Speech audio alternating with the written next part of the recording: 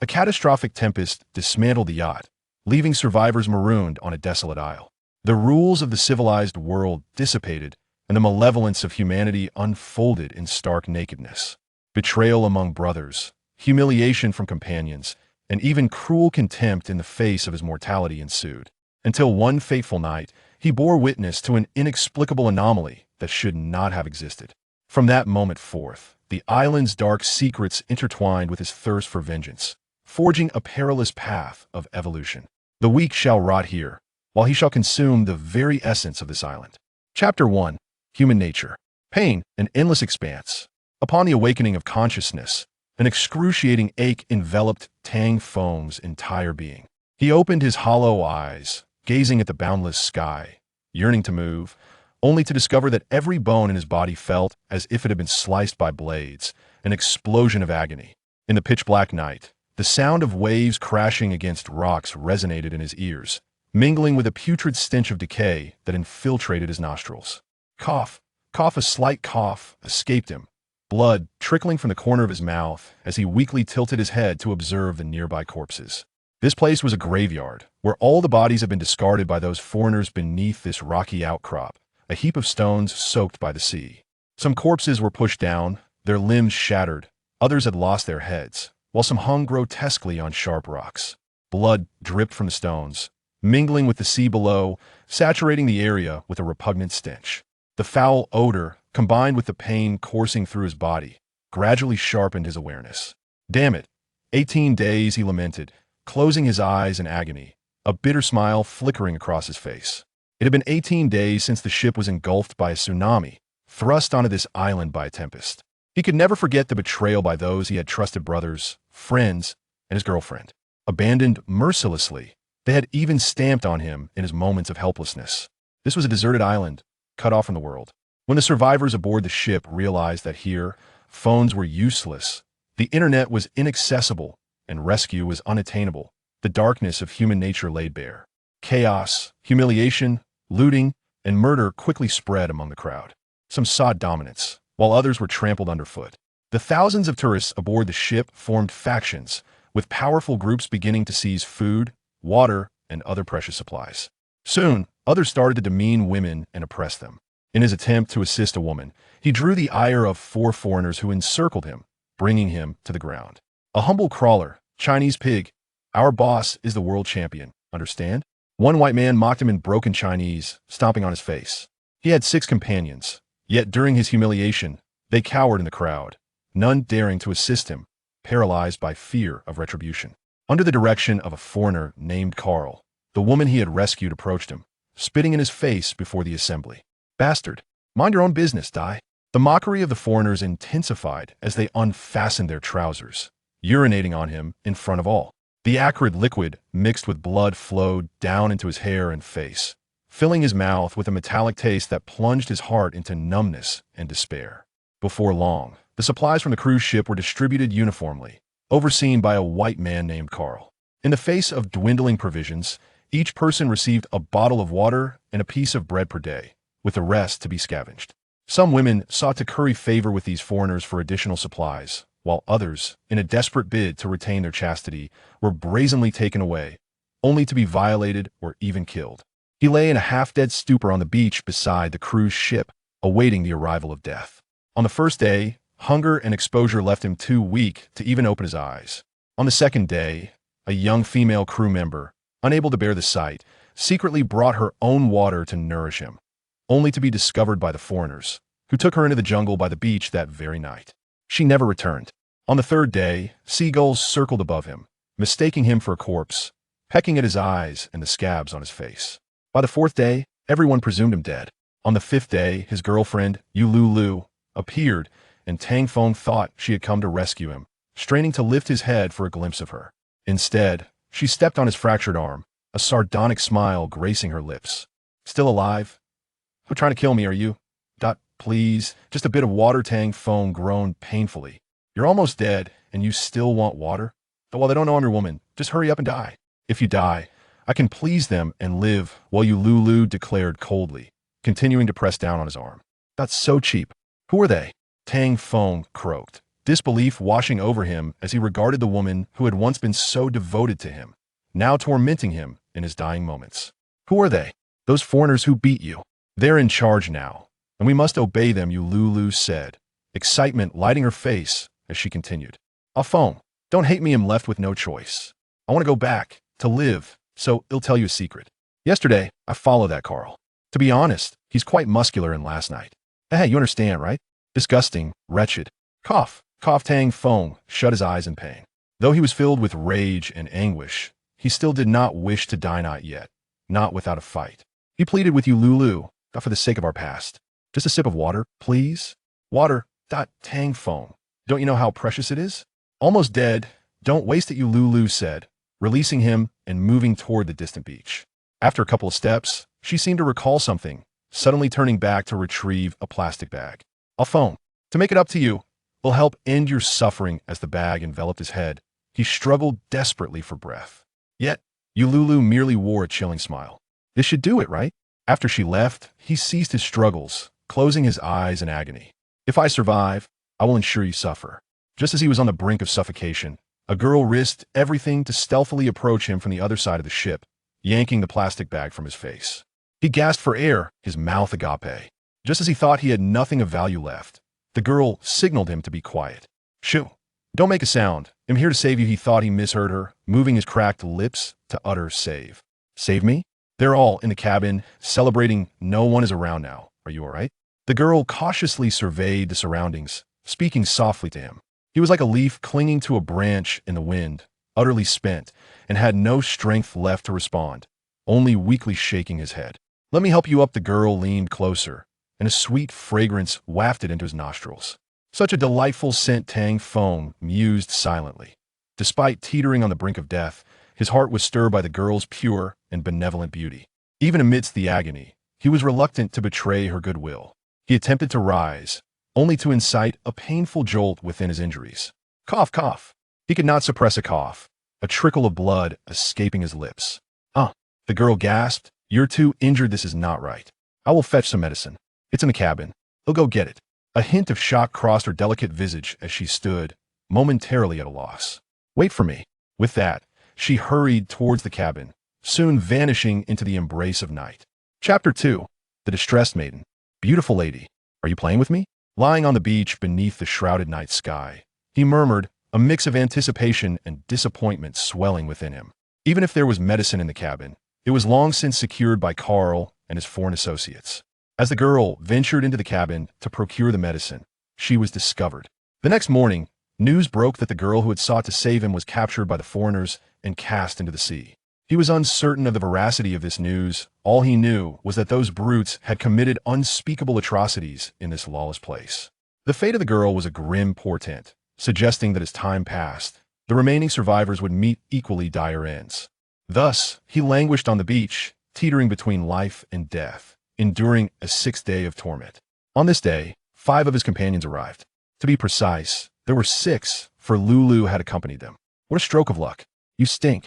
6 days of sun exposure, coupled with the blood he had lost, had left him emitting a foul odor that caused Lulu to recoil, pinching her nose in disgust. Brother Tang Feng, I'm sorry. Carl insisted that to prevent the spread of disease, the deceased must be cast beneath those rocks, so my apologies. The speaker was a man named Geng Xiao, his childhood friend. They had grown up together, and during the storm that had beset their ship, it was Tang Feng who had saved him from being swallowed by the sea. Now, however, he found himself betrayed, condemned to be thrown into the depths. He's on the verge of death. Why waste words? Just toss him into the sea. It will be a mercy. Tang Feng, why did you have to provoke those foreign devils? Now, it's fine if you die, but what if they discover our connection? We'll be doomed. The pain rendered him breathless, robbing him of the strength to speak as he was unceremoniously discarded amidst the jagged stones. He could have met a swift demise, like the corpses that fell from the cliffs, either crushed upon impact or drowned by the sea, yet fate had other designs, and he remained alive. Oh, the pain! He groaned, casting his gaze towards the boundless sky, the sound of waves crashing against the shore evoking a profound sense of desolation. Cough, cough. Damn it. It felt as though the heavens conspired against him. As he coughed painfully, a sharp sensation surged across his face, revealing that ants had begun to feast upon the festering wounds that marred his visage. Who could have imagined that he would be tormented by ants? What a stroke of misfortune. Cough, cough. Dying was an uncomplicated affair, yet at this moment, he found himself tormented by an agonizingly drawn-out experience. He even longed for someone to end his suffering. Even a single soul appearing to alleviate his pain would evoke tears of gratitude, alas. Beneath this heap of corpses and stones, how could there be any living souls? Until, from the depths of the darkened night, a woman's voice emerged. Help! Help me! A bitter smile crept upon Tang Feng's lips, for he could not even turn his head to discern the source of the voice. Cough, cough. Am I hallucinating? Tang Feng slowly closed his eyes, the pain leading him to believe he was experiencing delusions. How could there be a living voice amidst this graveyard? Of course, he was an exception, but soon even his uniqueness would fade into oblivion. If his instincts were accurate, he would not survive until dawn. Help me. Just as he was on the brink of surrendering to sleep, the voice resonated once more, carried by the sea breeze, faintly reaching his ears. This voice seemed familiar. Half-conscious, he pondered within the recesses of his mind. Wait, familiar? This voice. She's the girl who sought to save me. At this realization, a surge of excitement coursed through his being, momentarily overshadowing his pain, compelling him to regain consciousness. He opened his heavy eyelids, straining to locate the direction from which the voice emanated. However, the voice was too feeble, and combined with the sounds of the wind and waves, it rendered the source nearly indistinguishable. He wished to turn his head, but alas, he lacked the strength, incapable even of a slight movement. In the darkness, the voice gradually faded, becoming increasingly indistinct. Was she on the verge of death? Calculating the timeline, he had been cast here yesterday, while that girl must have been thrown in the day before 2 days and nights submerged in the murky waters. Even if she had been submerged in sludge, she too faced the peril of death, likely bearing injuries akin to his own. Tang Feng yearned to call out to her, to urge her to stay awake, but his throat could produce no sound. Cough, cough. He attempted to use his cough as a signal, only to provoke a violent tremor in his abdomen, blood once again escaping the corner of his mouth. The assailants had been excessively brutal, and the direct fall onto the rocks had likely injured his heart. Yet, even in death, he wished to behold this girl once more, to ascertain whether she truly lay at death's door, even nurturing the thought of rescuing her. But he was already gravely weakened. He lacked the strength to even open his eyes, let alone save her. The ants upon his face multiplied, their stinging bites rendering his frail condition even more acute. This swarm began to suck the blood from the corner of his mouth. He cursed inwardly, only to find that immediately after, a white ant crawled upon his eyelid. He could clearly see that this was a white ant, glowing as though it were a tiny light bulb, its translucent abdomen illuminating brighter than a firefly. Upon hearing his sounds, the white ant seemed displeased and promptly bit his face. Its considerable size made the bite particularly painful, jolting Tang Feng's consciousness back to a clearer state. Having already endured bullying from foreigners and humiliation from his girlfriend, now even a wretched ant dared to bite him. Damn it, if you're so inclined, go ahead and kill me. He had scarcely finished his internal curse when the white ant bit him again. As the second bite registered, a sudden surge of energy coursed through his mind, akin to the sensation one experiences during takeoff on an airplane, accompanied by a resonant buzzing in his head. Following this, a vision materialized within his mind. Not the inky black sky his eyes beheld, but rather rocks submerged in dark waters, piled high with corpses, some long decayed, others enmeshed in the murky depths. As the white ant scuttled, he perceived that this mental image began to shift, resembling a moving surveillance feed. Through this moving tableau, he glimpsed the girl on the brink of death, languishing in the waters, her faint moans echoing, "Help! Help me!" Chapter 3. Becoming a rogue. Am I dead? Tang Feng incessantly questioned himself in his mind. If he were not dead, how could he perceive his own body lying in front of him? Was he experiencing an out-of-body experience? He wished to shift the scenes in his mind, yet they remained obstinately still. It must be an illusion. Weak and weary, Tang Feng closed his eyes, hoping to prove that all of this was but a fabrication of his dying mind. Just as he shut his eyelids, an energy wave surged in his consciousness, accompanied by a chilling feminine voice. To survive, open your mouth. This voice emanated not from the external world, but rather from a form of mental communion.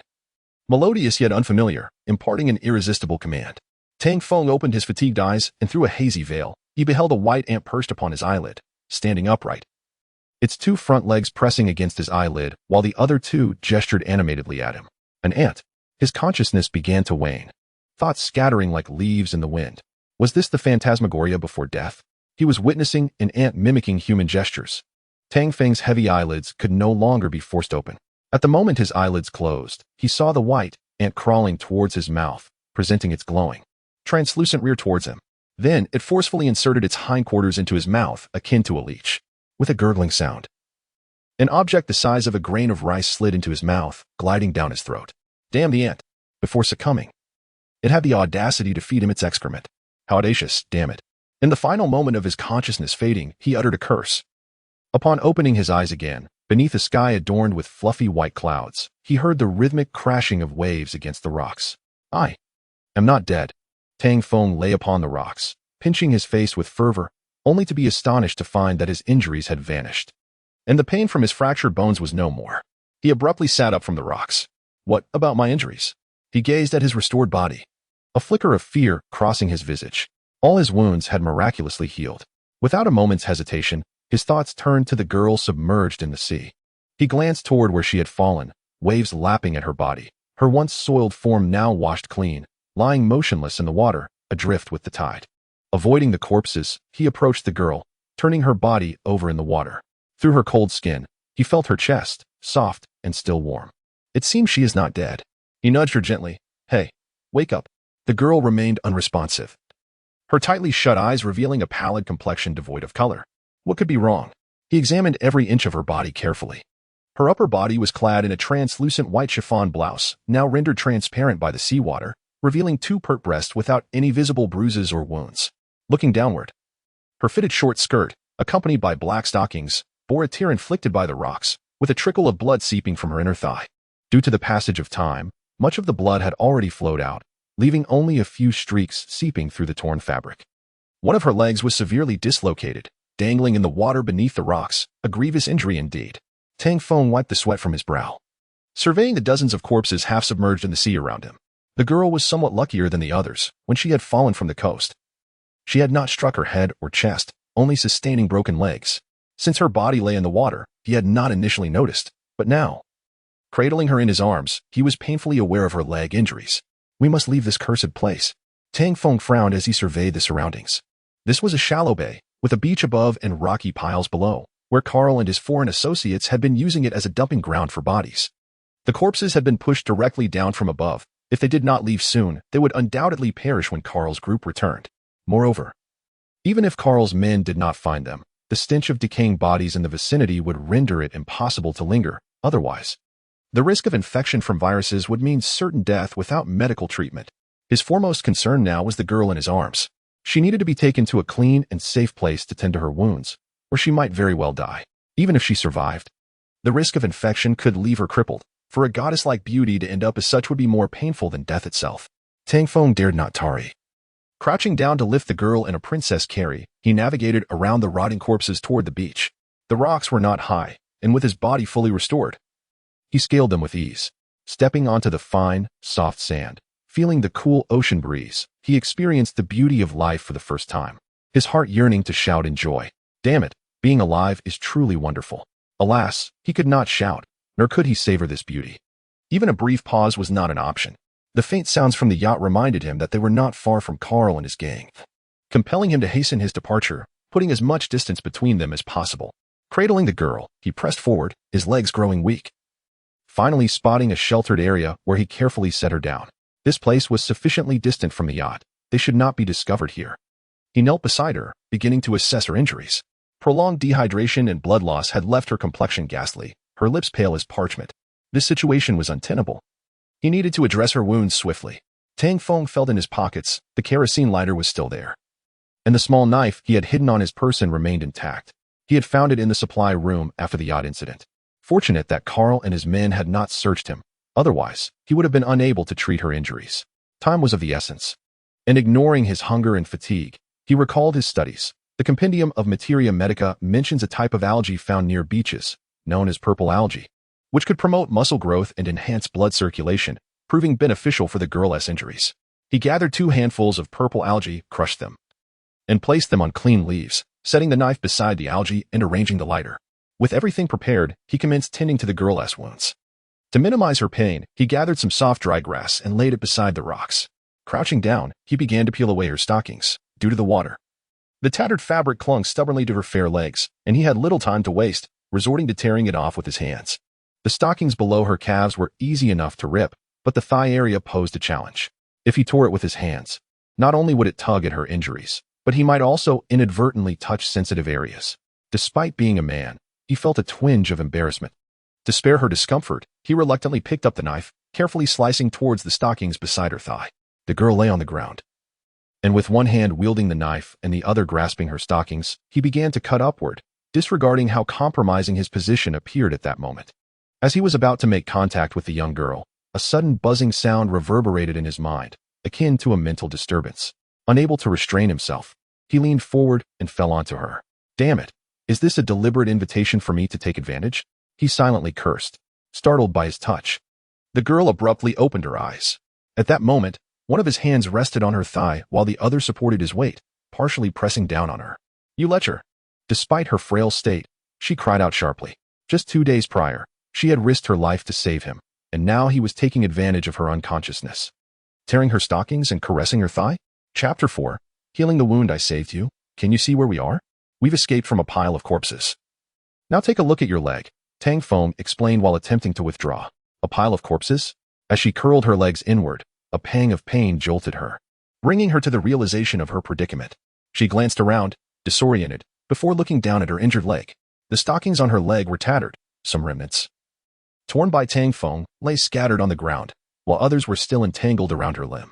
Ascending her calf, she noticed a wound on the inner thigh, where blood had congealed, crusted with mud.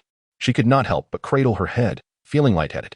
Your wound is quite severe. If not cleaned promptly, it may become infected. Moreover, your fractured leg requires realignment. Clean it? A flicker of pain crossed her pale face. Before her lay an endless beach, apart from sand, pebbles, and the sea. There was nothing. Cleaning the wound without medicine or water would be exceedingly difficult. Do not worry, I will assist you in cleaning it, Tang Feng reassured her, pointing to the purple algae among the leaves on the ground. Before nightfall, I must cleanse it thoroughly. Otherwise, it will become troublesome when it gets dark. This purple algae can heal external wounds and promote tissue regeneration effectively. The girl instinctively drew her legs together, a surge of pain causing her to wince. Tang Feng was right.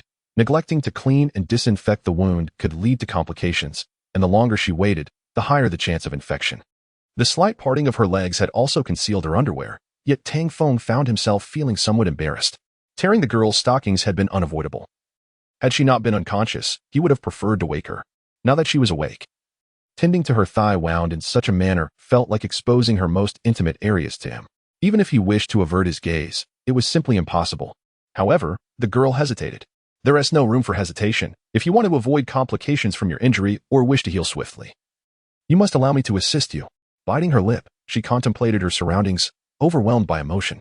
She was still a naive young girl, and the thought of exposing herself to a stranger was mortifying. The silent desolation of the island, punctuated only by the calls of seabirds in the sky, instilled in her a profound fear of death. She never wished to relive the sensation of being among the dead from the previous night. She was scared and longed to live, to return to her own world. Do not hesitate. Let me remind you, had you not saved me, you would still be among those corpses, Tang Feng asserted while grinding the purple algae onto a clean leaf he had found. Could you close your eyes? The girl looked at him with pleading eyes. Close my eyes? Tang Feng could not suppress his irritation. Little sister, your wound is quite severe. I am not a professional doctor, and you want me to close my eyes? Will it hurt? She frowned, gazing at her injury, feeling an inexplicable anxiety about whether she could endure the pain during treatment. What do you think? The flesh is nearly gone, almost exposing the bone. Without anesthetics, can you avoid pain? Tang Feng replied, no longer indulging in conversation as he crouched down, bringing himself closer to her thigh. Please, spread your legs a little, he instructed, wiping the sweat from his brow. The girl's face flushed with embarrassment, wishing to bury her head in her neck, but recognizing the necessity of her situation. She reluctantly complied and slightly parted her legs. Tang Feng gently patted her taut thigh. Relax. This tension is detrimental to your wound. Once she eased her tension, he proceeded to carefully cut away the remaining stockings with his knife and helped her position her leg flat. With everything prepared, he began to examine the injury.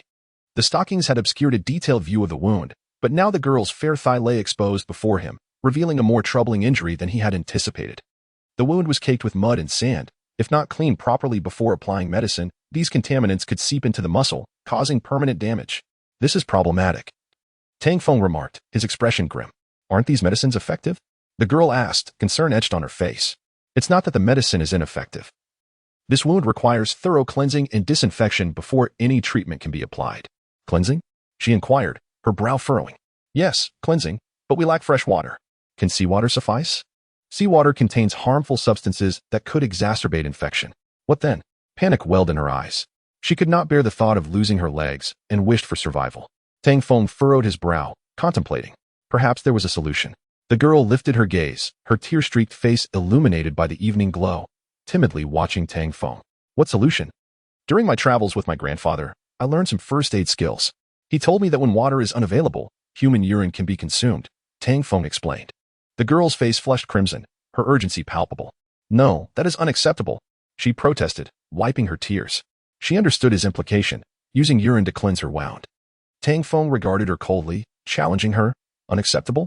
Do you value your pride over your leg, over your life? Moreover, do you think I have the luxury to concern myself with your modesty in this situation?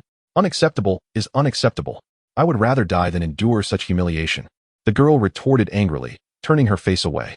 Very well, do as you wish, Tang Feng replied, equally vexed, standing up and walking towards the beach. Where are you going? She called after him, her emotions spiraling. The island was eerily quiet, devoid of any sounds, and the stillness filled her with dread. Where? Tang Feng scoffed.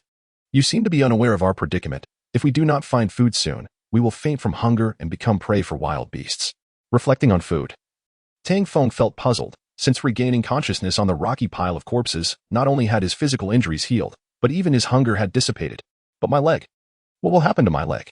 She implored, tears welling in her eyes as she looked at him. Your leg does not require cleansing with urine. Even if we apply medicine and cover it with the purple algae, it won't suffice. Can I use my own? She asked, her tone pleading. Your own? Tang Feng pondered for a moment, then replied with a smirk, it is not impossible. If you can manage to direct it onto the wound, it could work. However, if you fail to cleanse it properly, it may lead to complications. The girl blushed, glancing down shyly. Tang Feng crouched down again, gently separating the girl's long legs, pressing on the wound. She emitted a soft moan of pain. It hurts a little. All right, you may begin. He encouraged as he carefully extracted the sand from her wound with the blade. She grimaced, responding through gritted teeth. Chapter 4. Healing. I am here to rescue you. Take a good look around us.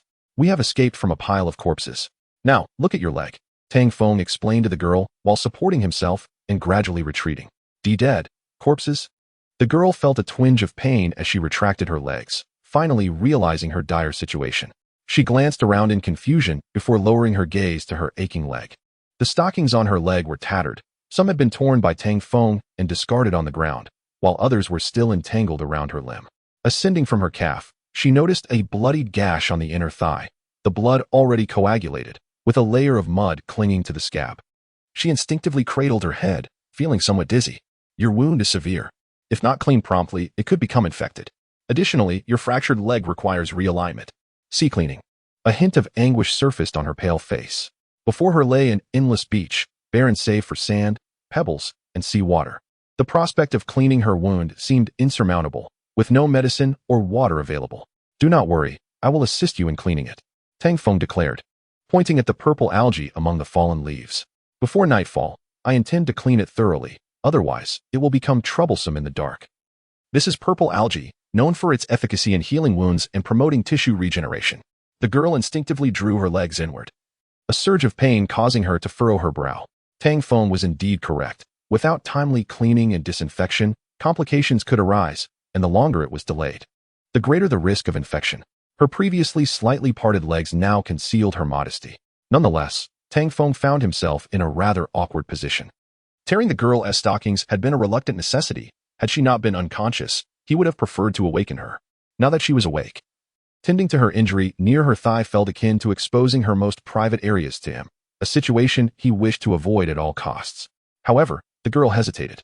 But there are no buts. If you wish to prevent any lasting effects from your wounds or to heal quickly, you must allow me to help you now. The girl bit her lip, contemplating her surroundings, tears welling in her eyes. She was still a pure-hearted maiden, and the thought of exposing herself to a stranger filled her with profound embarrassment. The desolate island, with only the distant cries of seabirds in the sky, was devoid of life, amplifying her fear of death. The experience from the previous night, lying amidst the dead, was one she wished never to endure again. She was frightened and yearned to survive, to return to her own world. Do not hesitate. I will tell you this. If it were not for your act of saving me, you would still be amongst those corpses, Tang Feng stated, crushing the purple algae and placing it on a piece of clean leaf he had scavenged. Could you please close your eyes? The girl looked at Tang Feng with a plea in her eyes. Close my eyes? Tang Feng felt a surge of frustration. Little sister, your wound is quite serious. And I am not a professional doctor. You want me to close my eyes? Will it hurt? The girl furrowed her brows as she gazed at her wound. A sense of unease washing over her. She felt numb, unsure if she could endure the pain during treatment. What do you think? The flesh is nearly gone, and the bone is visible. Without anesthesia, how could it not hurt? Tang Feng replied, his expression serious. He said no more, kneeling down with a knife. Moving closer to the girl's thigh. Please, spread your legs a little. Wiping the sweat from his forehead, he addressed her. The girl, blushing with embarrassment, felt as though she could bury her face in her neck. Yet, to heal her injury, she had no choice but to comply with Tang Feng's request and slightly parted her legs. Tang Feng gently patted her tense thigh. Relax. This position is not good for your wound. As she eased up a bit, Tang Feng proceeded as before, carefully slicing through the remaining stockings and helping her lay her leg flat. Once everything was ready, he began to inspect the wound. The stockings had previously obscured the injury, making it difficult to assess. Now, with her fair thigh fully exposed, he realized the extent of her injury was indeed concerning. The wound was caked with mud and sand. Without thorough cleaning before applying any medication, these contaminants could embed within her muscle, leading to permanent damage. This is troublesome, Tang Feng remarked, his brow furrowed. Will this medicine not work? The girl, her eyes wide with concern, inquired. It is not that the medicine is ineffective. Rather, this wound must be flushed clean and disinfected before any treatment can be applied. Flushed? She asked, her brow knitting together. Yes, cleaned. However, we have no fresh water. Could we use seawater? The seawater contains harmful substances that could exacerbate the infection. What should we do then? The girl felt tears welling up, fearing for her life if her legs were lost. Tang Feng frowned in thought. Perhaps there was a solution. The girl looked up, her eyes glistening with unshed tears, her delicate features illuminated by the evening glow, timidly asking, what is the solution? Tang Feng continued. When I traveled with my grandfather, I learned some first aid techniques. He once told me that in the absence of water, human urine can be used. The girl flushed, panic rising within her. And no, that won't work. She wiped her tears away, understanding Tang Feng's implication, that he suggested using urine to clean her wound. Tang Feng regarded her coldly, questioning, not work? Do you think your pride is more important than your legs, your life? Besides, do you think I have the luxury to concern myself with your modesty in our current predicament? No, I want to do it, even if it means death. That is too humiliating. The girl retorted angrily, turning her face away. Fine, do as you wish. Tang Feng also felt irked, standing up and walking toward the beach. Where are you going? The girl, sensing his departure, felt a surge of panic. The island was eerily quiet, amplifying her fear. Where am I going? Tang Feng scoffed. You might still be unclear about our situation. Given our current state, if we do not find something to eat soon, we will faint from hunger and be devoured by wild beasts. He pondered the issue of food, ever since he had fainted upon the pile of corpses. Not only had his injuries healed, but his sense of hunger had vanished as well. But my leg, what will happen to my leg? The girl looked at him, tears glistening in her eyes. Your leg does not require urine to cleanse it. Even if you apply the medication and cover it with this purple algae, it would be futile. Then, can I use my own? The girl asked in a pleading tone. Use your own? Tang Feng mused for a moment before smiling. It's not impossible. If you can manage to direct your urine onto the wound, it could work. However, if you fail to cleanse it properly, it will become quite troublesome. The girl blushed, lowering her gaze. Okay. Tang Feng knelt again, slightly parting her long legs, pressing gently on the area of the wound. She let out a pained whimper. Be gentle. It hurts. All right, you may begin, Tang Feng said, as he meticulously worked to remove the sand from her injury with the blade. Ugh. The girl frowned, responding through gritted teeth as the pain intensified. Chapter 5 Strange Person. Tang Feng crouched down and assisted the girl in straightening her leg, then picked up the blade. The girl slightly parted her legs, permitting Tang Feng to use the blade to gently remove the clotted mud surrounding her wound. Despite the pain, she gritted her teeth, enduring until Tang Feng had cleaned away the dirt and bacteria. Only then did she instruct him to close his eyes. Holding, Tang Feng handed the prepared leaves to the girl. With the leaves he had found, She fashioned a funnel, bashfully placing it between her legs. Hearing the sound of running water, Tang Feng realized she was urinating. A tumult of emotion surged within him. Even in such a situation, curiosity flickered. How lewd of me, he thought to himself. The girl was remarkably beautiful, precisely his type. Perhaps a furtive glance wouldn't he hurt? Unable to resist, he discreetly opened his eyes. She was stunning, enchanting. In that moment, Tang Feng endeavored to maintain his focus, reminding himself that saving her was paramount, and thus promptly closed his eyes again. Soon, he heard the girl's voice. All right, I'm done. Pretending to open his eyes, he saw her holding a funnel made of leaves, filled with a yellowish liquid. Tang Feng frowned. It seemed insufficient. Taking the leaf from her hand, he helped her recline on the ground, lifting her skirt while pressing down around the wound with one hand. With the other, he poured the liquid from the funnel onto her leg. In order to disinfect and cleanse the wound, Tang Feng squeezed her thigh, coaxing the stagnant blood and mud to flow out. The slickness of her leg revealed a patch of dark crimson, causing the girl to grit her teeth and turn her head away, unable to bear the sight. As the area began to ooze blood, the urine washed away a considerable amount of sand. This won't do. Your urine is insufficient. There is still sand left to expel. Tang Feng couldn't help but furrow his brow. The girl opened her eyes. Seeing her position, she felt her face flush crimson.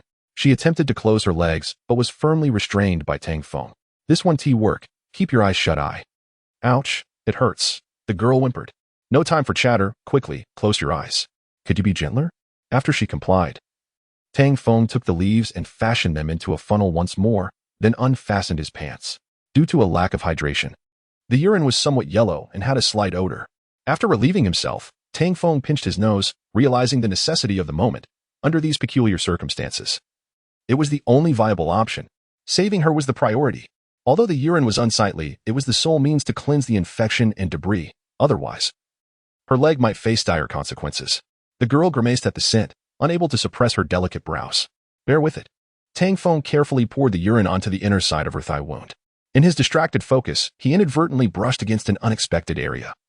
Catching sight of the girl biting her pale lip, a flicker of indignation crossing her closed eyes, Tang Feng followed his hand's movement, realizing, to his surprise, that he had touched something unusual. I'm sorry, it was unintentional. Upon seeing Tang Feng's earnest demeanor, the girl softened slightly. Just keep your eyes closed. All right, he replied, closing his eyes as he began to sprinkle the purple algae onto her wound. As he did so, the girl winced slightly, instinctively gripping his arm. Tang Feng opened his eyes to observe her. She appeared bashful yet fierce, reminiscent of a shy peach blossom. Despite her pain, he felt no inclination to argue. Recognizing that his earlier mishap had likely caused her discomfort, this was indeed a novel experience for him, one he had never encountered before. Yet, strangely, it was a delightful sensation. Seizing the opportunity while she was still closed off, he stole another glance at her, undeniably alluring. A warmth began to stir within him. What's wrong? The girl sensed his pause and raised an inquisitive eyebrow. I'm preparing to bandage you, Tang Feng stated solemnly. He picked up a fragment of torn stockings, selecting a slightly longer piece, and secured it around the wound on her inner thigh. Once he completed this task, he gently pulled down her short skirt. Now, I'll correct your leg fracture. Bear with me. It may hurt more than before. The girl opened her eyes. Upon noticing her skirt had been adjusted, her expression lightened somewhat. Without a wooden board, Tang Feng utilized his rudimentary knowledge of first aid, employing found sticks and the torn stockings to create a makeshift bandage. Do not move for a week. You may recover. After successfully stabilizing the girl's left leg, he finally let out a breath of relief. A week? She asked anxiously. On this deserted island, with nothing but sand and sea, there was little to sustain them. If they were to endure a week, she pondered how they might survive. At least a week. For now, we need to find a sheltered place. As the sun began to set, painting the sky with hues of dusk, Tang Feng rose to survey their surroundings. Not far from the beach stood a massive rock, with a few coconut trees behind it, and he could faintly discern coconuts hanging above. By heavens, those trees bear coconuts. Tang Feng shielded his eyes from the sunlight, squinting to confirm. Indeed, there were not only coconuts but also a great rock towering over the beach. With coconuts, there would be hydration, and the rock would shield them from the sea breeze, an advantageous combination. Tang Feng excitedly turned to Lin Jiasen, saying, Wait here. I'll check the situation. With anticipation coursing through him, he approached. The two rocks were pressed together, forming an A shape, shielding them from the wind and sunlight while providing enough space for 2 or 3 people inside.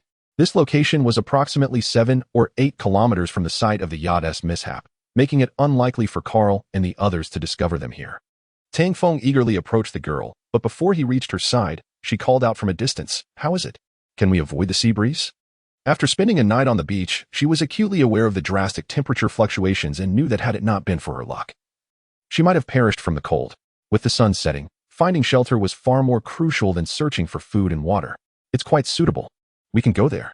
After Tang Feng spoke, he began arranging the collected sticks on the ground. "What are you doing?" the girl inquired, unable to suppress her curiosity. She found him a peculiar individual, capable of foraging for herbs, setting fractured bones, treating wounds, and now engaging in these strange activities, which only deepened her intrigue.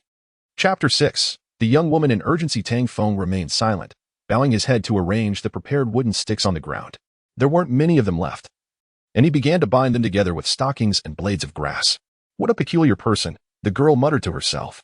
She ceased her inquiries, suppressing the gnawing hunger in her stomach while curiously observing Tang Feng. This man neither prepared food nor spoke. What was he intending to do? Frustration welled up within her. Tang Feng was not ignoring the girl. He was lost in thought. Was there a mental fluctuation? Why was this happening? This was the third time. He pondered over this strange phenomenon. It felt as though an enigmatic presence was attempting to connect with him. Just as he was on the verge of perceiving this connection, the ethereal presence suddenly vanished. This was certainly not a mere illusion, Tang Feng concluded. The sensation was vivid, akin to someone calling out to him. What could it possibly be that was so bizarre? Tang Feng meticulously reflected on the events of the past few days. The heap of corpses, that white ant. Before I lost consciousness, did that ant pull something from its rear? That peculiar white excrement? It was highly plausible that this substance had granted him a second chance, healing his physical wounds. He replayed these thoughts repeatedly. Since departing from the pile of dead, he had encountered this mental connection twice. Each time, it seemed as though someone wished to communicate with him, only to abandon the connection at the last moment. Tang Feng felt bewildered. What was this entity? Could it be the white ant that had previously established a mental link with him? If so, what manner of organism was it, endowed with such strange abilities? Was it an extraterrestrial being? As he contemplated, he attempted to reach out to this mental presence once more. Unfortunately, the mental wave rebuffed him outright. Much like a Bluetooth connection where one party refuses to connect. Soon, tranquility returned to his mind. Tang Feng continued to weave the wooden raft, awaiting the ethereal entity to initiate contact again. "Hey, you," the girl exclaimed, irked. "What is your name?" She sat on the beach, discomfort evident in her gaze directed at Tang Feng. She could not comprehend his intentions, starving and devoid of strength. She wished to ask him to seek food, but found herself at a loss for words. After being stranded on the deserted island, they had discerned the situation. Apart from the boundless sea and sandy shores, there was nothing on the beach. The nearby jungle held wild fruits and small animals, but alas, they dared not venture there. When the yacht first met with misfortune, survivors had rushed into the jungle seeking escape, sustenance, and water. Yet, a bizarre incident occurred. Every individual who entered the jungle was met with a gruesome fate at the jaws of wild beasts. Those who returned spoke of horrors within, leggy venomous snakes, carnivorous flowers, talking trees, and blood-sucking bats. It was evident that the jungle was a veritable hell. "My name is Tang Feng," he replied, as the sun began to set. "We must get you to that rock. Otherwise, the likelihood of freezing to death tonight surpasses that of starving." With that, Tang Feng dragged the wooden raft to the girl's side, placing it beside her. Despite the warmth of the sun on the beach, the temperature would plummet come nightfall. They had nearly frozen to death during the past few nights. The wooden sticks, bound by grass and stockings, resembled a bamboo raft. The girl furrowed her brow in confusion at Tang Feng's intentions, her delicate face glowing under the sunset. She looked up at him, her eyes reflecting helplessness, bewilderment, and even a hint of anticipation. "Your leg has just been set, and your wounds have only recently been treated. To ensure a full recovery, you must rest. This raft will help prevent further injury." Tang Feng crouched down to examine her injuries. Upon hearing his words, the girl's previously tense brow relaxed slightly. She had assumed Tang Feng was preparing to use the raft for survival, and initially intended to caution him against placing it in the seawater. Now, she realized she had misjudged his intentions. "Thank you," she said politely. On this deserted island, no amount of wealth, nobility, or beauty held any value. Only survival skills mattered. Now, away from the yacht, she was tethered to Tang Feng, her legs temporarily incapacitated. To survive, she had no choice but to rely on him. She feared he might disregard her or abandon her. "All set," Tang Feng said tersely, his thoughts lingering on the fact that he was saving her because she was injured while aiding him. Moreover, she was a striking young woman. There was no reason not to assist her. Pulling on the grass rope, The raft moved slowly across the sandy beach. The fine sand offered some resistance, but did not damage the raft. What a cold-hearted person. You don't even ask my name?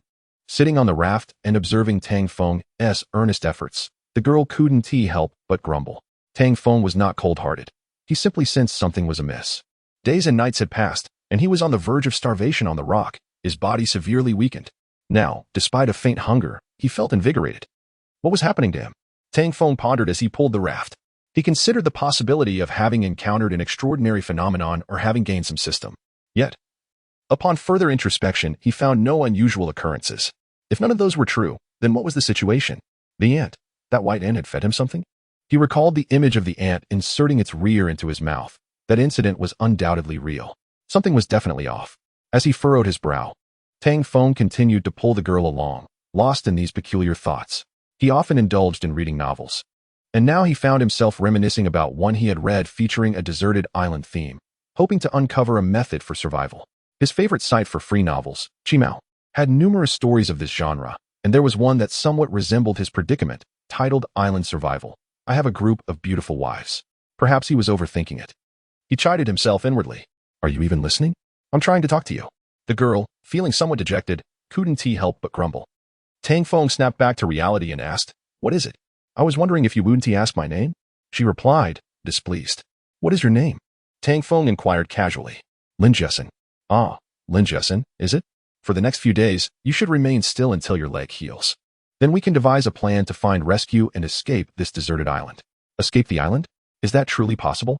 Lin Jessen nodded, her expression heavy with concern. Before long, they reached the rocky outcrop. With the daylight still holding, Tang Feng approached the jungle's edge, gathering some branches to fashion a rudimentary broom. Finally found a suitable shelter, he murmured, starting to clean the cave. Once it was adequately tidied, he gathered some dry grass to lay inside the rocky hollow. Having prepared everything, he began to assist Lin Jessen into the cave. Chapter 8. The fairy appears. The fairy furrowed her brow, a hint of helplessness crossing her proud visage. There are limits to my assistance. My powers have been sealed. The last vestige of my energy has been infused into your being to save you. Even maintaining a connection of consciousness with you has become exceedingly arduous. Tang Feng's expression immediately darkened. Fairy, you cannot be jesting. How can you expect me to assist you if you cannot grant me any abilities? I can offer you my genes, she replied. Genes? What do you mean? He queried. Any seed from the flora on this island, once you possess the genetic ability I bestow upon you, can be nurtured with your essence. When the seed sprouts, it will bear fruit, which you may then use to nourish the island's creatures and gain dominion over them. Water? Nurture? Control living beings? Tang Feng thought he misheard. Indeed, the fairy continued, utilizing your bodily fluids, tears, blood. Tears? Blood? Tang Feng recalled his own urine. The Ant Queen regarded him with an air of indifference, elaborating further. Yes, your urine will suffice as well. However, do not rejoice too soon. My confinement has diminished my abilities, and the genes I can impart are feeble. You may only plant one seed at a time. Moreover, the fruit born from the tree can only be used to feed the smallest of creatures. As your powers grow stronger, you may gradually control more formidable beings. Continuing the cycle, Tang Feng pondered what constituted the smallest creature, perhaps a wild hare or a boar. Controlling a wild boar would be advantageous. He could eventually develop the ability to command dozens of them, or even wolves. The foreign weaklings would then be at his mercy. I am eager, fairy. Please. Disclose the conditions. I shall comply with anything as long as it does not lead to my demise. There are no conditions at present. The tasks you must undertake will be revealed in due time. For now, you need only to grow stronger and survive. Upon hearing this, Tang Feng's eyes gleamed with renewed determination. Surviving was a goal even a fool would cherish. After all, it is better to endure than to perish. Fairy, please grant me your powers. I will strive to survive, he exclaimed, deliberately leaning closer to her. To engage with such a beautiful being was indeed a rare fortune in life. Deep within, he could not help but anticipate the nature of the genes she would bestow upon him. Unexpectedly, the fairy's cheeks flushed, and she shyly confessed, under normal circumstances, I could easily transfer some of my power to you, but alas, I am constrained. The only way to impart my genes to you is through fusion. Fusion? What do you mean? Tang Feng inquired, his curiosity piqued. We must unite in a way that will allow me to share my genes with you. However, there are some drawbacks. Tang Feng's eyes sparkled. Fusion implied a deeper connection. He had yet to experience such intimacy with a woman. Even if it were merely a beautiful fairy, the notion stirred his thoughts. What drawbacks? He pressed.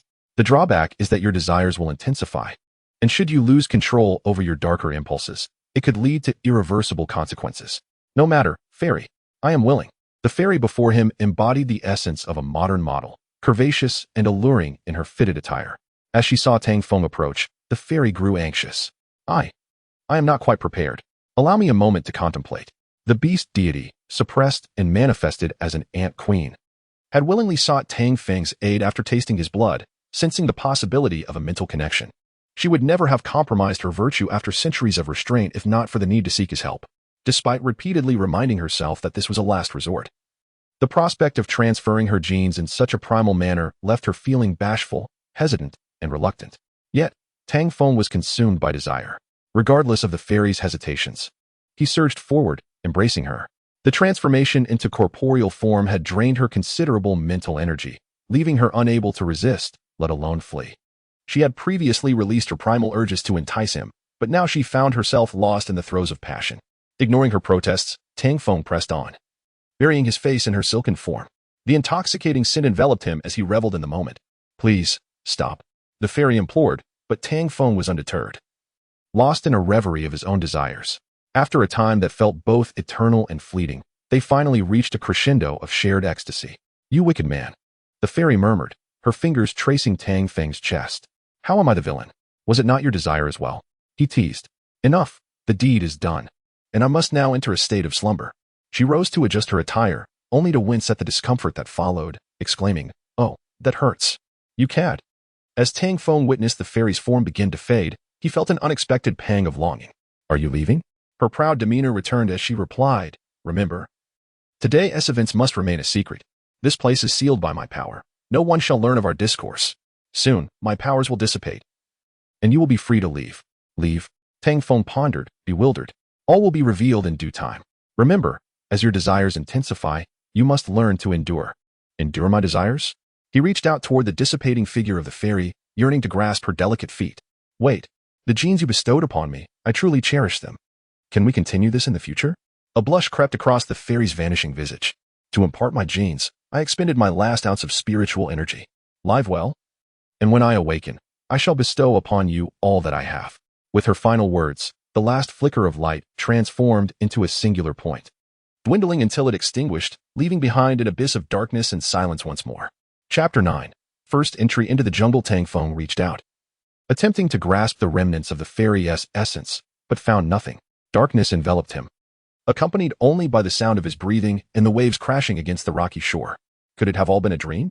He mused, feeling a dissonance within himself. The sensations had been too vivid, too palpable to be mere fantasy. If it were not a dream, what then was the reality? Was that ant truly the queen? Or had he genuinely engaged with her? Regardless of the truth, he needed to find a seed to test the fairy's claims. Her implication was that, through fusion, he now possessed the ant queen's genetic material, enabling him to nurture seeds with his bodily fluids, leading to the growth of fruitful trees. With determination, Tang Feng cautiously emerged from the rocky confines of his shelter. The vast starlit sky above mirrored the crisp sea breeze, which carried a chill that bit at his skin. Chapter 7. This is quite peculiar. Tang Feng presumed that Lin Jessen's discomfort stemmed from the injury on her leg, which had likely caused her pain. Unable to contain his curiosity, he inquired, What is the matter? Is something wrong? I was thinking that. Lin Jessen stammered, her shyness rendering her speechless. Do you need to relieve yourself? Tang Feng asked. Lin Jessen, blushing, buried her face into her chest, wishing she could vanish into the ground. Tang Feng glanced at her leg and realized that getting up to relieve herself was not an option at the moment. Just a moment, Tang Feng said, rising to his feet and making his way toward the cave's entrance, guided by the faint light from outside. The starry sky twinkled above, and a gentle sea breeze invigorated him. The temperature had dropped significantly. As he scanned the beach, he discovered a large seashell, picked it up, weighed it in his hand, and turned back toward the rocky cave. How about this? Place the shell beneath your leg. He approached Lin Jessen and handed her the shell. Lin Jessen took the shell with a puzzled expression, examining it. Although it was large, she realized it would be inadequate for her needs. She hesitated, feeling embarrassed. Tang Feng, mistaking her bashfulness for reluctance, replied earnestly, Don't worry about it. Surviving on this deserted island is what matters. Hurry. Holding it in is not good for your health. Lin Jessen's face flushed even deeper as she anxiously said, I meant, this shell is too small. Her voice trembled, her embarrassment palpable. Just try to relieve yourself a little. Once it's filled, I'll dispose of it, and then you can go again.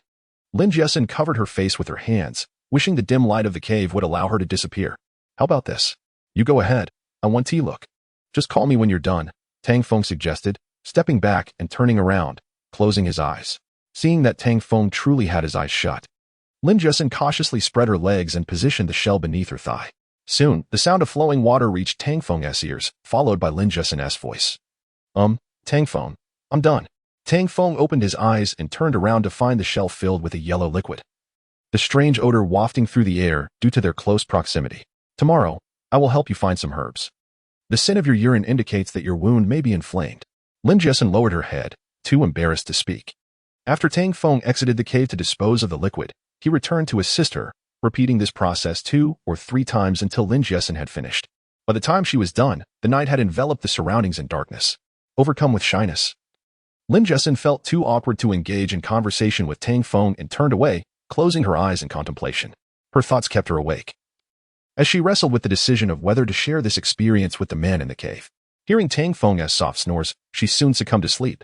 In a hazy state, Tang Feng suddenly sensed a flicker of mental energy surfacing in his mind, drawing him into an ethereal realm. Is this a dream? He mused, observing the dark, rocky walls of the cave and pinching his cheek to confirm his reality. Unbeknownst to him, a haughty voice whispered in his ear, "This is not a dream. You are awake. I have matters to discuss with you." Tang Feng was taken aback, realizing that besides himself and Lin Jessen, it was unlikely anyone else would be present. Could it be that Carl and his associates had discovered their whereabouts? Just as he was about to inquire about the identity of the voice, a stunningly beautiful woman clad in a form-fitting dress approached him. The enchanting beauty stood before him, gazing down with an air of superiority. "I am the Ant Queen, the one who saved you from peril." You are an ant?" Tang Feng could hardly believe his eyes, for the woman was too perfect to be anything but a dream. With her tight-fitting dress, model-like height, long, fair legs, and exquisite features, he could not help but react despite being aware this was merely a dream. Observing Tang Feng's infatuated expression, the beauty smirked, "You truly are timid. This is a deserted island, no one else knows, so you need not act so serious." Tang Feng retorted coolly, "How am I timid? How am I acting serious? Are you not harboring thoughts about the beauty nearby?" A grown man sneaking glances at a girl while she relieves herself, all the while pretending to be respectable. How hypocritical. The beautiful woman scoffed. Feeling cornered by her words, Tang Feng felt a surge of indignation. He had no intention of pretending. His respect for Lin Jessen was genuine, as she had once saved him. Having endured humiliation, betrayal, and death, he would not hesitate to retaliate against anyone who dared provoke him, be it a woman or a mere figment of his imagination. Has that struck a nerve? The beauty dropped her playful demeanor and continued seriously. "Firstly, you should understand that the one who saved you is me. I am the Ant Queen and also a goddess of the beast realm. I found you because, by chance, I established a mental connection with you, discovering that your genes can harbor the energy within me." Mental connection? Genes?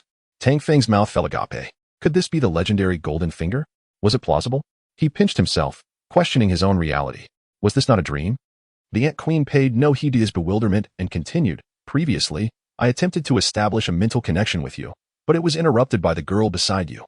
Tang Feng, unable to contain himself, interjected, "Beauty. I understand. You seek my assistance, correct? However, let me make it clear. I am willing to help. But you must first reveal what power you have granted me. Otherwise, as you can see, surviving on this deserted island is quite challenging. And even if I wish to assist you, I am at a loss." From the Ant Queen's words, Tang Feng surmised that the previous interruptions in their mental connections were due to Lin Jessen waking up or nearly waking. The Ant Queen, fearing their secret would be exposed, severed the connection. Of course, this was merely Tang Feng's conjecture. He was uncertain of the exact circumstances. However, he was aware of one thing. While the beautiful woman sought his help, he must extract something in return. As these thoughts surged through his mind, Tang Feng felt a rush of exhilaration. Finally, I have encountered my golden finger. Yet, he remained uncertain whether this Ant Queen was genuine or a deceiver, and whether her abilities would be formidable. The Ant Queen, sensing his eagerness, regarded him coolly and asked, "What abilities do you desire?" Upon hearing her question, Tang Feng's heart soared with excitement. "Once I acquire extraordinary powers, I will seek out Carl and his associates on the yacht and eliminate them all. No. I should first give you Lulu a few hard slaps." A few slaps wouldn't suffice to quench his fury. He wanted you Lulu to kneel before him, crushing her face beneath her foot. "Divine lady, any ability will do. Flying, conjuring fire or water, summoning thunder and lightning. What do you think? Chapter 8. The fairy appears. The fairy furrowed her brow, a hint of helplessness crossing her otherwise proud features. I cannot assist you. My powers are currently sealed. The last vestige of my energy has been infused into you to save your life. Maintaining even a connection of consciousness with you has become exceedingly difficult. Tang Feng's expression darkened immediately. Fairy, you jest, do you not? How can you expect me to help you if you cannot grant me any abilities? I can offer you my genetic essence. Genetic essence? What do you mean? On this island, any seed from its flora. Once you possess the genetic ability I bestow upon you, can be nurtured. When these seeds germinate, they will bear fruit, which you may then use to sustain the island's life forms, thereby gaining control over them. Nurture? Control living beings? Tang Feng wondered if he had misheard. Indeed. With your bodily fluids, be it tears or blood. Tears? Blood? Tang Feng recalled his own urine. The queen ant regarded him with aloofness, continuing her explanation. Yes, even your urine may suffice, but do not rejoice too soon. My powers are suppressed, and the genetic essence I grant you is but a feeble semblance. You may only plant one seed at a time. Moreover, the fruit from the trees will serve only the smallest life forms. It is only as your abilities grow stronger that you may eventually nurture more formidable creatures, perpetuating the cycle. Tang Feng struggled to comprehend what constituted the smallest life form. Was it a wild rabbit or a wild boar? Controlling a wild boar could prove advantageous, after all. Nurturing a few of them would eventually lead to commanding dozens of them, alongside wolves. Those foreign weaklings would be at his mercy. Impatiently, he exclaimed, Fairy, no worries. Just tell me the conditions. I promise to comply, as long as it means I won't perish. There are no conditions at present. You will learn what I need from you in due course. For now, you must focus on growing stronger and surviving. Upon hearing this, Tang Feng's eyes gleamed with determination. Surviving. Only a fool would not wish to live. He thought to himself, better to endure life than to succumb to death. Excitedly, he urged the fairy, Fairy, please. Grant me your abilities. I will strive to survive. He leaned closer, presenting his forehead to her. It felt like a monumental fortune to be in contact with such a beautiful being. Deep within, he harbored a yearning to discover what the fairy's genetic essence truly entailed. To his surprise, the fairy's cheeks flushed, and she shyly replied, Ordinarily, I could easily transmit some essence to you, but I am constrained. The only way to impart my genetic essence is through union. Union? Tang Feng's eyes sparkled with intrigue. Was this not akin to a fantasy? He had yet to experience such intimacy with a woman. Even if it were merely a beautiful fairy, he could not help but entertain such thoughts. But there are drawbacks. The fairy cautioned. His interest piqued further. What could these drawbacks possibly entail? The fairy continued, The drawback is that your desires will intensify. And should you fail to control your darker impulses, it may lead to irreparable consequences. That is of no concern, dear fairy. I am willing, he assured her. Standing before him, the fairy epitomized the modern model, an alluring figure clad in a form-fitting dress, her curves accentuated, her demeanor captivating. As Tang Feng approached, the fairy grew anxious. I am not quite prepared. Allow me a moment to think. The beast god, suppressed and embodied in the form of a queen ant, had only sought Tang Feng's assistance after tasting his blood, realizing a potential spiritual connection. Had it not been for her desperation, she would have remained chaste for millennia, though she repeatedly reminded herself that this was a last resort. The notion of transmitting her genetic essence in such a primal manner left her feeling bashful, hesitant, and somewhat resentful. Yet, Tang Feng was already consumed by desire. Even amidst her hesitation, he charged forward, embracing her. The transformation into a corporeal form had drained her considerable spiritual energy, rendering her incapable of resistance, let alone escape. Earlier, in an effort to entice him, she had deliberately released her primal instincts. Now, lost in the throes of passion, Tang Feng disregarded her protestations and swept her into his arms. As he brought her down to the ground, his head nestled between her legs. He inhaled the intoxicating scent of her body. Without a second thought, he pressed his face against her short skirt. The fairy struggled against him, but he remained undeterred. In that moment, he felt liberated. Whether it was a dream or reality mattered little. After all, they were on a deserted island. And it was the fairy who had initiated this encounter. As their intimate play continued, the fairy's voice softened, transforming. No. Regardless of her pleas, Tang Feng persisted, pouring years of pent-up yearning into their union. Ultimately, as they reached the peak of their passion, the fairy entwined herself around him, nearly suffocating him with her embrace. Time lost meaning until they finally came to a close. You are a scoundrel, the fairy murmured, caressing Tang Feng's chest. And how am I the villain? Was this not your desire? He replied, playfully. Now that our business is concluded, I must enter a state of rest. As she spoke, the fairy adjusted her dress, preparing to depart. However, The pain she felt caused her to gasp. Ouch, it hurts. You scoundrel. Tang Feng noticed the fairy's form beginning to fade and felt an involuntary pang of sorrow. Are you leaving? Her haughty demeanor returned as she replied, remember, today's events must remain secret. This place is sealed by my powers. No one shall know of our conversation. Soon, my abilities will dissipate. And you will be free to leave. Leave? Tang Feng was perplexed. You will understand in due time. Remember, as your desires intensify, you must learn to endure. Intensify desires. Endure? He gazed at the fairy, slowly drifting away, yearning to grasp her ethereal feet. Wait, my beloved. I truly cherish the genetic essence you bestowed upon me. Will we have another chance? A faint blush appeared on the fairy's vanishing visage.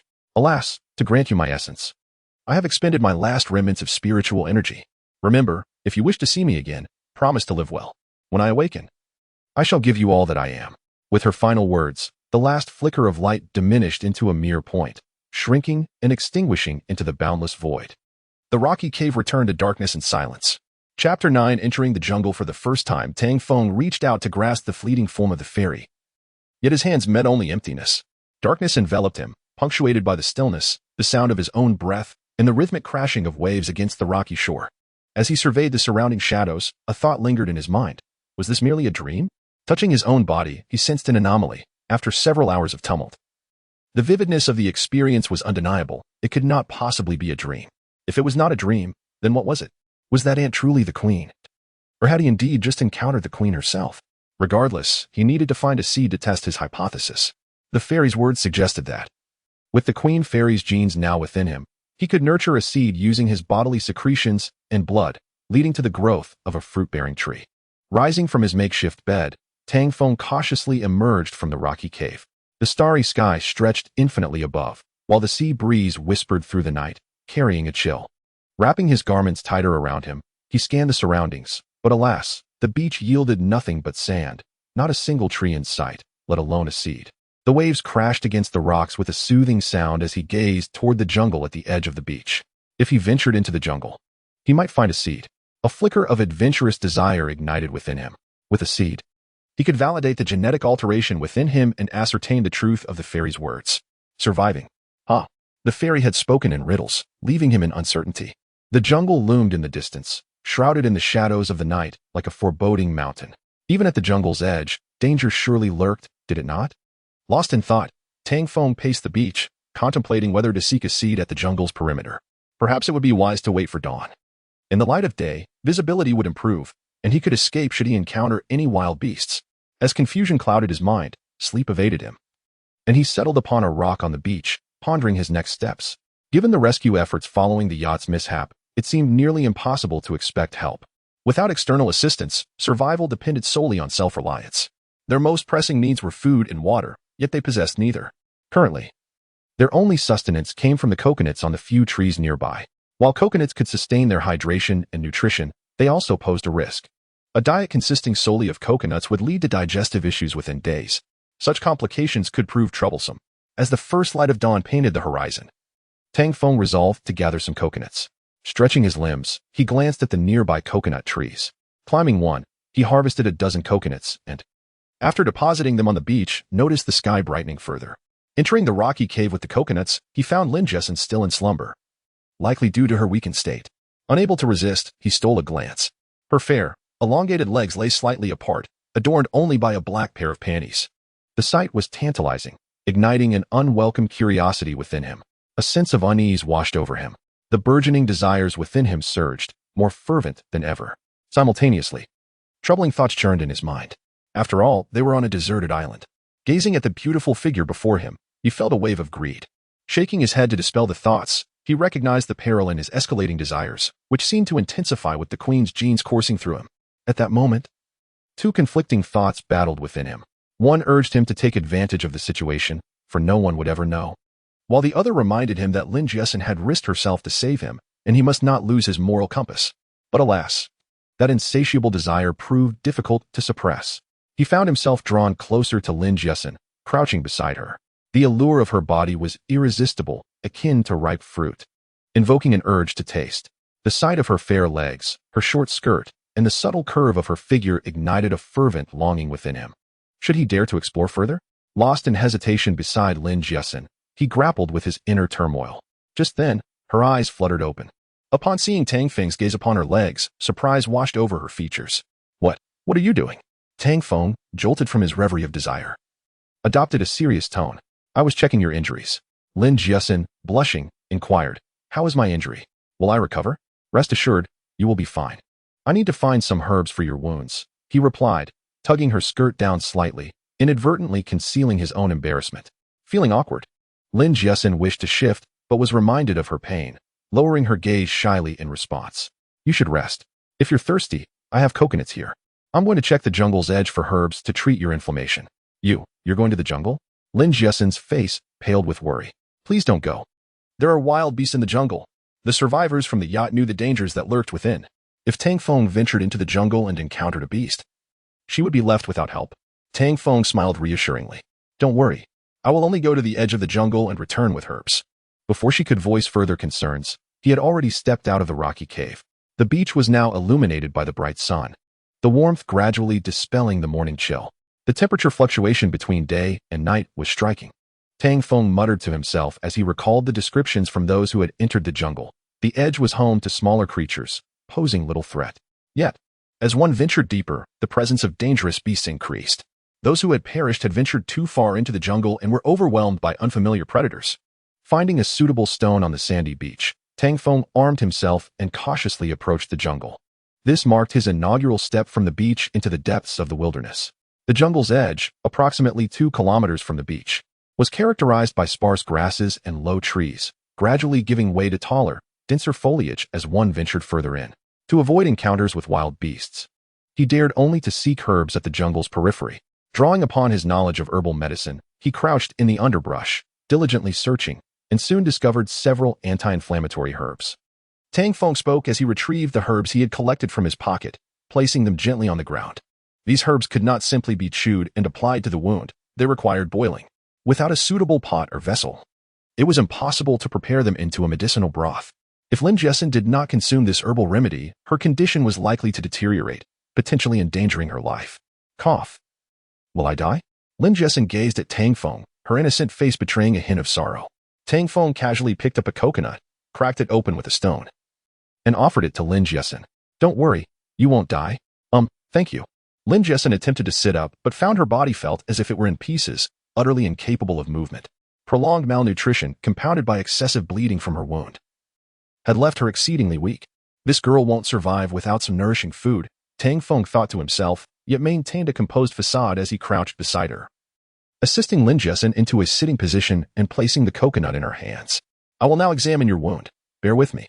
Lin Jiasin, holding the coconut, felt a wave of shyness wash over her at the prospect of Tang Feng inspecting her injury. The wound was on the inner thigh, and to examine it would inevitably require lifting her skirt.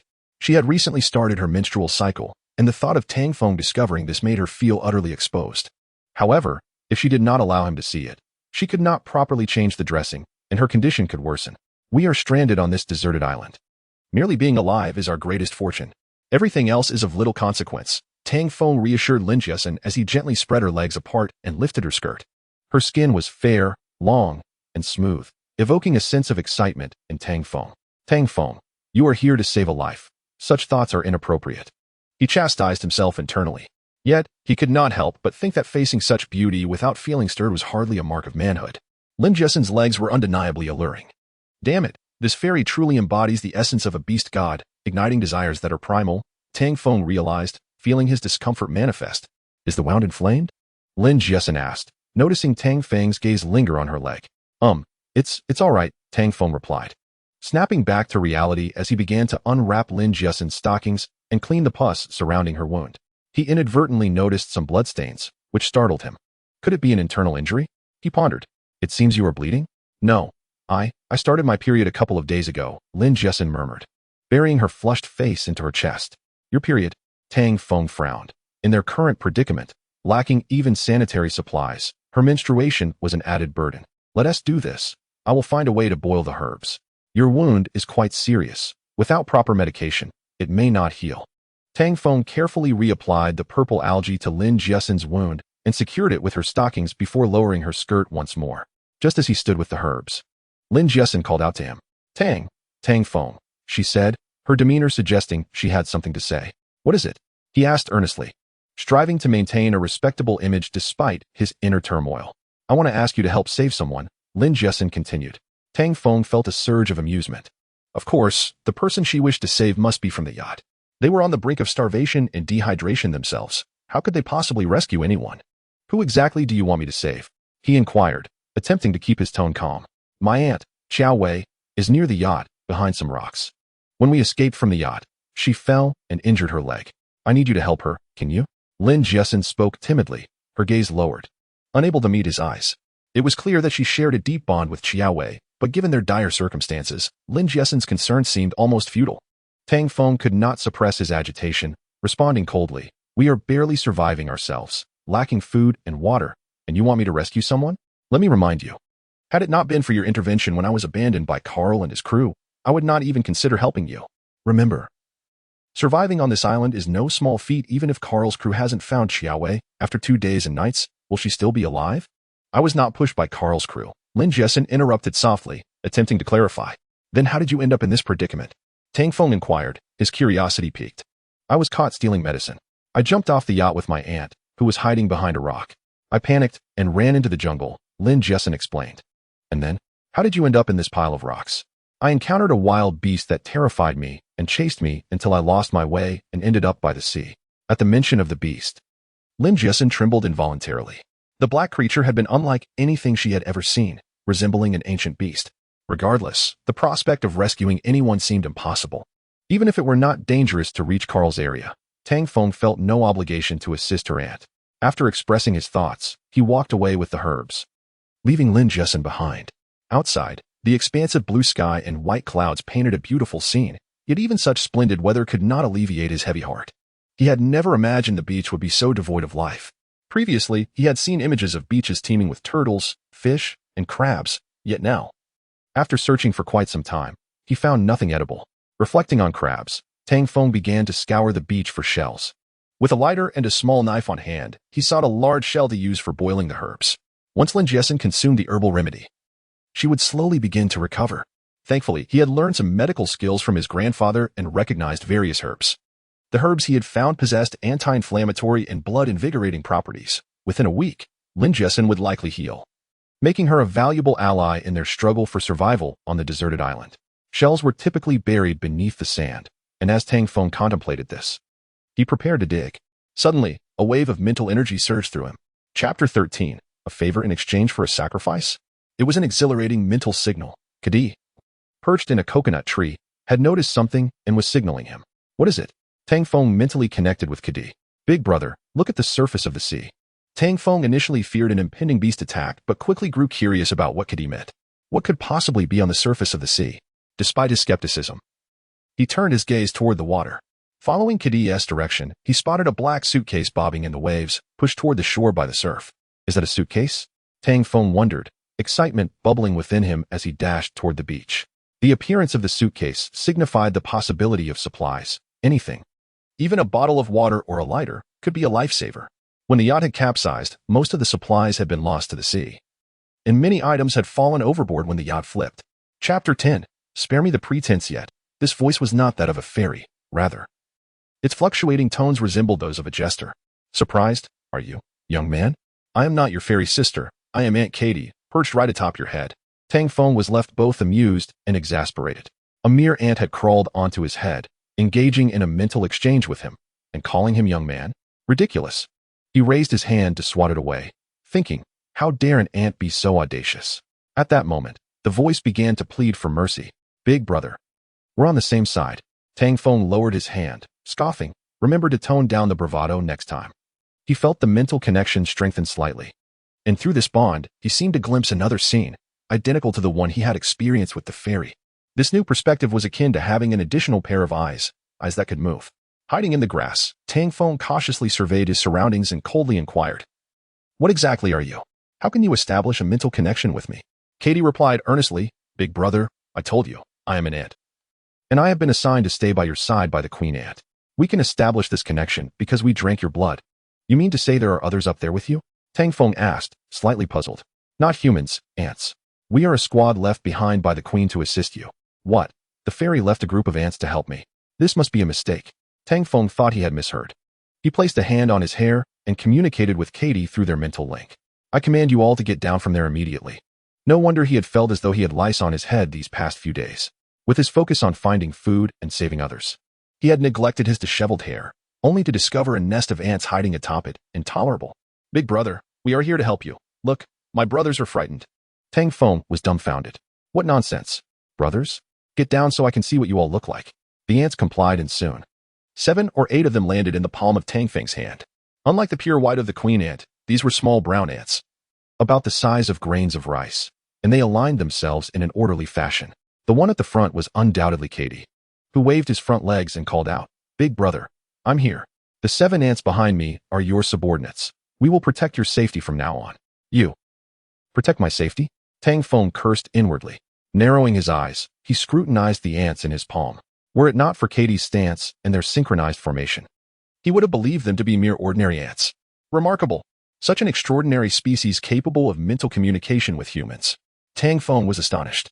Could this be what the fairy meant by controlling living beings? Katie sensed Tang Feng's confusion and communicated mentally. Big brother, we are able to connect with you because we absorbed your genes. Wait, what did you just say? They can connect with me too? Big brother, they cannot. They have absorbed too little of your genes, and their mental connection is too weak to establish one with you. You are called Katie? Tang Feng examined the ants closely. Formulating his understanding, he deduced that there was a mental exchange between the ants and the queen. After the fairy infused him with energy, his genes became stronger, allowing him to connect mentally with these small ants. Indeed, big brother, I am Katie, the leader of these ants, Katie declared, puffing up with pride. Since you are the leader, tell me how I can establish a mental connection with them like I have with you? Establishing such a connection would be akin to having a remote surveillance system, with these ants serving as his sentinels. With several of them, although they might not be able to provide significant assistance, they could effectively monitor their surroundings. If he could gather all these ants and link them together, it would be like possessing a mobile surveillance feed, instantly bringing any developments in his vicinity into view, far superior to typical surveillance. Katie waved his legs and continued, Big brother, the queen instructed us to protect the seeds, ensuring they germinate, bloom, and bear fruit. Once the fruit ripens, we will consume it and grow stronger. At which point we can establish a mental connection with you. Grow stronger. So, when they grow stronger, it means I grow stronger too? A sly grin crept across Tang Feng's face as he glanced at the towering trees nearby, suddenly struck by an idea. Given the dangers of the jungle, he could send these ants in while he remained outside, allowing them to assist him in finding seeds. According to the fairy, any seed would suffice. The size was likely inconsequential. Katie, is it? I command you to go find a seed inside. Can you accomplish this task? Katie, excited at the prospect of a mission, thumped his chest. Don't worry, big brother. I will ensure its completion. With that, he waved his legs, saying, First, let my brothers down. Tang Feng placed his hand on the ground, and Katie promptly leaped off, with the other ants following suit. A couple of clumsy ones even tumbled over in the process. Upon reaching the ground, Katie stood upright and waved his front legs in a farewell gesture. Brothers, let us go. With a wave, the 7 ants followed him into the thicket. Though small, these ants moved swiftly. Through the mental connection with Katie, vivid images of the jungle filled Tang Feng's mind, clearly depicting the shapes of leaves, the lushness of the trees, the scurrying insects, and Tang Feng shrank back, for through Katie's perspective, he spotted a white wolf. This wolf, slender and wholly white, resembled a dejected loner, slowly making its way deeper into the jungle. Having barely ventured 300 meters into the jungle, was this truly necessary? Tang Feng found himself murmuring in the grass. According to the ant's speed, he was no more than half a kilometer away from the white wolf. Should he flee? Concealed in the grass, he carefully observed his surroundings. If he fled now, he would lose the ants. Should they fail to find him, not only would he lose the seed, but also his pet. Perhaps it was best to wait a moment longer, lest the ants lose faith in him. Tang Feng remained crouched in the grass, continuing his watch. Soon, he saw Katie gathered around a pine seed. After some communication with the other ants, Katie established a mental link with Tang Feng. Big brother, I found a pine seed. It can be used as a seed. The pine seed was indeed a fine choice, likely to germinate rapidly. Tang Feng replied through their mental connection, Katie, hurry and bring the pine seed over. Understood. In no time, a line of ants surrounded the pine seed, lifting it together. Following the scene, the pine seed was seen moving slowly through the jungle underbrush. For someone betrayed, humiliated, and even harmed by a person they cherished, the idea of saving an unrelated individual seems utterly absurd. Tang Feng gazed at Lin Jiasin for a long moment before coldly inquiring, "Does it matter whether you marry me or not?" On this desolate island, it was just the two of them. What could he possibly do to Lin Jiasin? And how could she resist? Moreover, Lin Jiasin was injured, unable to move either to fight back or even to leave. Looking at Tang Feng with a hint of confusion, Lin Jiasin asked, "Why do you say that?" I am serious." She believed that if Tang Feng helped her save someone, she would agree to his proposal. In this dire situation, with no means to offer anything in return, she felt compelled to barter with her own being. Tang Feng wore a suggestive smile and remarked, "I am well aware of your seriousness. What I mean is, if I wish to act upon you now, would you have any capacity to resist?" "Ah, you wouldn't. Would you?" A hint of fear flickered in Lin Jiasin's eyes. "Rest assured, not for the time being, as you have saved me once," he replied. "But I am pleading with you, please. Aunt Xiao's legs are injured. She will die?" Overcome with anxiety, Lin Jiasin burst into tears, her sorrow evident. "What if those men discover us? Have you considered the consequences?" Tang Feng retorted. Lin Jiasin wiped her tears, left speechless. Tang Feng's concerns were valid.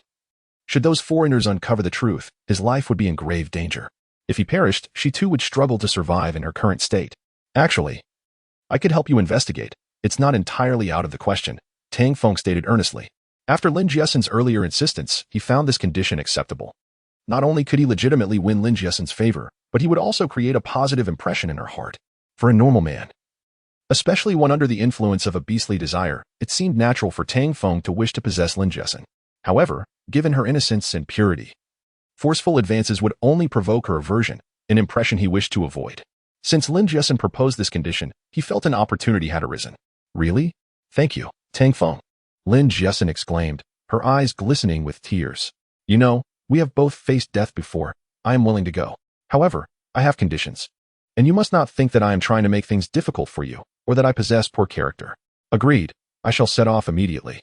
Tang Feng feigned a look of grievance, inwardly reveling in his triumph. In any case, he could merely observe from a distance at night. As for actually saving Lin Jiasin's aunt, he had no intention of doing so. Their solitude together would naturally evolve into something more intimate. Why would he want to complicate matters by rescuing an elder who could potentially interject between them? "What conditions?" "I will agree to anything." Lin Jiasin's expression brightened with anticipation. Tang Feng deliberately feigned reluctance, stating, "If I save her, you must marry me. If I fail, you must still marry me, regardless of the outcome. As long as you have put forth your utmost effort, I will certainly keep my promise and marry you," Lin Jiasin interjected, dispelling his doubts. "You know it is because you saved me that I wish to assist you. The lives of others do not concern me." "I understand. If something were to happen to you, I would not survive either," Tang Feng mused, a wave of inexplicable sadness washing over him. Akin to the notion of a warrior embracing death without return. "This is a coconut, the remaining bottled water, and a packet of instant noodles. If I truly encounter trouble, you will have to rely on yourself." Tang Feng feigned a heavy demeanor, though his intentions were far from genuine. The fate of others mattered little to him. Recalling the peril he faced earlier when attempting to save a woman, he sought to evoke Lin Jiasin's emotions. Sure enough, she was moved. And just as he stood to leave, she called out to him, Tang Feng, wait a moment." Tang Feng felt a surge of excitement. Was she about to reward him? "What is it?" he inquired, adopting a serious tone. "Come here, I. Lin Jiasin's cheeks flushed. Was she about to kiss him? Tang Feng pretended to be oblivious and approached her, squatting down to ask, "What do you want?" Gazing at her cherry lips, he pondered how sweet they must be. "Tang Feng, may I hug you?" Lin Jiasin asked shyly, lifting her gaze to meet his. After much anticipation, was it only a hug? Tang Feng felt a tinge of disappointment, yet he reasoned that a hug was still a favorable engagement, especially considering Lin Jiasin's alluring form. "Yes, of course," he replied, masking his inner thoughts. As Lin Jiasin sat immobile on the ground, Tang Feng leaned forward, and she wrapped her arms around him. "You must return safely," she implored, and at her words, Tang Feng felt an unexpected pang of guilt wash over him, contemplating the deception he was enacting. Exiting the rocky cave, Tang Feng found himself beneath the coconut tree, contemplating whether to embark on the rescue mission. If he went, there was a possibility of being discovered by Carl, risking his own life. Conversely, failing to act would surely sour his subsequent interactions with Lin Jiasin. Ultimately, he reluctantly conceded, driven by her words, that he must go. Even if it was merely to ascertain Aunt Xiao's state of being, it was better than doing nothing. Especially after promising Lin Jiasin. At that moment, Tang Feng began to grasp the formidable power of a woman. A single embrace, a tear, or a kind word could obliterate scars and pain, compelling one to sacrifice everything. Perhaps Lin Jiasin was not such a person after all. He recalled the girl who had appeared before him in his time of despair on the beach. Chapter 15. The Woman Behind the Rocks as Night Fell. Adorned with brilliant stars, Tang Feng arrived beneath the coconut tree, mentally communicating with Kadi. Kadi, gather the brothers. We are going to rescue someone. Though these little ants might not be of much assistance, they could help gather information. Under the cover of night, Kadi could effectively serve as a miniature mobile camera. To avoid arousing suspicion from those on the yacht, he decided to send Kadi along, with Kadi acting as a mobile surveillance unit. He could ascertain safety before proceeding with any rescue. Of course, the act of saving someone was merely a pretext. If Aunt Xiao were on the verge of death or unable to walk, even if the opportunity arose, he had no intention of intervening. Why should he save her? Additionally, whether the person he rescued was virtuous or vile remained uncertain. Boss, saving someone. Are you serious? Kadi exclaimed with palpable excitement, eagerly sliding down from the coconut tree with remarkable speed. From now on, call me boss. This big brother title makes me sound ancient.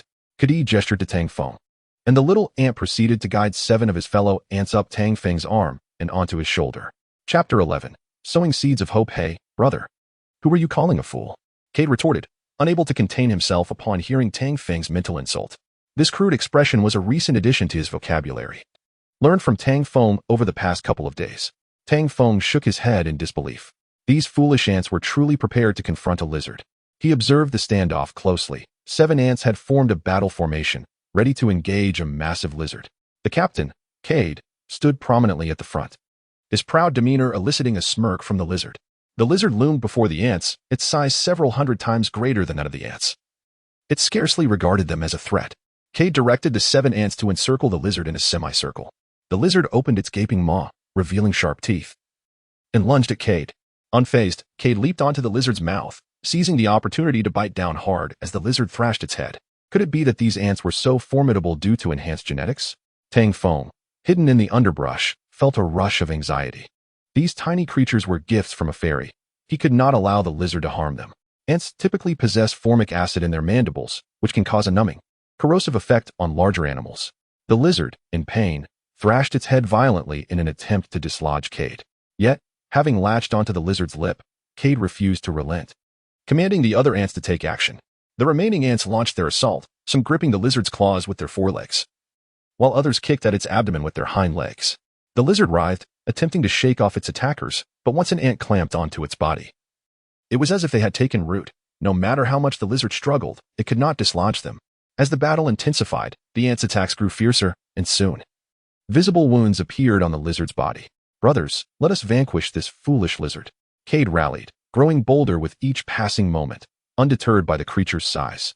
The lizard had initially relied on its bulk for dominance, but it was unprepared for the relentless assault of the diminutive ants, which soon rendered its limbs sluggish and unresponsive. The lizard attempted to capture the ants, but their agility allowed them to evade its grasp effortlessly. Sensing the ants' tenacity, the lizard began to contemplate retreat, but alas, it was too late. 8 ants, 2 in front, 1 on each side, and 1 following Cade, had climbed onto the lizard's mouth, biting down on its lower jaw. In agony, the lizard began to shake violently, pressing its head down towards Cade in a frantic attempt to crush him or knock him off. However, Cade had anticipated this move. Before the lizard could slam its head to the ground, he leapt off the top of its head. The lizard's head struck the ground, and it staggered, nearly losing consciousness. Seizing the moment, Cade jumped onto the lizard's tail and bit down fiercely, while the other ants joined in with their formidable mandibles. The formic acid quickly dulled the lizard's agility, and despite its desperate struggles, it was futile. All the ants clambered onto its body, and gradually the predator became the prey. With the combined efforts of the 8 ants, the lizard soon lay motionless. Witnessing this, Tang Feng's mouth fell agape in astonishment. He could not help but admire the ants. They had managed to conquer a creature so much larger than themselves. Had it not been for their diminutive size, these ants would be truly remarkable. After defeating the lizard, Cade waved his antennae at the other ants. Several ants lifted the pine seeds and continued onward, seemingly unfazed by the lizard, as if they had anticipated victory all along. Soon, a line of ants appeared before Tang Feng, eventually crawling to his feet. He extended his hand to grasp the pine seeds, placing a few ants on his shoulder. Exiting the thicket, he finally felt a sense of relief. This jungle was certainly not a place for humans. Sighing inwardly, he looked at the vast beach, pondering the challenge ahead. Planting the pine seeds on the beach would be a formidable task. Even if they sprouted, their growth would be stunted.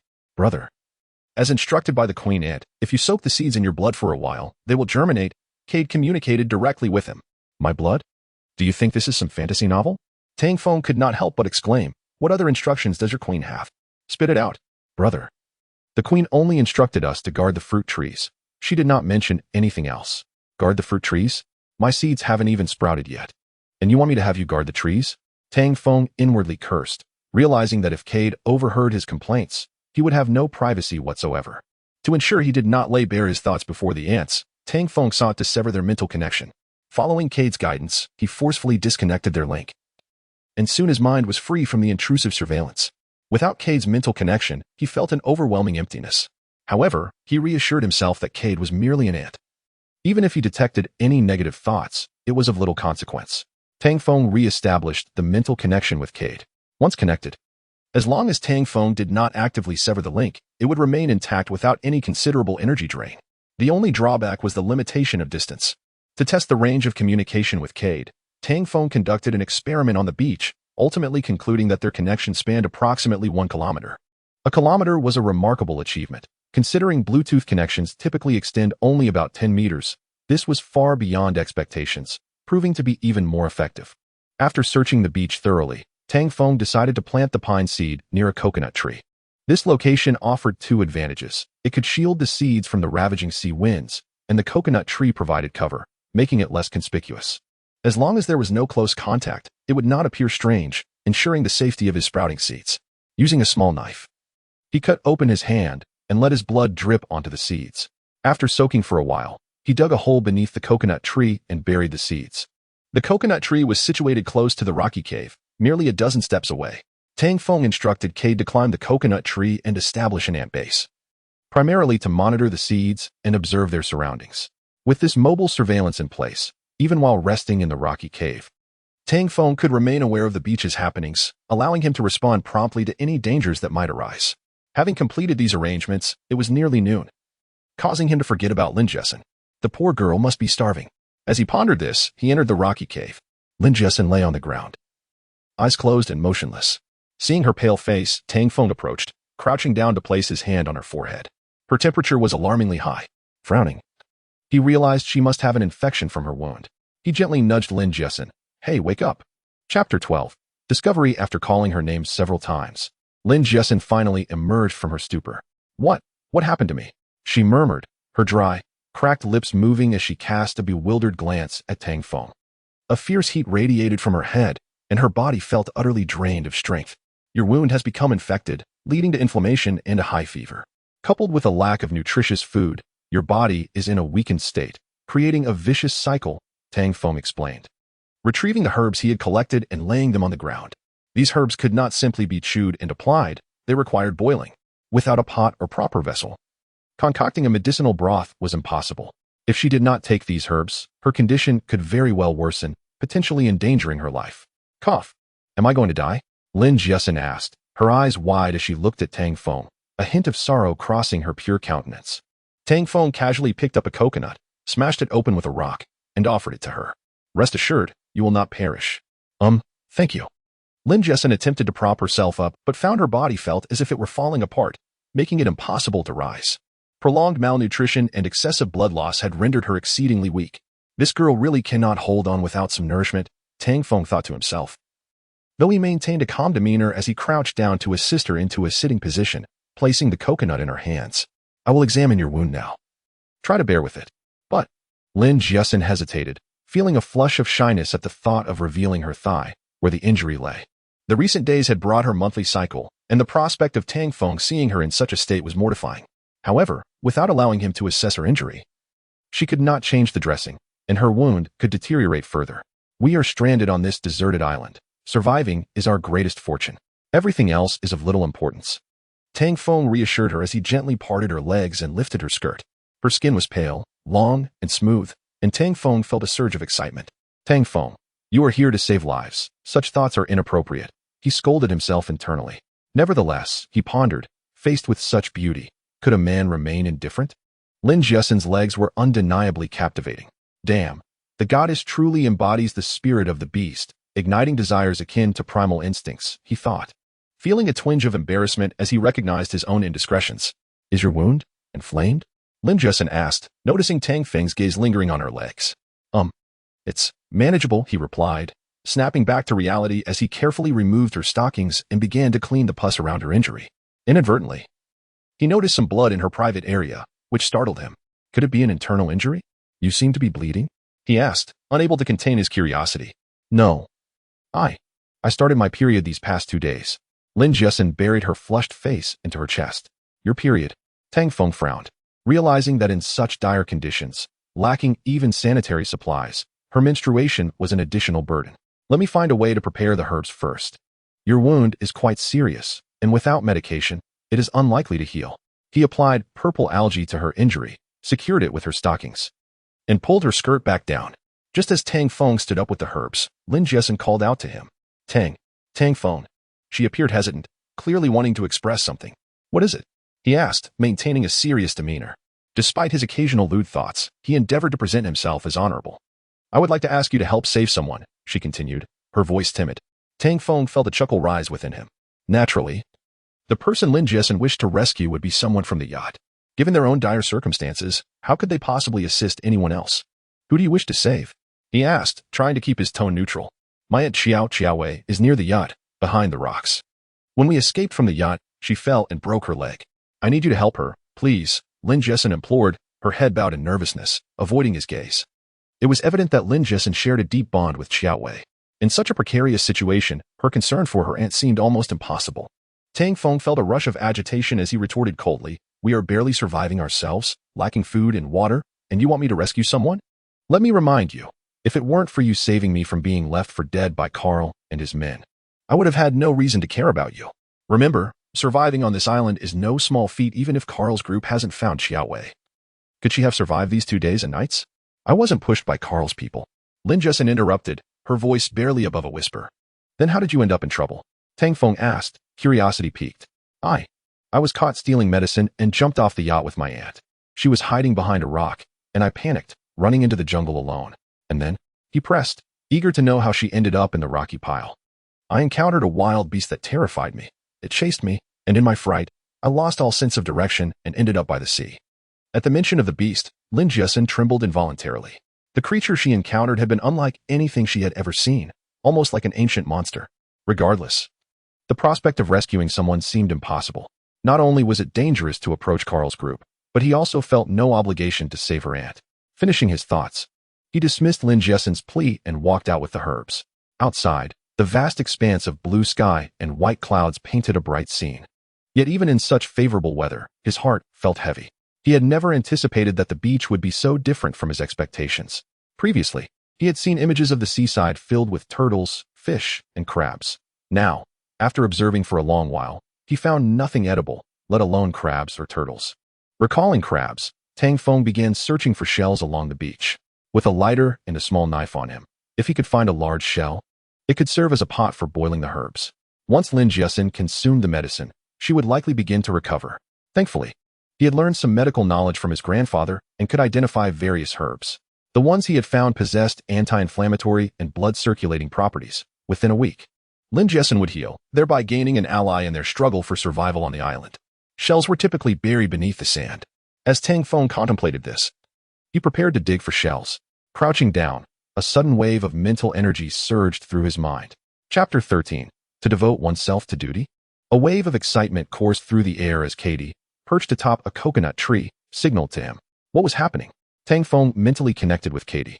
Brother, look at the sea, the surface of the water. Initially, Tang Feng thought they were facing a wild beast or some imminent danger. But Katie urged him to observe the sea. What could possibly be on the surface? Despite his skepticism, curiosity compelled Tang Feng to gaze into the water. Following Katie's direction, he spotted a black suitcase bobbing in the waves, pushed closer to the shore with each surge. Was that a suitcase? After a moment of confusion, excitement surged within him, and he sprinted towards the beach. The appearance of the suitcase indicated the potential for supplies, whatever they may be, was better than having none at all. Even a bottle of water or a lighter could be life-saving. When the yacht had capsized, most of the supplies had been lost to the sea, leaving numerous belongings adrift. This suitcase must have been among them. He rolled up his pants and dashed into the shallow water, seizing the suitcase's handle. It was quite heavy. He muttered as he dragged it along. Once on the beach, he kicked it lightly. It was solidly built. A sizable black suitcase. If only it contained a firearm. Tang Feng's excitement grew as he envisioned having a gun, fueled by a desire to eliminate the foreigners who had wronged him. He longed for Yululu to kneel before him, begging for his attention. Yet, thoughts of Yululu brought a twinge of regret. While she was indeed a manipulative flirt, he had to admit she was attractive, with a curvaceous figure that promised pleasurable encounters. Unfortunately, that flirt had chosen to entertain the likes of Carl rather than him, proclaiming her anticipation for a romantic encounter. Such a wretched woman, he spat in disdain. The memory of her attempting to suffocate him with a plastic bag filled him with rage. The suitcase was sturdy, equipped with a combination lock. Tang Feng swiftly cut it open, revealing its contents. The suitcase appeared to belong to a couple on a holiday, filled with essential outdoor survival gear that dazzled him. A windfall indeed.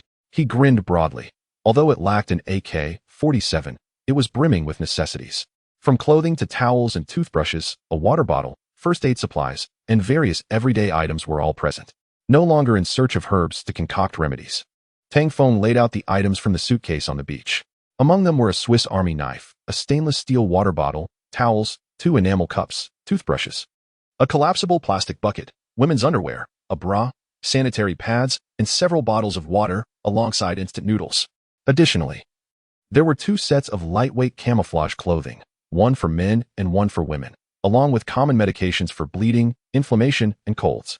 Without hesitation, Tang Feng discarded his tattered clothes and donned the camouflage outfit, which fit him perfectly. After securing the Swiss Army knife at his waist, he gathered all the supplies and made his way towards the rocky cave. With the anti-inflammatory and bleeding medications at hand, there was no need to continue brewing herbal remedies. Upon entering the cave, Lin Jiasin was taken aback by the sight of Tang Feng carrying such an abundance of supplies. Before she could utter a word, Tang Feng explained, "A suitcase washed ashore. See if there's anything you need." He placed the items before her and handed her a bottle of anti-inflammatory medicine, instructing her to take it with water, sparing her the trouble of brewing herbs. Lin Jiasin nodded, accepting the medication and gulping down some water. Afterward, she settled back on the grass, feeling a bit embarrassed. "You can handle the sanitary pad yourself. If the underwear is uncomfortable, just wait until you're healed to wear it. I'll go boil some noodles. Call me if you need anything." Her face flushed. She buried her head in her chest, internally chastising Tang Feng for his lack of sensitivity towards her modesty. However, Tang Feng paid little heed, turning to prepare the noodles outside the cave. Emerging into the open air, he gathered some dry wood, poured water into a stainless steel cup, and crushed the instant noodles before placing them inside to cook over the fire he had started. Even when not hungry, instant noodles held an irresistible allure. And in their current predicament, the aroma was intoxicating. Soon, the noodles were ready, filling the air with a mouth-watering scent. Delicious, even better than the fragrance of a woman. Tang Feng mused, swallowing hard. After a moment's hesitation, he returned to the cave, carrying the steaming bowl of noodles. Seeing the noodles, Lin Jiasin felt a wave of gratitude wash over her. She had not anticipated Tang Feng would prioritize bringing her food in her time of need. "Thank you," she said, taking the bowl from him and inhaling the delightful aroma. She had never realized instant noodles could smell so exquisite.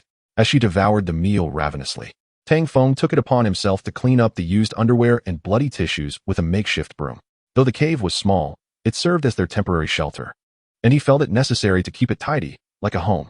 After ensuring the cave was clean, he returned to cooking.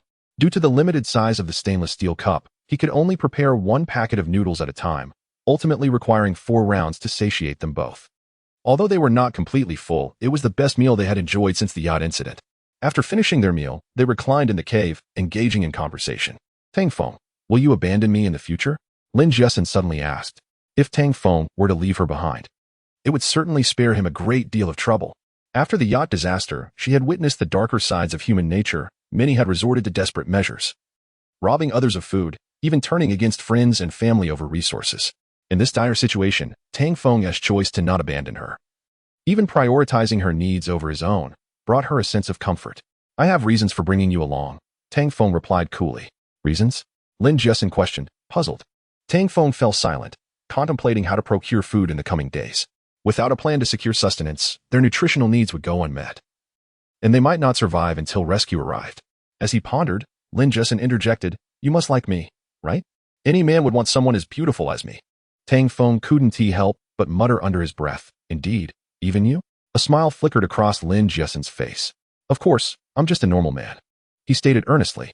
Though his words were somewhat lewd, they garnered Lin Jiasin's approval. She furrowed her brow, appearing conflicted, before finally suggesting, Tang Feng, how about this? If you help me with one thing, I'll be with you, even marry you. What do you think? What was this girl thinking?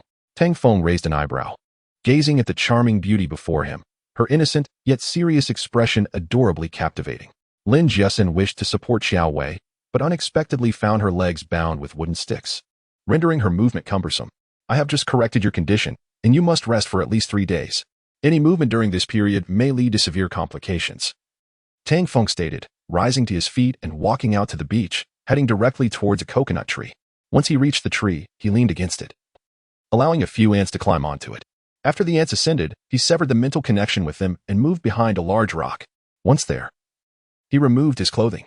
These two women, coupled with the seductive allure of primal instincts, could truly be my undoing, he mused, casting a furtive glance around.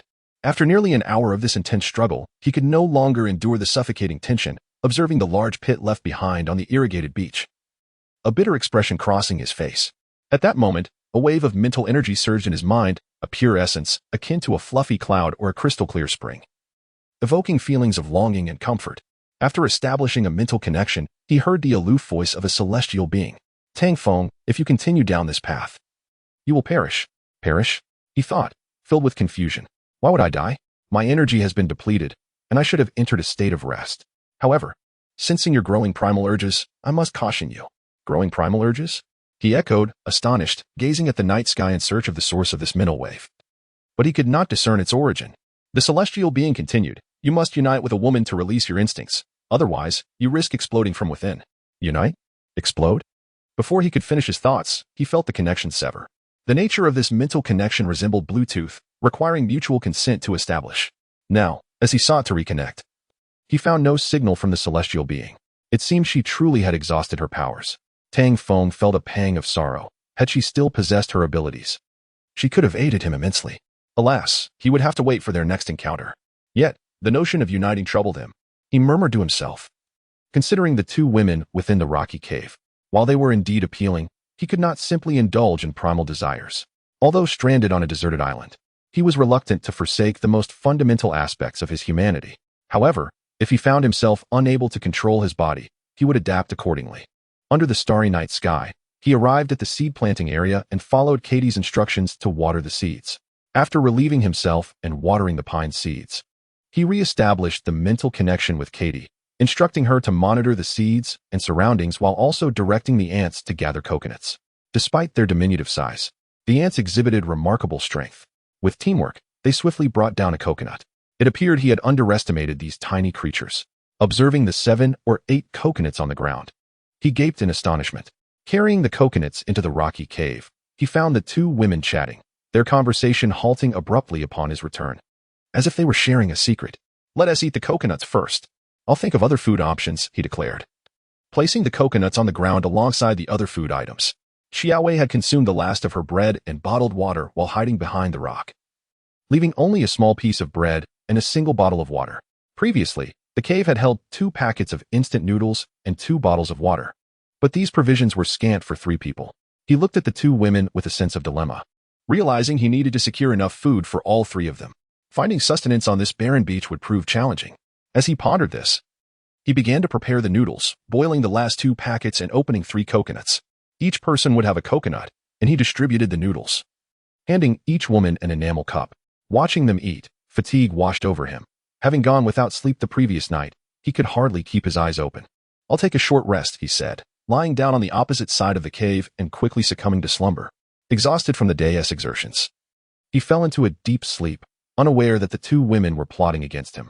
When he next opened his eyes, he discovered his body rigid and unmovable.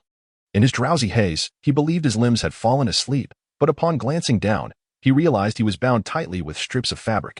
Panic surged through him. I've been tied up? He gasped, noticing that his hands and feet were securely fastened. He struggled to free himself, only to find the bindings tightening with each movement.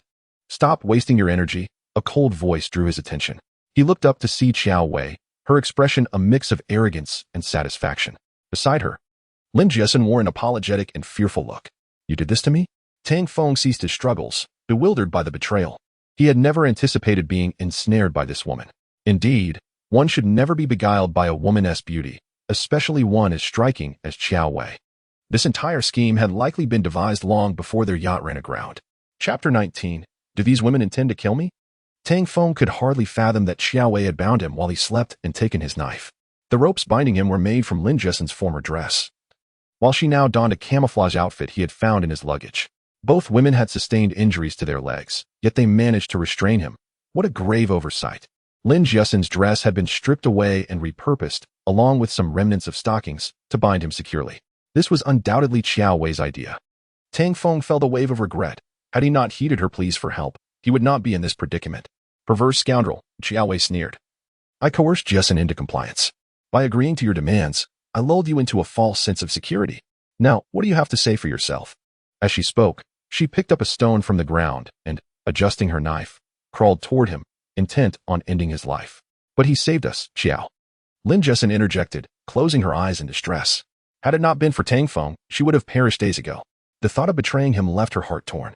However, Xiao Wei had convinced her that his intentions were ulterior and that he sought to eliminate her. Lin Jessen found herself at a loss for what to do, even fearing Tang Feng's wrath. Jessen, do not be deceived. He saved you only to possess us both. Were it not for my agreement to comply with him, he might not have spared you. Perhaps I would have perished on the beach by now, Xiao Wei asserted, now directly in front of Tang Feng, locking eyes with him. We only wish to protect ourselves. I do not want you to harm Jessen. Have I harmed her? Tang Feng retorted, a sardonic smile forming on his lips as he met Xiao Wei's gaze. Even if she were to strike him down, he would accept it as his fate, a continuation of his misfortune. Having faced betrayal once before, he should have learned from his scars, yet here he was, willing to forget the lessons of the past. Just because it hasn't happened yet doesn't mean it won't. I refuse to allow such a fate to befall me, Xiao Wei declared, raising the knife. I should not have carried you back. Tang Feng calmly closed his eyes. Beware, for a blade hovers above desire. Had I known this would transpire, I would have taken a different course. A bitter laugh escaped him, filled with resentment at the unfolding events. Chapter 14. The influence of women on my decisions. What do you agree with? Tang Feng feigned ignorance, secretly observing Lin Jessen. It must be said that the girl was exceptionally beautiful, with lustrous black hair, expressive eyes, a delicate nose, and graceful lips. Everything seemed to be perfectly crafted by nature. Coupled with her recently matured figure, the subtle swell of her bosom and the fair, translucent skin of her neck evoked an irresistible desire for closeness and possession. I will marry you. If you help me save Aunt Xiao, I will marry you, Lin Jessen earnestly stated, gazing intently into Tang Feng's eyes. Marry me? Tang Feng replied with a hint of ambiguous amusement. It was undeniable that Lin Jessen was clever. On this deserted island, nearly a month had passed. If rescue were forthcoming, it would have happened by now. In the face of uncertain rescue timelines, survival necessitated self-reliance in securing food, water, and many other essentials. In such circumstances, as a woman, Lin Jessen was inherently at a disadvantage compared to men in both physical strength and primitive survival skills, often relying on men for a better chance at life. Her proactive overture not only promised her safety and protection but also offered Tang Feng the opportunity to assist her, effectively killing two birds with one stone. Regrettably, Lin Jessen remained oblivious to Tang Feng's sentiments. For a man betrayed, humiliated, and even poisoned by someone he cherished, the notion of rescuing someone unrelated to him seemed absurd. Tang Feng regarded Lin Jessen for a long while before coldly remarking, Does it make a difference whether you marry me or not? On this deserted island, it's just the two of us. What can you do if I choose to act upon my desires? Lin Jessen looked at him with a hint of confusion. Tang Feng, why do you say that? I am serious, truly. She believed that if Tang Feng aided her, she could reciprocate with her promise of marriage. Given the current circumstances, she had nothing to offer but herself in exchange for his assistance. Tang Feng wore an ambiguous smile and remarked, Of course, I know you are serious. What I mean is, do you have any means to resist should I choose to act? You wouldn't tea, would you? Lin Jessen's eyes reflected a glimmer of fear. Rest assured, for now I won tea. After all, you saved me once, he reassured her. But I beg you please. Aunt Xiao is injured. She will die. In her anxious state, Lin Jessen could not hold back her tears, her expression filled with sorrow. What if those people from Carl discover us? Have you considered the consequences? Tang Feng countered. Lin Jessen wiped her tears, rendered speechless. Tang Feng's concerns were valid. If those foreigners discovered them, he could very well be in mortal danger. If Tang Feng were to perish, she would not survive in her current state either. Actually, I could help you investigate. It's not out of the question, Tang Feng stated solemnly. Lin Jessen's earlier words had led him to believe that this proposal could be advantageous. Not only could he gain Lin Jessen's trust, but he could also leave a positive impression on her. For a normal man, Especially one under the influence of primal desires, it was entirely natural to wish for Lin Jesen's affection. However, for a girl like her, innocent and pure, any overly aggressive approach would only provoke her aversion. Tang Feng did not wish to tarnish her perception of him. Now that she had proposed this condition, he felt an opportunity had arisen. Really? Thank you, Tang Feng. Lin Jesen exclaimed, her eyes glistening with tears as she looked up at him. You know, we have both faced death once. I am willing to go. However, I have my conditions. And you must not think that my stipulations are meant to make things difficult for you or reflect poorly on my character. If you agree, I will set out immediately. Tang Feng feigned a look of reluctance, though inwardly he felt quite pleased. He could easily take a look under the cover of night. And as for actually rescuing Lin Jesen's aunt, who could say? Moreover, he had no intention of rescuing that so-called Aunt Xiao. The relationship he shared with Lin Jesen could evolve splendidly on its own. Bringing back an older woman, especially a relative, would only complicate matters unnecessarily. What conditions? I will agree to anything. Lin Jesen's expression reflected eager anticipation. Tang Feng deliberately displayed a reluctant demeanor, saying, if I bring her back, you will marry me. If I fail, you must still marry me, regardless of whether you succeed or not, as long as you give it your all. I will certainly honor my promise to marry you, Lin Jesen interjected, dispelling Tang Feng's doubts. You know that it is because you saved me that I am willing to help you. As for others, their survival is of no concern to me. I understand that if you were to meet with misfortune, I would not survive either. Upon hearing Lin Jesen's words, Tang Feng felt an inexplicable sadness wash over him, as if he were facing death with unwavering resolve. This is a coconut, the remaining bottled water, and a pack of instant noodles. If something happens to me, you will have to fend for yourself. Tang Feng pretended to wear a grave expression. Though he had no intention of actually rescuing anyone, the fate of others was of little consequence to him. Rescuing someone seldom ended well. Had it not been for his attempt to save that woman, he would not have found himself surrounded by Carl and his men. First, he needed to win Lin Jesen's affections. True to his expectations, she was moved, and just as he stood to leave, she suddenly called out to him. Tang Feng, wait a moment. Tang Feng could not suppress his excitement. Did she intend to reward him? What is it? He asked, feigning seriousness. Come here, Lin Jesen's face flushed. Was she about to kiss him?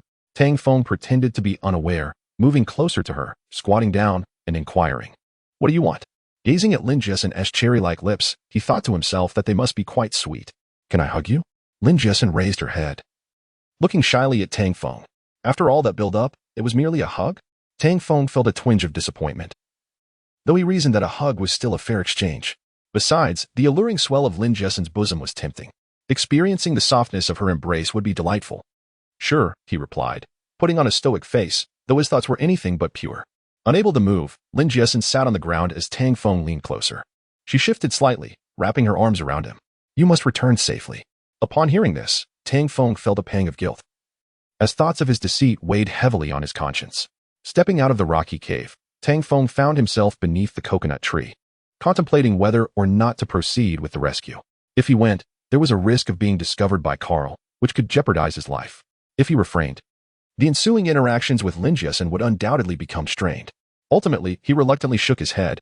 Out of consideration for Lin Jesen's words, he felt compelled to act. Even if he merely sought to ascertain Aunt Xiao's fate, it was better than doing nothing at all, especially since he had promised Lin Jesen. Lin Outyan, the owner of Southeast Asia's largest multinational conglomerate, possesses strength comparable to that of an entire nation. Upon learning of the incident involving Lin Jesen's yacht, he would undoubtedly mobilize all resources for his search and rescue operation.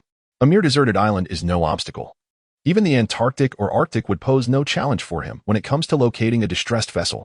At this moment, Xiao Wei's remarks prompted not only Lin Jesen, but even Tang Feng, who was eavesdropping nearby, to marvel at her analytical prowess. Aunt Xiao, what shall we do? Lin Jesen's voice trembled. Her only source of perseverance was the belief that survival equated to the hope of rescue. Now, with Xiao Wei's grim assessment, that hope began to wane, leaving her heart chilled. Sensing Lin Jesen's despair, Xiao Wei sought to bolster her spirits, saying, Do not worry. This is merely my speculation. Our immediate priority is to survive. As long as we live, hope remains. Indeed, survival is the essence of hope. Lin Jesen's gaze transformed, reminiscent of a gentle breeze and the emergence of a full moon, revealing a flicker of determination. However, contemplating their dire predicament on the deserted island reignited a sense of desolation within her. But we have no food, no water. Isn't that quite difficult? Have you forgotten what Aunt Xiao does for a living? Lin Jesen replied, a spark of excitement igniting within her. Xiao Wei had boarded the yacht to conduct field research in South America, where she had established a survival school for the wealthy, teaching outdoor survival skills to those affluent individuals seeking leisure activities. Fresh from her graduation at Hucking Academy in Kyoto, Lin Jessen had insisted on accompanying Xiao Wei, leading to their current plight on this forsaken island. Xiao Wei smiled gently. So, let us heed Aunt Xiao's advice. If we endure for a couple of days, we shall not go hungry as long as she is here. All right, time to sleep. Tang Feng couldn't suppress his curiosity. The title of Chief Instructor of Wilderness Survival Simulation Theory sounded impressive, yet he wondered about its reliability. No wonder, while he was asleep, Xiao Wei had stealthily bound him. Soon, he felt the bindings loosening. Boss, I've managed to bite through, Kaidi communicated mentally.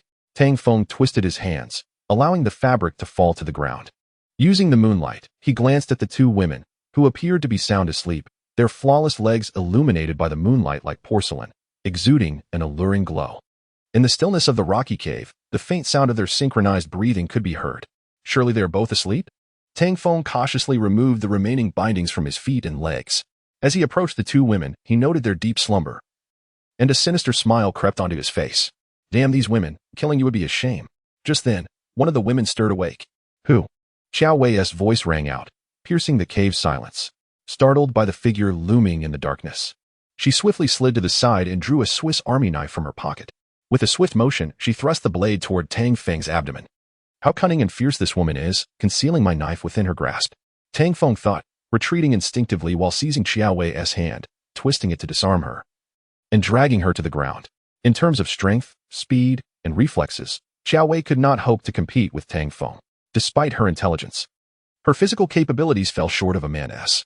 With her legs injured and movement restricted, he offered her no opportunity to retaliate, simply pulling her towards the cave's entrance. Let me go, you beast! Xiao Wei screamed in vain. The more she struggled, the more ruthless Tang Feng became, grasping her hair and dragging her towards the beach. Lin Jessen awoke to this scene, her heart racing with fear. Tang Feng, please don't hurt Aunt Xiao. I beg you. Tang Feng's face hardened, revealing a glimmer of murderous intent. Those who betrayed and deceived him must be eliminated. Ignoring Lin Jessen's pleas, he continued to drag Xiao Wei onto the sandy shore. What do you intend to do, beast? Xiao Wei gasped, struggling against her restraints, the pain in her hands and legs rendering her nearly breathless. Realizing the man was serious about harming her, she felt a pang of regret. Perhaps if she had complied from the beginning, this situation could have been avoided. Yet, there was no turning back. Desperately, she fought against Tang Feng, attempting to escape her dire fate. Tang Feng forcefully tossed her onto the beach and unsheathed the Swiss Army knife, advancing slowly towards her. Bathed in moonlight, the gleaming blade reflected the terror written across Xiao Wei's face.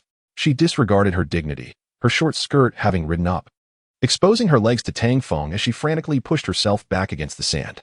Now you know fear? When you deceived me and sought to kill me. Did you ever consider this moment? Tang Feng sneered, stepping closer and gripping Xiao Wei's throat. Her once proud and elegant visage now bore an expression of dread and despair, her eyes closed in resignation. Tang Feng slowly drew the knife toward Xiao Wei's chest. Chapter 21. The beast within. Is the feeling of betrayal unpleasant? Xiao Wei kept her eyes shut, a cold smile gracing her alluring face. Please, continue. Tang Feng pressed the blade gently against Xiao Wei's throat. I did not deceive you. I acted in self-defense. Am I in the wrong? In the face of mortality? Xiao Wei opened her eyes, her emotional turmoil spilling over into her voice, nearly breaking into sobs. Self-defense? You think you can deceive me and betray me? I saved you. And I'm at fault? Tang Feng spat, rage boiling within him. Had I known, I would have killed you both. He tightened his grip on Xiao Wei's throat, pointing toward Lin Jessen, who was crawling towards them. Xiao Wei dismissed Tang Feng's fury with a derisive laugh. If you were in our position, what would you do? Would you willingly let a man possess you?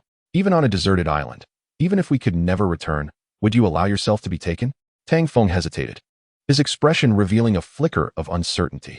Indeed, he would not accept his fate being determined by another man. Yet, he could not reconcile the betrayal he had endured. Just days ago, he had been humiliated by his brothers, betrayed by Ululu, and now faced with this woman who nearly brought about his demise. All this pent-up frustration needed an outlet. I no longer have the luxury of adhering to morals or ethics. From the moment Ululu abandoned and deceived me, I should have known that no woman could be trusted. With that, Tang Feng pressed Xiao Wei against the rock, his right hand gripping the Swiss Army knife as he slowly unfastened her buttons, sliding the blade along her chest. It was undeniable. The thought of ending the life of such a captivating beauty stirred reluctance within him. Yet, she was a venomous serpent, and if he did not eliminate her, she would ultimately bring about his ruin. The knife edged closer to Qiao Wei's vulnerable flesh, inching downward with sinister intent. What a waste it would be to extinguish such exquisite beauty. Chapter 15. The woman behind the rocks. The night was deep, and the stars twinkled brilliantly. Tang Feng arrived beneath the coconut tree and began to communicate with Kaidi using his mental waves. Kaidi, gather the brothers and let us go save someone. Although these little ants may not be of much help, they could still gather intelligence. Under the cover of darkness, Kaidi could be likened to a miniature mobile camera. To avoid detection by those on the yacht, he decided to send Kaidi along. With Kaidi serving as a moving surveillance device, he could ascertain safety before proceeding to rescue. Of course, the act of saving someone was merely a formality. If Aunt Xiao, Lin Jiasen's guardian, were on the brink of death or had a broken leg and could not walk, he had no intention of rescuing her. Why should he save her? Moreover, whether the person he saved was good or evil remained unknown. Big brother, save someone? Are you joking? We are going to rescue someone? Upon receiving Tang Feng's mental transmission, Kaidi appeared exceedingly excited, rubbing his hands together and swiftly sliding down from the coconut tree, moving with remarkable speed. From now on, call me boss. This big brother sounds awkward. Makes me feel old. Kaidi gestured to Tang Feng. Okay, boss. Could this ant really make gestures? In a state of bewilderment, Tang Feng placed his hand on the coconut tree. Kaidi directed 7 ant brothers to scurry up his arm and onto his shoulder. To ensure he could constantly observe his surroundings, Tang Feng instructed Kaidi to keep watch behind him. This way, he could see everything happening around him, regardless of the situation. Naturally, ants communicate through mental waves. Even if Tang Feng could not communicate with the other ants, these 7 could relay messages through Kaidi. The coconut tree was about 5 kilometers from the pile of rubble, and the rubble was roughly a kilometer from the yacht. After about 2 to 3 hours of travel, they finally approached the vicinity of the rubble pile. A foul stench wafted into Tang Feng's nostrils with the sea breeze, causing him to frown involuntarily. More corpses had accumulated. Those foreigners led by Carl must have harmed many people. As he pondered, he continued to communicate with Kaidi via mental waves. We are close to the yacht now. Everyone be alert. Along the way, Tang Feng shared his hatred for Carl and those foreigners with Kaidi and the other ants. Kaidi wore an expression of righteous indignation, eager to avenge Tang Feng. However, upon observing the diminutive forms of Kaidi and the other ants, Tang Feng could only shake his head in resignation. If only the fairy had gifted him not with a few ants but with a pack of hunting dogs, he would not have to be so secretive. The ants, hearing Tang Feng's words, scurried back and forth on his shoulder, using their antennae to communicate. Through Kaidi, Tang Feng began to understand the essence of their exchanges. Captain Kaidi, we shouldn't have ventured into this murky water. Indeed. The queen only instructed us to guard the fruit trees. She didn't send us to accompany Tang Feng, did she? Kaidi, why not use your mental waves to dissuade Tang Feng and send him back? If he gets killed by those foreigners, we will perish too. What nonsense. Let me tell you, the queen has decreed that since Tang Feng carries her genes within him, and we have consumed his blood, we have established a sort of covenant.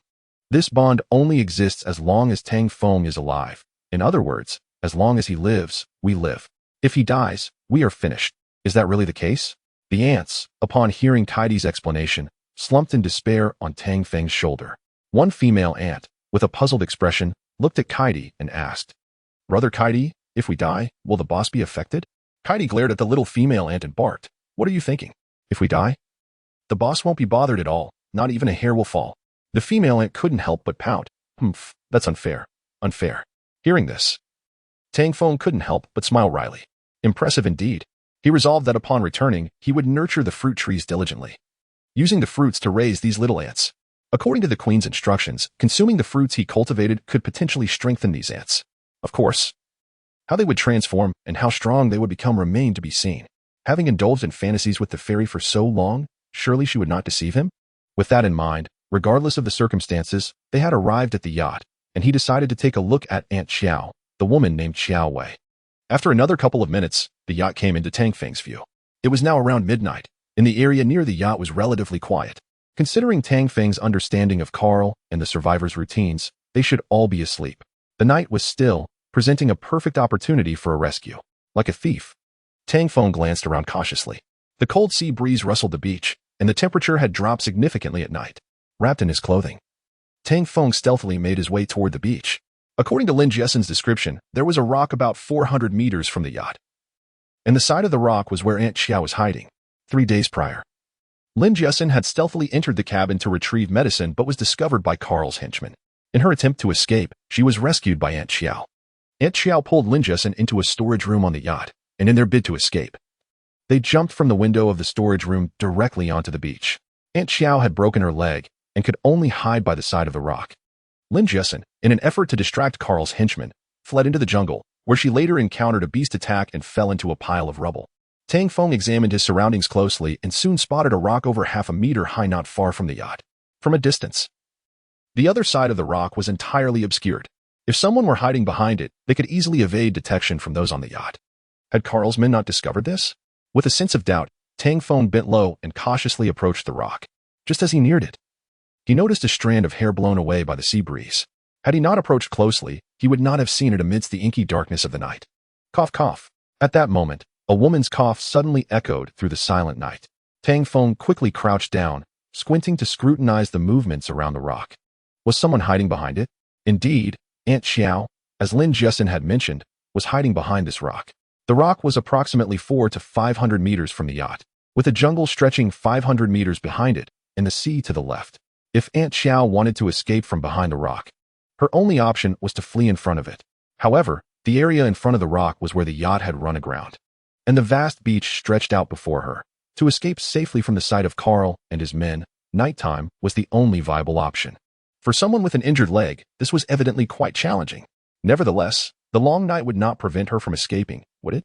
Tang Feng couldn't help but frown. It had been 2 days, and the woman behind the rock had not made her escape, which only left one possibility: her legs were severely injured, rendering her unable to walk. To avoid causing panic, Tang Feng lay down and crawled toward the rock. Just as he was about to reach the side of the rock, a woman's voice suddenly broke through the darkness of the night. Who? Chapter 16: The Temptation of Beauty. Had she discovered him? Tang Feng could not help but furrow his brow. Initially intending to steal a glance, he realized that since she had seen him, a meeting was unavoidable. Otherwise, if this woman were to raise a ruckus, it could attract unwanted attention from those aboard the yacht, which would prove to be quite troublesome. Why was this woman awake at such an hour? Filled with curiosity, Tang Feng cautiously leaned forward and gestured to Qiao Wei, signaling her to be silent. The night was eerily quiet, and as the yacht was nearby, Tang Feng endeavored to tread lightly so as not to attract the attention of Carl and his foreign companions. When he finally turned his gaze towards the woman leaning against the rocks, he was momentarily taken aback. Was this Lin Jessen's Aunt Xiao? A graceful silhouette stood before him, her eyes shining as brightly as the full moon. Her long, dark hair cascaded over her shoulders, framing a pale, yet exquisitely beautiful face, which did nothing to diminish her alluring charm. Could he be mistaken? Tang Feng mused inwardly. This woman clearly embodied the essence of a cold, seductive goddess, and she hardly resembled an older woman. It seemed he had misunderstood. Perhaps Aunt Xiao was not biologically related to Lin Jessen, but merely held a higher familial rank, with her age not being significantly greater. As he scrutinized her appearance, Tang Feng estimated her age to be around 26 or 27. She donned a form-fitting white dress, which, due to prolonged exposure to the beach, had become quite soiled. Yet her skin remained remarkably flawless, akin to jade, porcelain, and crystalline purity, immaculate and smooth like water. At that moment, the woman sat upon the sand, her long, fair legs marred by injuries and dark bloodstains. Had he not been so close and the moonlight illuminating the beach, Tang Feng would scarcely believe his eyes. Truly a beauty, but was she Qiao Wei? Who are you? The woman cautiously retreated, her back pressed against the rocks. Despite the barrier, she instinctively shifted her position, clutching a pebble in her right hand, ready to defend herself. Unsure if this woman was indeed Qiao Wei, Tang Feng smiled gently to ease her tension. What is your relation to Lin Jessen? Upon hearing her name, the woman's expression softened somewhat, yet she remained wary, repeating her inquiry. Who are you? Who am I? I certainly do not belong to Carl's crew. Look closely at me. Do you not recognize me? Tang Feng stepped closer. The woman's physique was stunning, her form more voluptuous than Lin Jessen's, embodying the allure of a woman fully matured. After examining him intently, the woman quickly realized who he was. Following the yacht's calamity, over 1,000 lives had been lost, with hundreds more succumbing to the tortures inflicted by Carl and his ilk. Only about 100 remained, most of whom did not know Tang Feng personally. Yet all had seen him. You were discarded on the beach after provoking Carl's men. Nobody could forget this man. Is he not dead? A hint of fear gradually surfaced on Qiao Wei's face. Are you a ghost? Her voice trembled slightly. In this desolate silence, encountering Tang Feng at night, even in daylight, she would have believed him to be a specter. She had witnessed him lying on the beach, barely clinging to life. In a situation devoid of food and water, there was no way for Tang Feng to have survived, let alone appear before her unscathed. Have you ever seen a ghost? If I were a ghost, would I not seek out those foreign men instead of coming to find you? Am I some sort of lecher? As Tang Feng spoke, he scrutinized Xiao Wei, contemplating the merits of rescuing such a beauty. Of course, he would not save her without reason. He was no saint, having already experienced death once. Any act of saving would need to serve his interests. As he gazed at her legs, Xiao Wei felt a wave of self-consciousness wash over her. With her legs injured and sitting in the sand, clad in a short skirt, Tang Feng's position allowed him an unobstructed view. You're not a ghost, but you're certainly no good man. Xiao Wei could not help but curse inwardly. What have you done to Jessen? She is a kind person. Had it not been for saving you, she would not have found herself in such peril. Xiao Wei's emotions flared as she spoke. For in terms of familial ties, Lin Jessen was her niece, though in reality, she was her sister. This was a secret. Had it not been for the urgency to save Tang Feng, Lin Jessen would not have rushed to escape the yacht, nor would she have suffered her injuries. The outcome of fleeing into the jungle was well known. Survival until dawn was nearly impossible. What have I done to her? What could I possibly do? She is a woman. I'm a man. Do you think I could devour her? Tang Feng's lips curled into a suggestive smile, feeling that Xiao Wei's presence stirred certain thoughts within him. In front of Lin Jessen, he might wish to maintain a faade of propriety, but with Xiao Wei, he felt no such need. This woman was lush and ripe, akin to a cherry begging to be savored. She saved you. Tell me, how is she now? Xiao Wei assumed Tang Feng had done something untoward to Lin Jessen, causing her agitation to escalate. Has Jessen promised to be my wife? Promised you, to be your wife? Xiao Wei could not contain her astonishment. How could she possibly agree to that? Tang Feng replied nonchalantly, what other reason could there be? Do you think I would risk my life to save you? His reasoning was undeniably sound. On this deserted island, having safely escaped, there was no need for him to take the risk of venturing back to the yacht merely to rescue her. Could it be that Jessen is indeed alive? And has she consented to become his wife? Xiao Wei gazed at Tang Feng, her eyes revealing a glimmer of doubt. She suspected that Lin Jessen might have been coerced by him, in a state of duress. Jessen may have offered the condition of marrying him as a means of buying time, hoping he would come to her aid. To her astonishment, even at this moment, Jessen still thought of her. Xiao Wei felt that regardless of the circumstances, she must see Lin Jessen and assist her in escaping Tang Feng's grasp. Is it truly Jessen? Did she send you? Xiao Wei questioned Tang Feng. Otherwise? However, I do not intend to rescue you now. I have no desire to carry a woman who cannot walk back with me. At that moment, negotiating terms seemed most prudent. Tang Feng thought lewdly to himself. If Jessen requested you save me, how would you explain abandoning me? Xiao Wei asserted confidently. She trusted that Tang Feng, having come this far, would not forsake her unless he had done something vile to Lin Jessen. Tang Feng, however, merely chuckled, looking at Xiao Wei. I could simply declare you dead, and all matters would be resolved. Shameless. Xiao Wei had not anticipated that he would dismiss her reasoning so easily. First, she must ensnare him, and only upon seeing Jessen would she decide her next move. Resolute in her plan, she slowly parted her legs, inadvertently lifting the hem of her skirt, a hint of alluring seduction gracing her face. Women, especially those as sensuous and beautiful as she, could hardly believe they could not dominate a man. Her long, graceful legs, partially obscured by the night, revealed a tantalizing glimpse. Any man would yearn for such an enticing sight. Was it truly due to being nourished by his urine that this fruit acquired such miraculous properties? Soon, 8 ants hastily devoured the piece of fruit flesh on the ground. At Kadi's signal, the ants gazed up at Tang Feng with eager eyes, reminiscent of a pet dog awaiting its master's next meal. Snap. Tang Feng took another small bite. Damn it. He quickly spat it out. The foul, astringent flesh emitted an odor akin to a mix of bitter melon juice and rotten apples, causing Tang Feng to curse under his breath. Fairy, are you trying to torment me? To keep me alive while forcing me to tend to pets? If this is how you expect me to feed them, I fear the pets will perish before I do. The implication was clear. The method of feeding the pets could only be through his own bites. Damn. He genuinely wished to discard this fruit. It was utterly revolting, both stinky and unpleasantly astringent. Tang Feng couldn't help but curse again.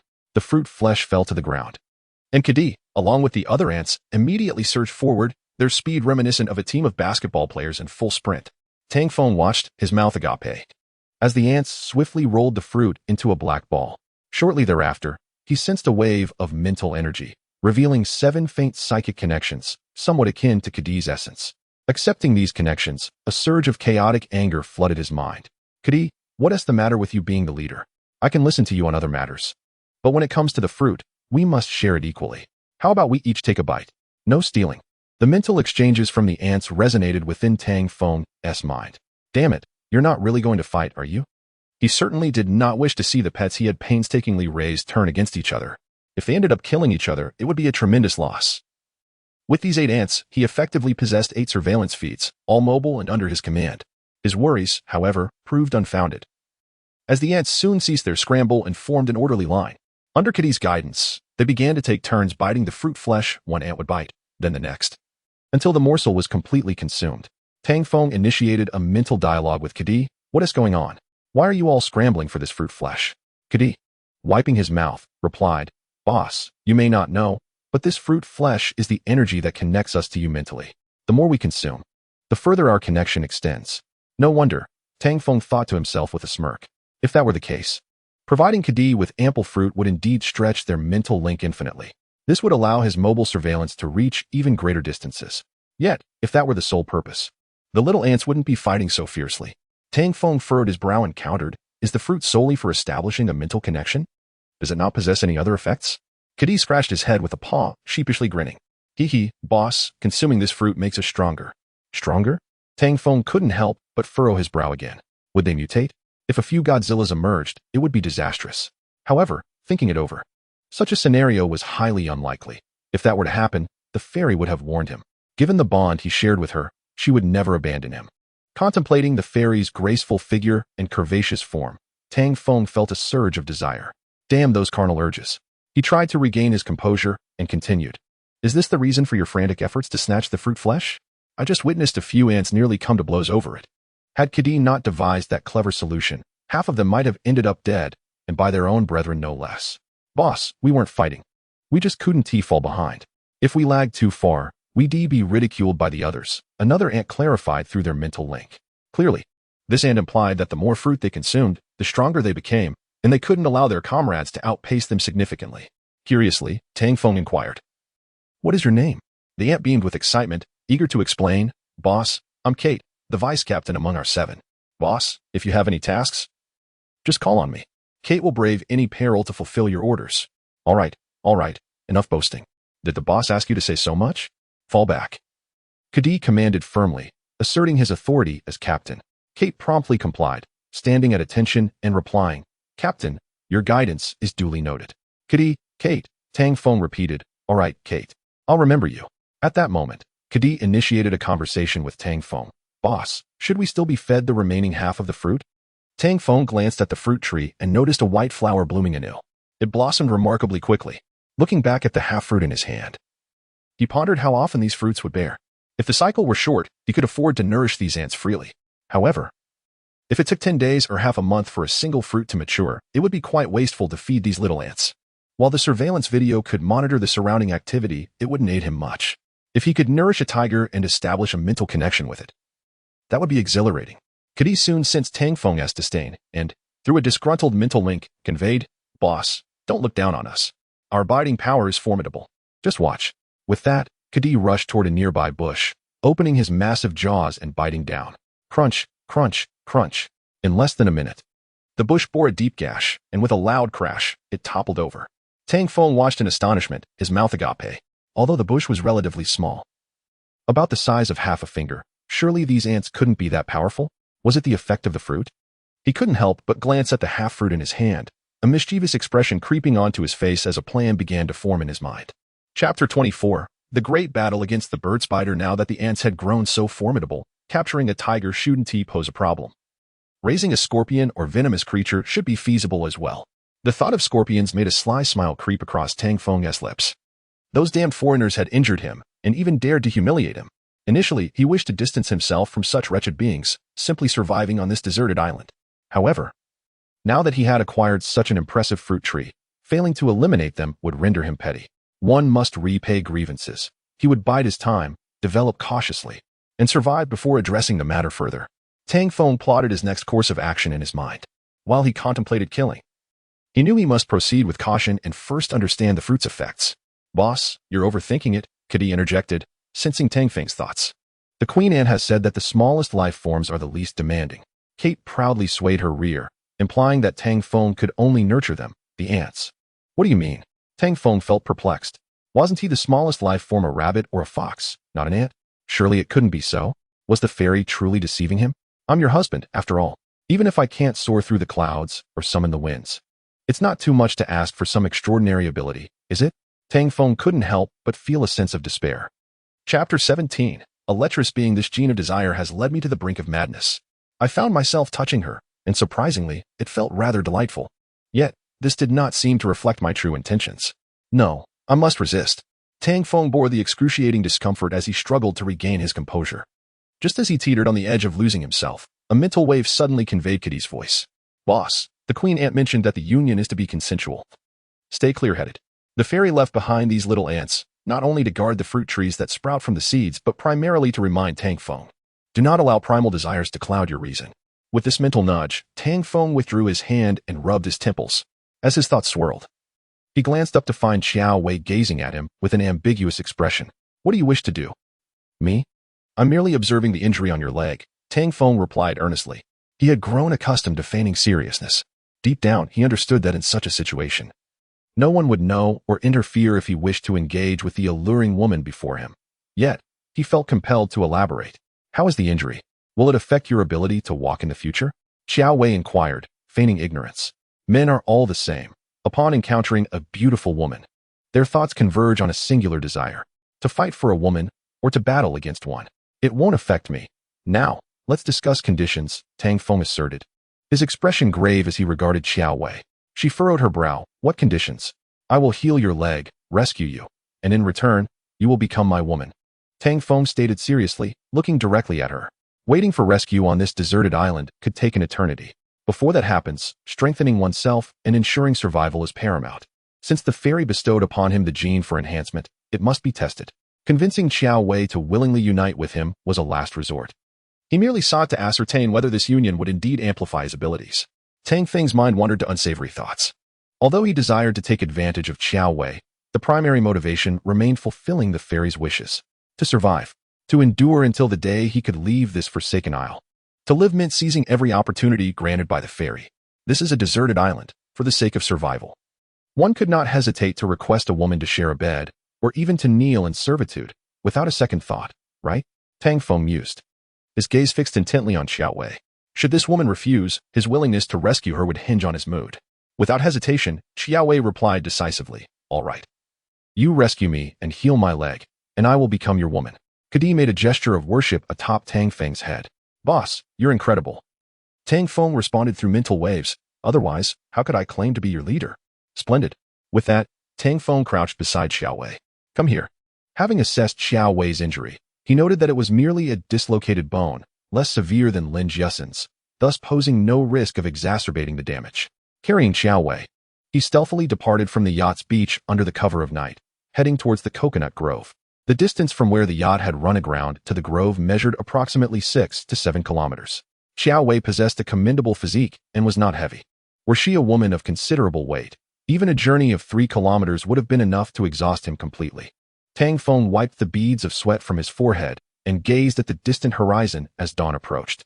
Observing the lightening sky, he turned to the person he was carrying and said, do not forget your promise. Once your leg heals, you are to unite with me to validate the enhancement of the gene. As for Lin Jiasen, he trusted Xiao Wei's intelligence would prevent her from disclosing their secret. I will uphold my word, Xiao Wei replied coldly. Upon entering the cave, Tang Feng discovered Lin Jiasen had awakened. Upon seeing the person on Tang Feng's back, her emotions became uncontrollable. She rubbed her eyes in disbelief, and upon confirming it was indeed Xiao Wei, tears streamed down her face uncontrollably. Aunt Xiao Hua. Lin Jiasen cried like a child. Xiao Wei smiled gently. It's all right. Don't cry. Tang Feng knelt to place Xiao Wei beside Lin Jiasen, allowing her to recline on the ground before he breathed a sigh of relief. Your leg isn't severely injured. After realigning the bone, it should heal in about 3 days. Thank you, Tang Feng. Lin Jiasen spoke as if they were familiar acquaintances. Tang Feng did not respond but laid Xiao Wei's leg flat and instructed her, bear with it. Following the line of Xiao Wei's leg, he cautiously began to examine. Xiao Wei could not help but frown. Although she had consented to allow Tang Feng to heal her leg in exchange for fulfilling his desires, the audacity of his actions in front of Lin Jiasen left her feeling somewhat embarrassed. Before she could voice her discomfort, Tang Feng suddenly pinched her calf with force, nearly drawing tears from her eyes. What are you doing? Xiao Wei protested. Without a word, Tang Feng forcefully manipulated Xiao Wei's leg. With a crack, her leg went limp. Xiao Wei bit her pale lip, striving to suppress the pain coursing through her. You must endure the pain, otherwise your leg will not heal. Be gentler. It hurts. Xiao Wei's voice was soft, stirring something within Tang Feng. He examined her leg, fair, proportionate, and elongated, peeking from beneath her short skirt. Utterly captivating. His heart raced with excitement. At that moment, a surging desire ignited within him, burning fervently. You must endure the pain, Tang Feng insisted. With his right hand gripping Lin Jiasen's left leg, his left hand gradually slid upward. Lin Jiasen could not help but feel tense. Covering her mouth as she sensed Xiao Wei's discomfort, rendered speechless by anxiety. Aunt Xiao, don't be afraid. It will be over soon. Now, we will address your left leg. Tang Feng shook his head, parting Xiao Wei's legs. Xiao Wei attempted to close her legs slightly, but Tang Feng held them firmly apart. I told you not to move, Tang Feng said sternly. Focused on correcting Xiao Wei's injury, he had no time for distractions. Despite searching for the fracture in her left leg for an extended period, he could not locate it precisely. He dared not attempt a correction without certainty, fearing further injury or permanent damage. Xiao Wei believed Tang Feng was deliberately trying to humiliate her, taking advantage of her. She furrowed her brow, feeling exposed as he continued to manipulate her calf, lifting her legs high enough for her lace undergarments to show. This was not mere coincidence. Besides, Xiao Wei had long since noticed Tang Feng's inappropriate gaze. Under normal circumstances, he would not intentionally avoid her eyes. It was evident that Tang Feng's intentions were less than pure. You're hurting me, do you realize that? Xiao Wei attempted to lower her leg to cover herself. But Tang Feng's grip was unyielding. I told you not to move. Your leg is injured in multiple places. If you continue to fidget, it could become irreparable. Tang Feng's hand continued to wander toward Xiao Wei's thigh. This was not entirely Tang Feng's fault. His sole focus was on healing Xiao Wei. Yet the insatiable desires within him had taken hold. To quell this burning lust, he could only resort to lewd imaginings. Chapter 18. The more beautiful the woman. The more ruthless, sleek, soft, and sensual, Tang Feng found himself losing control. Damn it, the primal instincts. What kind of genes had the fairy unleashed within him that he could not restrain himself upon encountering a woman? It was merely a normal act of assisting Xiao Wei with her leg, yet he found himself reacting uncontrollably at the sight of her exquisite limbs.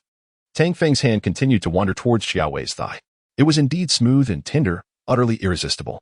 Had Lin Jiasen not been present, he might have truly succumbed to his desires, and who knows what might have transpired. As he contemplated his reckless impulses, he suddenly recalled the fairy goddess. The memories of their previous encounters, under the guise of her form-fitting dress, were exhilarating. Tang Feng, how's Aunt Xiao doing? Lin Jiasen's voice jolted him back to reality, just as he was about to slide his hand beneath Xiao Wei's short skirt. He quickly dismissed his wicked thoughts. Indeed, the fairy had warned him that such desires could obliterate his reason. At this rate, he would inevitably be undone by these two women. Both were stunningly beautiful and alluring, clad in short skirts that revealed their long, fair legs. Any normal man would be curious about the colors adorning those lovely limbs, and Tang Feng was no exception. Soon it would be. Tang Feng murmured to himself as he retracted his hand and pressed it against Xiao Wei's calf. Xiao Wei gazed at him with a knowing smile, already devising her plans. With a firm squeeze from Tang Feng, a sharp crack echoed in the air. Xiao Wei's complexion paled visibly, and she let out a soft, sultry cry. Is it done? Is it better? Xiao Wei could not help but desire to move her leg, only to be met with pain. Oh dear. Aunt Xiao, are you all right? Lin Jiasen attempted to support Xiao Wei, but found her own leg hindered by a splint. I've just corrected it. You must rest for at least 3 days. You cannot move, or you risk lingering repercussions, Tang Feng stated, rising to his feet and striding toward the beach, directly approaching a coconut tree. Once behind the tree, he propped himself against it and allowed a few ants to climb up. After they ascended, he severed the psychic connection with them and made his way behind a large rock. Once concealed, Tang Feng removed his clothing. These two women, combined with the allure of primal desire, could very well be his undoing. He thought to himself, casting a lascivious glance around his surroundings. Nearly an hour passed. If this continued, he would eventually implode. Observing the large pit left by the saturated sand, he could not help but wear a pained expression. At that moment, a pure wave of psychic energy flickered through his mind, reminiscent of soft cotton or a clear spring. It was inviting and comforting. After establishing a mental connection, he heard the fairy's cool, aloof voice. Tang Feng, if you continue down this path, you will perish. Perish? Tang Feng mentally questioned, bewildered. Why would I die? My energy has been depleted, and I need to rest. Sensing your burgeoning primal desires, I must caution you. Burgeoning desires? It was no wonder he felt so unsettled. Surprised, Tang Feng gazed at the night sky, attempting to discern the source of the fairy's psychic wave. But he could find no trace. The fairy continued her detached explanation. To release your primal urges, you must unite with a woman, or you will explode from within. Unite? Explode? Before he could finish his thought, he felt the connection to the fairy sever. The nature of this psychic connection was akin to Bluetooth. One party must send a signal and receive consent to connect. At this moment, Tang Feng wished to reconnect with the fairy but discovered he could not locate her signal in his mind. It appeared the fairy had indeed exhausted her powers. A somber realization washed over him. Had she still been present, her abilities could have aided him immensely. Alas, he could only wait for the next opportunity to reconnect with his fairy wife. However, the notion of uniting. Tang Feng murmured to himself, contemplating the two women in the rock cave. While they were indeed enticing, he could not simply act on his primal instincts. Though they were on a deserted island, he was reluctant to abandon the fundamental tenets of humanity. Of course, should he find himself overwhelmed and on the brink of self-destruction, he would reassess the situation. The night sky was adorned with stars, and the air was clear. Arriving at the seed planting site, he followed Kai Di's instructions to water the seeds. After relieving himself and watering the pine seeds, Tang Feng re-established the psychic link with Kai Di, instructing him to keep watch over the seeds and their surroundings while also directing the ants to gather some coconuts. Though small, the ants possessed impressive biting strength. With teamwork, they swiftly brought a coconut tumbling down. It seemed he had underestimated these little creatures. Observing several coconuts strewn across the ground, Tang Feng's mouth fell open in surprise. Carrying the coconuts back into the rock cave, he found the two women chatting, their voices halting as he entered. As if they were sharing a secret they did not wish him to overhear. Let's eat the coconuts first. I will see if I can find anything else to eat. Tang Feng placed the coconuts on the cave floor alongside the other food items. Xiaowei had previously possessed some bread and bottled water, but she had consumed it all while hiding behind the rocks. When Tang Feng returned, only a small piece of bread and a bottle of water remained. The cave had also contained 2 packets of instant noodles and 2 bottles of water. With such limited provisions, sustaining 3 people would be a challenge. Gazing at the 2 women, Tang Feng felt a wave of concern. Clearly, he needed to secure enough food for all 3 of them. It was evident that foraging on this barren beach would prove difficult. As he contemplated this, he began to prepare the noodles. After boiling the last 2 packets and cracking open 3 coconuts, he distributed 1 coconut to each person and served the noodles in enamel cups. Watching the 2 women eat, fatigue washed over Tang Feng. Having gone without sleep the previous night, he could barely keep his eyes open. I need to rest for a bit. He lay down on the opposite side of the rock cave and quickly drifted into slumber. Exhausted from his incessant toils, he snored softly in his sleep. Unaware that while he was lost in dreams, the 2 women were executing their plan. When he finally awoke, Tang Feng found himself bound, unable to move. In his groggy state, he initially thought his limbs were merely numb, but upon glancing down, he realized he was tightly bound with strips of cloth. Panic surged through him. I'm tied up. He discovered that his hands and feet were secured in a manner that left him no hope of escape. The more he struggled, the tighter the bindings became. Save your energy. A cold voice captured his attention. Tang Feng looked up to see Xiaowei, her expression a mixture of arrogance and satisfaction. Beside her, Lin Jessen wore a face of remorse and trepidation. Did you tie me up? Tang Feng ceased his struggles. Bewildered by the unexpected betrayal, it was evident that he had underestimated this woman. Never should one be deceived by a beautiful exterior. This entire scheme had likely been plotted by Xiaowei long before their yacht had run aground. Chapter 19. Are these 2 women trying to kill me? Tang Feng could never have anticipated that Xiaowei would bind him while he was asleep and take his knife. The ropes binding him were made from the fabric of Lin Jessen's dress, which had been replaced by the women's camouflage outfit he had found in his suitcase. Both women were injured, yet they managed to restrain him. How careless of him. Lin Jessen's dress was removed and used, along with some leftover stockings, to secure him tightly. This was clearly Xiaowei's idea. Tang Feng felt a wave of regret wash over him for having heeded this woman's words and rescued her. You vile rogue, coercing Jessen. I complied with your demands merely to lower your guard. Now what do you have to say? Xiaowei, clutching a stone from the ground, maneuvered herself toward Tang Feng. Knife in hand, intent on killing him. Xiaowani, after all, he saved us. Lin Jessen closed her eyes. Had it not been for Tang Feng these past 2 days, she would have perished long ago. Now, to repay his kindness with betrayal left her deeply conflicted. However, Xiaowei had convinced her that this man had ulterior motives for saving them and was bent on killing her at the yacht's grounding. Lin Jessen was at a loss for what to do, even feeling apprehensive about facing Tang Feng's wrath. Jessen, Do not be deceived by him. He saved you merely to possess you, and me too. Had I not agreed to be his, he may not have listened to you. Perhaps I would have already died on the beach, Xiao Wei said as she reached Tang Feng, locking eyes with him. We only seek self-preservation. I do not wish for you to harm Jessen. Have I harmed her? Tang Feng replied, meeting Xiao Wei's gaze with a sardonic smile. Even if he were to die at her hands, he considered it a deserved fate, having already faced death once before. Betrayed without mercy. He had somehow managed to forget the scars and lessons learned. Just because it has happened yet does not mean it won tea. I will not allow such a thing to take place. Xiao Wei raised the knife. I should not have carried you back. Tang Feng calmly closed his eyes. Curse it. A knife above a lustful heart. I have neither enjoyed the flesh nor avoided the shame. Had I known, I would have simply slept with you both. A cold laugh escaped him, revealing his deep discontent. Xiao Auntie Lin Jessen suddenly began to cry. Jessen, you are too kind. Had it not been for your attempt to save him, our plans would not have been disrupted. Lin Jessen felt a surge of anger under her guidance. They had secretly stored food. If she had not acted on her own to visit Tang Feng, perhaps the situation would not have escalated. Lin Jessen crawled beside Xiao Wei and took her hand. Auntie, he hasn't harmed us. Carrying you back was no easy feat, and just recently. He shared his last 2 packs of noodles with us. How could he possess such strength without eating? Xiao Wei furrowed her brow, her skepticism wavering. 6 or 7 kilometers he had traversed without a single complaint, enduring to bring her back. This seemed to suggest that his intentions were not solely selfish. If he desired possession, he could have taken advantage of them at any moment, rather than risking his own resources to save them. Even so, he has still coerced you and threatened Lin Jessen. Very well, I shall refrain from killing him, but I will not release him, otherwise. He will assuredly kill us. Xiao Wei discarded the stone and glared coldly at Tang Feng. These 2 women had lost their minds. Despite their injuries, they faced starvation. And the torment of hunger could very well lead to their demise. Yet, the knots binding him suggested a level of expertise. Xiao Wei was not an ordinary woman. At least not one of low intellect. She had likely orchestrated this entire scenario from the outset. As Tang Feng lay on the ground, contemplating, he suddenly laughed coldly. Without me, could you survive? Without you, we could live just fine. Xiao Wei helped Lin Jessen recline on the ground beside her. Then, in the fading light, she propped herself up, picked up a stick, and fashioned a makeshift splint for her leg, ensuring that any movement would not exacerbate her injuries.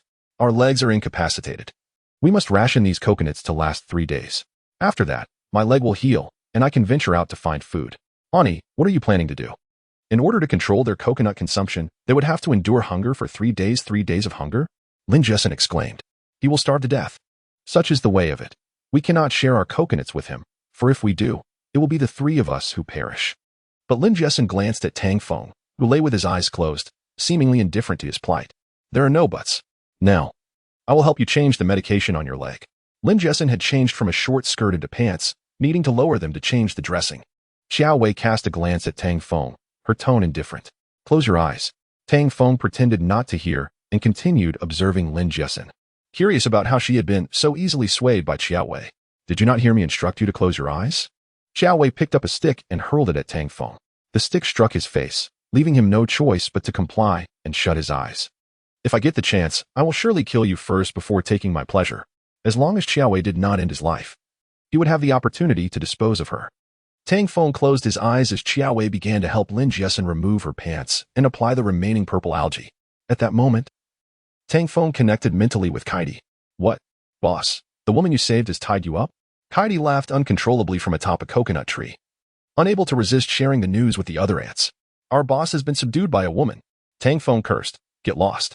Hurry and bring the others to help me chew through these ropes if they could gnaw through the ropes quickly. Dealing with the 2 incapacitated women would be a trivial matter. Tang Feng felt a surge of glee. Boss, be patient. I will gather my brothers and come right away, Kaidi replied, promptly sliding down the coconut tree, followed closely by the other ants. Tang Feng maintained his pretense of calm. Lying on the ground, once the ropes were severed, how should he deal with these 2 women? Should he kill them or indulge in them first? He pondered angrily. For those who betrayed and deceived him, he would show no mercy. However, Lin Jessen was different. She was clearly misled. Now that he no longer needed to pretend, once Lin Jessen's leg healed, he would engage her in idle fantasies. How could one pass up such an opportunity? While Tang Feng schemed, the 2 women remained oblivious. Xiao Wei completed the dressing for Lin Jessen and advised her to conserve her strength by speaking as little as possible. Auntie, is it not a bit cruel to treat him this way? Seeing Tang Feng lying motionless, Lin Jessen felt a twinge of pity. Cruel? Consider how he coerced you and took advantage of me. Did he think of our feelings then? Tang Feng continued to follow his previous steps, placing the remaining fish baskets into the sea. These small fish baskets were designed to attract smaller fish, wandering along the shore. He set out a dozen or so of these baskets before he began gathering dry firewood. I'm so hungry, Lin Jiasen lamented, clutching her stomach as the pangs of hunger began to cause her discomfort. Jiasen, don't worry, we'll have fish soon. Xiaowei reassured her while glancing at the sun overhead. 2 hours had likely passed. It should be about time. I'll go check, Tang Feng said, tossing the wood onto the ground as he made his way toward the shore. I hope to catch a nice fat fish. He muttered to himself as he began to haul the baskets back onto the shore, breaking the serene surface of the water. With impatience, Tang Feng tipped over the first basket onto the beach. Damn it, he cursed, as he discovered not a single fish, but merely a lively crab and some remnants of coconut flesh. Without bait, this clearly isn't going to work. Frustrated, he stomped on the crab, flattening it. No fish. I'll roast you instead. The coconut flesh, being fruit meat, did not attract fish or marine life, thus significantly reducing the chances of catching any fish. Of course, slim chance did not equate to no chance at all. A few fish did enjoy coconut and had found their way into the baskets. These baskets were designed with a wide belly and a narrow opening, making it quite difficult for any fish to escape once they entered. After pulling up 5 or 6 more, he was relieved to find that the latter baskets had finally yielded a few scrawny little fish. This woman is remarkable. Without her, we would have to rely on coconuts again for dinner. Tang Feng exclaimed excitedly as he dug a hole in the sand to place the wriggling fish before tossing the empty baskets back into the sea. Although the baskets, combined with coconut flesh, attracted few fish, they proved to be a sustainable method of gathering food, providing a long-term yield without expending much energy. If Carl had known about Xiao Wei's skills back on the yacht, he likely wouldn't have resorted to such violence over food. Many might have possessed this skill initially, but few thought to utilize it. After all, hunting in the jungle was far quicker than weaving fish baskets to catch fish. Unfortunately, no one anticipated the multitude of wild beasts lurking within the jungle, which ultimately claimed the lives of many survivors. After collecting all the baskets, Tang Feng managed to catch around 30 small fish.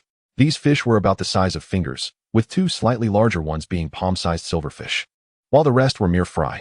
Despite their small size, any meat was welcome after a month stranded on a deserted island, where even filling one's stomach was a challenge. The sight of so many small fish filled Tang Feng with excitement. After dispatching the fish on the sand, he found a piece of tattered cloth and wrapped the fish before making his way to the rocky cave nearby. The 2 women lay on the beach, leaning against the rocks, their faces shaded by leaves as they enjoyed the sun. Overcome by hunger, they could barely muster the strength to stand. Tang Feng approached and placed the cloth behind him, deliberately adopting a look of disappointment as he stood before the 2 women. Alas, it's over. The fish, just 1 tea bite. Didn't you catch any fish? Lin Jiasen inquired, opening her eyes at the sound. Xiao Wei also stirred, her tone indifferent as she asked, surely you caught a few? Despite the lack of bait, coconut flesh should have attracted some small fish. And Xiao Wei regarded Tang Feng with a hint of skepticism. Ah, men really are men. It's tough work. Tang Feng wiped the sweat from his forehead, feigning a look of helplessness. He had intended to evoke sympathy, but to his surprise, the women were more concerned about the catch than his feelings. Surely you didn't come back empty-handed? Lin Jiasen looked at him earnestly. It can't be. Xiao Wei frowned, her expression betraying doubt. Tang Feng then revealed the fish from the cloth, a mischievous smile creeping across his face. Not bad. We shall feast on grilled fish tonight. Upon seeing his deliberate playfulness, Lin Jiasen pouted, annoyed. Chapter 28. The first feeling of being full. Xiao Wei finally breathed a sigh of relief. Had they returned without fish, their chances of survival would have dwindled severely. Besides using the fish baskets to catch some fish, she had conceived another plan. Unfortunately, this alternative method was somewhat perilous, so she kept it to herself. The fish baskets were currently their sole means of procuring food. When they had escaped from the yacht, Xiao Wei had thought of this method, but her intended bait was not coconut but bread. Seeing Tang Feng's playful deception, Lin Jiasen could not help but feel a twinge of anger, turning her face away to ignore him. Still angry? Tang Feng wondered, perplexed. He hadn't noticed Lin Jiasen being irritable before, but since Xiao Wei arrived, her temperament had changed somewhat. Do you dislike me? Yet you still flirt with me? He quipped as he began to clean the small fish. Who was flirting with you? Absolutely not. Lin Jiasen muttered, her voice barely audible, her face flushing. Let us start grilling the fish, Tang Feng declared, adopting the demeanor of a chef as he began to prepare the fish. The matter at hand was urgent. All of them were ravenous, and without some fish to replenish their protein and nutrients, they risked fainting from hunger. Grilling fish was a skill Tang Feng had not learned. He could only rely on his memories from films and shows. Despite the small size of the fish, they needed to be cleaned thoroughly. Using a small knife, he scraped off the scales and arranged them on the stone before digging a pit for the firewood. "Hey, do you know how to grill fish?" Xiao Wei asked. Noticing Tang Feng threading the fish onto sticks, she frowned slightly. "How else would I grill them?" Tang Feng replied, puzzled. "Here's the deal. Apologize for your rudeness yesterday, and I'll teach you." Xiao Wei stated earnestly, locking eyes with Tang Feng. "Apologize to you? Sister, you should be the one apologizing," he retorted, recalling the near-death experience from the previous night. For Xiao Wei, she had her own plans. She hadn't killed Tang Feng, and he had spared her. She considered it a fresh start. To survive, 3 heads were better than 1, and with both her and Lin Jiesin injured, they were reliant on Tang Feng. Without certainty, Xiao Wei wouldn't act as recklessly as she had the night before.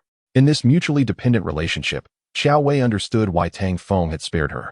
Her theoretical knowledge was invaluable. In such circumstances, keeping her alive was more beneficial than killing her. This was likely why Tang Feng had chosen to hold back. Despite her reluctance to create tension between them, Xiao Wei was unwilling to concede and shot Tang Feng a cold glance. Is that so? A man using his physical advantage to bully a woman. What does that even mean? Xiao Wei's words were clearly aimed at humiliating him through the method of grilling fish. Tang Feng had no intention of stooping to her level. He needed to focus on preparing the fish as he was starving. Seeing Tang Feng continue to skewer the fish, Xiao Wei decided not to pursue the argument further. After all, the fish would be grilled for her benefit too. Just find a clean pebble. Place it over the firewood to heat, then put the fish on the stone. This way, it won't burn and will cook more evenly. Upon hearing her suggestion, Tang Feng recalled a similar cooking method he had seen on television, realizing it was indeed better than placing the fish directly over the flames. Chapter 20. Those who anger me shall surely perish. During the conversation between the two individuals, Tang Feng discreetly communicated with Kaidi, instructing him to crawl into the rocky cave. Soon, a small army of ants arrived at the spot where Tang Feng lay. At this moment, Lin Jiesin and Xiao Wei were asleep. Tang Feng glanced at the tiny ants on the ground and mentally relayed his message to Kaidi. "Climb to my hand and help me bite through the ropes." "Boss. Should I first kill those 2 women? Get lost. Don't seek death." "Boss, do you look down on me?" Tang Feng did not disdain Kaidi. He simply regarded him as inconsequential. To say that these ants were capable of killing a person, let alone a mere toad, was beyond their qualifications. They were all talk. Enough nonsense. Take advantage of the darkness and quickly chew through the ropes. "Boss, let me allow my brothers a moment to rest. You can lie back and feel it. Get moving, or I'll make sure to end you." Over the past few days, Kaidi had become increasingly audacious. Akin to a pet dog that becomes familiar and affectionate with its owner. What Tang Feng faced was not merely a sycophant, but an overconfident ant. He couldn't help but wonder if once he had tamed these 8 ants, they would all adopt such an attitude, with a sense of helplessness. Tang Feng observed as the ants scurried swiftly to his back, climbing along his hand to the fabric strip, beginning to gnaw. As darkness enveloped the surroundings, visibility inside the rocky cave diminished significantly, making it nearly impossible to notice the arrival of the tiny ants without close inspection. The 2 women lay on the ground, eyes closed, deliberating their next course of action. "Xiao Yi, shall we release Tang Feng? With him climbing trees to fetch coconuts, we need not worry. I have told you countless times, this man has ulterior motives. If we live together, it will inevitably lead to trouble. Consider this. Our yacht has been stranded on this deserted island for nearly a month. If rescue were forthcoming, it would have arrived by now. Do you know why we haven't been rescued?" Lin Jiesin, puzzled, asked. Could it be that this deserted island is far from the mainland? Not just far. This island is located in an area untouched by humanity. Untouched by humanity? Xiao Yi, I'm not trying to scare you. Think back to when the yacht encountered the storm. Many people must have made distress calls. Lin Jiesin recalled vividly that during the storm, she had called her father. Lin Aotian. As the owner of the largest multinational corporation in Southeast Asia, his power rivaled that of a nation. Upon learning of the incident involving Lin Jiesin's yacht, he would undoubtedly have launched a full-scale rescue operation. Not even the Antarctic or Arctic would pose a challenge for Lin Aotian in locating a distressed yacht. As Xiao Wei articulated her thoughts, even Tang Feng, who was eavesdropping nearby, couldn't help but admire her analytical prowess. "Xiao Yi, what should we do?" Lin Jiesin's voice trembled.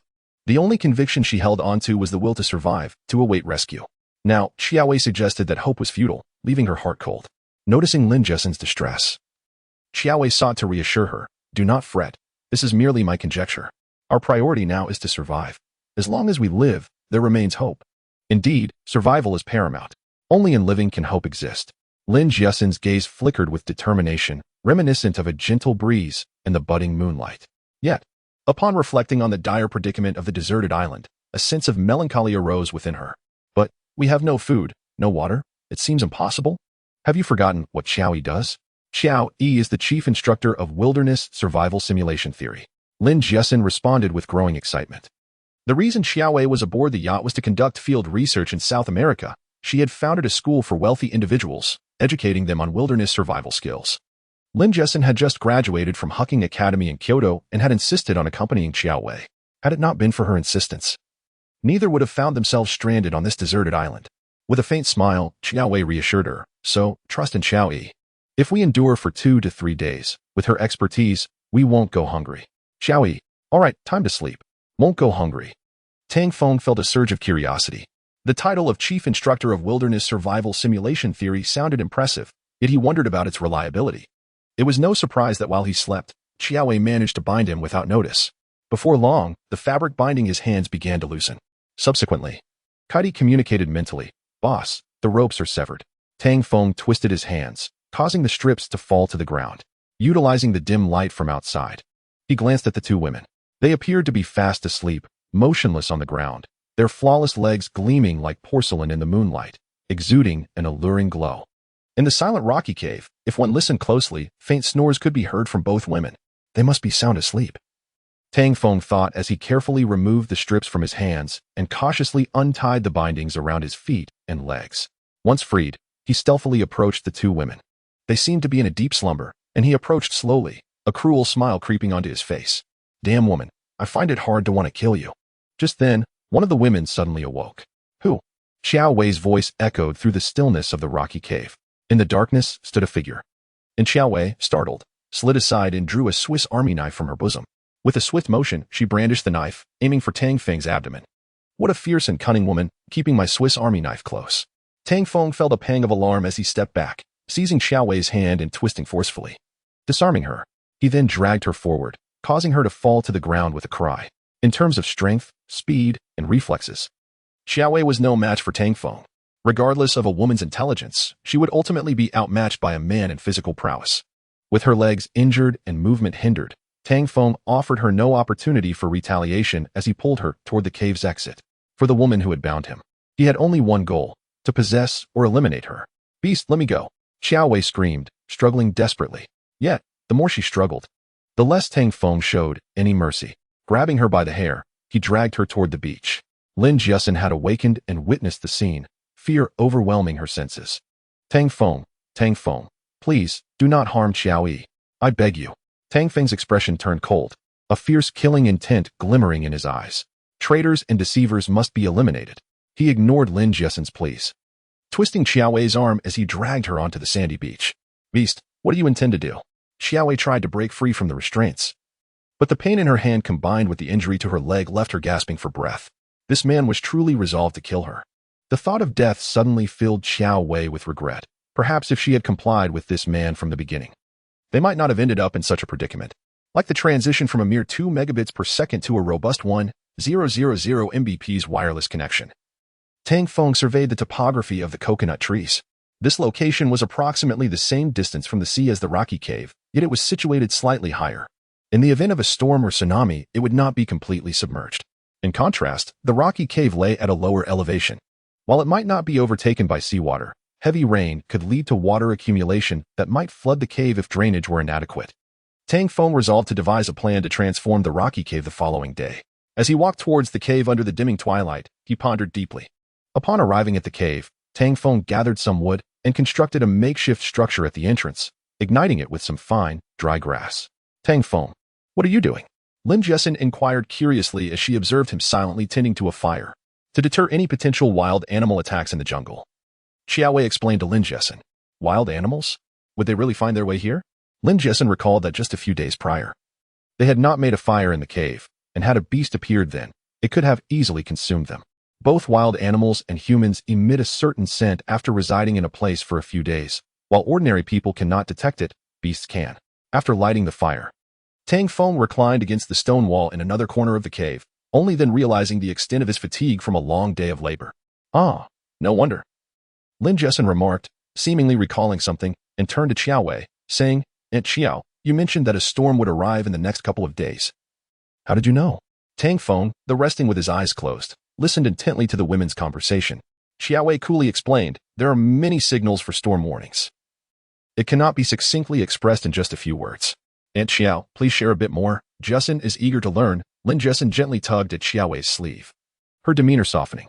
Qiao Wei, not at all offended, continued, "For instance, the clouds in the sky."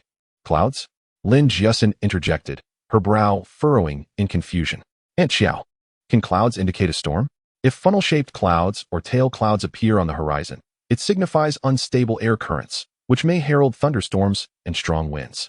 However, this alone does not guarantee a storm will occur.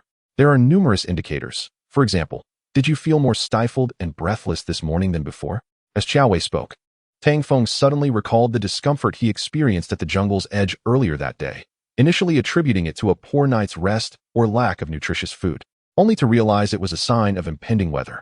"Tang Feng, it seems we will be relying on you tomorrow, as we cannot assist in any way," Lin Justin said, a hint of embarrassment in her gaze as she regarded him. Having confirmed the approaching storm, she felt a pang of guilt. Both she and Qiao Wei were nursing injuries and were unable to lend a hand. That alone does not ascertain a storm's arrival, does it? Tang Feng remarked casually, unwilling to expend effort only to find it in vain. Nonetheless, he harbored a deep admiration for Qiao Wei, whose aptitude not only extended to weaving fish traps, but also to discerning the signs of an impending storm.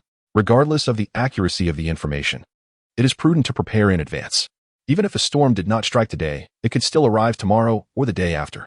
When ants gather hastily to relocate, it typically signifies an approaching storm, as they are exceptionally sensitive to humidity, air pressure, and temperature changes. If seabirds fly low, it indicates oppressive heat and humidity. Moreover, if insects forage in lower areas, these signs can be numerous. Would you like to hear more? Qiao Wei stated with an air of superiority. Regardless of your correctness, provisions and water sources must be arranged. Additionally, this rocky cave, situated roughly a kilometer from both the jungle and the sea, is ideally positioned, with a slight elevation. It serves as a suitable dwelling. We simply need to renovate it, adding some fencing and a roof, which would not only protect against wild animal attacks, but also keep out mosquitoes and venomous snakes. Unfortunately, this renovation requires careful planning. Tang Feng mused as he lay atop the pile of dry grass, contemplating how to enhance the rocky cave.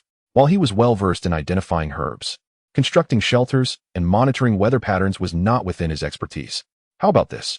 You go into the jungle tomorrow to gather some wood, and we will proceed with the renovation according to my plan," Qiao Wei suggested suddenly.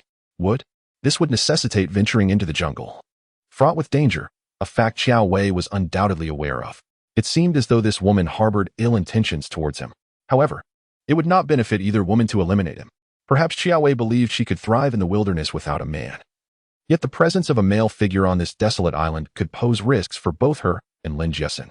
Given this woman's apparent lack of good intentions, why should he heed her advice? If a storm approached, he could always flee, but it was the two women who would bear the brunt of the danger. With his eyes closed, Tang Feng continued to contemplate while opening his mental connection to scrutinize the surroundings of the beach. The tranquil shore, with its gentle breeze and lapping waves, bore no semblance of an impending storm. Ants were locating? Seabirds flying low? Suddenly, an idea struck him regarding the ants. "Cade, I have a question for you." Tang Feng communicated telepathically with Cade. "Boss, feel free to ask. I will not withhold any information I possess," Cade replied confidently. Perched upon a coconut tree branch, "Are ants particularly sensitive to climate changes? Tell me, will there be a storm in the coming days?" "Boss, a storm is still a few days away. It will not affect us." "Not affect? Are you referring to your ants or to me?" "Boss, we have coconut trees. When the torrential rain arrives, we can take refuge in the coconut trees. There is nothing to worry about." "Get lost," Tang Feng retorted, frustrated that the ants seemed to disregard his own predicament while prioritizing their safety. Fortunately, Qiao Wei exhibited a degree of foresight. Tang Feng glanced at Qiao Wei and Lin Justin, both of whom had succumbed to sleep, softly snoring, lying flat on the ground. Qiao Wei's sleeping posture inadvertently revealed her legs, clad in white safety shorts. This woman was indeed remarkable. Tang Feng couldn't help but steal another glance.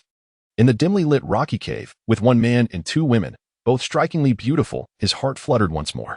Over the past month, based on their understanding of the deserted island, it was evident that aside from the survivors, no other human presence graced this isle. Seeking external assistance would prove exceedingly difficult, and their survival remained uncertain. Given this woman's intellect, it was improbable that she would attempt to harm him during the night. Tang Feng found himself puzzled. Even if he were to take advantage of the two women, Qiao Wei's astuteness would surely lead her to value survival over any fleeting gain. Perhaps Qiao Wei feared for Lin Jiesen's safety, or perhaps she had already devised a plan since the moment he rescued her. Chapter 21. The eruption of beastly desires. Isn't it unpleasant to be deceived? With her eyes closed, Qiao Wei's alluring face revealed a hint of a cold smile. Go on. Continue. Tang Feng slowly drew a knife across Qiao Wei's throat. I did not deceive you. It was merely for self-preservation. Am I wrong? At the brink of life and death, Qiao Wei opened her eyes. Her emotions, now shattered, were no longer under control, her voice almost breaking into a sob. Self-preservation. Tang Feng glared at her coldly. You think you can deceive me for that? Betray me? Was I wrong to save you and her? If I had known, I would have killed you both. Tang Feng's grip tightened around Qiao Wei's throat, his other hand pointing at Lin Jiesen, who was crawling towards them in the distance. As he spoke in rage, Qiao Wei paid no heed to Tang Feng's fury, only letting out a derisive laugh. If you were in our position, what would you do? Would you willingly allow a man to possess you? Even on a deserted island? Even if you could never return, would you allow him to take you without restraint? Tang Feng faltered, a flicker of hesitation in his eyes. Yes, if the roles were reversed, he too would not accept his fate being dictated by another man. Yet, he refused to come to terms with the betrayal he had suffered. Days prior, he had been humiliated by his brothers, betrayed by Yululu. And now this woman had nearly taken his life. All this pent-up frustration needed an outlet. I have no obligation to adhere to so-called morals or ethics. From the moment Yululu abandoned and deceived me, I should have understood that no woman is to be trusted. Tang Feng forcefully pressed Qiao Wei against the rock, his right hand holding a Swiss Army knife as he slowly unbuttoned her blouse, dragging the blade across her chest. It was undeniable. Killing such a breathtaking beauty felt like a loss. Alas, this woman was a viper. If he did not eliminate her, she would inevitably turn on him. Tang Feng slid the knife towards Qiao Wei's sensitive areas, contemplating the waste of taking such a captivating life. With a lecherous glint in his eyes, he pressed the blade against her abdomen. Just as he prepared to plunge the knife into her, Qiao Wei suddenly spoke. I can let you. Spare me, she proposed, knowing that if she perished, Jiesen would follow suit. Rather than await her demise, she was willing to try anything, even if it meant offering her body. Give me a reason not to kill you, Tang Feng replied, his gaze cold as he met her tear-filled eyes, which were brimming with pity and fear, evoking a sense of protectiveness within him. Red lips and white skin, even in this moment, you dare tempt me. Tang Feng silently cursed himself, yet his heart was clouded with uncertainty. I have studied survival on deserted islands. If you keep me, I can be of help to you, Qiao Wei earnestly declared, looking into his eyes. Tang Feng remained indifferent, and then? I possess skills in hunting, knowledge of architectural design, a certification in fashion design, and an understanding of boat construction. I assure you, my presence will be beneficial. Her words piqued Tang Feng's interest. Survival on a deserted island. This woman proved to be far more resourceful than Lin Jiesen. If you require it, I promise to be your woman, fulfilling your desires. Tang Feng was momentarily taken aback by Qiao Wei's words. This woman was indeed astute, capable of discerning the desires within a man's heart. From survival needs to a man's carnal desires, she was no ordinary woman. Tang Feng pondered, yet was still conflicted. Keeping her could lead to ruin.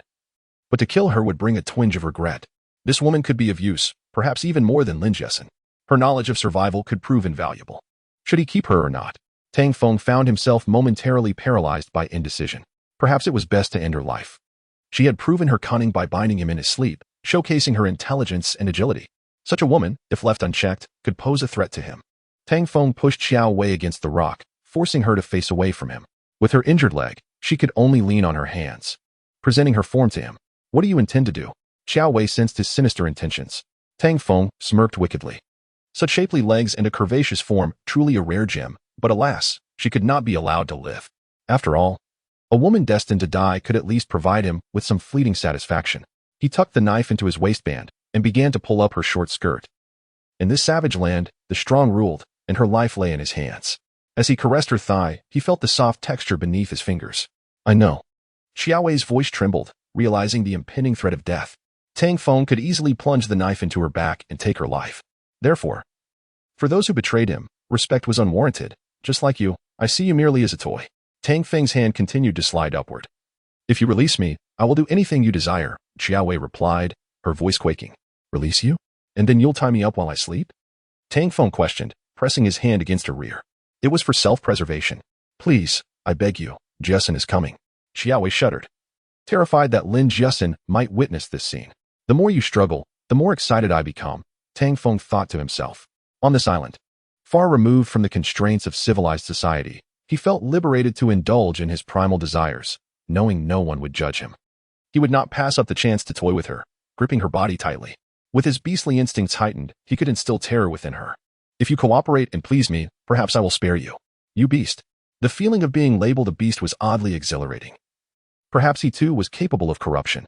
Tang Feng found himself reflecting on the blurred lines of morality that existed even in such a wild setting. Yet he rationalized. I am driven by primal urges, claiming you as merely a means of self-preservation. As he prepared to act on his desires, a sudden wave of energy surged through his mind. Then, a voice filled with ire pierced through the haze. Tang Feng, stop. Just as he was about to proceed with Qiao Wei, the voice jolted him back to reality. What is happening? Tang Feng questioned. Unable to recall his actions, bewildered by the sudden shift in his intentions. He had intended to kill Qiao Wei, but now he found himself in a compromising situation with her. Tang Feng, I warned you, control yourself, or you will be consumed by your primal instincts. The voice admonished him. Consumed? Tang Feng pondered, lost in confusion over his own state of mind. Suddenly, he felt a surge of wicked desire. His thoughts towards Qiao Wei had shifted, and his subsequent actions were not reflective of his true self. My strength has waned, and had it not been for your succumbing to primal urges, I would not have appeared. Jovi continued, I want to take a gamble, even if it involves my own body. Shall I wager that I will not harm Lin Jiasin? That the three of us will continue to coexist harmoniously? Tang Feng couldn't help but display a hint of confusion. He failed to comprehend why Jovi would make such a decision. If she were unaware of certain undisclosed secrets, she could not possibly arrive at such a choice or transaction. Chapter 32. Even pets can grow stronger. Jovi smiled and said, do you not find beautiful women appealing? A man who does not appreciate the allure of beauty is truly abnormal. Yet, Tang Feng felt a twinge of wariness towards a woman like Jovi. No one could fathom her innermost thoughts. Even if he harbored certain sentiments towards her, he had to suppress them. He continued collecting the next basket of fish, disregarding Jovi's playful banter. After a night had passed, the fish in the baskets had multiplied compared to the previous day. Observing the lively fish, Tang Feng couldn't help but marvel at the sight. The numerous baskets contained nearly 3 times the amount of fish as yesterday, with nearly 100 palm-sized sea fish. With such a bounty, even if a torrential downpour were to arrive, they would not have to worry. Seeing Tang Feng lost in thought, Jovi grew somewhat bored. Once he finished packing the fish into plastic bags, she remarked with a smile, I believe you are not a bad person. You bear some resemblance to Jiasin. I wish to take a gamble and see the final outcome. Tang Feng approached Jovi and, gazing at her beauty, asked, are you gambling on whether we can survive before escaping this deserted island?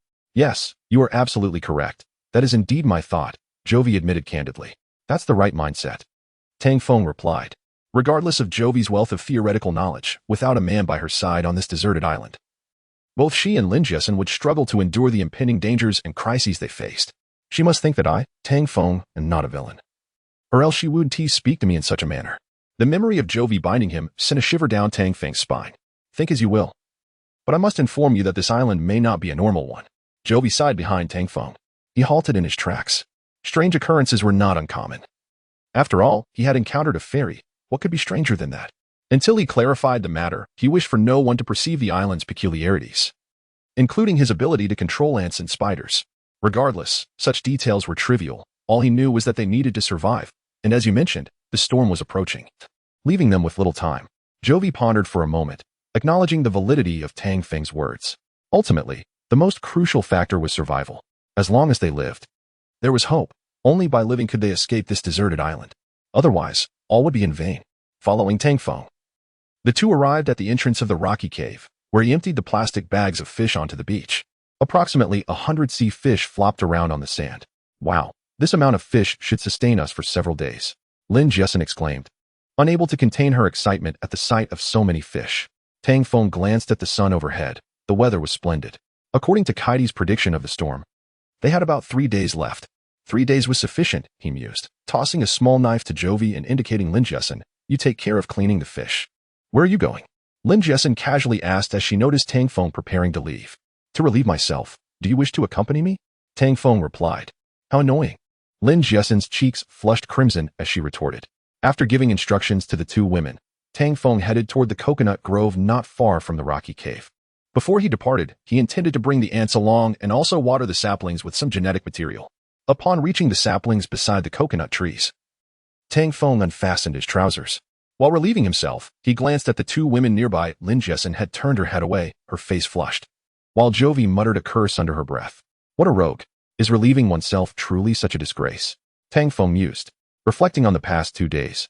He found it perplexing how the two women, despite their injuries, had not asked for his assistance with such a basic need. After a night, the fruit trees bloomed anew with a small white flower, and the sapling had grown taller. Fortunately, this area had a relatively high elevation. As Tang Feng relieved himself, he gently touched the sapling.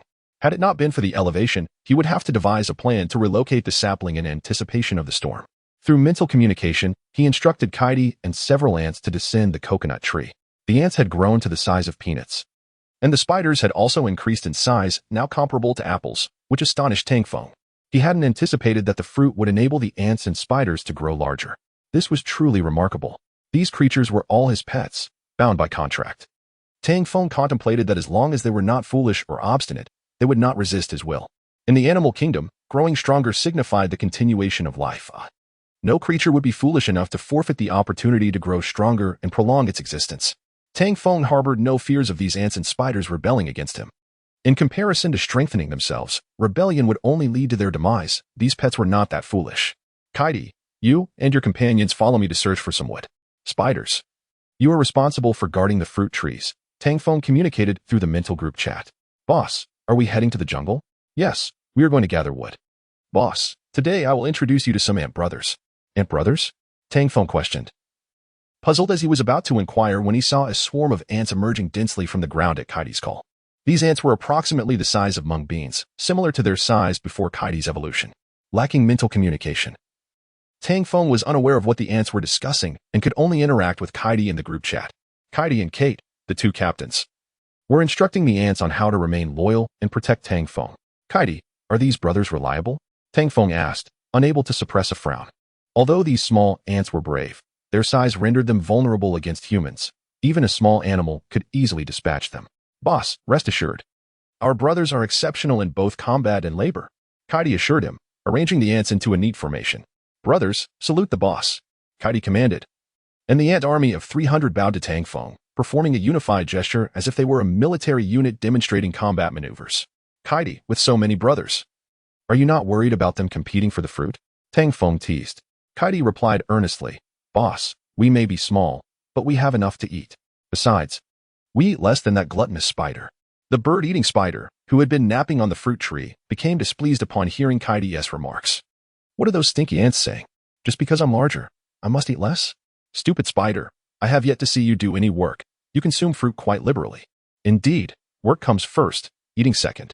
The insects in the mental group chat erupted in a heated argument, resembling a faction forming. Tang Feng finally grasped Kaidi's intentions. He had gathered over 300 small ants to monopolize resources, fearing that Tang Feng might distribute the fruits to other species in the future. By bolstering their ranks, these ants sought to establish their dominance. Despite their small size, they aimed to leverage their numbers as an advantage. Regardless, Tang Feng was not keen on witnessing a conflict between his pets. Observing the current trend, it was evident that the ants and spiders had reached an irreconcilable state. Kaidi, have your brothers quiet down. Chapter 22, The Enchanted Fruit Be Gone. If you dare return, I shall surely take your life. Tang Feng released Xiao Wei, who helplessly slid down the rocks onto the beach. Bathed in the moonlight, Tang Feng clearly observed the tear stains upon her face. She appeared so pitiable. Had she truly been mine, things would have been different, but alas, perhaps she was right in her assertion of self-preservation. In a moment of clarity, Tang Feng began to comprehend Xiao Wei's actions of binding him. Perhaps her intentions were not born of baseless malice, but rather stemmed from a primal instinct to protect herself. Had he not sought to claim her as his own, this predicament might never have arisen. At that moment, Lin Jessen painstakingly located their position and crawled toward them. Upon sighting the two, she could not restrain her tears. Tang Feng, please, I beg you, release Aunt Xiao. I will do anything you desire. I can marry you and never go back on my word. With that, Lin Jessen disregarded the pain in her legs and crawled over to embrace Xiao Wei. Xiao Wei, already nursing a fractured leg, grimaced in pain as Tang Feng had dragged her, causing her injury to throb. Lying on the sand, she gritted her teeth, uttering not a word. Yet her gaze was fixed on Tang Feng, radiating a simmering anger. Had she known it would come to this, she might have chosen differently.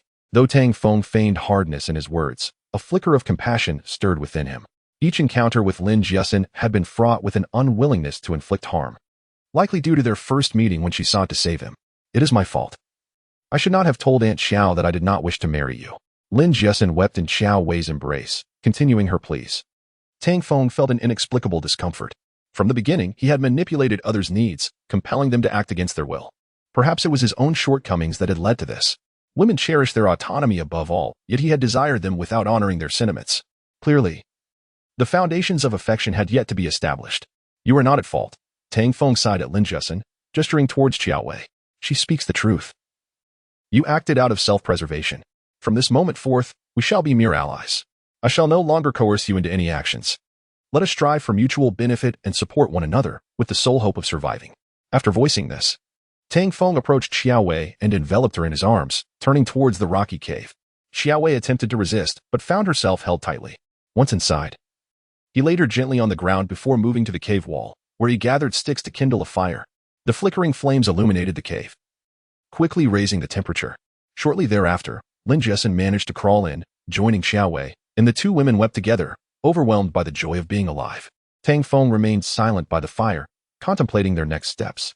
As the women's sobs gradually subsided, he continued to feed the flames, the firelight casting erratic shadows on the cave walls, breaking the silence that enveloped them. Why must we endure such turmoil? Speak your thoughts. I am not unreasonable. Tang Feng remarked coldly. Xiao Wei leaned against the rocky wall, weary, her eyes fluttering closed, while Lin Jiasen tended to her wounds. The two women exchanged little dialogue.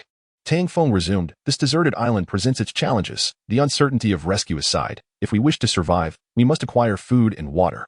For now, we can substitute water with coconut juice, but we lack sustenance. Currently, apart from the coconuts from the trees, we have no other food sources. Without nourishment, our survival will be short-lived. Instead of plotting my demise, you should be contemplating how to avoid starvation. As he spoke, Xiao Wei remained silent, her closed eyes betraying a hint of disdain. Lin Jiasen, however, appeared remorseful. Tang Feng, I apologize. We never intended to harm you. Aunt Xiao and I only sought to protect ourselves. When Xiao Wei had proposed binding and killing Tang Feng, Lin Jiasen had opposed the idea. Yet she had ultimately succumbed to Xiao Wei's persuasion. Deep down, she believed Tang Feng was not a villain. Had he been malicious, he could have harmed her when they were alone. I do not seek your apologies. Rather, I inquire. No, not you, but your companion beside you. Does she possess any knowledge of procuring food? Tang Feng pondered that since Xiao Wei was a theoretical instructor in wilderness survival training, she might possess skills superior to his own. Xiao Wei, eyes closed, seemed utterly fatigued, still reeling from the earlier fright and the physical strain. Aunt Xiao, Lin Jiasen, anxious that Tang Feng might lose patience, tugged at Xiao Wei's garment. Slowly, Xiao Wei opened her eyes. In the morning, go to the edge of the jungle and gather some vines. Tang Feng could not help but cast a glance at Xiao Wei, pondering the purpose of the vines. You will find out soon enough. While coconut juice can provide energy, it should not be consumed excessively, as it may cause digestive issues. I have a plan for alternative sustenance tomorrow. Alternative sustenance? The jungle is unsuitable. There were over 100 people on the yacht, and only a few returned alive. I do not wish to meet my end there. Not the jungle, but the sea. Aunt Xiao, you do not mean to fish, do you? Xiao Wei, eyes still closed, replied, it may not necessarily be fish. We shall discuss it tomorrow. After a night of turmoil, the three were soon overcome by fatigue and fell into slumber. Learning from this experience, Tang Feng dared not sleep too soundly, drifting into a light sleep. As dawn broke, Tang Feng was roused by the fervent mental waves of Kaidi. Boss, hurry, come quickly. Tang Feng muttered a curse under his breath. What the devil is it so early? Kaidi, brimming with excitement, replied, Boss, the seeds. Tang Feng assumed something had gone awry with the seeds and frowned. What is the fuss? If the seeds are lost, we can simply plant more. Boss. It's not that the seeds are lost. They have borne fruit. Fruited? Tang Feng sprang upright. The two women, sensing something amiss, also opened their eyes. Tang Feng. What has happened? Lin Jiasen asked, rubbing the sleep from her eyes while peering outside. It's nothing. I merely need to relieve myself. Lin Jiasen's face flushed crimson in an instant. Xiao Wei muttered under her breath, pervert. Tang Feng cast a sidelong glance at Xiao Wei, noticing her adjusting her short skirt, revealing a generous expanse of her fair skin, which stirred something within him. Curse this base desire. Tang Feng silently chastised himself as he made his way towards the coconut tree. As Xiao Wei observed Tang Feng's retreating figure, she taunted Lin Jiasen. Do you understand why he is heading toward the coconut tree? Lin Jiasen shook her head, bewildered. Because dogs prefer to find trees and lampposts when they urinate, clearly. He is seeking a tree. Aunt Xiao, you are insufferable. Lin Jiesen's face burned with embarrassment. Tang Feng was not in fact relieving himself. He needed to keep the matter of the seeds a secret. He approached the area where the seeds had been planted, and upon seeing the saplings, he couldn't suppress his excitement. Is this what I have sown? The bamboo grove extends towards the right side of the jungle, with towering mozo bamboo reaching heights comparable to a 3-story building. This bamboo is indeed an excellent material for constructing roofs, far superior to wood. Cade, lock onto the target and instruct everyone to head towards the bamboo grove, remaining vigilant for any signs of movement, commanded Tang Feng. Chapter 34. The death of the white wolf. With bamboo available, roofs can be constructed, and weaving fish baskets becomes significantly easier than using vines. Additionally, the resilience and sturdiness of bamboo surpass that of trees. If time permits, a fence could be erected beside the rocky cave using these bamboo poles, providing considerable protection against wild animal attacks and disturbances. As Tang Feng contemplated this, he meticulously directed his army of ants to observe the bamboo grove with caution.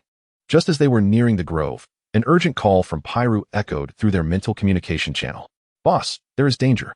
At that moment, Pyru had already entered the bamboo grove, and following his line of sight, Tang Feng spotted a massive python coiling around 2 white beasts engaged in battle. Is it a beast fight? Tang Feng mused, wiping his forehead as his expression shifted. Upon closer inspection, he realized he had seen these white beasts before. Drawing his dagger, he scanned the surroundings cautiously, noting that the bamboo grove lay approximately 300 meters ahead, accompanied by the distant sounds of wolf howls. What should we do, boss? Cade inquired through the ant communication channel. Let us observe for now, Tang Feng replied, lowering himself to the ground. It seemed that the bamboo grove he had finally discovered was now inaccessible due to the presence of these 3 creatures. The white beasts emitted a series of agonizing howls, reminiscent of the white wolf they had encountered earlier. Curiosity piqued, Tang Feng crouched nearby, watching the direction of the bamboo grove. A more distinct roar erupted from within. Filled with ferocity and wildness, unlike the usual howls of beasts, it sounded more like a desperate plea amidst a struggle. These 3 creatures should annihilate each other. Tang Feng thought bitterly, chiding the beasts for hindering his plans to harvest bamboo. The cacophony of their battle caused bamboo leaves to flutter down like snowflakes, obscuring Tang Feng's view. Suddenly, a bamboo stalk snapped under the force of the python's tail, splintering into 2. The python, stretching nearly 5 meters in length, possessed a massive head with eerie green eyes glimmering with a sinister light, its tongue flicking in the air. The stout white wolf let out a mournful howl, retreating under the python's relentless assault, revealing a hint of fear. It was clear that the python's size and strength far exceeded that of the 2 white wolves. Tang Feng furrowed his brow, realizing that a mutual demise was unlikely. The 2 wolves, if they fought with all their might achieve a stalemate. But the stout wolf's cowardice led it to seek refuge rather than engage. Were it not for the lean wolf's desperate attacks on the python, the stout one would have already been ensnared. Deep down, Tang Feng wished for the white wolf to triumph over the python. Cold-blooded creatures were often more detestable than those with warm blood. Alas, it seemed inevitable that the python would ultimately constrict and kill both wolves. The white wolves, sensing the python's ferocity, positioned themselves strategically, one in front of the other, attacking whenever the python targeted one, attempting to gain the upper hand. The python, with a glint of cunning in its eyes, recognized the stout wolf's weakness. It swung its formidable tail towards the stout wolf, unleashing a powerful strike that sent both the wolf and the bamboo crashing to the ground. The stout wolf, caught off guard, yelped in pain as it was flung against a bamboo stalk, landing with a mournful whimper. In truth, this stout wolf appeared robust but was, in reality, ineffectual. Tang Feng cursed under his breath, acknowledging the sheer weight of the python's tail, which could easily reduce a person to pulp if struck. Injured, the stout wolf watched helplessly as the lean wolf howled defiantly and lunged at the python, biting its tail and pulling with all its might. The python, swinging its tail, ensnared the lean wolf, constricting its body with brute force. The lean wolf, already smaller than its stout counterpart, was rendered helpless, compressed like a withered corpse. Seeing this, the stout wolf struggled to rise, casting a desperate glance at the lean wolf ensnared by the python and letting out a despairing roar. What is the stout wolf waiting for? Tang Feng thought, feeling a pang of urgency for the stout wolf. At that moment, the python was occupied with the lean wolf, and had the stout wolf mustered the courage to intervene, there might have been a chance for salvation. Yet, it continued to retreat, displaying a cowardly demeanor. Such a wretched creature, Tang Feng muttered in frustration. It astonished him that even beasts exhibited such cowardice. The lean wolf, clearly male, fought valiantly to protect the female, engaging the python fiercely. Meanwhile, the stout wolf calculated its escape. Recalling Lulu and his companions who had shared in his hardships, Tang Feng felt compelled to act. He drew his Swiss Army knife, gritting his teeth, yet ultimately held back. The python was not a foe to be trifled with. Rushing in would likely result in his demise. Suddenly, the stout wolf issued a fierce roar and charged back towards the python, lunging at it with renewed vigor. Now that's more like it, Tang Feng thought, feeling a surge of encouragement for the two wolves. With the stout wolf joining the fray, the odds began to even out. Yet, even so, the python remained relentless, constricting the lean wolf without granting it a moment's respite. This lean wolf is on the brink of death, Tang Feng mused, his brow furrowing further. The stout wolf, witnessing the imminent demise of its counterpart, seized the opportunity to bite the python, causing it to writhe in pain as it raised its massive head to retaliate. Both wolves howled in unison, struggling fiercely, particularly the lean wolf, which attacked the python with reckless abandon. The python, in agony, finally released its grip on the lean wolf. Like a slippery eel, the lean wolf escaped the python's coils and pounced upon it, biting with ferocity. The scene was both terrifying and awe-inspiring, leaving Tang Feng breathless with trepidation and confusion. The lean wolf had seemingly lost its sanity, driven by a singular purpose, to avenge its ailing partner. Chapter 23. Did the ants become stronger after eating the fruit? After plucking the fruit, Tang Feng brought it to his nose and inhaled its aromatic scent, reminiscent of apples. This fruit seemed delectable. Unable to resist, he took a bite, only to be met with a wave of bitterness that nearly made him gag. In disgust, he spat it out. What on earth was this ghastly thing? Just as he voiced his thoughts, he noticed Kadi eagerly sliding down from the tree, accompanied by 7 other ants. Upon reaching the ground, Kadi dashed towards the fruit pulp that Tang Feng had discarded, devouring it voraciously like a famished dog. Tang Feng squatted down, intrigued by the frenzied ants. Was it truly that delicious? He couldn't fathom why these ants were enamored with such an unpalatable morsel. Examining the remaining fruit in his hand, he realized that aside from being a shade whiter and somewhat powdery compared to dates, it possessed no extraordinary qualities. Could it be that the miraculous effect stemmed from the fact that it had been nourished by his urine?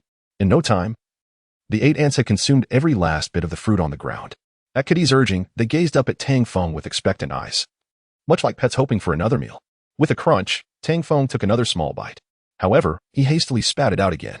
The foul-smelling pulp was reminiscent of a bitter melon juice mixed with rotten apples, causing him to curse under his breath. Oh, fairy, are you intent on torturing me? To keep me alive while demanding that I care for pets?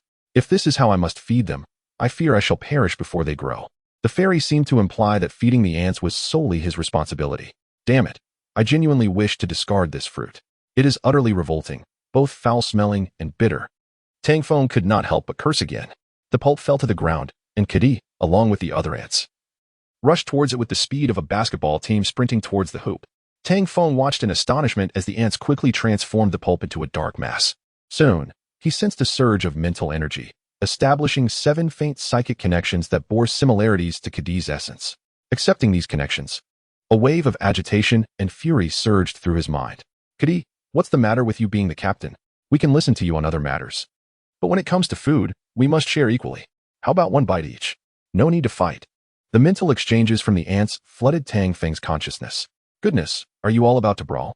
Tang Feng thought, dreading the possibility of his hard-earned pets turning on each other. Should any perish, it would be a significant loss. With these 8 ants, he had effectively acquired 8 surveillance feeds, all mobile and under his command. His concerns were unwarranted, as soon the ants ceased their frantic competition and formed an orderly line. Under Kadi's guidance, they began taking turns biting the fruit pulp. 1 ant would take a bite, followed by the next, until the remnants were entirely consumed. Tang Feng initiated a mental dialogue with Kadi. Kadi, what is happening? Why the rush for the pulp? With a mouth still smeared with remnants, Kadi replied, Boss, you may not be aware, but this pulp is the energy that connects us to you psychically. The more we consume, the further our connection extends. No wonder. Tang Feng mused, feeling a surge of delight. If that were the case, providing Kadi with ample fruit would allow their psychic bond to expand infinitely. This would enable his mobile surveillance to cover a greater distance. However, if the fruit served merely this function, why the frantic scramble? Tang Feng furrowed his brow and inquired, is this pulp solely for establishing a psychic connection? Does it possess no other benefits? If it were merely for psychic bonding, the ants wouldn't have been so desperate in their pursuit. There had to be additional advantages to this pulp. At that moment, Kadi scratched his head sheepishly and chuckled. Hee hee. Boss, consuming this pulp makes us stronger. Stronger? Tang Feng frowned again, apprehensive that they might mutate. If they ended up resembling Godzilla, it would spell disaster. However, considering the improbability of such an event, he reassured himself that the fairy would have alerted him. Given their bond, she would not abandon him. As he recalled the fairy's alluring figure and voluptuous form, Tang Feng felt a surge of desire. Damn these carnal urges. He attempted to regain his composure and continued. So, this is your reason for competing for the pulp? He had just witnessed the ants nearly come to blows. And had Kadim not devised a solution, they might have harmed each other. Boss, we are not fighting. We cannot fall behind. If we lag too far, we risk ridicule from the others, another ant explained through their psychic connection. It was clear that the message conveyed was that the more fruit they consumed, the stronger they became, and they could not allow their brethren to outshine them. Intrigued, Tang Feng asked, "What is your name?" The ant, brimming with excitement, eagerly responded, "Boss. I'm Kate, the vice captain among our 7. From now on, whatever tasks you have, just call on me. Kate will brave any challenge to help you fulfill your objectives." All right, enough boasting. Did the boss ask for so much chatter? Return to formation. Kadi reprimanded Kate, evidently asserting his authority as captain. Kate promptly stood at attention, acknowledging the reprimand. Kadi, Kate. Tang Feng repeated, "All right, Kate, I will remember you." At that moment, Kadi initiated another exchange with Tang Feng. "Boss, should we not have that half of the fruit to share?" Tang Feng glanced at the fruit tree, where a small white flower had rapidly bloomed. The speed of its blossoming was remarkable. Looking back at the half fruit he held, he wondered how frequently this type of fruit bore fruit. If it produced quickly, he could easily feed the ants, however. If it took 10 days or more to yield another, sustaining these little creatures might prove wasteful. While the surveillance capability allowed him to observe his surroundings, it was not particularly beneficial. If only he could nurture a tiger and establish a psychic bond with it, that would be exhilarating. Before long, Kadi sensed Tang Feng's disdain and responded with a disgruntled mental connection. "Boss, do not underestimate us. Our biting power is formidable. Just watch." Kadi dashed towards a nearby bush, opened his jaws wide, and bit into it. With a series of sharp crunches, the bush was swiftly bitten through, collapsing in mere moments. Tang Feng gaped in disbelief. Although the bush was slender, it was still substantial in size. Surely, even an iron-jawed ant could not achieve such a feat so rapidly. Could it be the effect of the fruit? Tang Feng's gaze shifted back to the half-fruit in his hand, a mischievous grin creeping onto his face as a plan began to form in his mind.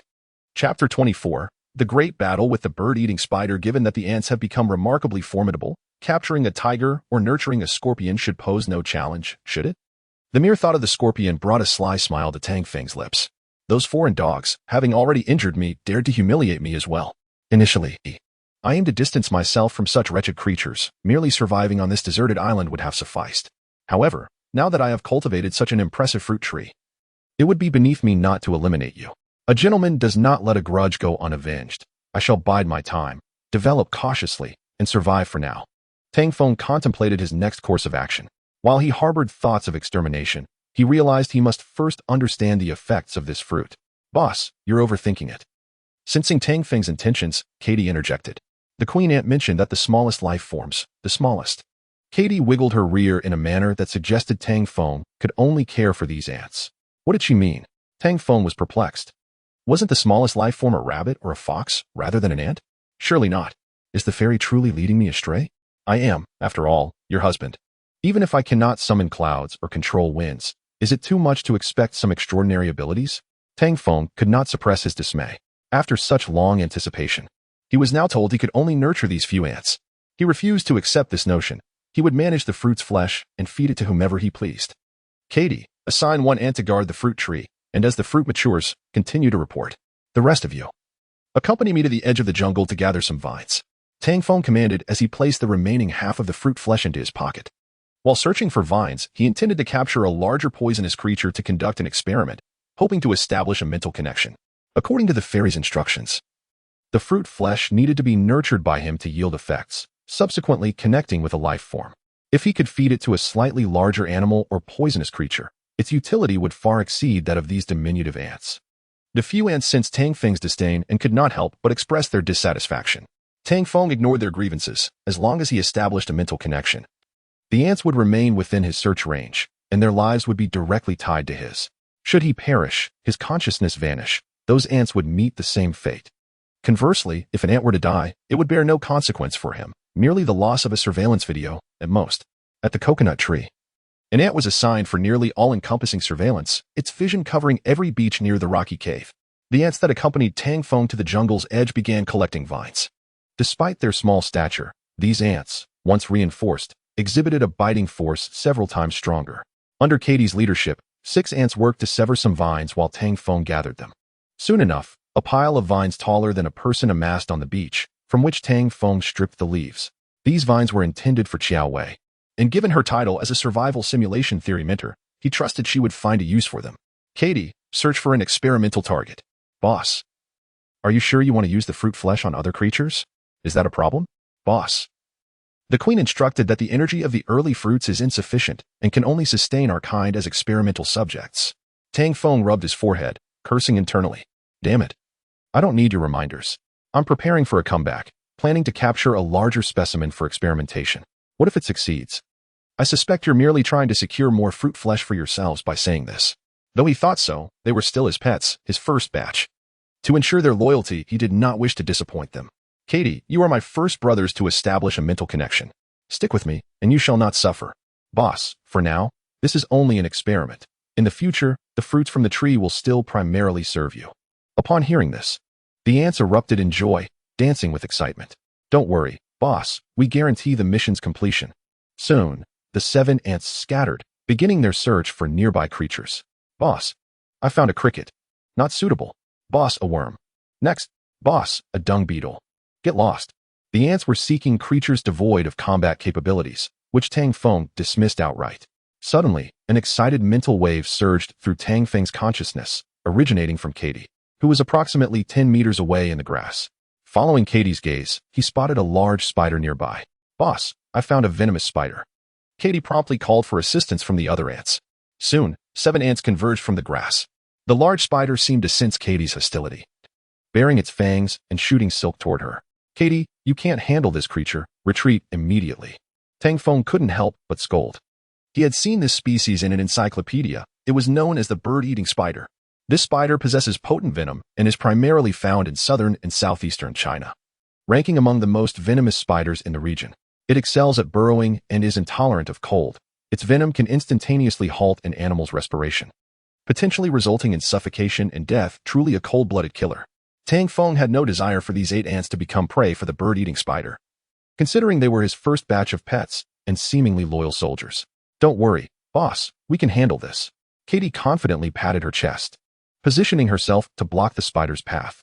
The bird-eating spider, a member of the orb weaver family, is significantly larger than typical spiders. An adult can reach lengths exceeding 10 centimeters, displaying aggressive carnivorous behavior and possessing venom glands at the tips of its chelicerae, capable of secreting a considerable amount of potent venom. The spider before him was even larger, roughly the size of a peach, with its limbs extending to about 12 centimeters. To the minuscule ant, this spider regarded it with utter disdain. As the spider prepared to crush Katie, 6 ants burst forth from the grass. Alongside Katie, the 7 ants approached the spider from various angles.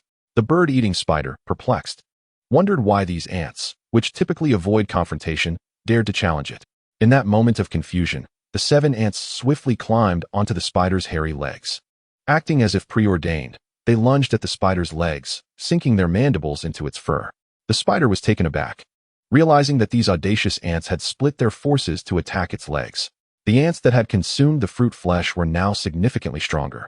While a single ant might not pose a threat, 7 working in unison managed to make the spider sway unsteadily. The bird-eating spider was incensed. These trivial creatures, which it usually disregarded, were unexpectedly strong. What was happening today? With such force? As it retracted its leg, the 7 ants followed suit, resolutely clinging to its limbs. A shoulder wound had healed significantly. Aunt Xiao, what happened to this wound? Lin Jessen exclaimed in surprise. Indeed, it's quite strange how quickly it's healing. She continued. Previously, they had observed numerous blood holes on its body, yet now these wounds had closed up, leaving only a superficial layer of injury. Coughing deliberately, opened his eyes. You're awake? Lin Jessen's concerned gaze met him. What happened to me? Feigned ignorance, glancing around and then inspecting his shoulder. The rapid healing puzzled him. Just hours ago, the holes had caused him excruciating pain and were bleeding profusely, yet now they bore only slight surface wounds, with the flesh inside having healed considerably. Could this be the power of genetics? Feigning pain, he grasped Lin Jessen's hand, exclaiming, "It hurts." Sensing his discomfort, she replied, "Hold on." Aunt Xiao will tend to your wounds. It will be all right soon. Xiao Wei glanced at. What exactly is going on with your wound? It was only then that recalled the gigantic python in the bamboo forest and the two white wolves. The skin of the python and the meat of the wolves were rare resources. Python skin could be fashioned into clothing, while wolf meat was edible. On this desolate island, even rat meat would be a delicacy. Recounted all he had seen in the jungle to the two women. If we were still in that bamboo forest, we could retrieve the bodies, Xiao Wei mused. Aunt Xiao, why do we need the bodies? That python is terrifying. I wouldn't dare eat its meat, Lin Jessen said, frightened by the thought. The python skin could be used for clothing, and wolf meat is consumable, Xiao Wei clarified while applying medicine to his wounds. Once the medication was applied, she bound some strips of cloth around the injury and helped him lie down. The two women resumed their conversation. Shall we go check tomorrow? It's pointless. There are many wild beasts in the jungle, and by now, the bodies would have likely been consumed by other predators. However, that bamboo forest is peculiar. When Xiao Wei turned to, she noticed he had already fallen asleep, and she refrained from asking further questions. As dusk descended, Xiao Wei ignited some grass leaves at the cave entrance, using the smoke to drive away mosquitoes and other pests before retreating into the rocky shelter. And Xiao, your leg hasn't healed yet. Don't wander around, Lin Jessen expressed her concern. If cannot rise tomorrow, I plan to venture into that bamboo forest, Xiao Wei responded. Aunt Xiao, the bamboo forest is too perilous. Jessen won't allow you to go. We must go. A torrential rain is imminent. If we do not construct a shelter to shield us from the storm, this cave will flood, and the open beach will offer no refuge. Lin Jessen lowered her head, unsure of what to say. She understood that words held no weight. When the storm arrived, it would be fierce and merciless. The temperature would plummet. And without food or shelter from the rain, they could succumb to the cold or starvation. Preparations must be made in advance. The fish caught from the sea had temporarily resolved their food issues, allowing them to focus on repairing the cave. However, as predicament had complicated matters. Do not worry. Although Aunt Xiao is a delicate woman, she is knowledgeable in survival techniques, and her expertise will prove useful, Lin Jessen attempted to reassure her. Sleep now. Tomorrow we will gather fish. Sustenance is equally vital, Xiao Wei added. Soon, the two women fell silent, the cave filled with the soft sound of their breathing. Though Xiao Wei harbored considerable animosity towards, it was largely a form of self-preservation. Opened his eyes, the light from outside revealing the two sleeping women. Their exquisite yet disheveled features, long legs, and rounded forms made them strikingly beautiful, akin to ethereal goddesses stranded on a deserted island, embodying self-reliance. It was commendable that Xiao Wei had the courage to seek the remains of the white wolves and the python, a feat not every woman could muster. Tomorrow, even if my wound does not completely heal, it should be significantly better, thought as he lay on the ground, contemplating his next course of action. He resolved that he could not allow Xiao Wei to enter the jungle without the ant's reconnaissance. Navigating the treacherous jungle to evade venomous creatures would be akin to grasping at smoke. The next morning dawned bright and sunny, seemingly contradicting the ominous signs of a storm. After rubbing his eyes, he noticed that the two women had already made their way to the beach before him. The pain in his shoulder had decreased considerably, and the wounds had begun to scab over. In just one night, he had healed remarkably well. It could only be attributed to the mystical influence of the genes within him. It appeared that these genes not only nourished seeds but also expedited his healing process. Stood up and stepped out of the rocky cave, only to find the beach devoid of the two women. Could they have ventured into the jungle? He wondered aloud in the mental chat group, prompting a chorus of responses from the ants and the coconut palms. Boss, you finally woke up. We were terrified. If you were gone, we would all perish. Just then, noticed a small black ball rolling towards him, coming to a stop at his feet. After a night of excessive bleeding, his vision was slightly blurred. Upon closer inspection, he realized it was not a ball, but a spider, a bird-eating spider, which seemed to have grown larger. Instinctively stepped back, the spider appeared to be approaching him with intent, and it began to whimper in the chat group. Boss, I was so scared. I cried all night thinking I was going to die. I'm so relieved you are okay. Had turned off the chat group last night due to his weakness, unaware that his pets felt such a deep bond with him. Ah, Piggy, it's all right. But step back a bit. I'm allergic to the hair on your body, he replied, harboring a genuine fear of the spider's venom. Okay, boss. I'll listen to you. The spider responded awkwardly, wanting to climb onto just like the ants, but its size prevented it. Piggy, did you see the two women? Boss. I saw them early this morning. They seemed to be at the beach. All right, return to guard the fruit trees, instructed. Boss, the fruit is ripe, the spider added, licking its lips with anticipation. Soon spotted Xiao Wei and Lin Jessen. Xiao Wei was pulling up a fish basket from the water, and Lin Jessen, upon seeing the fish inside, almost leaped in excitement. Oh no. Lin Jiasen stumbled onto the beach. You've forgotten about your leg already? Xiao Wei chastised her gently. Aunt Xiao, after we gather these fish, we'll have enough to eat for at least 3 days. But honestly, eating just fish might become tiresome, Lin Jiasen said, rubbing her belly with a hint of grievance. Chapter 25. Capturing the bird-eating spider. The bird-eating spider, in pain, scurried desperately, attempting to shake off the ants clinging to its legs. However, these ants held on tenaciously, their mandibles sunk into the flesh of the spider's thighs, effectively immobilizing it. Soon, the spider sensed a numbing sensation in its leg, as the formic acid from the ants, having feasted on fruit, was particularly potent, both corrosive and anesthetic. The spider had not anticipated such a coordinated assault from these ants. It was further astonished to discover that the ants, having consumed the fruit, had formed a network of connection with Tang Feng. Within this signal network, all ants that established a mental link could communicate, akin to a group chat where one voice could be heard by all. This was precisely why 7 ants had seized the spider's leg from the very beginning. According to their size, these 7 ants were no match for the spider. To subdue the creature, they needed to control its legs. The spider's 8 slender limbs made it feasible for the ants to divide and conquer, with the formic acid rendering its legs numb. The spider soon found itself unable to support its weight. Faced with the relentless assault of the ants, it lay on the ground, defiantly glaring. Although the spider could expel venom from its mouth, the ants showed no fear. While animals and humans might be terrified of the spider's venom, the ants were undeterred. This exemplified the principle of predatory dominance among insects. The spider's skills were rendered useless against the ants. It regretted not fleeing at the first sight of them. The ants could not have hindered its escape.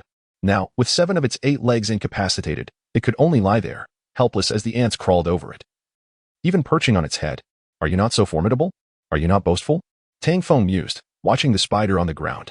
Despite its immobility, the spider exuded an air of intimidation, compelling Tang Feng to maintain a safe distance. This spider was capable of releasing venom, and he dared not approach too closely, fearing the consequences of being splattered with its toxins. Capturing such a large spider could potentially provide him with a formidable ally in the future. Tang Feng retrieved the remaining half of the fruit from his pocket, took a small bite, and tossed it onto the ground beside the spider. To ensure the spider noticed, he called out softly a couple of times. As the fruit landed, several ants released their grip on the spider and rushed toward the offering. No stealing.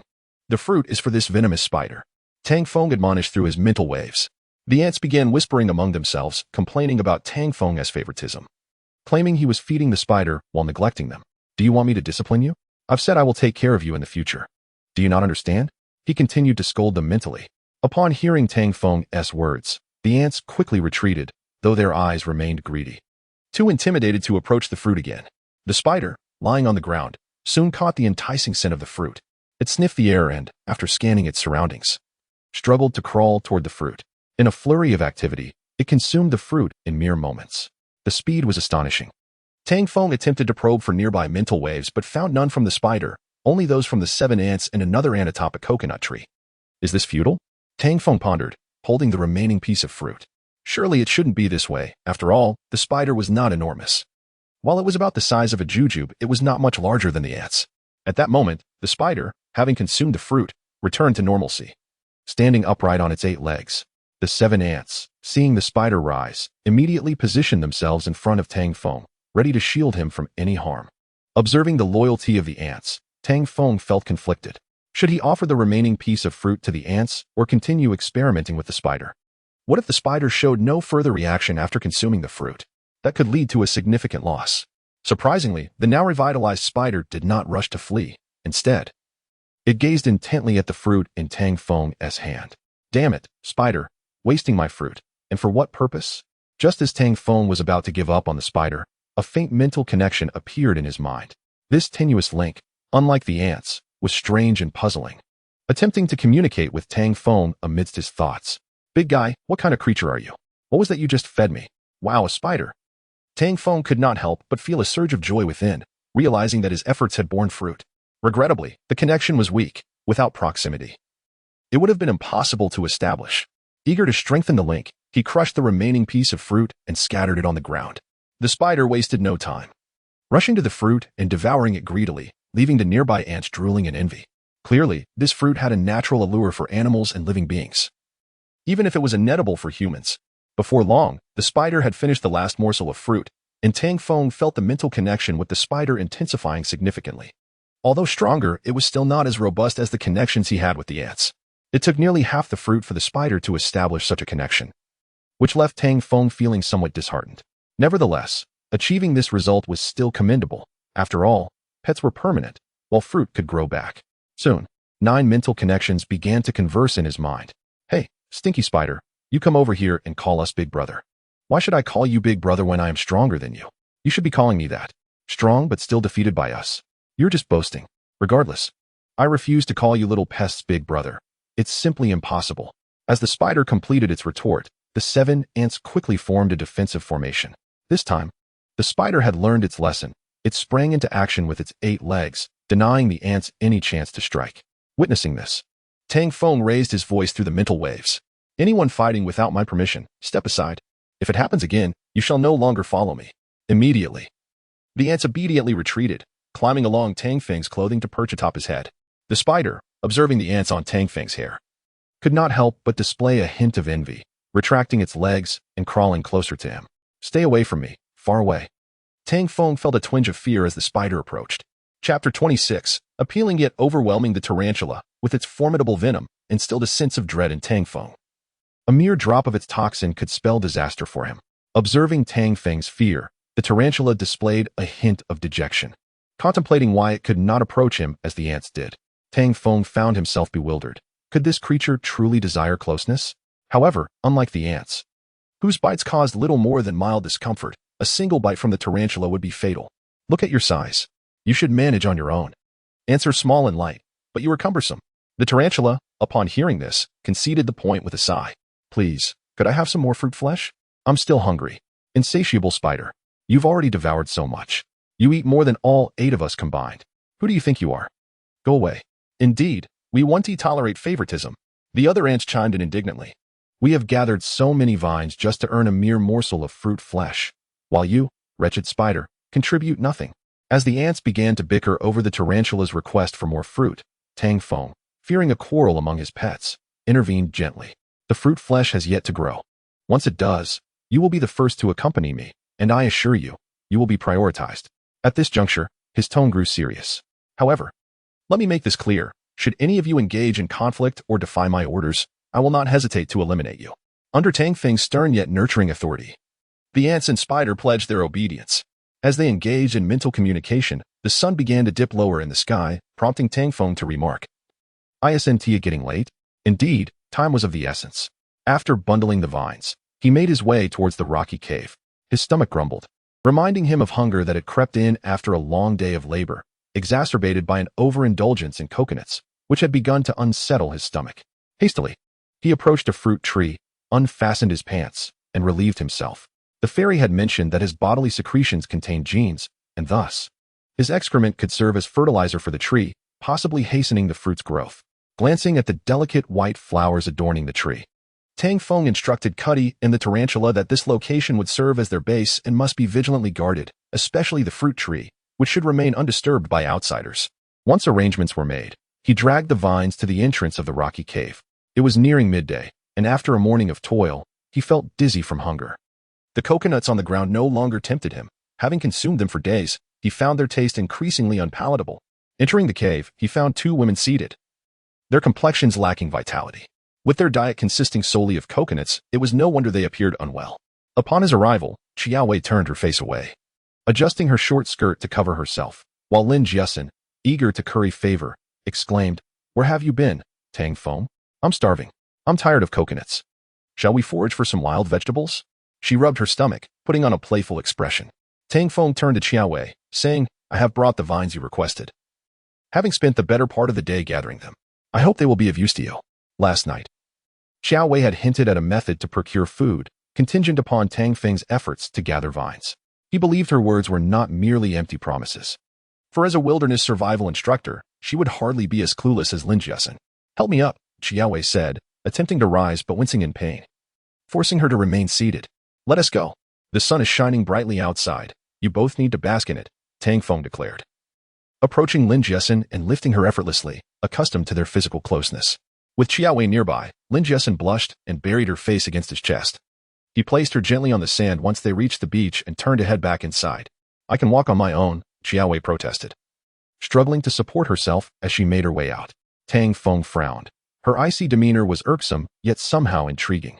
Prepare some coconuts for me. I will need them shortly, he instructed. More coconuts?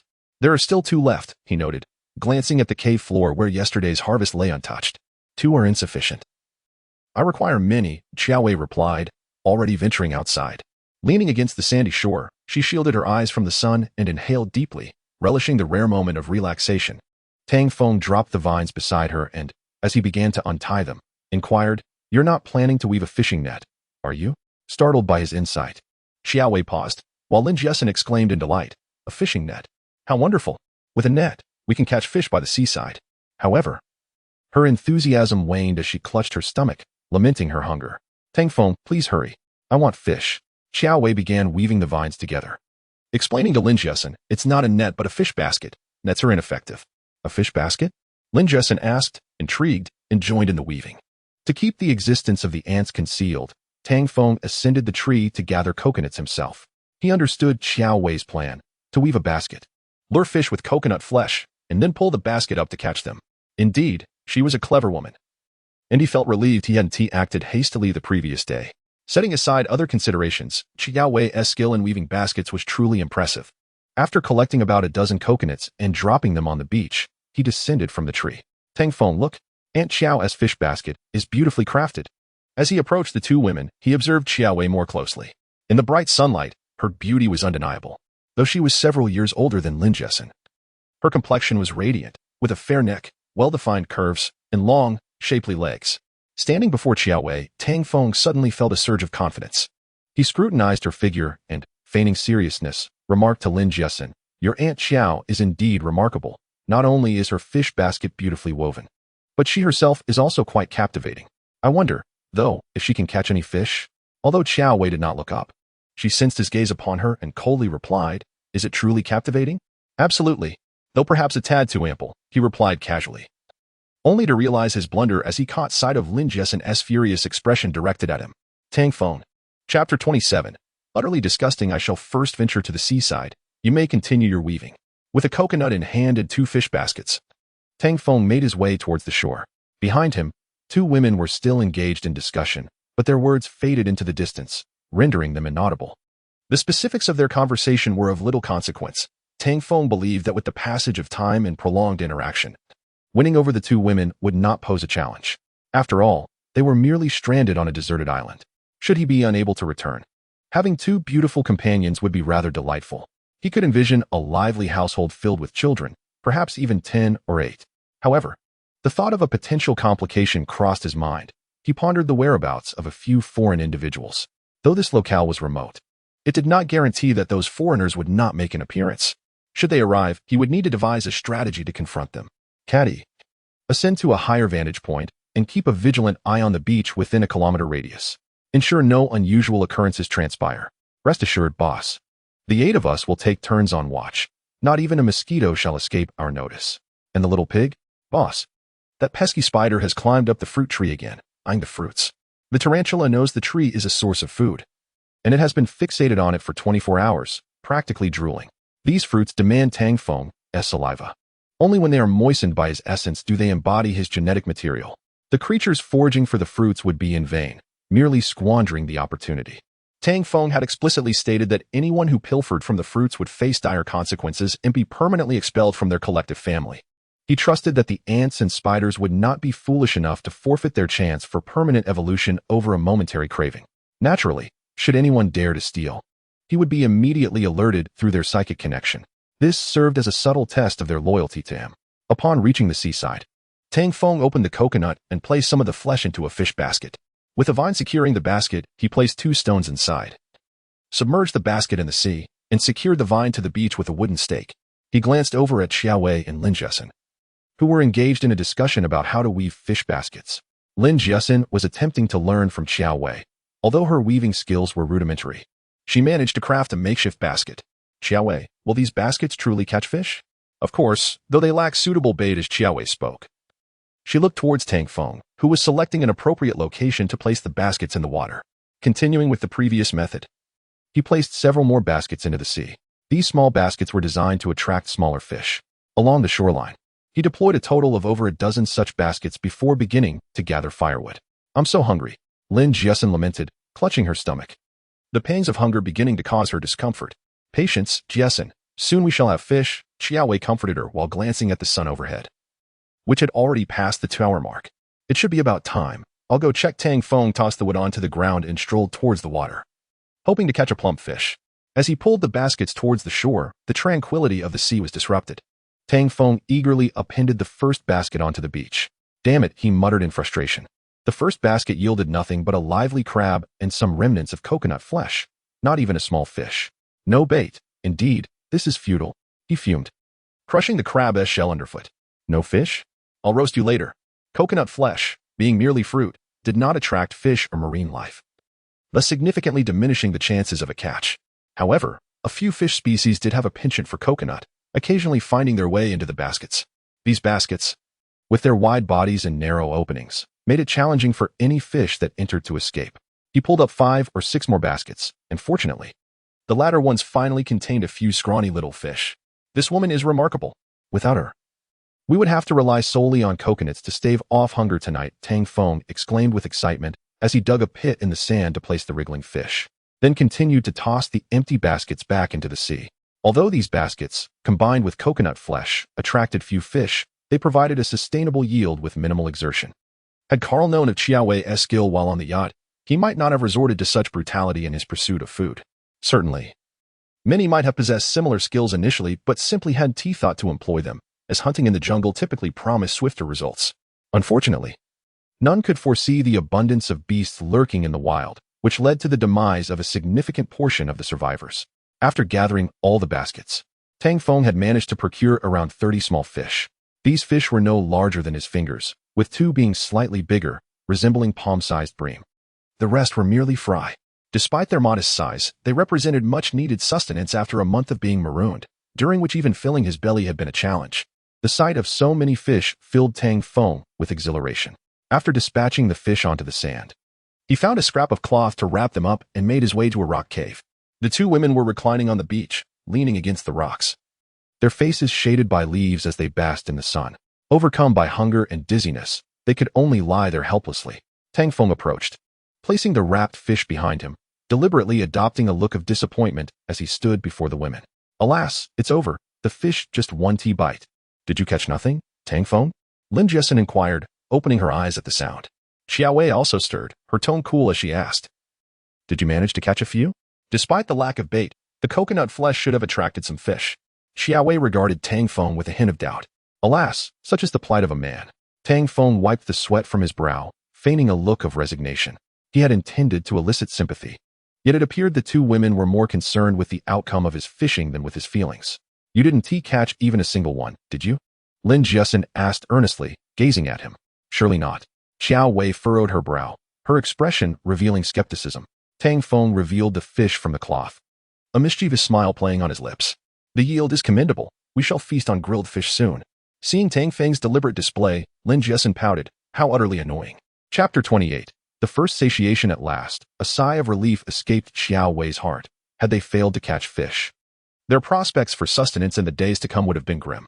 In addition to using a fish basket to catch a few fish from the sea, she had devised another method, albeit one that carried considerable risk, which she chose not to disclose. For the moment, the fish basket remained their sole means of procuring food. During their escape from the yacht, Xiaowei had contemplated this approach, initially considering bread rather than coconuts as bait. Lin Jiasen, upon witnessing Tang Feng's deliberate deception, felt a stir of annoyance, turning her face away to disregard him. Tang Feng, perplexed by her reaction, noted that she had not exhibited such irritability during their previous solitary encounters. Since Xiaowei's arrival, however, her temperament had noticeably shifted. "Do you loathe me? If so, why do you cast flirtatious glances my way?" Tang Feng mused as he commenced the task of cleaning the small fish. "Who is casting flirtatious glances at you?"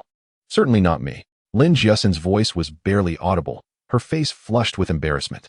As they began to grill the fish, Tang Feng adopted a chef's demeanor, striking a pose as he started the cooking process. Their immediate concern was the pressing hunger that had begun to gnaw at them. Without nourishment in the form of fish to replenish their protein and nutrients, they risked fainting from starvation. Grilling fish is an art, and Tang Feng, lacking any formal training in this culinary endeavor, resorted to the fragmented images of cooking he had absorbed from television and films.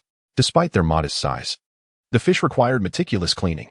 After scraping the scales off with a small knife, he arranged them on a rock and began digging a pit to place the wood for the fire. "Hey, do you even know how to grill fish?" Xiaowei queried, scrunching her brow at the sight of Tang Feng skewering the fish onto a stick. "How else would one grill it?"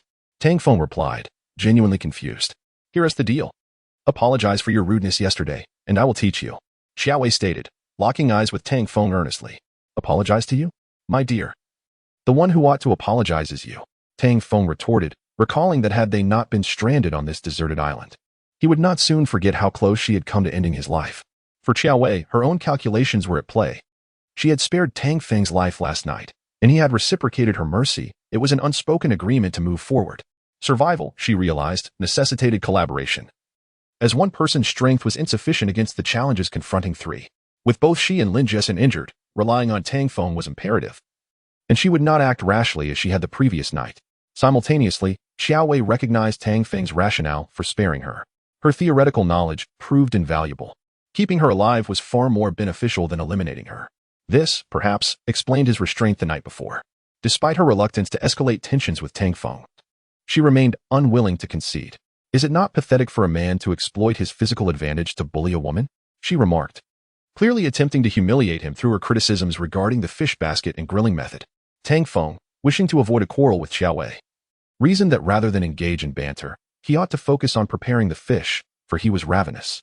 Observing him continue to skewer the fish, Xiaowei decided to let go of her irritation, knowing that the fish would soon be for her as well. Simply find a clean pebble, place it on the wood to grill, and then lay the fish atop it. This way, it won't burn, and it will cook evenly, she instructed. Recalling a similar cooking technique he had seen on television, Tang Feng followed her guidance, placing the stone over the fire. Once the stone was sufficiently heated, he laid the small fish atop it. Lacking salt and oil, he sprinkled some leftover seasoning from instant noodles onto the fish, and soon the air was filled with the delectable aroma of grilled fish. The three of them, gazing at the golden brown fish, were acutely aware of their hunger. Tang Feng plucked a piece of the flaky fish and brought it to his mouth. As he savored the flavor, he felt a wave of satisfaction wash over him. Despite its simplicity, it was the first hot meal he had enjoyed in days, and it tasted divine. "Tang Feng, how is it? Is it delicious?" Lin Jiasen inquired, unable to suppress her salivation as she shifted closer to inhale the fish's enticing fragrance. She had subsisted solely on coconuts and coconut water for days, and now, faced with the aroma of grilled fish, she felt as though she might devour an entire fish in one bite. "It's decent. Here, have one," Tang Feng replied, handing her a perfectly grilled fish. Noting that the other two fish were nearly ready, he used a clean stick to retrieve another fish and offered it to Xiaowei. "You've contributed the most. Here, this larger one is for you." Surprised, Xiaowei had not expected Tang Feng to think of her and Lin Jiasen at such a moment. "Thank you," she said, still harboring some resentment over the previous night. Yet she acknowledged his gesture with politeness. Tang Feng continued to place more fish on the stone. The small fish were insufficient to satiate their appetites. As they grilled and consumed the fish, it resembled an all-you-can-eat buffet. To expedite the grilling process, Tang Feng suggested that the two women assist him, and the three of them began grilling and eating simultaneously. Fortunately, the beach was abundant with coconuts, alleviating any concerns about a lack of drinking water. They ate until they were full, contentedly patting their stomachs. Reclining on the sand, Tang Feng closed his eyes, relishing the harmonious sea breeze and the warmth of the sun. If only this tranquility could persist indefinitely. At that moment, Xiaowei's words shattered their blissful harmony. "We must promptly gather more fish, otherwise we may encounter difficulties ahead." Tang Feng, unable to suppress his agitation, sat up. They had only just begun to rest, and he suspected Xiaowei was being intentionally provocative. "What do you mean? Is it not sufficient to catch a bit each day?" he questioned, feeling exhausted from the day's exertions. "I need to rest for a while. If you wish to gather fish, do so yourself. I will not go. Let Tang Feng rest a bit, shall we? He has been busy collecting vines all morning and fishing with the basket at noon. He has worked hard for most of the day and deserves a break." Lin Jiasen interjected sympathetically. "Now is not the time to rest. From my observations, this area of the sea is likely to experience heavy rain within 2 days, which could potentially trigger a tsunami. Forget about fishing then. This location may not even be safe for us. We need to construct a protective barrier," Xiaowei insisted. "A tsunami?" Lin Jiasen's face paled. She understood all too well that the yacht had met its fate due to a tsunami, and the terror of that event was etched in her memory. You cannot be serious. Do you truly believe a tsunami is imminent? Tang Feng exclaimed, astonished. Should a tsunami occur, fishing would be impossible for days, as the fish would retreat to the depths, rendering their fish basket useless on the shore. Xiao Wei coldly replied, if I were not currently incapacitated, I would not require your assistance. I am perfectly capable on my own. Therefore, I implore you to gather more fish. Chapter 29. The eve of the sea storm. As Tang Feng gazed at the setting sun, he ultimately resolved to hastily gather fish and renovate the rocky cave. The cave was situated approximately a kilometer from the shoreline, and should a torrential downpour occur, it could potentially trigger a tsunami that would endanger this location. To prevent the cave from being inundated, he needed to find a suitable shelter in advance. According to Xiao Wei, the sea storm was imminent within the next couple of days. Thus, Tang Feng's first priority was to modify the rocky cave. Otherwise, even if the rising waters did not reach this area, the heavy rains would fill the cave with water, while there was still some light. Tang Feng procured a plastic bucket and began collecting the small fish from the fishing baskets for the second time. After thoroughly searching through all the baskets, he managed to gather over 20 fish, each about the length of a finger, along with several crabs. Once he had collected the small fish, he placed all the baskets back in the seawater for the next collection. Carrying the plastic bucket, he approached a coconut tree and observed the saplings. Noting that the fruits had grown significantly, changing from a bluish-green to a golden-red hue. So this is what ripe fruit looks like? Tang Feng regretted his earlier impulsiveness in plucking the fruit before it had matured. Gazing at the golden-red fruits, he pondered whether this was indeed their mature state. Ripe fruit must surely contain more energy than unripe ones. However, he wondered what consequences would arise from feeding these fruits to the ants and spiders. Reaching out, he plucked a fruit from the tree, and the tarantula, witnessing the act, nearly tumbled from the tree in excitement. The tarantula scurried down to Tang Feng's feet, licking his shoes with its mouth, which startled him into silence, fearing that the spider might inadvertently transfer its venom onto him. The fruit had grown remarkably fast, ripening within a single afternoon. Tang Feng brushed the fine hairs off the fruit using his clothing and examined it closely. As soon as he had picked the fruit, Kitty's mental waves sensed Tang Feng's arrival. The boss has harvested fruit, Kitty exclaimed, prompting the other ants to gather around, discussing how consuming the fruit would surely make them stronger, surpassing that foolish spider. Soon, Kitty and a few ants slid down from the coconut tree, moving with unprecedented speed, as if propelled by the wind. Upon seeing the tarantula resting at Tang Feng's feet, several ants boldly positioned themselves in front of the spider. Tang Feng cleaned the fruit and looked down, gasping in astonishment. What in the world? The 8 ants that had previously been the size of mung beans had now grown to the size of peanuts. What is going on? Kadi, why have you grown so large? Squatting down, he flicked Kadi's body with his finger, unable to contain his excitement. Could this be the effect of consuming the fruit? Boss, what do you think? Kadi seemed eager to demonstrate something. It approached a small sapling, opened its enormous jaws, and bit down on a stem the thickness of a finger. With a sharp crack, the small sapling snapped in two. Well, what do you think? Kadi climbed back to Tang Feng's feet, patting its body with its front legs, signaling its newfound strength. Evidently, the fruit had a significant impact on them. All right, you may have this batch of fruit, but continue to guard the fruit trees for me.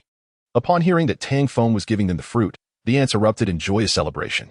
Meanwhile, the tarantula was not pleased, waving its legs and emitting a discontented sound. All right, little pig, you'll also get a share. Just keep watch over the fruit trees. Upon hearing this, the tarantula made a cheerful sound and approached Tang Feng, seeking a closer interaction. This startled him into retreating, leaving the tarantula looking quite forlorn. Why can the ants be so close to Tang Feng while I cannot? Tang Feng explained that the tarantula was too large and hairy, and he had an allergy to fur. In truth, he feared the spider's venom once it made contact. The consequences could range from mild illness to fatality, and he dared not take any chances. As before, after biting into the fruit, he again endured the agony of watching his joyful pets devour the fruit as flesh. It was no easy task to ensure that these ants and spiders grew strong and obedient. Their happiness was built upon his suffering. The fruit was undeniably foul-smelling and unpalatable. After feeding the ants, Tang Feng felt a more profound spiritual connection with them and the spider, as if the distance between them had significantly diminished. It was akin to a network connection, previously a mere 2G, now transformed into a 1,000-megabyte wireless network enhanced by 6G. Tang Feng surveyed the terrain around the coconut tree. This location was roughly the same distance from the shore as the rocky cave. However, it was situated slightly higher, ensuring that even in the event of a storm or tsunami, it would not be completely submerged. In contrast, the rocky cave was at a lower elevation, While it might not be flooded by seawater, should heavy rains occur and drainage fail, it was highly likely that the cave would fill with stagnant water. Tomorrow, he must devise a plan to renovate the rocky cave. As night fell, Tang Feng walked towards the rocky cave, contemplating his next steps. Upon reaching the cave, he gathered some wood and erected a barrier at the entrance, then used some dry grass to kindle a fire. Tang Feng, what are you doing? Lin Jessen inquired curiously as she observed him silently building a fire at the cave's entrance. To ward off the wild beasts from the jungle, Qiao Wei proactively explained to Lin Jessen. Wild beasts? Could jungle creatures really find their way here? Lin Jessen recalled that during their previous stay in the rocky cave, they had not made a fire. If a wild beast had come then, it could have easily devoured them. Whether it be beasts or humans, after residing in one place for several days, they would emit a certain scent. This aroma was imperceptible to ordinary individuals, but detectable by wild animals. After igniting the fire, Tang Feng settled into another corner of the rocky cave, leaning against the stone wall. He soon felt the aches throughout his body. It had been a long and exhausting day. Ah, no wonder, Lin Jessen remarked, seemingly recalling something. She turned to Qiao Wei, who was lying beside her, and asked, Aunt Qiao, how do you know the sea storm is coming in the next few days? Is there a theory about weather in your studies? Tang Feng too was curious about how Qiao Wei made her predictions, and although his eyes were closed, he listened intently to the conversation between the two women. Qiao Wei responded coolly, there are numerous signals for storm warnings. It cannot be succinctly explained in just a few words. Aunt Qiao, do share a bit more. Jessen wishes to hear, Lin Jessen gently urged, tugging at Qiao Wei's clothing in a somewhat charming manner. Qiao Wei, unperturbed, began to explain. For instance, the clouds in the sky. Clouds? Lin Jessen frowned, unable to suppress her curiosity, and asked, Aunt Qiao, can clouds indicate a storm? Chapter 30. Obtaining bait. If the sky showcases funnel-shaped clouds or dragon-tail clouds, it indicates unstable air currents, heralding the potential for thunderstorms and strong winds. However, these signs alone do not guarantee the arrival of a storm. There are numerous indicators to consider. For instance, do we feel more stifled and breathless this morning than before? As Qiao Wei articulated this, Tang Feng suddenly recalled his own discomfort earlier that morning at the edge of the jungle. He had assumed it was merely a consequence of insufficient rest or a lack of nutritious sustenance, unaware that it could be attributed to such atmospheric conditions. Tang Feng, tomorrow will be arduous for you. We are of little assistance, Lin Jessen remarked, casting a slightly embarrassed glance at him. With the certainty of an impending storm looming, Lin Jessen felt a twinge of guilt. Both she and Qiao Wei had sustained injuries and were in a recovery phase, rendering them incapable of contributing. These signs alone do not definitively indicate that a downpour is imminent, Tang Feng mused aloud, reluctant to expend effort only to find it fruitless. Yet, deep within, he held a certain admiration for Qiao Wei. Not only was she adept at weaving fish baskets, but she also possessed the acumen to perceive the approach of a storm through subtle cues. Regardless of the accuracy of her predictions, it is always prudent to prepare in advance. Even if the tempest does not arrive today, it might still come tomorrow or the day after. Ants congregating in swarms and hastily relocating typically forewarn of a storm's arrival, for they are exceptionally sensitive to humidity, air pressure, and temperature. Seabirds flying at low altitudes suggest oppressive heat and humid air, while insects foraging in lower regions provide further evidence of impending weather changes. If these observations are insufficient, I could enumerate many more. Would you care to hear them? Qiao Wei stated with an air of haughtiness. Regardless of whether your assertions are accurate or not, provisions and water sources must be prepared. Furthermore, this rock cave, situated approximately 1 kilometer from the jungle and the sea, is ideally positioned between the two, with slightly elevated terrain, making it a suitable shelter. We merely need to modify it to meet our housing needs, adding some fencing and a roof to safeguard against wild animal attacks, mosquitoes, and venomous snakes. Unfortunately, this renovation requires careful planning. As Tang Feng reclined on the haystack, he contemplated how to adapt the rock cave. While he was well-versed in identifying herbs, constructing shelters and observing weather patterns were not his strengths. How about this? Tomorrow, you can gather some timber, and we will proceed with the cave's transformation according to my methods, Qiao Wei suddenly proposed. Timber would necessitate venturing into the jungle, a perilous endeavor that Qiao Wei was well aware of. It seemed she harbored some ill intentions towards him.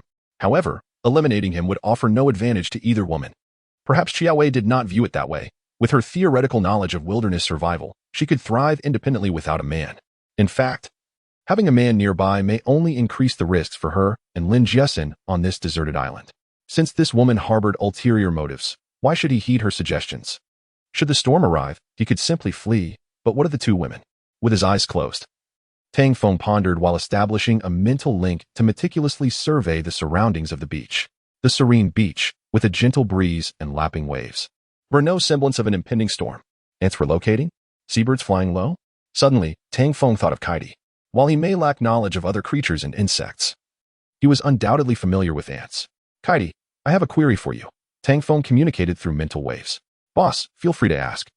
I shall not withhold any information within my knowledge, Kaidi replied, perched confidently on a coconut tree branch. Are ants particularly sensitive to climatic changes? Tell me, will there be a storm in the coming days? Boss, the storm is still a few days away. It won't affect us, Kaidi asserted. Not affect? Are you referring to your kind, or to me? Boss, there are coconut trees. When the downpour arrives, we will take shelter in the coconut trees. There's no need to worry, Kaidi reassured him. Get lost, Tang Feng retorted. These ants seem to think only of their own safety, disregarding his predicament. While Kaidi and the ants might find refuge in the coconut trees, he would be left in a quandary. Fortunately, this woman demonstrated some foresight. Tang Feng glanced at Xiao Wei and Lin Jiasen, both of whom had succumbed to sleep, lightly snoring, lying flat on the ground. Xiao Wei's sleeping posture inadvertently faced Tang Feng. Unintentionally, he caught sight of her thigh and the white safety shorts she wore. This woman was certainly not ordinary. Tang Feng couldn't resist stealing another glance. In the dimly lit rock cave, with one man and two women, both beautiful, his heart fluttered once more. Over the past month, based on their understanding of the deserted island, it was evident that besides the survivors, there were virtually no human traces. Seeking external assistance would be exceedingly challenging, and the question of survival remained uncertain. Given this woman's intelligence, there was no way she would have acted against him last night. Tang Feng found himself puzzled.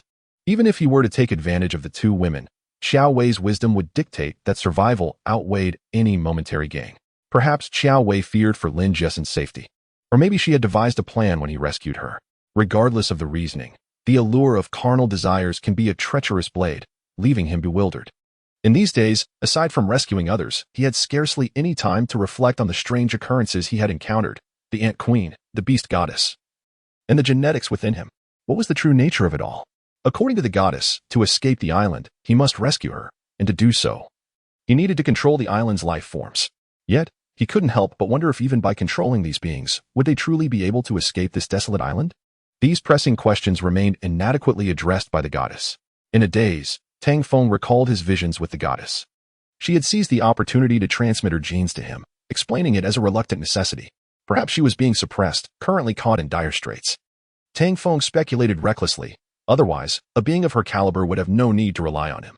The night she sealed the rock cave, perhaps she wished to keep their secret from the forces controlling her, to survive and grow stronger. Tang Feng resolved silently. Starting tomorrow, he must begin stockpiling food, water, and transforming this space. As for water, they had coconut juice, but food was lacking. Without bait, fishing would be an exceedingly slow endeavor. Musing on bait. An idea suddenly struck Tang Feng, a simple method to procure bait effortlessly. Chapter 31. The deal. The next morning dawned bright and sunny. Golden rays of sunlight bathed the beach, creating an atmosphere of unparalleled tranquility and harmony, entirely unlike the foreboding chaos before a storm. For Tang Feng, the first task at hand was to retrieve the fish baskets. After a night's wait, surely there would be more than yesterday. As he murmured to himself, he approached the first fish basket, grasped the rope tethered to it, and pulled with force. With a sharp crack, the basket split in two. Quick-witted, Tang Feng deftly swung his right hand and caught the vine that was slipping into the sea. It seemed heavy. He exerted effort to test it, slowly dragging the basket towards him, careful to avoid tearing it apart as he pulled it from the water. Once above the surface, he peered into the basket and was greeted by a bounty of dozens of fish, each larger than those he had caught the day before. Elated, he tipped the contents into a plastic bag. What a surprise! He had not anticipated that the fish basket, left overnight, would attract such a catch. This was not merely the allure of coconut flesh, but rather the effect of the food chain. As Tang Feng prepared to collect the remaining baskets, he was approached by Xiao Wei, who, leaning on her cane, appeared seemingly out of nowhere. Still not fully recovered, she had fashioned 2 sticks to aid her mobility, determined to assist Tang Feng in any way she could. The food chain, what of it? Is it merely that the big fish devours the small? Tang Feng remarked casually. After the events of the previous night, he was reluctant to draw too close to this woman. Though undeniably attractive and alluring, she was also a source of potential deception. Were it not for their agreement on the beach, he could have easily left her behind. Xiao Wei smiled but offered no response. Instead, posing a question, Do you believe your actions on the yacht and saving someone were right or wrong? Certainly wrong. Had it not been for that, I would not have been abandoned amidst the rubble, Tang Feng replied, his tone slightly irritable. I surmise correctly. Once betrayed, one's nature can easily transform. Do you know why I chose to bind you? Xiao Wei said, her gaze steady upon Tang Feng, a hint of a smile gracing her lips. In the days spent together, the three had not had the opportunity for private discourse, and now, with Lin Jessen absent, she seized the moment to speak with him. If my suspicions are accurate, you had already devised a plan for our predicament on the yacht, hadn't you? Your agreement to become my partner was likely a ruse to confuse me.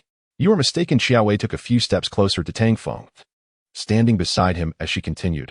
My desire to eliminate you stems from my knowledge of the inevitable outcome for the three of us, not from any promise to be yours. Tang Feng continued casting the fish baskets into the sea, remaining silent, aware that Xiao Wei had endured her injuries to confront him, indicating her intent to clarify her position. The three of them would be bound together for an extended period, at least until they escaped the deserted island and awaited rescue. Human nature. As an instructor in wilderness survival simulation theory, my team has delved into this subject. It suggests that regardless of one's background, when faced with isolation from civilization, individuals revert to primal desires, becoming akin to the earliest humans, bloodthirsty, ruthless, and cannibalistic. In the half-month since the yacht ran aground, much has transpired. The actions of those foreigners, who killed so many, do not merely reflect their malevolence or cold-heartedness. Anyone would act similarly when confronted with the weak, plundering, oppressing, or even killing their own kind. Just like these fish, where the larger consume the smaller, it is an inherent trait of animals. Humans, too, are animals. And without the constraints of civilized society, they become even more callous and brutal. Tang Feng interrupted, posing a question. What of Lin Jessen? Is she devoid of compassion?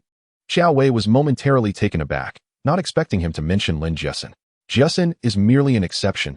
She does not represent the majority, she replied coldly. Is that so? You did not seek me out merely to discuss this, did you? Speak plainly. Tang Feng expressed his disdain for indirectness. Xiao Wei's lengthy discourse seemed an attempt at justification. Her actions against him were not her fault. She had merely acted in self-defense. Indeed, on this deserted island, killing to protect oneself was not inherently wrong. Just as Yu Lulu, who once professed undying love, had betrayed him following the yacht's misfortune. Indeed, you are astute. I sought you out to propose a condition. A condition? Tang Feng chuckled, questioning, what condition? I will be your partner, on the condition that you do not harm Jessen. Should you do so, I will kill you. Even at the cost of my own life, Xiao Wei stated firmly, her tone cold yet resolute. Haha, to be your partner? I fear you may have ulterior motives, or that you might take advantage of me. Tang Feng could not help but glance at Xiao Wei. This woman was exceedingly alluring.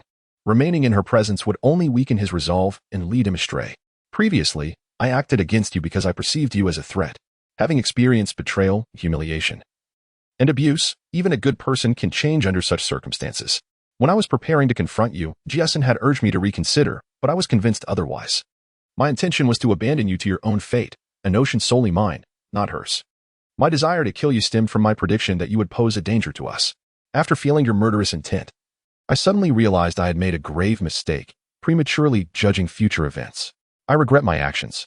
When you sought to claim my body, I sensed the primal desires of humanity. Any man would act similarly under such duress.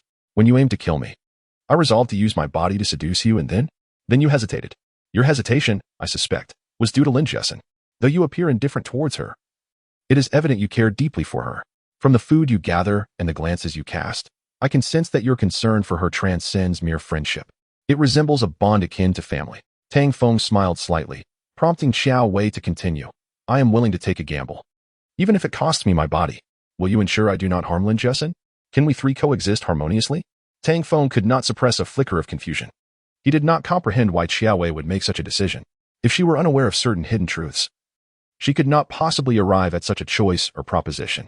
Chapter 32. Even little pets can grow stronger. Xiao Wei smiled and said, do you not like beautiful women?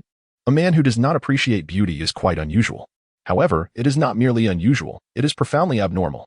Yet, Tang Feng felt a hint of trepidation towards a woman like Xiao Wei. No one could discern her true thoughts. Even if he harbored some fantasies about her, he had to suppress them. Tang Feng continued to gather the next fishing basket, disregarding Xiao Wei's playful banter. After a night, the fish in the basket had multiplied compared to the previous day. Gazing at the lively fish, Tang Feng couldn't help but express his astonishment. The number of baskets was nearly 3 times that of yesterday, with nearly 100 palm-sized fish. With such a bounty, even if a torrential downpour were to arrive, there would be no cause for concern. Noticing Tang Feng's silence, Xiao Wei began to feel a bit bored. Once he finished packing the fish into plastic bags, she remarked with a smile, "I don't think you are a bad person. You remind me a bit of Jessen. I want to place a bet to see how this unfolds." Tang Feng approached Xiao Wei, observing the beauty before him, and inquired, "Are you betting on whether we can survive until we escape this deserted island?" "Yes, you are quite perceptive. That is indeed my thought," Xiao Wei confessed candidly. "That is the right mindset," Tang Feng replied. Regardless of how extensive Xiao Wei's theoretical knowledge might be, surviving on a deserted island without men would make it exceedingly difficult for her and Lin Jessen to endure the perils and crises that lay ahead. She must believe Tang Feng, am not a villain, else she would not speak to me in such a manner. The thought of Xiao Wei binding him sent a shiver down Tang Feng's spine. "Think as you will. But I must inform you that this island may not be what it seems," Xiao Wei sighed behind him. Tang Feng halted in his tracks. Strange occurrences were commonplace. He had encountered a fairy. What could be more bizarre than that? Until he understood the situation better, he wished to keep the island's oddities, including his control over ants and spiders, a secret from everyone. Regardless, none of that was important. All he knew was that their priority was to survive. Furthermore, as you mentioned, a storm was approaching, and time was of the essence. Xiao Wei contemplated for a moment, realizing that Tang Feng had a valid point. Above all, the most crucial thing was to stay alive. Survival brought hope, and only by living could they escape this island. Otherwise, everything would be in vain. Following Tang Feng, the two arrived at the entrance of a rocky cave where he emptied the plastic bags filled with fish onto the sand. Almost 100 fish flopped about on the beach. "Wow, this is enough fish to last us several days," Lin Jessen exclaimed, her excitement palpable. Tang Feng glanced at the sun overhead. The weather was splendid. According to Kaidi's forecast, they had about 3 days before the storm hit. 3 days was sufficient. He mused quietly, tossing a small knife to Xiao Wei, instructing, "Take care of these fish with Jessen while I gather some wood at the jungle's edge." "Where are you going?" Lin Jessen asked casually as she noticed Tang Feng preparing to leave. "To relieve myself. Do you wish to supervise?" Tang Feng replied with a teasing tone. "You insufferable man." Lin Jessen's cheeks flushed crimson as she retorted playfully. After briefing the two women, Tang Feng made his way towards the coconut grove not far from the rocky cave. He intended to bring the ants along and to water the saplings with some genetic material. Upon reaching the sapling beside the coconut tree, Tang Feng unfastened his pants. While relieving himself, he glanced at the two women nearby. Lin Jessen averted her gaze, her face aglow, while Xiao Wei muttered a curse. "How am I a scoundrel for merely relieving myself?" Tang Feng wondered curiously. It struck him as bizarre that, despite the two women suffering injuries on their legs, they had not asked for his assistance with their needs. After a night's rest, the fruit tree had blossomed anew with a white flower, and the sapling had grown taller. Fortunately, this area was situated at a higher elevation. As he relieved himself, Tang Feng gently patted the sapling. Had it not been for the elevation, he would have had to devise a way to relocate the sapling in anticipation of the impending storm. Using mental communication, he directed several ants from Kaidi to descend from the coconut tree. The ants had grown to the size of peanuts, and the spiders had also increased in size, reaching the dimensions of apples, which astonished Tang Feng. He had not anticipated that the fruit's flesh could nurture such growth into ants and spiders. This was indeed remarkable. These creatures were all his pets, and they were contract pets at that. Tang Feng pondered silently, knowing that as long as these beings were not foolish, they would not defy him. In the animal kingdom, growing stronger equated to the continuation and extension of life. No creature would be so foolish as to forfeit the opportunity to enhance its strength and prolong its existence. Tang Feng felt no concern regarding the possibility of rebellion from the ants or spiders. In comparison to the prospect of growing stronger, rebellion would lead to their demise. These pets were not that naive. "Kaidi, you and the others follow me to search for some wood. Spiders, you are responsible for guarding the fruit trees." Tang Feng conveyed his orders through the mental communication group. "Boss, are we heading into the jungle?" "Yes, we are going to procure wood." "Boss, today I want to introduce you to some ant brethren." "Ant brethren?" Tang Feng inquired, puzzled, just as he noticed at Kaidi's call. A swarm of ants appearing densely on the ground. These ants were roughly the size of mung beans, similar to their size before Kaidi had undergone evolution. Due to the lack of mental communication, Tang Feng was unaware of what these ants were discussing, relying solely on his exchanges with Kaidi. Kaidi and Kate, the two captains, were giving instructions to the ants, likely emphasizing loyalty and dedication to Tang Feng. "Kaidi, are these brothers reliable?" Tang Feng could not help but furrow his brow. Although these little ants were brave, their diminutive size was a disadvantage against humans. Even a small creature could easily dispatch them. Boss, rest assured, our brothers are top-notch. Whether in battle or labor, Kaidi assured him while arranging the ants into a neat formation. Brothers, salute the boss, Kaidi shouted. And the ant army of 300 bowed to Tang Feng in unison, performing a salute akin to a military display. Kaidi, with so many brothers. Are you not concerned about them competing for the fruit? Tang Feng teased playfully. Kaidi replied with utmost seriousness. Boss, we may be small, but we have enough to eat. Besides, we consume far less than that gluttonous spider. The bird-eating spider, lounging on the fruit tree, stirred at the mention and indignantly protested.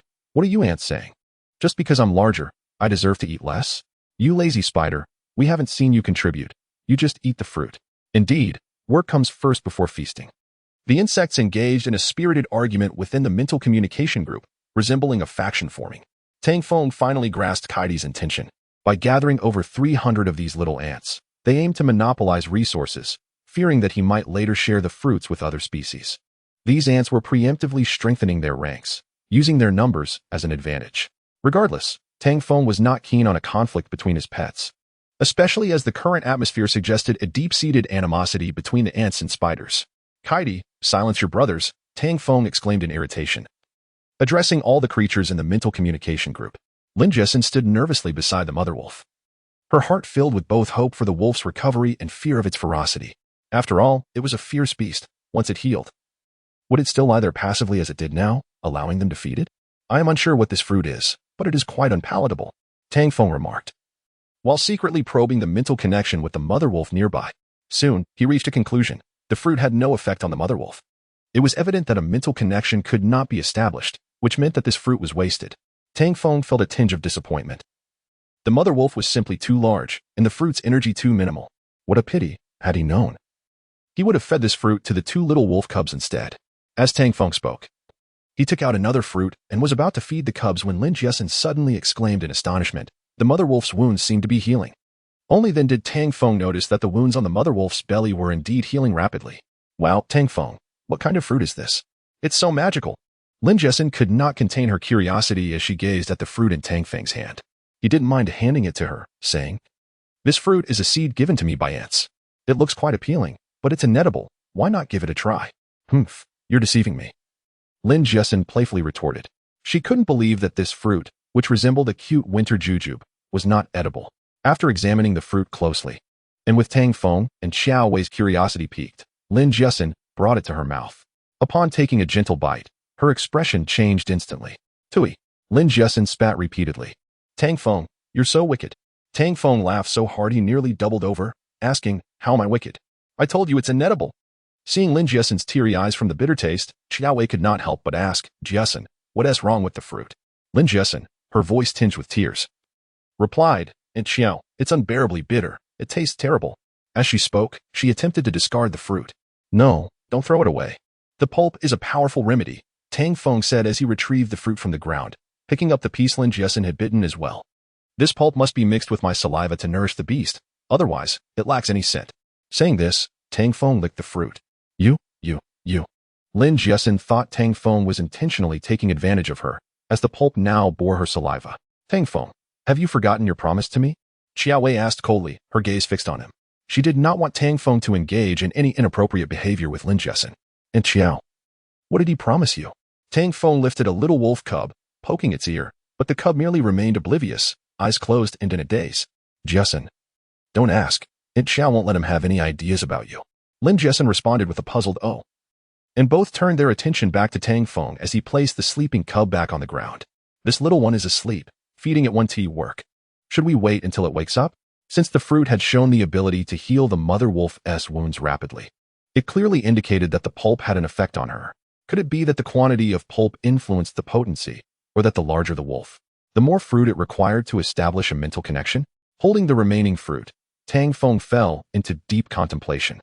Chapter 48. The overflowing maternal love of the white wolf. Soon, Tang Feng made a decision. Since he had already fed one fruit, he could not let it go to waste. He would try feeding another. He crushed the remaining fruit and placed it at the edge of the mother wolf's mouth. The mother wolf whimpered, licked her lips, and began to devour the pulp with fervor. In no time, the ground was cleared of all fruit remnants. Even the juices licked clean. The three of them looked on in astonishment. This mother wolf, on the brink of death, was now eating with such vigor. It was utterly unbelievable. The allure of this fruit was evidently immense for the mother wolf. The two women wore expressions of bewilderment, especially Lin Jessen, who had tasted the pulp and found it utterly distasteful.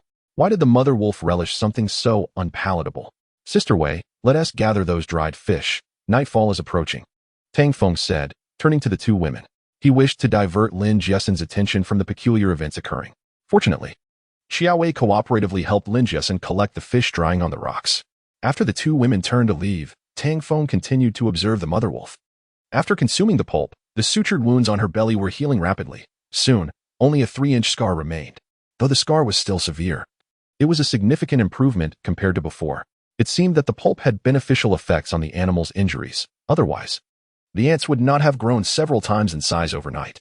Tang Feng pondered silently, while also probing the mental connection once more. Soon, a unique mental force appeared in his consciousness, markedly different from that of the ants or spiders. Could this be the mother wolf's mental energy? After tentatively establishing contact, Tang Feng confirmed that it was indeed the mother wolf's mental energy. He quickly connected his own mental energy with that of the mother wolf. A cold voice echoed in the mental exchange. What is happening? Why am I here? The mother wolf's mental energy had been pulled into the mental group by Tang Feng. Upon sensing the exchange of hundreds of voices and gazes, the mother wolf seemed taken aback.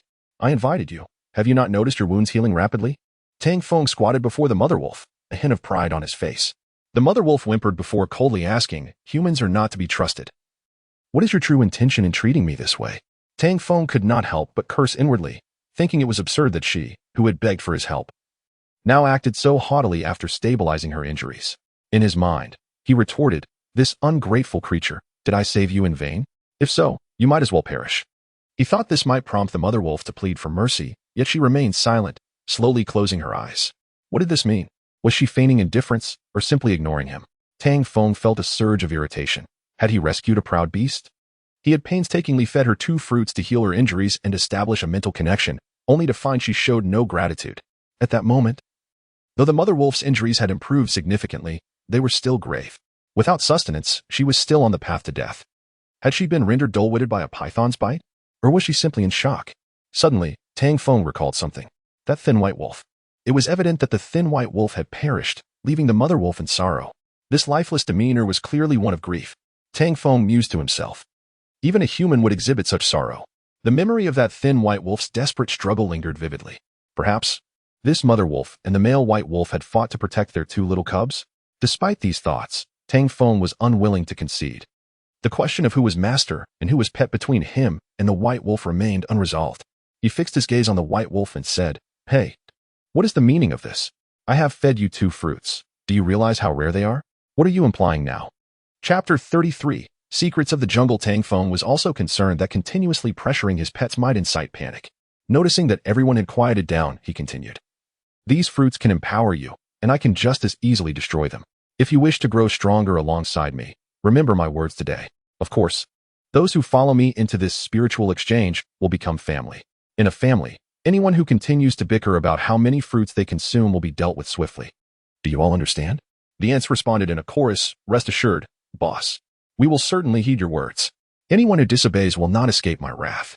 The tarantula chimed in innocently, boss, I won't either. Hearing his pet's responses, Tang Feng finally let out a sigh of relief. All right, now heed my command. The tarantula will guard the fruit trees, driving away any intruders and eliminating those who cannot be deterred. The fruits must be protected at all costs. Kaidi, you will lead the brothers with me. Our target is the jungle's edge. Soon, Kaidi directed 300 ants to climb onto Tang Feng, covering his shoulders, pockets, and hair in a flurry of movement. Tarantula, watch over the fruit trees, and the women in the rock cave should keep an eye on things too. Don't worry. With me here, those 2 beauties will be just fine. Tang Feng nodded. Although the tarantula was a bit clumsy, it was not foolish. Upon reaching the rock cave, he found the 2 women basking on the beach, sun-drying fish. With an abundance of sea fish, they could store plenty. Having these fish improved the women's spirits significantly. They no longer seemed as despondent and occasionally engaged in playful banter. If it weren't for the serious injury on his leg, this beach would have been a paradise for the 2 women. Sighing inwardly, Tang Feng thought, when will I find a woman to alleviate my beastly desires? He gazed at the 2 stunning beauties, lamenting the torment inflicted upon him by the fairy. If we are to engage, let us do so without the complications of implanted desires. How am I to endure the days ahead? Boss is feeling frisky. Kaidi couldn't resist making a comment in the group chat, drawing laughter from the ants. Even the tarantula chuckled, holding its belly. Get lost. Tang Feng, once a serious man, found his temper flaring after days of being teased by his pets. The rock cave was just over a kilometer from the jungle.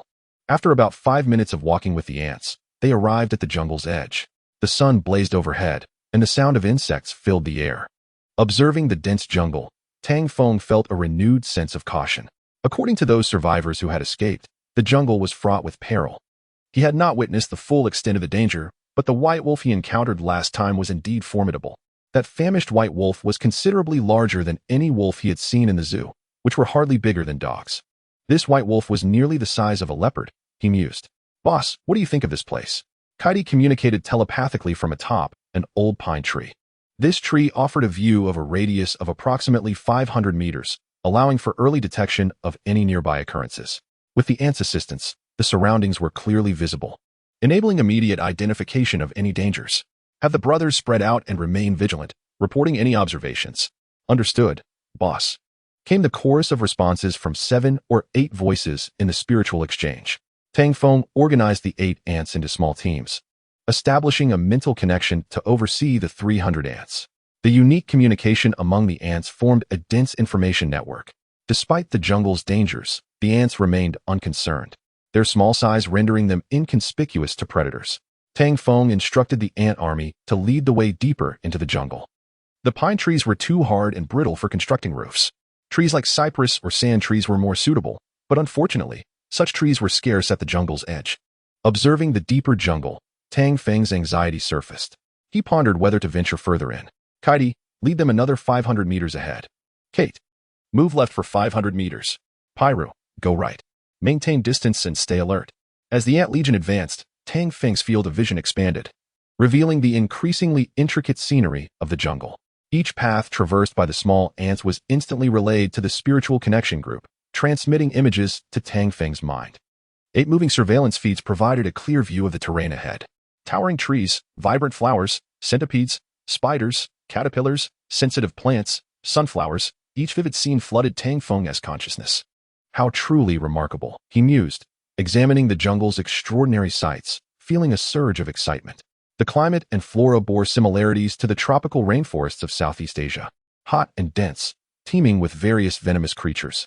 With the ants, he could largely foresee and navigate the landscape ahead, avoiding threats such as a centipede lurking 100 meters away or a venomous snake coiled on a nearby branch. There were plenty of trees, but they were either too thick or too thin for his needs. Observing a towering tree before him, he shook his head in resignation.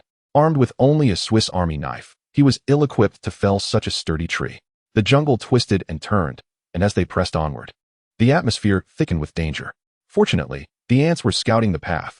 Otherwise, this jungle would be utterly inhospitable. Having ventured approximately 500 meters into the jungle, he felt an overwhelming pressure, encountering several attacks from poisonous creatures, man-eating flowers, and venomous bats. Muttering to himself, he cautiously surveyed his surroundings. The images relayed by the ants shifted continuously. In the mental exchange, Tang Feng's mind instinctively filtered out irrelevant visuals, focusing on harmful creatures and unfamiliar plants. After all, he had learned from those who had returned that man-eating flowers lurked within the jungle. Suddenly, through Pyru's perspective, Tang Feng spotted some familiar trees. What? He gasped in astonishment. In this primordial jungle, a grove of bamboo appeared. Rubbing his eyes to ensure he wasn't mistaken, he instructed, Pyru, slow down. Following Pyru's viewpoint, he scrutinized the scene. Indeed, it was a bamboo grove, lush and verdant, with the wind whispering through the leaves. What a magnificent expanse of mozo bamboo. He waved to the ant swarm, signaling them. The bamboo grove extended toward the right side of the jungle, with towering stalks reaching nearly 3 stories high. This bamboo would serve excellently for constructing a roof, far superior to wood. Kaidi, lock onto the target and lead everyone to the bamboo grove, remaining alert to any movements. Chapter 34. The death of the white wolf with bamboo at hand. Roofs could be constructed and fish baskets woven far more effectively than with vines. The resilience and sturdiness of bamboo surpassed that of trees. If time permitted, a fence could be erected around the rocky cave using these bamboos, providing substantial protection against wild beasts and intrusions. Tang Feng pondered this in silence while directing the ant army to cautiously observe every aspect of the bamboo grove. As they neared the grove, An urgent call from Pyru echoed through the mental communication group. Boss, there's danger. At that moment, Pyru had already entered the bamboo forest. And following his gaze, Tang Feng beheld a gigantic python coiled around two white beasts. A battle of beasts? Tang Feng felt a bead of sweat trickle down his forehead, his expression shifting dramatically. Upon closer inspection, he realized he had encountered these white beasts before. Drawing his dagger, he cautiously surveyed his surroundings and noted the bamboo grove was merely 300 meters ahead, accompanied by the distant howls of wolves. Boss, what should we do? Kaidi inquired within the ant communication group. Let us observe for now, Tang Feng replied, crouching low to the ground. It was disheartening that the bamboo grove he had finally discovered was now inaccessible. The two white beasts emitted haunting, mournful howls, reminiscent of the white wolf they had encountered earlier. Tang Feng crouched nearby, his curiosity piqued, as a more distinct roar resonated from the bamboo grove. Filled with ferocity and wildness, unlike the typical howls of wild animals, it sounded more like a desperate plea amidst a struggle. These three beasts ought to engage in a fierce battle until they are mutually vanquished, Tang Feng thought bitterly, chastising the beasts for hindering his progress to the bamboo grove, where he could have harvested some bamboo.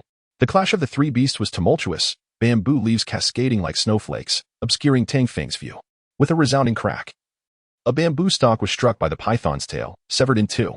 The python was nearly 5 meters long, its massive head adorned with eerily glowing green eyes and emitting faint hissing sounds. A plump white wolf let out a sorrowful howl, retreating under the python's assault, revealing a hint of fear. Clearly, the python possessed both size and strength far superior to the two white wolves. Tang Feng furrowed his brow. A mutually destructive outcome was evidently unattainable. The two white wolves, should they exert their utmost, might achieve a stalemate. But alas, the plump white wolf was paralyzed by fear, constantly seeking opportunities to evade.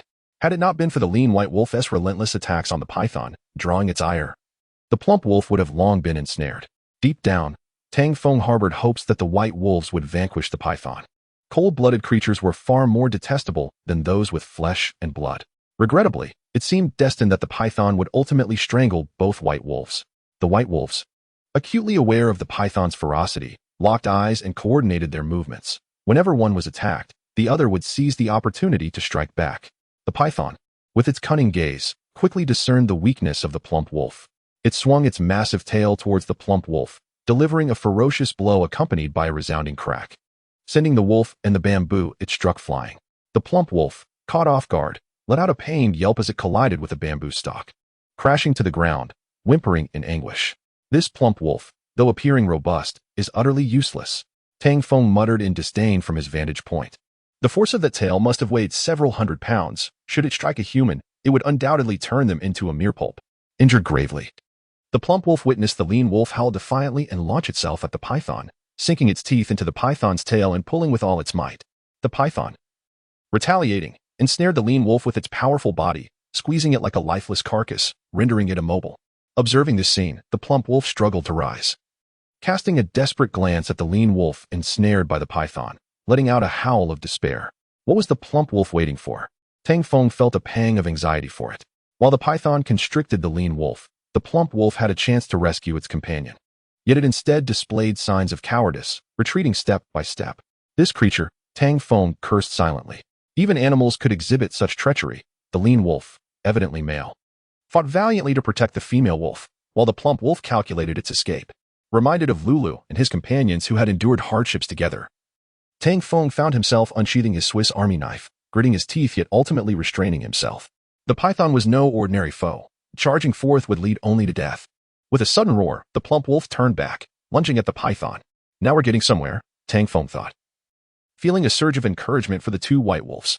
With the plump wolf joining the fray, the odds against the python became more balanced. Even so, the python remained relentless, coiling around the lean wolf without giving it a moment's respite. It seemed the lean wolf was on the verge of demise. As the plump wolf saw its companion in peril, it bit down hard on the python's body, causing it to writhe in pain, raising its massive head to retaliate, sinking its fangs into the plump wolf's rear. The two white wolves howled in unison, struggling desperately. In particular, the lean wolf fought with reckless abandon, gnawing at the python with all its might. The python, writhing in agony, finally relinquished its grip on the lean wolf. Like a slippery eel, the lean wolf escaped, launching itself onto the python, biting with fervor. The ferocity of this battle was truly terrifying, Tang Feng thought as he watched from a distance, his heart racing. Soon, Both the python and the white wolves bore numerous injuries, particularly the lean wolf, whose blood stained its white fur, belly, and hind legs, rendering it a ghastly sight. Yet, the lean wolf showed no inclination to allow the python to regroup, attacking with relentless ferocity, tearing at the python's flesh. After a flurry of assaults, the plump wolf retreated. Lying down, presumably exhausted or severely injured. It had sustained a grave wound when it had attempted to save the lean wolf, its rear having been bitten, likely injuring an artery. The lean wolf emitted a howl of anguish, glancing at the plump wolf before charging once more at the python. Leaping and lunging, it attacked relentlessly, targeting both the python's head and body, pouring all its strength into a frenzied assault, leaving a trail of blood in its wake. This harrowing scene left Tang Feng both terrified and perplexed. The lean wolf had clearly lost its sanity.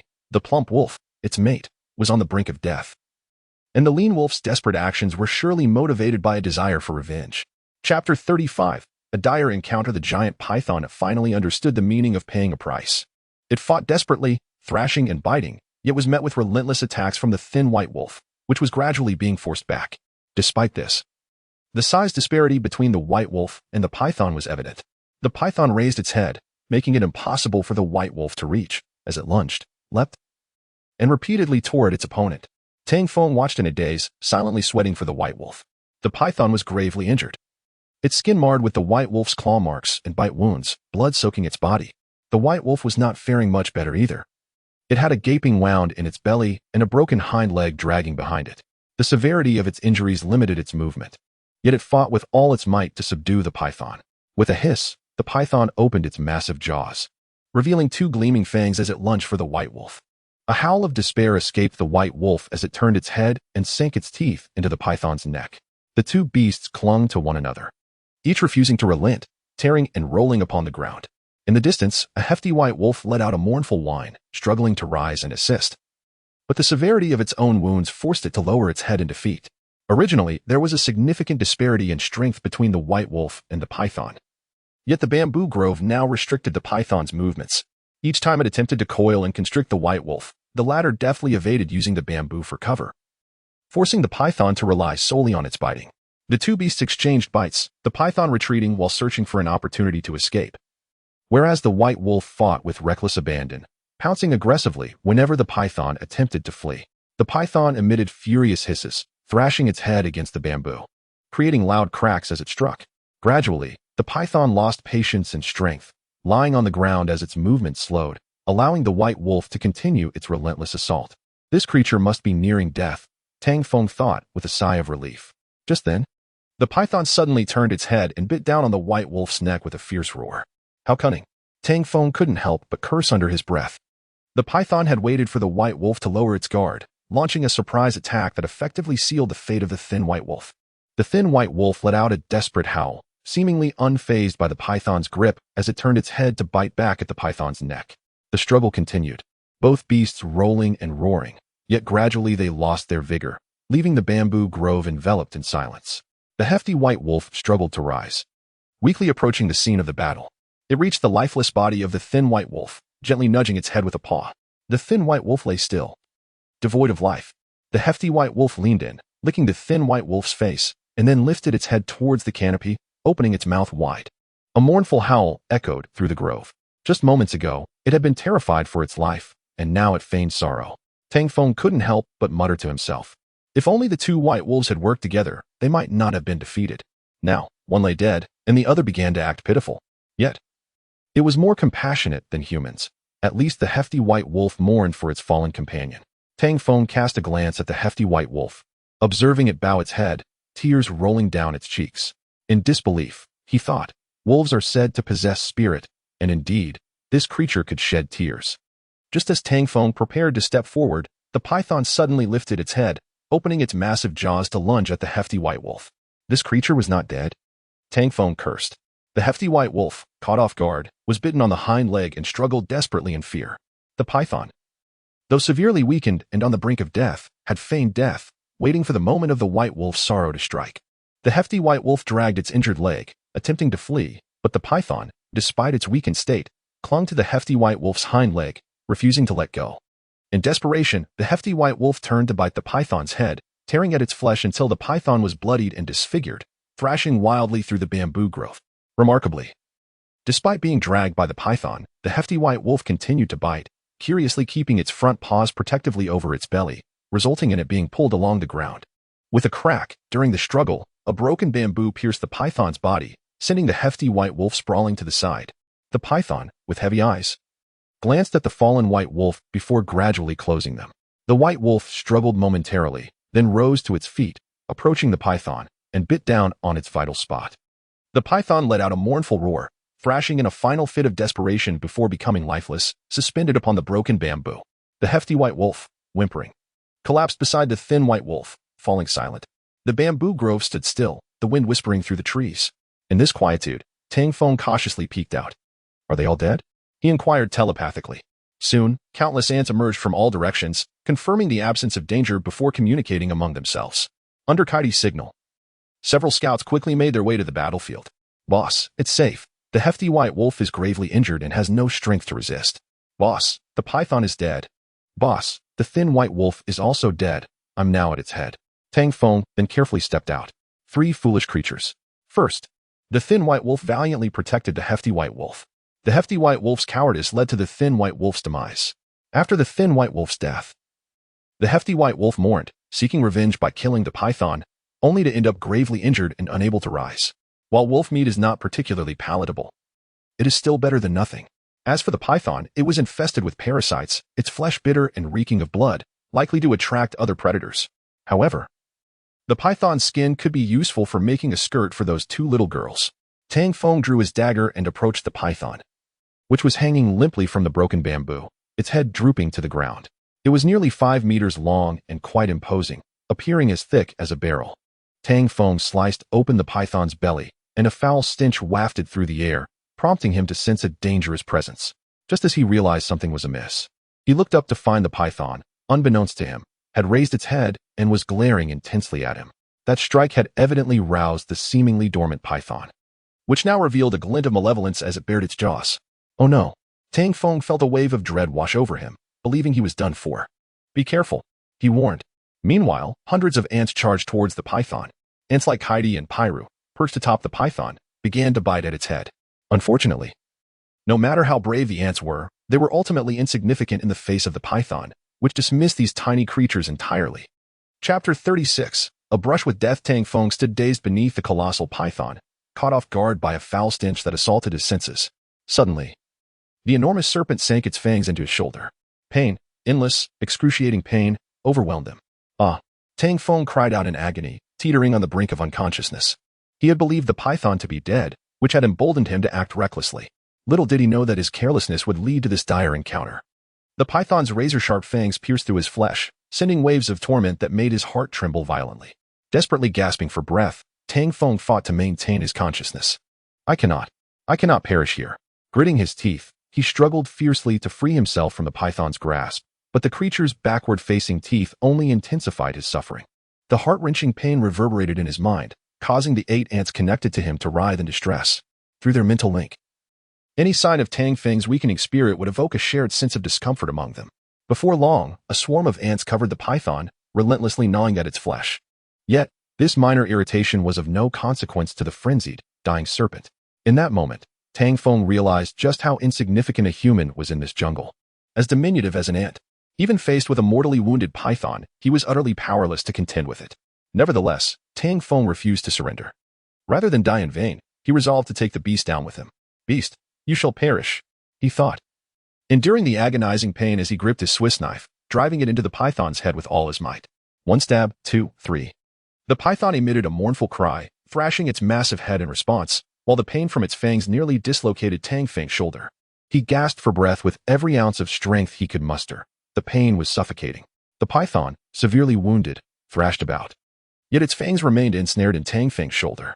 The more it struggled to escape, the more it pulled him along, driving him into a frenzy of stabbing. He lost count of how many times he plunged the knife, but at last, the python collapsed onto the ground. In that moment, a scene of despair unfolded before him. The plump white wolf, struggling with its injured leg, slowly approached him as he and the python fell. What was this creature planning? For a fleeting moment, Tang Feng feared that the wolf intended to finish him off. However, to his astonishment, the wolf staggered to the python's side and opened its jaws wide. aiming for the serpent's vulnerable spot. Like a ravenous dog devouring its prey, the wolf viciously tore at the python, nearly severing its body in two before collapsing heavily to the ground. At this point, Tang Feng found himself partially ensnared within the python's mouth, with the serpent now lifeless. He endured the pain to take a deep breath and exerted all his strength to pry open the python's jaws. The fangs remained embedded in his shoulder, and as he attempted to pull free, the agony was unbearable. "Curse it," he gasped, struggling to remain conscious. He first pushed his shoulder deeper into the python's mouth, then used the barbed fangs to pull his shoulder free. With a thud, he fell to the ground, blood pouring from the gaping wounds on his shoulder. "Boss!" The 8 ants, sensing his weakness, rushed to his side. Lying on the ground, Tang Feng was acutely aware that if he succumbed to sleep, he would likely be devoured by wild beasts. Closing his eyes for a brief moment of respite, he gritted his teeth and rose unsteadily to his feet. He had to return to the rock cave, otherwise he risked collapsing from exhaustion. He picked up the Swiss Army knife, sheathed it at his waist, and clutched his shoulder as he staggered toward the beach. After traversing through the dense jungle for nearly half an hour, he finally reached the edge. "Boss, hold on, hold on." The incessant calls from the ants urged him to cling to his last vestiges of strength as he burst through the foliage and collapsed onto the sandy shore. Under the scorching sun, on the blistering sand, Tang Feng gritted his teeth and gazed at the coconut trees in the distance, enduring the pain and fatigue. He summoned his final reserves of energy to crawl toward the rock cave. Just as he neared the entrance, his body could advance no further, and he slipped into a state of unconsciousness. "Don't bother. His injuries are too severe. He won't survive." Aunt Xiao's voice echoed in the cave. "We cannot abandon him. If it weren't for him, we would have perished long ago." Jessen interjected, "Aunt Xiao, you're not being heartless. Have you considered that if we cannot return, he might act against us in this situation? By then, it would be too late for us to resist. That's still better than turning a blind eye to his demise. The last time, he could have killed us, but he didn't. I cannot stand by and let Jessen witness his death without intervening." The two women's argument reached Tang Feng's ears, and he was astonished to find himself still alive. Lying in the rock cave, he sighed inwardly. The python's attack had nearly pierced his heart. He hadn't anticipated awakening again. The two women seemed to be deliberating his fate. Tang Feng kept his eyes closed, feigning unconsciousness as he listened intently to their conversation. Lin Jessen braced herself and crawled to where the purple algae were stored, beginning to crush them. These algae had been gathered by Tang Feng for emergencies, and now they were being utilized for his own benefit.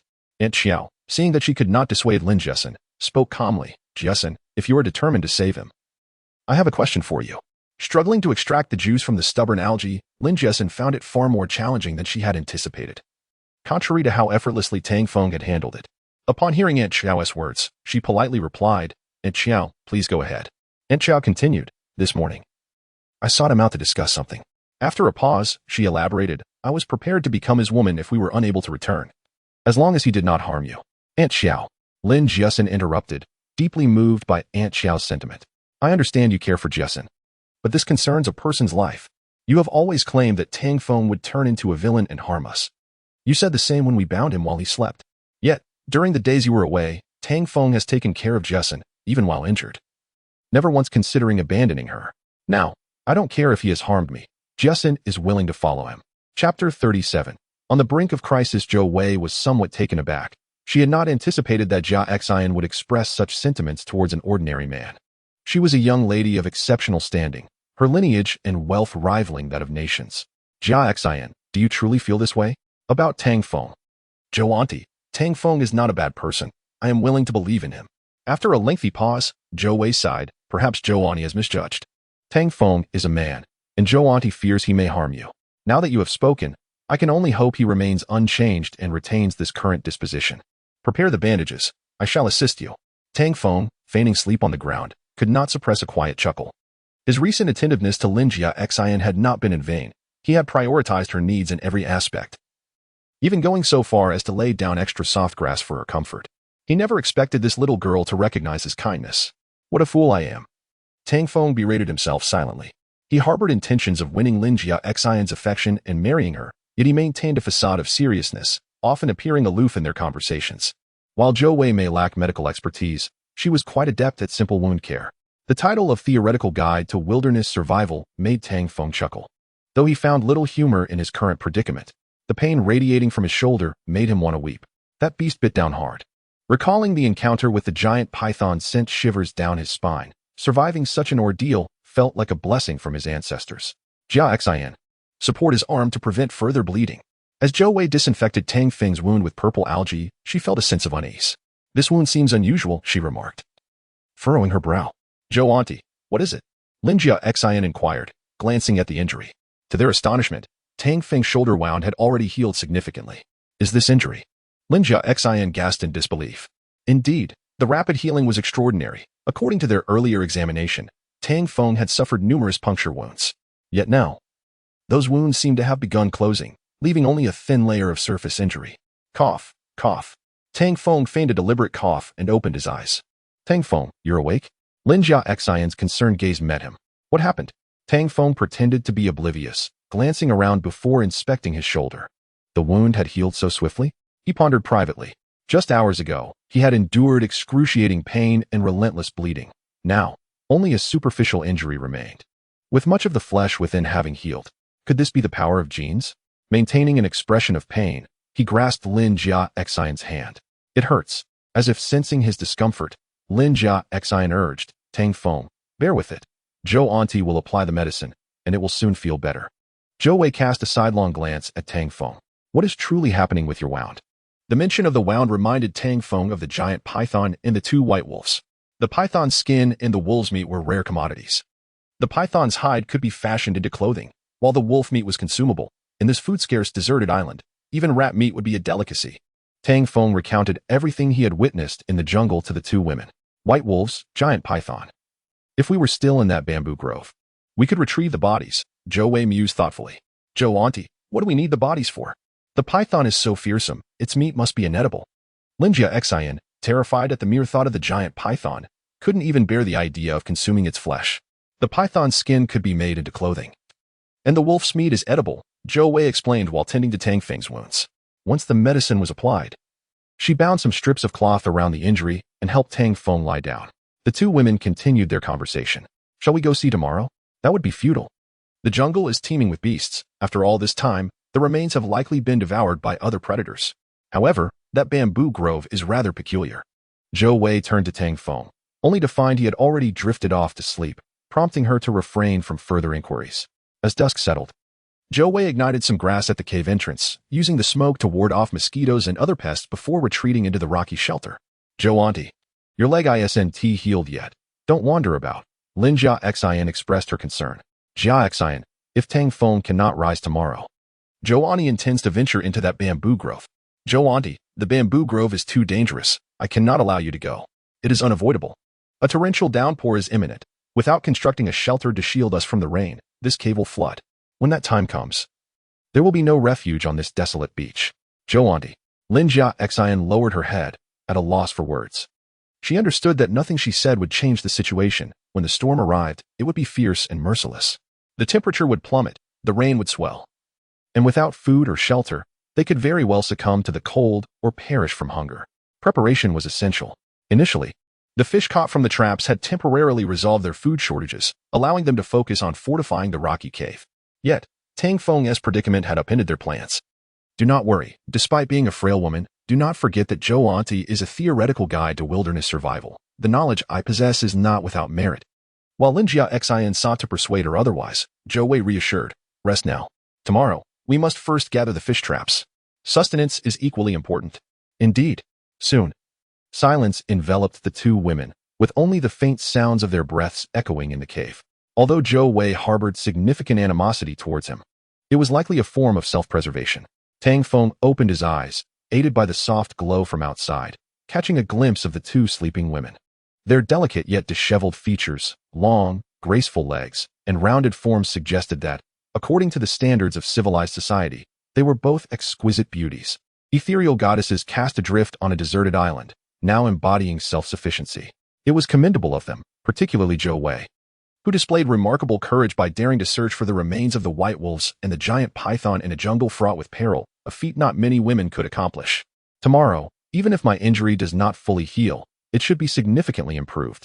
Tang Feng lay on the ground, gazing at the rocky ceiling of the cave, contemplating his next course of action. No matter what, he must prevent Zhou Wei from entering the jungle. Without the reconnaissance of ants, Navigating the perilous jungle to evade venomous insects and ferocious beasts would be akin to grasping at the flames or fishing in the water, an impossible endeavor. Chapter 38. The fruit has grown larger. The next morning, the sun shone brightly. It seemed the ominous signs of a torrential downpour were unfounded. Rubbing his eyes, Tang Feng realized the two women had already risen and were outside by the beach. The pain in his shoulder had significantly diminished, and the wounds had scabbed over. The rapid recovery overnight could only be attributed to the influence of the fairy's magic within him. It was hardly attributable to any other explanation. It appeared that this genetic gift not only nurtured seeds but also expedited his healing process. Tang Feng stood up and emerged from the rocky cave, only to find the beach devoid of the two women. Had they ventured into the jungle? He called out in the mental communication group, and the ants in the coconut trees responded in unison. Boss, you're finally awake. You scared us to death. If you were gone, we would all be doomed. At that moment, Tang Feng noticed a small black sphere rolling toward him, eventually stopping at his feet. Having lost considerable blood yesterday, his vision was somewhat impaired. Upon closer inspection, he realized it was not a ball but rather a spider, a tarantula that had grown even larger. He instinctively stepped back, as the creature appeared to be approaching him with intent, and he could hear the cries of his companions in the communication group. Boss, I was terrified. I cried all night, thinking I was a goner. I'm so relieved you're okay. Having felt somewhat weak the previous night, Tang Feng had intentionally turned off the mental communication, which had prevented the ants and spiders from connecting with him. He was taken aback by the depth of their affection for him. Ah, little pig. It's all right. Just step back a bit. I'm a bit allergic to the hairs on your body, he admitted, harboring a genuine fear of the tarantula's venom. Boss, I'll listen to you. The tarantula, standing before Tang Feng, felt slightly embarrassed. It had initially intended to climb onto Tang Feng like the ants did, but its size had increased over the past few days, perhaps due to the fruit they had consumed. Piggy, did you see those two women? Boss, I saw them early this morning, seemingly by the seaside. All right, return and keep watch over the fruit trees. Boss, the fruit is ripe. The tarantula licked its lips, drooling slightly onto the ground. Such greedy little creatures. Tang Feng quickly shifted his focus and, through Kate's perspective, spotted Xiao Wei and Lin Jiasen. Xiao Wei was pulling a fish basket from the water, and upon seeing its contents, Lin Jiasen nearly jumped with excitement. Oh no! She exclaimed as she stumbled and fell onto the sand. Had she forgotten her legs were still healing? Xiao Wei could not help but admonish her. And Xiao, after we gather these fish today, we should have enough to last for at least 3 days. Though, honestly, just eating fish alone might become unbearable.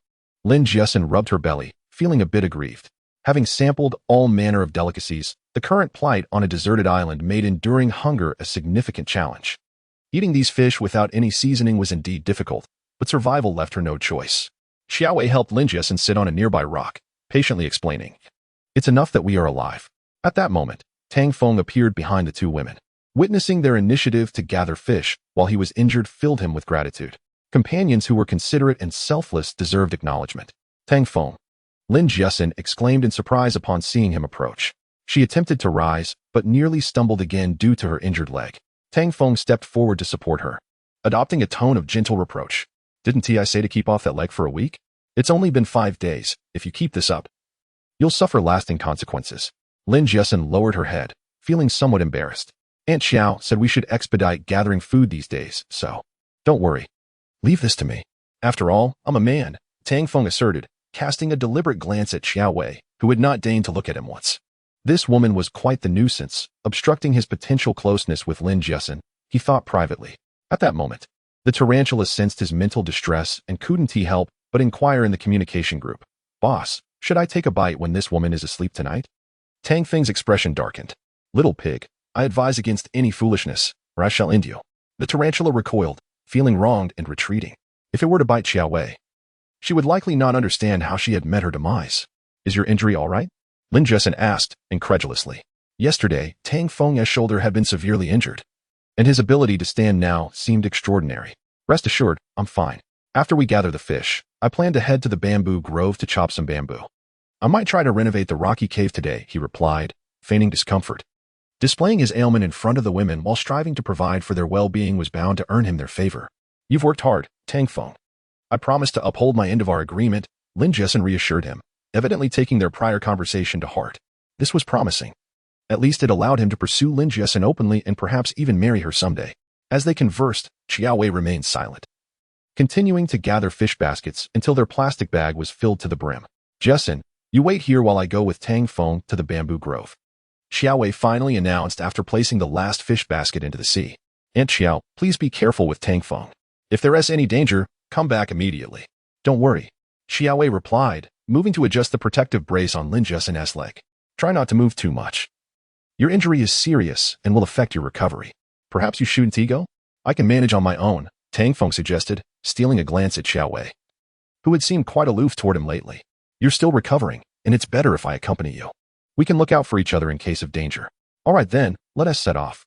I just need to relieve myself first, Tang Feng declared as he walked toward the coconut trees. How shameless. The two women blushed instantly. Tang Feng, usually a respectable individual, had grown accustomed to the informalities of life on the deserted island, and his speech had become considerably more casual. In that moment, he couldn't help but voice his thoughts out loud. Of course, he was not genuinely relieving himself. He was merely checking on the fruit trees. After a day and night of growth, the fruits appeared to have swelled considerably. Once golden yellow, they now glistened a vibrant crimson. The sight of these fruits was tantalizing, and Tang Feng couldn't resist reaching out to pluck one, examining it closely in his hand. Chapter 39. The secret is revealed after a day and night of growth. The fruit seemed to have significantly enlarged. Once a brilliant golden hue, it now radiated a resplendent reddish gold. The sight of this fruit was irresistibly tempting. Tang Feng could not restrain himself from plucking it, holding it in his hands and scrutinizing it closely. The shimmering red glimmered like jade, and the fragrant aroma wafting from the golden red fruit was exquisite. Could it be that its previous bitterness was due to its unripe state? Tang Feng furrowed his brow in contemplation. The bird-catching spider and a multitude of ants had already followed the enticing scent, eagerly clamoring amongst themselves in a fervent discussion. Unable to resist, Tang Feng took a small bite. Ugh! Yuck! It was truly dreadful. He spat several times, finally managing to rid his mouth of the lingering taste. The fruit flesh that fell to the ground was immediately swarmed by the spider and ants, transforming into a chaotic mass as they fought over it. Get out of my way, Tang Feng shouted in exasperation. The ants and spiders quickly dispersed. Once they had cleared, Tang Feng examined the remnants on the ground. There was nothing left but scraps. Even his own saliva had been licked clean by the tiny creatures. Was the allure of this fruit truly so potent? He pondered, formulating a plan. Listen carefully. From now on, when distributing the fruit, ants to one side, spiders to the other. Each shall consume their own. Furthermore, the allocations will be random. Anyone who has objections can get lost. Is that clear? Understood, leader. Came the chorus of responses from the mental communication group. Holding the fruit, Tang Feng glanced at the ants and then at the spider. A question surfaced in his mind. If the fruit's effect on larger species was minimal, did it imply that the larger the ants and spiders grew, the weaker the effects would be? Regardless, these ants and spiders were his first companions. They needed to grow stronger, for he relied on them for his very survival. Tang Feng bit into the fruit again and tossed a piece in front of the spider. Here, this is for you. Eat it and return to guard the fruit tree. All right, leader. I'll savor it by the fruit tree. The large bird-catching spider, resembling a black ball, carried the fruit piece as it crawled towards the coconut tree. Tang Feng observed the army of ants below, over 300 of them. Aside from 8 who had formed a mental connection, the remaining 300 were yet to establish one. If the fruit had minimal impact on larger species, perhaps it would be wise to collect all these smaller ants. By doing so, he would have over 300 mobile surveillance units. With their small size, they would be difficult to detect. The 8 ants he had previously nurtured had grown to the size of peanuts, while the other 300 were merely the size of grains of rice. This fruit, only the size of an orange, would not suffice. With a sigh, Tang Feng instructed in the communication group, line up. Each of you will take turns for a bite. Following his instructions, under the command of Katie, Kate, and the 8 ants, the 300 ants formed 8 teams. Tang Feng took 8 bites from the fruit and placed a piece in front of each team. Soon, the ants began to take turns devouring the fruit.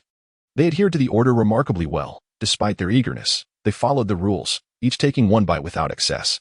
After the ants consumed the fruit, new mental waves emerged in the communication group.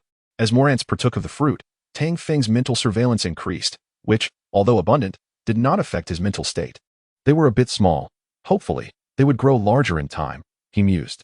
Not far from the beach, Xiaowei supported Lin Jiasen as she sat at the entrance of a rocky cave, opening a coconut and presenting some roasted dried fish. Aunt Xiao, what did you see? Since Tang Feng had gone to the coconut tree, Xiaowei had stealthily followed, prompting Lin Jiesen's curiosity. Jiasen, do you find him odd? Xiaowei replied, puzzled. Odd? Not really. I think I saw him talking to a large black spider and some peculiar ants. No way. Perhaps I was seeing things. As the two women conversed, Tang Feng approached, taking care not to let them notice the ants and spiders. He had brought only 30 ants with him, 8 leaders and 20 smaller ants, all hidden on his person, in his pockets, hair, collar, and so forth. Let us go. We shall set off. Tang Feng glanced at Xiao Wei, undeniably struck by her beauty. The fitted short skirt accentuated her alluring figure, her fair and well-proportioned legs and curves creating a mesmerizing sight. Do you find it appealing? Xiao Wei asked, a hint of aloofness in her demeanor. Not as much as her, Tang Feng retorted, equally unyielding. Xiao Wei remained unfazed, wielding a wooden stick as she ventured into the jungle. Though her leg injury was not fully healed, the stick served not only as a crutch, but also as a potential weapon against any venomous creatures they might encounter. Stay close. We shall return shortly, Tang Feng advised before following closely behind her as they moved toward the jungle's edge.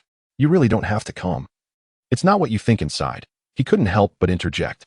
The jungle was indeed perilous. Aside from wild beasts, even common venomous snakes and insects posed significant threats. If it weren't for the surveillance provided by the ants, venturing into the jungle's depths would be out of the question, even the outskirts teeming with danger.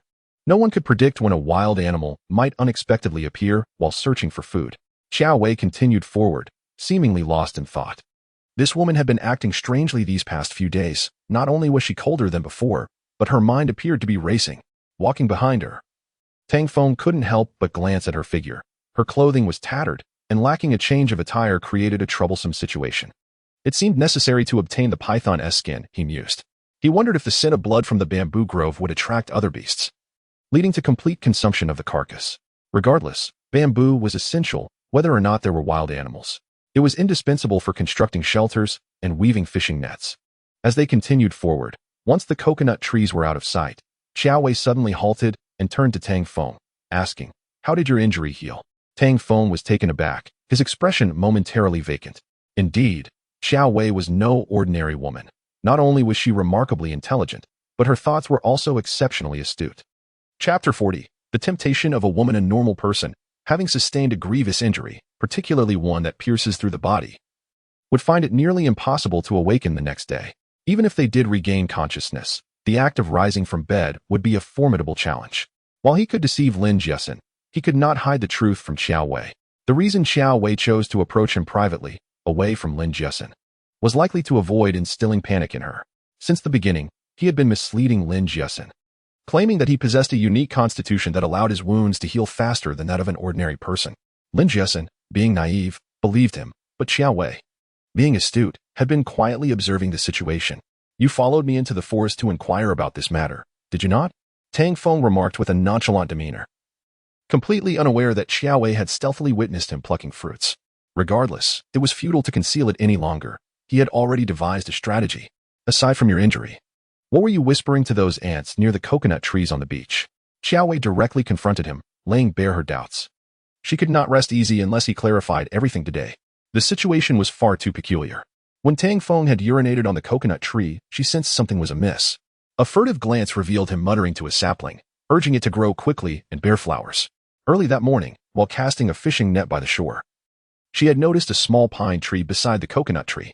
This particular sapling was unlike any other, bearing a golden red fruit on its branches. The notion of a pine tree bearing fruit, especially one of such a hue, struck her as odd. Coincidentally, Lin Jiesin approached, prompting her to withdraw and plan to investigate further that evening. To her astonishment, after Tang Feng had relieved himself, the fruit vanished. She was Tinavi. Connecting Tang Feng's injury to the fruit and the large ants, she had been harboring her suspicions. Tang Feng was momentarily taken aback, realizing that Xiao Wei had observed him. The fairy said this secret must remain undisclosed. This doesn't count as me revealing it, does it? Just as he connected mentally with the group, he heard Kai Di and Spider's voices in his mind. Boss, should I bite her to death? Tang Feng cursed under his breath. Get lost. After all, she was a woman who could be of assistance and was quite beautiful. It would be a shame to eliminate her. After a moment's contemplation, he replied, to be honest, I am an immortal. Xiao Wei turned her head, tucking a strand of hair behind her ear, and looked at him earnestly. What did you just say? She was not in the mood for jest. Her seriousness stemmed from not wanting Tang Feng to conceal anything from her or Lin Jiesin. The lives of the three of them were intertwined, and Tang Feng's secrecy provoked her anger, as it suggested a lack of regard for them. I said I am an immortal, Tang Feng reiterated with utmost seriousness. Are you out of your mind? Or has your injury affected your brain? Xiao Wei couldn't help but feel a twinge of doubt. Had his injury truly affected his mind? Without uttering a word, Tang Feng drew out a Swiss Army knife from his waist. Xiao Wei's expression changed dramatically.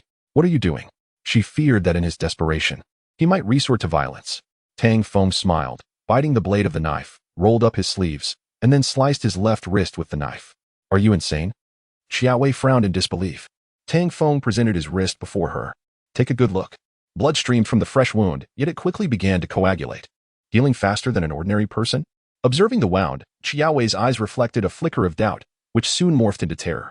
The shallow cut on Tang Feng's arm miraculously healed itself, leaving no trace behind. Xiao Wei believed her eyes had deceived her. She stepped closer to him, grasping his arm and rubbing her eyes vigorously. You. Xiao Wei's eyes widened in fear, rendering her speechless. Under such circumstances, anyone, let alone Xiao Wei, would find the situation eerie, astonishing, and terrifying. Do you believe me now? Tang Feng couldn't help but chuckle. It was only after yesterday's injury that he had quietly discovered this ability. He had never anticipated that the genes bestowed upon him by the fairy would be so formidable. My dear wife, as expected, you worry about me without informing me. What on earth is happening? Xiao Wei remained skeptical. A normal person's arm, once cut, would take more than 3 days to heal. Yet here was Tang Feng's arm, restored to its original state in mere moments. The speed at which the wound healed was astonishing. Despite her disbelief, Tang Feng was unwilling to reveal his true capabilities to her. He would not trust anyone until the very last moment, and even then, he had no intention of revealing everything. I have said it. I am an immortal, Tang Feng continued, persisting in his seemingly absurd declaration. The notion of being an immortal was inherently fantastical, and even if he voiced it, Xiao Wei would remain unconvinced. The reason I sought you out privately is that I wish to discuss another matter with you, regardless of any feelings Jessen may have for you. I implore you to spare her. Spare her? Tang Feng felt a twinge of embarrassment. Did Xiao Wei truly view him as such a loathsome person? Or was she merely trying to protect Lin Jessen? Yes, you must not harm Jessen. What you desire, I can provide, Xiao Wei said. As she began to pull up her skirt, clad in a gossamer-like garment, the fabric slid down her legs, revealing the flawless, radiant expanse of her skin before Tang Feng's eyes. His blood surged, and even his speech faltered under the intensity of the moment. That is a bit inappropriate, he stammered. Although they were on a deserted island, such blatant advances were overwhelming. Stop pretending. I know you are attracted to women, especially beautiful ones, Xiao Wei asserted. Moving closer to him, enveloped in a fragrant aura, her perfectly proportioned figure exuded a subtle allure, pristine and inviting, stirring an undeniable longing within him. Dear sister, while I do have an appreciation for women, I didn't expect such boldness, Tang Feng remarked, excitement shimmering in his eyes as he swallowed hard. With 2 beautiful women accompanying him on this deserted island, his desires were certainly awakened. He was a man of integrity, and such matters required delicacy. Just as their relationship was beginning to evolve, Xiao Wei had taken the initiative, provoking a surge of exhilaration within him. With a teasing smile, Xiao Wei loosened her bodice. Looking at Tang Feng, do you find me attractive? If you desire me, just say so. Otherwise, even if you were to take my life, I will not yield. The ship has capsized, and it remains uncertain whether anyone is inside. Approximately 20 to 30 individuals are scattered across the beach and in the sea, some of whom are regrettably lifeless. Wake up, wake up. Lin Jessen, evidently neglecting Tang Feng's instructions, rushed over to a woman floating in the water, instinctively crouching down to push her. Unfortunately, when the woman was washed ashore by the waves, she had collided with a rock, leaving a gaping wound in her back. Had it not been for the rain and the sea washing away the blood, the beach would have been stained crimson by now. There is no need to call out. She has already perished. Tang Feng turned the woman's body over. She appeared to be around 30 years of age, strikingly beautiful, with her eyes wide open in a look of terror, as if she had witnessed something horrific in her final moments. After this grim discovery, Lin Jessen hesitated to touch anyone else, fearing that she might inadvertently encounter another corpse. Let us first check on the elderly and the woman. The others can wait, Tang Feng advised as he carefully scrutinized the scene. Soon, the remaining survivors began to regain consciousness, bewildered by their surroundings, and upon seeing Xiao Wei and Lin Jessen's attire, they could not help but inquire about their situation. Some began to search for their companions, quickly realizing that among the capsized ship were several men who, using their feet, kicked open the vessel's door to search for their comrades. Throughout the ordeal, Tang Feng sat calmly on a nearby rock, observing silently. He neither intervened to assist nor prevented the 2 women from attempting to help, though many expressed dissatisfaction towards Tang Feng. Their ignorance of his identity kept their anger in check. By midday, all the survivors had finally awakened. Aside from a few severely injured individuals, most were relatively unharmed, prompting many to seek external assistance.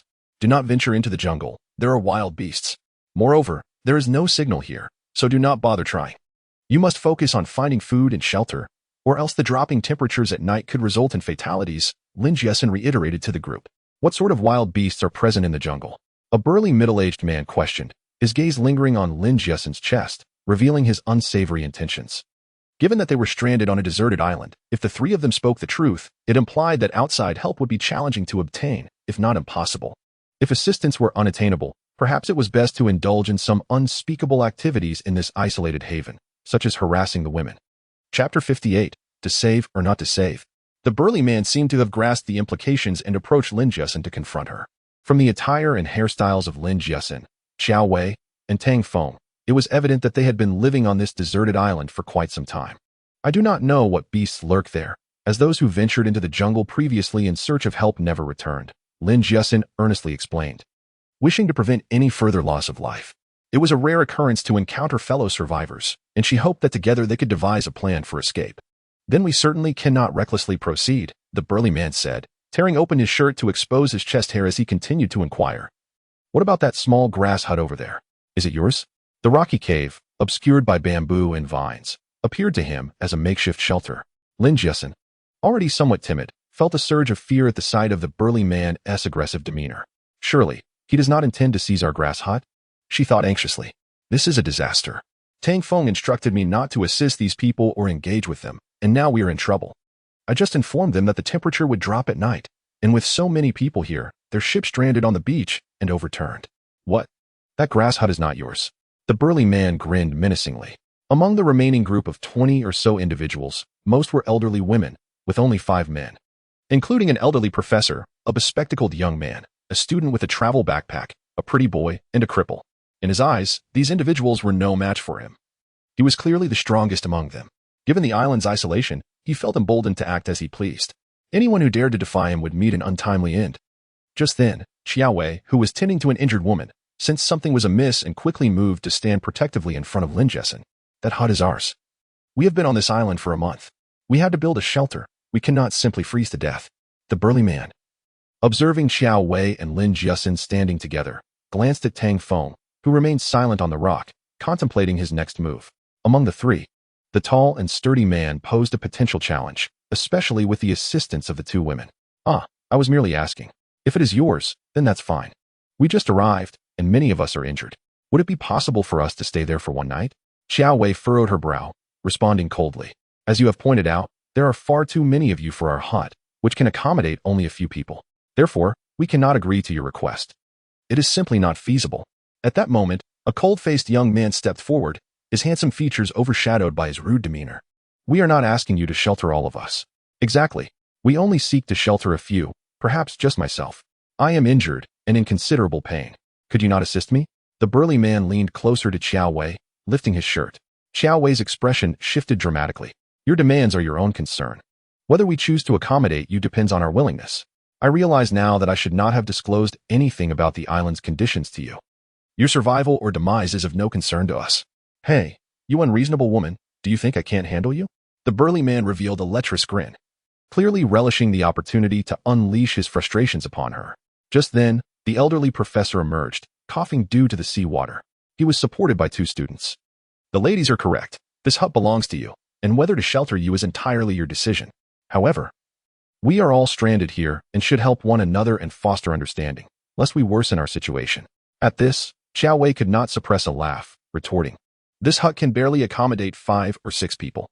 Even if we were to accept 1 or 2 of you, it would be impractical. It is filled with our belongings. Are we to squeeze in together? Of course. What's wrong with squeezing a little? I assure you, I would never do anything inappropriate, the burly man shot back, revealing his yellowed teeth, tainted with a foul odor, leaving no doubt about his unsavory intentions. Chapter 42. The confusion of the bamboo grove accompanied by the army of ants. Tang Feng skillfully evaded the venomous snakes and insects lurking within the jungle, gathering a selection of herbs along the way, some of which served as the raw materials for crafting mosquito repellent. While I may not be well versed in other matters, I possess a fair understanding of herbal medicine. Tang Feng mused to himself. With these herbs, once dried and ignited in the rocky cave, the mosquitoes and other pests would undoubtedly retreat. When do you plan to tell me what you promised? Xiaowei, trailing closely behind him, suddenly inquired. Initially, I intended to wait until we returned from the jungle to disclose this matter, but since you've asked, I see no harm in sharing it now. Tang Feng contemplated before responding. When I said I am an immortal, that statement was a touch exaggerated. Xiaowei deliberately grasped Tang Feng's arm, maintaining her proximity. Her tone laced with a hint of flirtation. Is that so? Tang Feng chuckled inwardly. It seems that winning over a woman brings its own rewards. After being captivated by him, the once haughty fairy now exhibited a softer demeanor. Xiaowei's transformation was clearly drawing the two of them closer together. As Tang Feng held her hand, they continued their forward journey. Do you enjoy reading novels? He queried. Novels? Xiaowei furrowed her brow in response. She was not fond of novels and was, in fact, quite unfamiliar with them. Deep down, she held a certain disdain for those who indulged in literature, believing that only those with too much idle time sought validation in novels. Of course, she had heard of various genres through others, such as time travel, cultivation, and tales of CEOs. She recalled having read one book, titled Juxian, during her student years, which felt like a lifetime ago. Now, Tang Feng's sudden question caught her off guard, leaving her momentarily speechless. Tang Feng smiled. I forgot. Individuals of your status likely socialize exclusively with the affluent, leaving little time or inclination to read novels. If you don't read them, you might find it difficult to comprehend what I am saying. Allow me to put it this way. This situation bears resemblance to events that unfold in novels. It can be described as peculiar, to say the least. Initially, I too found it hard to believe. I thought I was either dead or experiencing some final hallucination before death. However, that was not the case. The story goes that amidst a pile of rubble, as I was on the brink of death, I was bitten by a swarm of ants. After being bitten, I noticed some changes within myself. I discovered that I could establish a form of mental communication with these ants. My strength increased. I could perceive the ants' perspectives, and I was even able to converse with them. Moreover, there was a fruit tree that bore unusual fruits. At this point, Xiaowei interrupted him. Are you referring to the seedling next to the coconut tree? Indeed, the fruits of that tree can nourish the ants, aiding in their growth. Tang Feng felt no need to conceal these details, believing that with Xiaowei's intelligence, any attempt at hiding the truth would be futile. Rather than allowing suspicion to arise later, it was better to be forthright. Naturally, he withheld the truth about the fairy, viewing it as his ultimate trump card.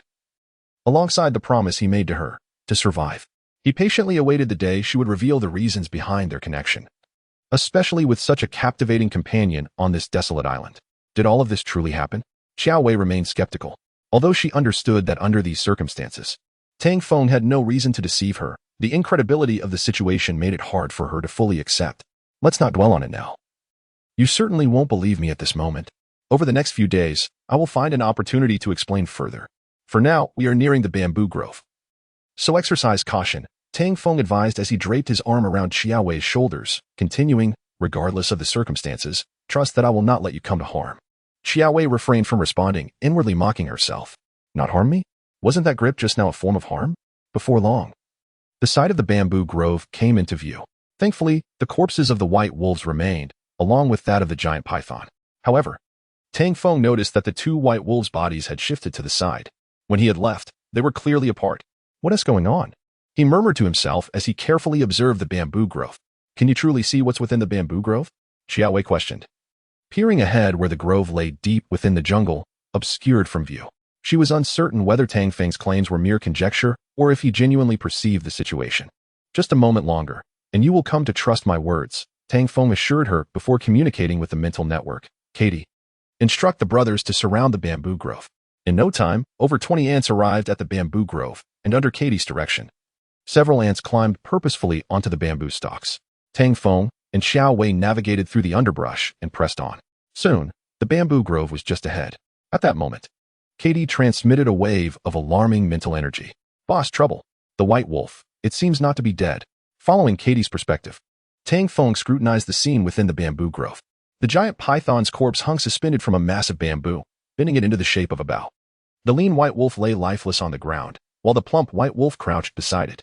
From Katie's deliberately focused angle, the plump wolf's eyes remained open, and it appeared to be still breathing. The situation was grim. The white female wolf seemingly had not succumbed completely. Tang Feng warned Xiaowei while unsheathing his Swiss Army knife, cautiously advancing toward the bamboo grove. This dagger, measuring about a foot in length, would suffice against a weakened, starving wolf, given his current strength. Tang Feng approached the bamboo grove with caution, the accumulated bamboo leaves crunching beneath his feet, drawing the attention of the plump white wolf. Weakly, it lifted its head, directing its gaze toward Tang Feng and Xiao Wei.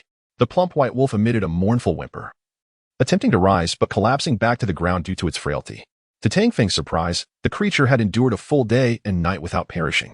He thought to himself, gripping the dagger as he approached the ailing wolf. Deep down, he harbored disdain for this plump white wolf, viewing it as cowardly and selfish.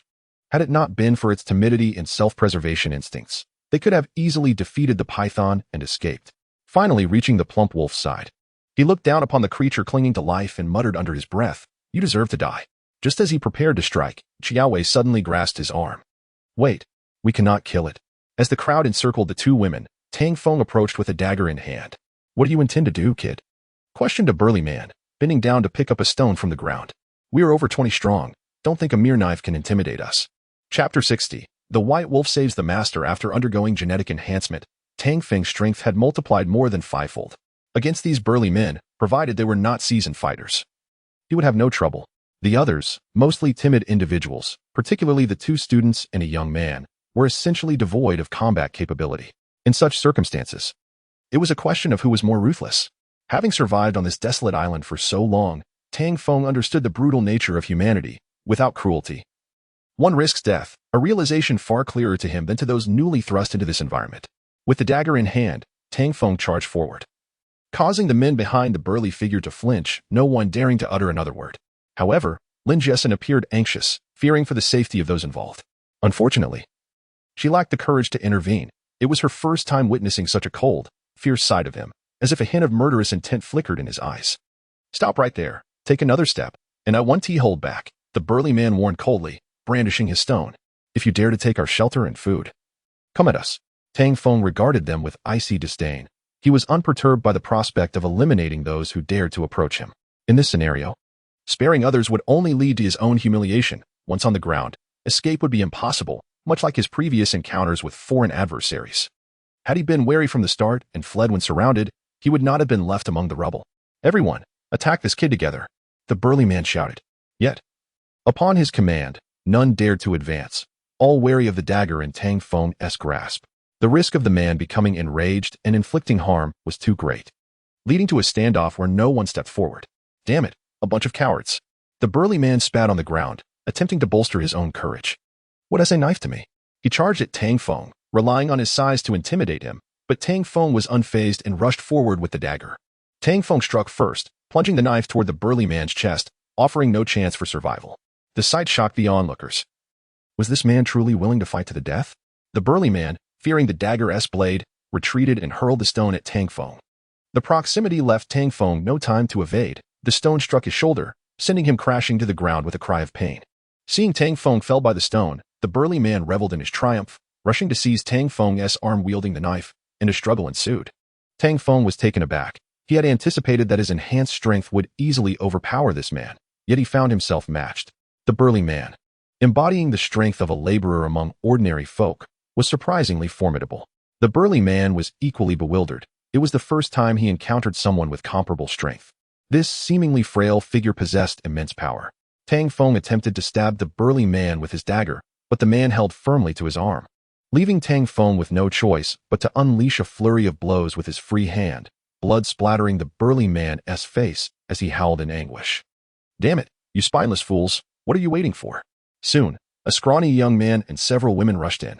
One seized Tang Feng's hand, another gripped his leg, while yet another pressed down on him. Upon witnessing Tang Feng overwhelmed, Xiao Wei charged forward, yanking a woman by the hair and dragging her aside. The chaos escalated, revealing the darker side of human nature. In civilized society, disputes over land could lead to deadly confrontations. Here, on this island, the stakes were even higher.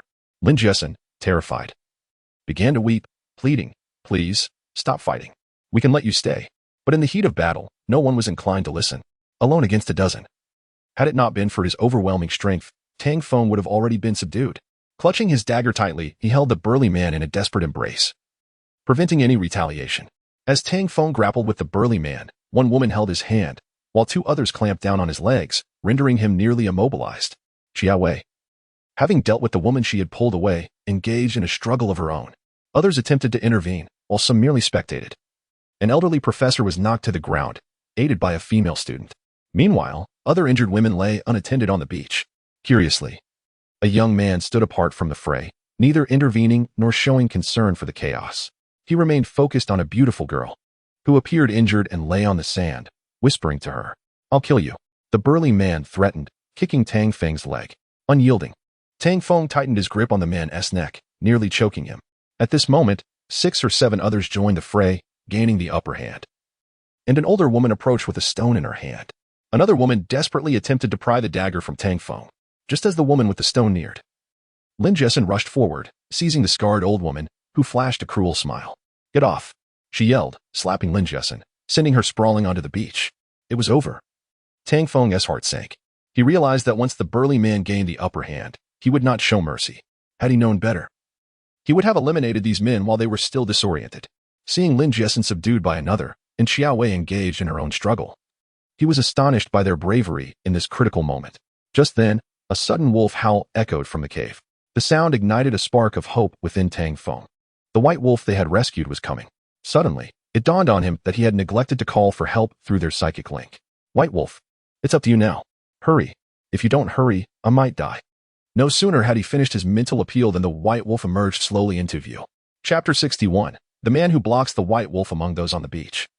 A woman was the first to spot the approaching white wolf, her mouth agape in terror. Before she could scream, a second person followed her gaze. "Wolf. There's a wolf. Everyone, be careful." A woman shouted, prompting the others to finally notice the wolf's arrival. A robust, well-fed white wolf, nearly the size of a cheetah, made its way toward them, head lowered, seemingly indifferent to the onlookers, as if merely passing through. Chapter 44. Preparing to tame the white wolf, Xiao Wei stood frozen, still processing the situation when the mother wolf dragged another cub to her feet. Reluctantly, the 2 cubs followed the scent back to their mother, who promptly tossed them in front of Xiao Wei. What was happening? Could the mother wolf understand their words? Tang Feng pondered as he deliberated. If they were to take in these 2 cubs, they would have to find a way to rescue the mother wolf. Without her milk, the cubs would face certain death. Tang Feng scrutinized the white wolf. Its once pristine coat was now marred with crimson, its hind leg bitten by a giant python, nearly severed, while its abdomen bore severe wounds, with intestines almost spilling out. "Look, the cubs are adorable." Xiao Wei couldn't resist reaching out to touch one. The cub, still blind, licked her hand and emitted a faint whimper. Indeed, women possess an innate affinity for small creatures. However, the hope of saving the mother wolf seemed bleak. Its injuries were life-threatening, blood pooling around it, rendering even him helpless. "The cubs are charming, but given the circumstances, do you have any milk?" Tang Feng couldn't help but inquire. Xiao Wei blushed, replying, "Isn't there a way to manage without milk? How can you be so heartless? The mother wolf is pleading with us. I simply cannot bear to watch." Tang Feng felt a flush of embarrassment. Without the cubs, he would be deemed callous. He found women perplexing. Upon hearing Xiao Wei's words, the mother wolf seemed to understand, letting out a sorrowful whine. "See, it comprehends our speech. Come, little ones. I'll take you with me." To Tang Feng's astonishment, Xiao Wei cradled the 2 cubs in her arms. Suddenly, Kate's voice echoed in the group chat. "Boss, the cubs can be fed fruit. The flesh of the fruit will help them grow rapidly." No sooner had she spoken than Katie and the others began to berate her. "Kate, are you out of your mind? You know there isn't enough fruit to go around, yet you suggest raising wolf cubs? Don't you realize that the bigger the creature, the more fruit it needs? One cub could devour an entire piece, leaving us with nothing." The chat erupted into chaos as the ants began to bicker. Tang Feng felt exasperated. Discussions about fruit always led to arguments. Yet Kate's comment sparked an idea. Feeding the wolves fruit would align with his goal of strengthening their genes, allowing his companions to become formidable. Although the white wolf was larger, he could certainly afford to feed it more fruit, effectively gaining a powerful ally. He nearly slapped his forehead in frustration, chiding himself for not considering this sooner. Based on his understanding of fruit trees, a single fruit matured after roughly 10 hours. Once picked, it would bloom anew, further yielding more fruit.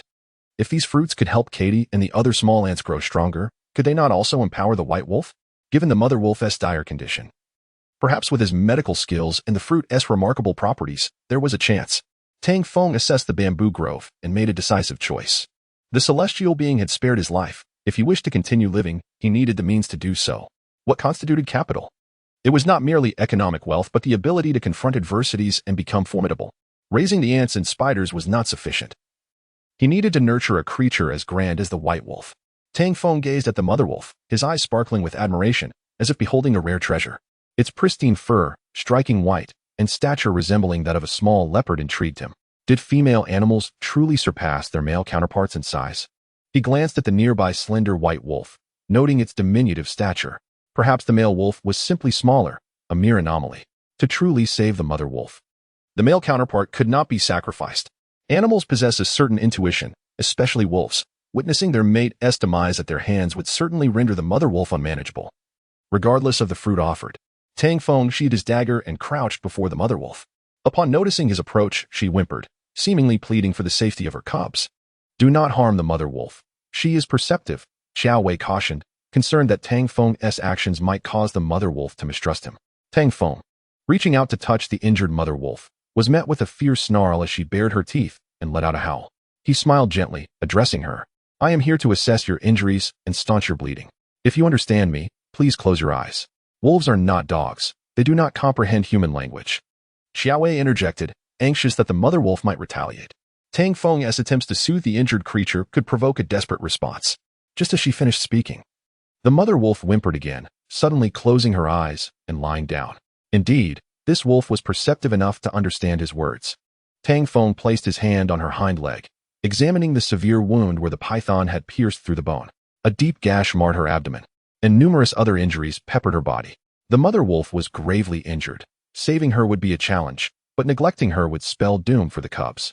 However, in order to rescue her, we must reach the rocky cave. This place is perilous, Tang Feng remarked, furrowing his brow. The bamboo grove lay deep within the jungle, nearly 2 kilometers from the beach. The already treacherous terrain was further tainted by the python's carcass and the mother wolf's blood, permeating the air with a metallic scent that might attract other predators. How shall we transport the mother wolf to the beach? Xiao Wei asked, visibly distressed. The uneven paths made it nearly impossible for her to carry the mother wolf alongside Tang Feng. You take care of the cubs. I shall carry the mother wolf, he declared, standing and moving towards the slender white wolf's body. To Xiao Wei's astonishment, he bent down and lifted the lifeless creature. I will bury the male wolf first. He walked to a nearby patch of earth, using his Swiss Army knife to dig a hole. To win the mother wolf's favor, the male wolf's remains must be respectfully handled. While wolf meat was not an option for consumption, it mattered little to Tang Feng. His priority was to save the mother wolf, allowing the cubs to thrive and ultimately integrating them into his growing menagerie. Chapter 45. Engaging in play with a beautiful woman who would have thought you possessed such strength? Xiao Wei marveled as she trailed behind Tang Feng. I told you. My physique changed after being bitten by an ant, he replied, sweat glistening on his brow as he carried the she-wolf toward the rocky cave. The fact that his strength had increased after becoming intimate with Xiao Wei was something he deliberately concealed from her. Not out of fear that she might take action against him, but rather due to uncertainty about whether their union was the catalyst for his newfound vigor. I initially doubted it, but now I believe, at the very least, you are no ordinary man, Xiao Wei thought, quickening her pace to keep up with Tang Feng.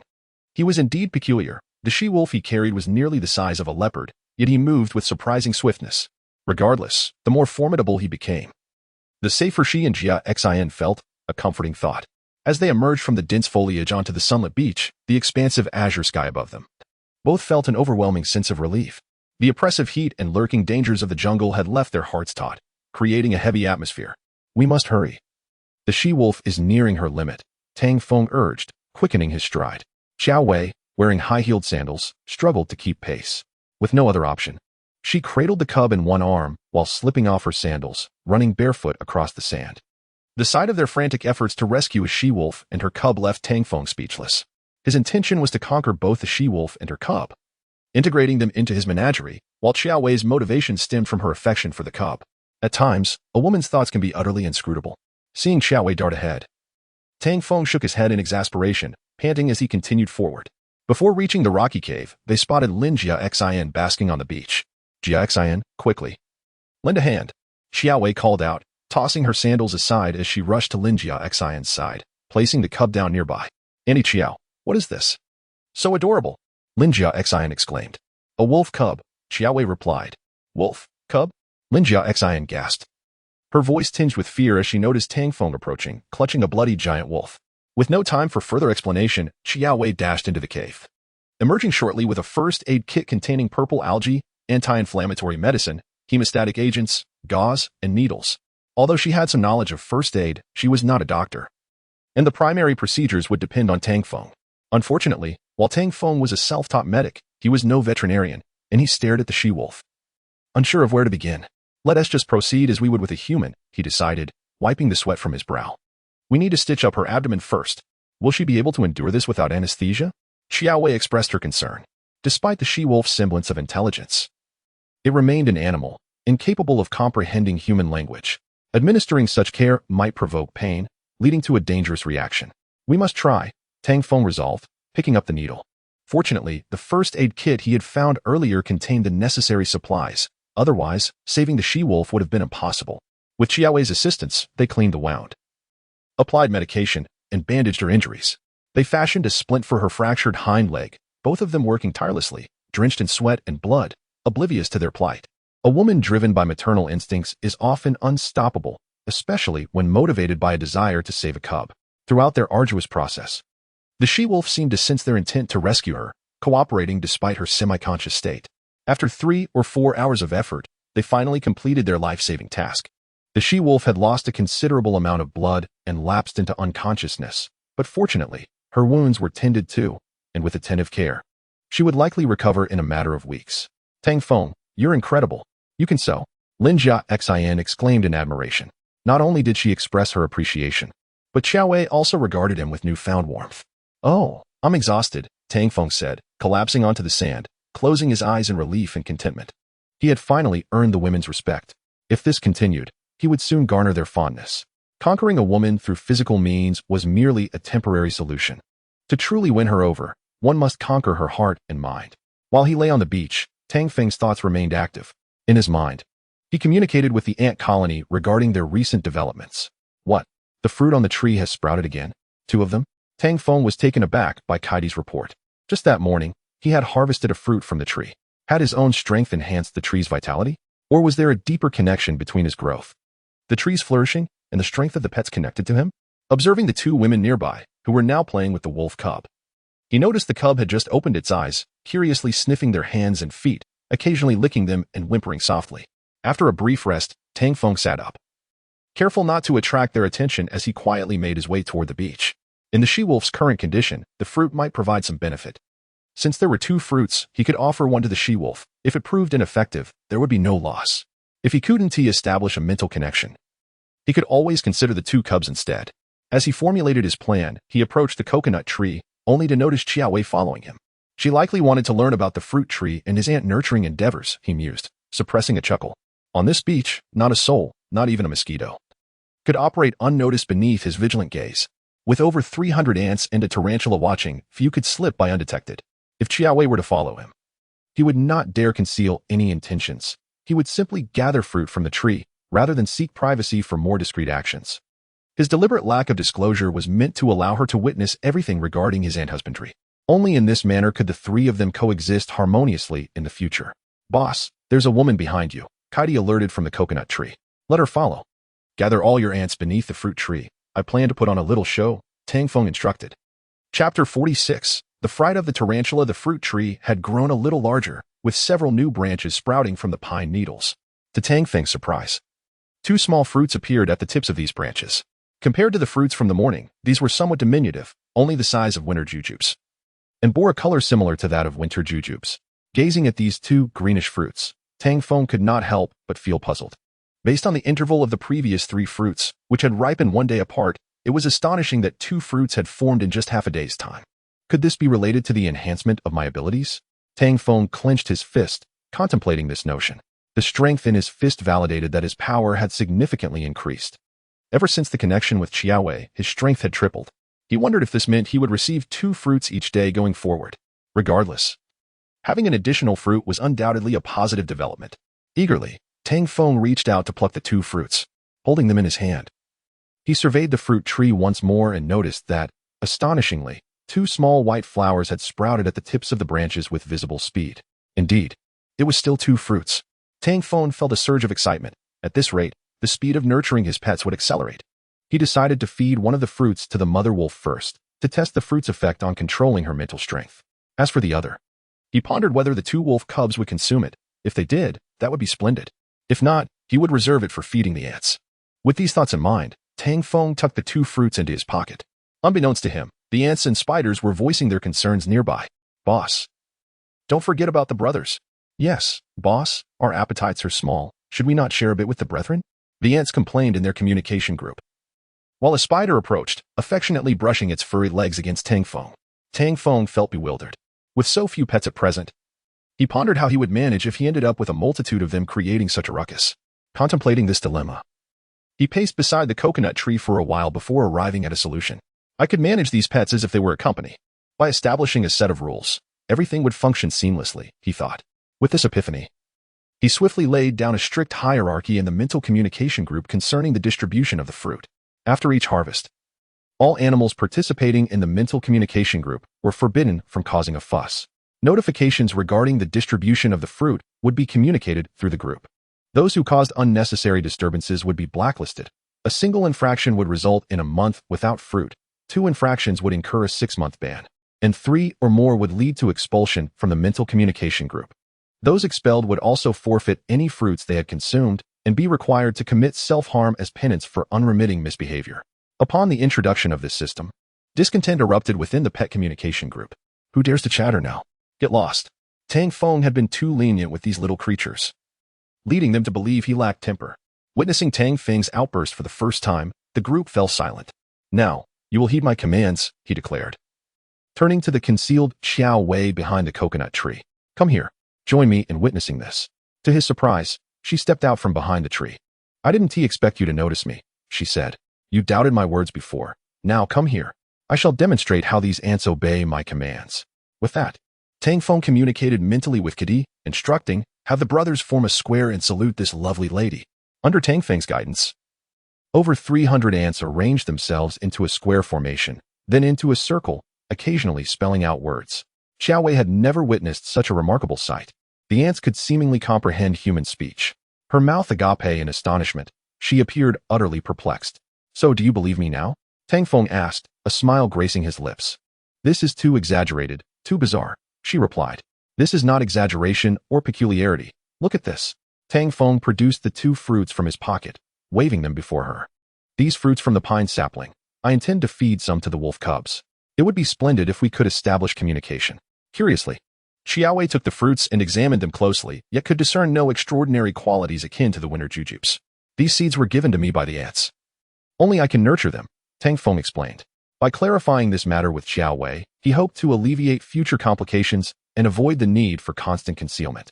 Moreover, with Xiao Wei's keen intellect, she would likely uncover his secrets with ease. He preferred to keep some matters veiled, retaining an air of mystery. As long as I do not divulge the fairy, who will ever know? He mused, gesturing for the ant army to disperse and resume their surveillance of the beach. 8 ants, each the size of a peanut, led the way as the others fanned out, their presence filling every corner of the beach, effectively establishing comprehensive surveillance. Finally, there lay a black mass, the tarantula. Why do you not leave? Tang Feng inquired of the formidable creature, feeling a twinge of apprehension. This large being was laden with venom, and despite its seemingly foolish demeanor, Tang Feng could not help but feel wary.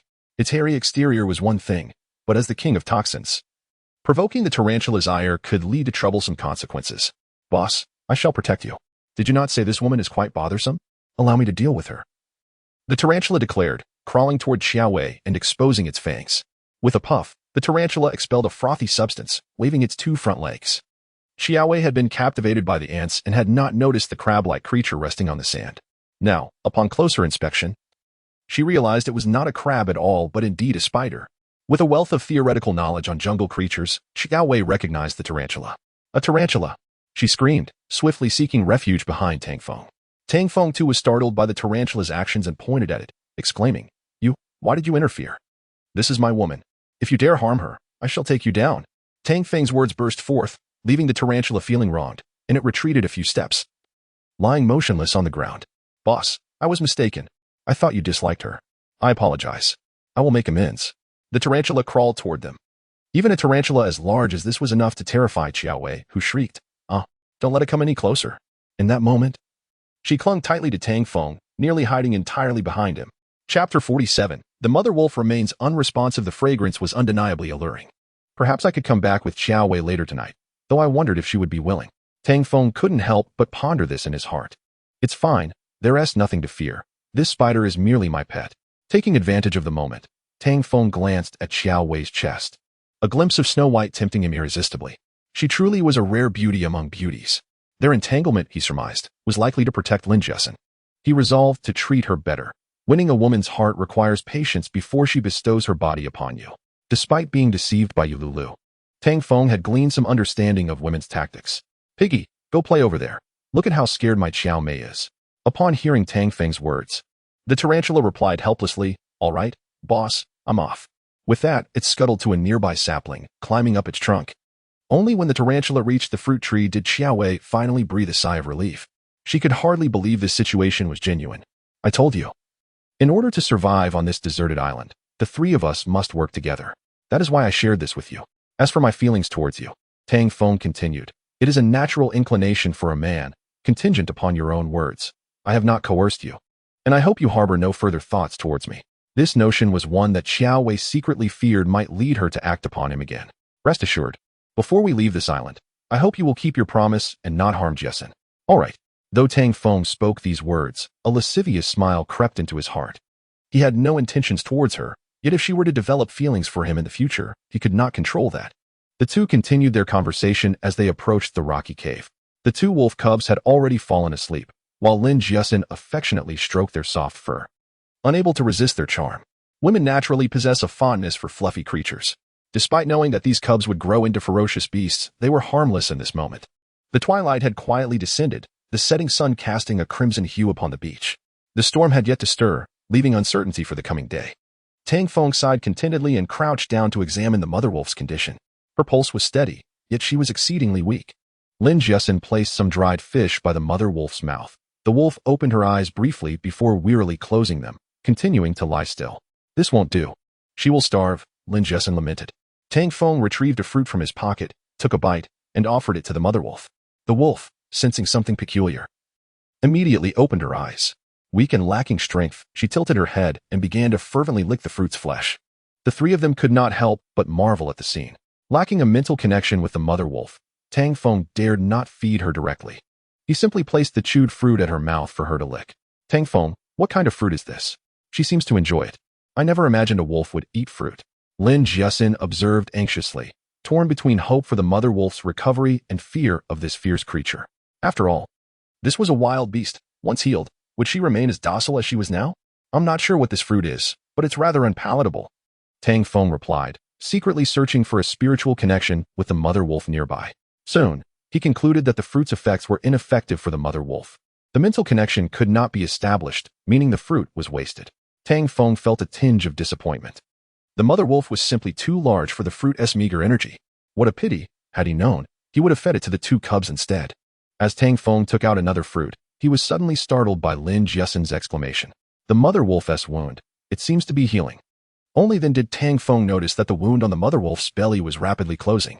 Wow, Tang Feng, what kind of fruit is this? It's incredible! Lin Jessen exclaimed, her curiosity piqued as she gazed at the fruit in Tang Feng's hand. Tang Feng, unbothered, handed the fruit to Lin Jessen, explaining. This fruit was a seed given to me by an ant. It looks appealing, but it's inedible. Why not give it a try? You're deceiving me. Lin Jessen playfully retorted, unconvinced that such a charming fruit could be inedible. After examining the fruit closely, she brought it to her mouth. Upon taking a small bite, her expression transformed instantly. PFF. She spat out saliva repeatedly. Tang Feng, you're so mean.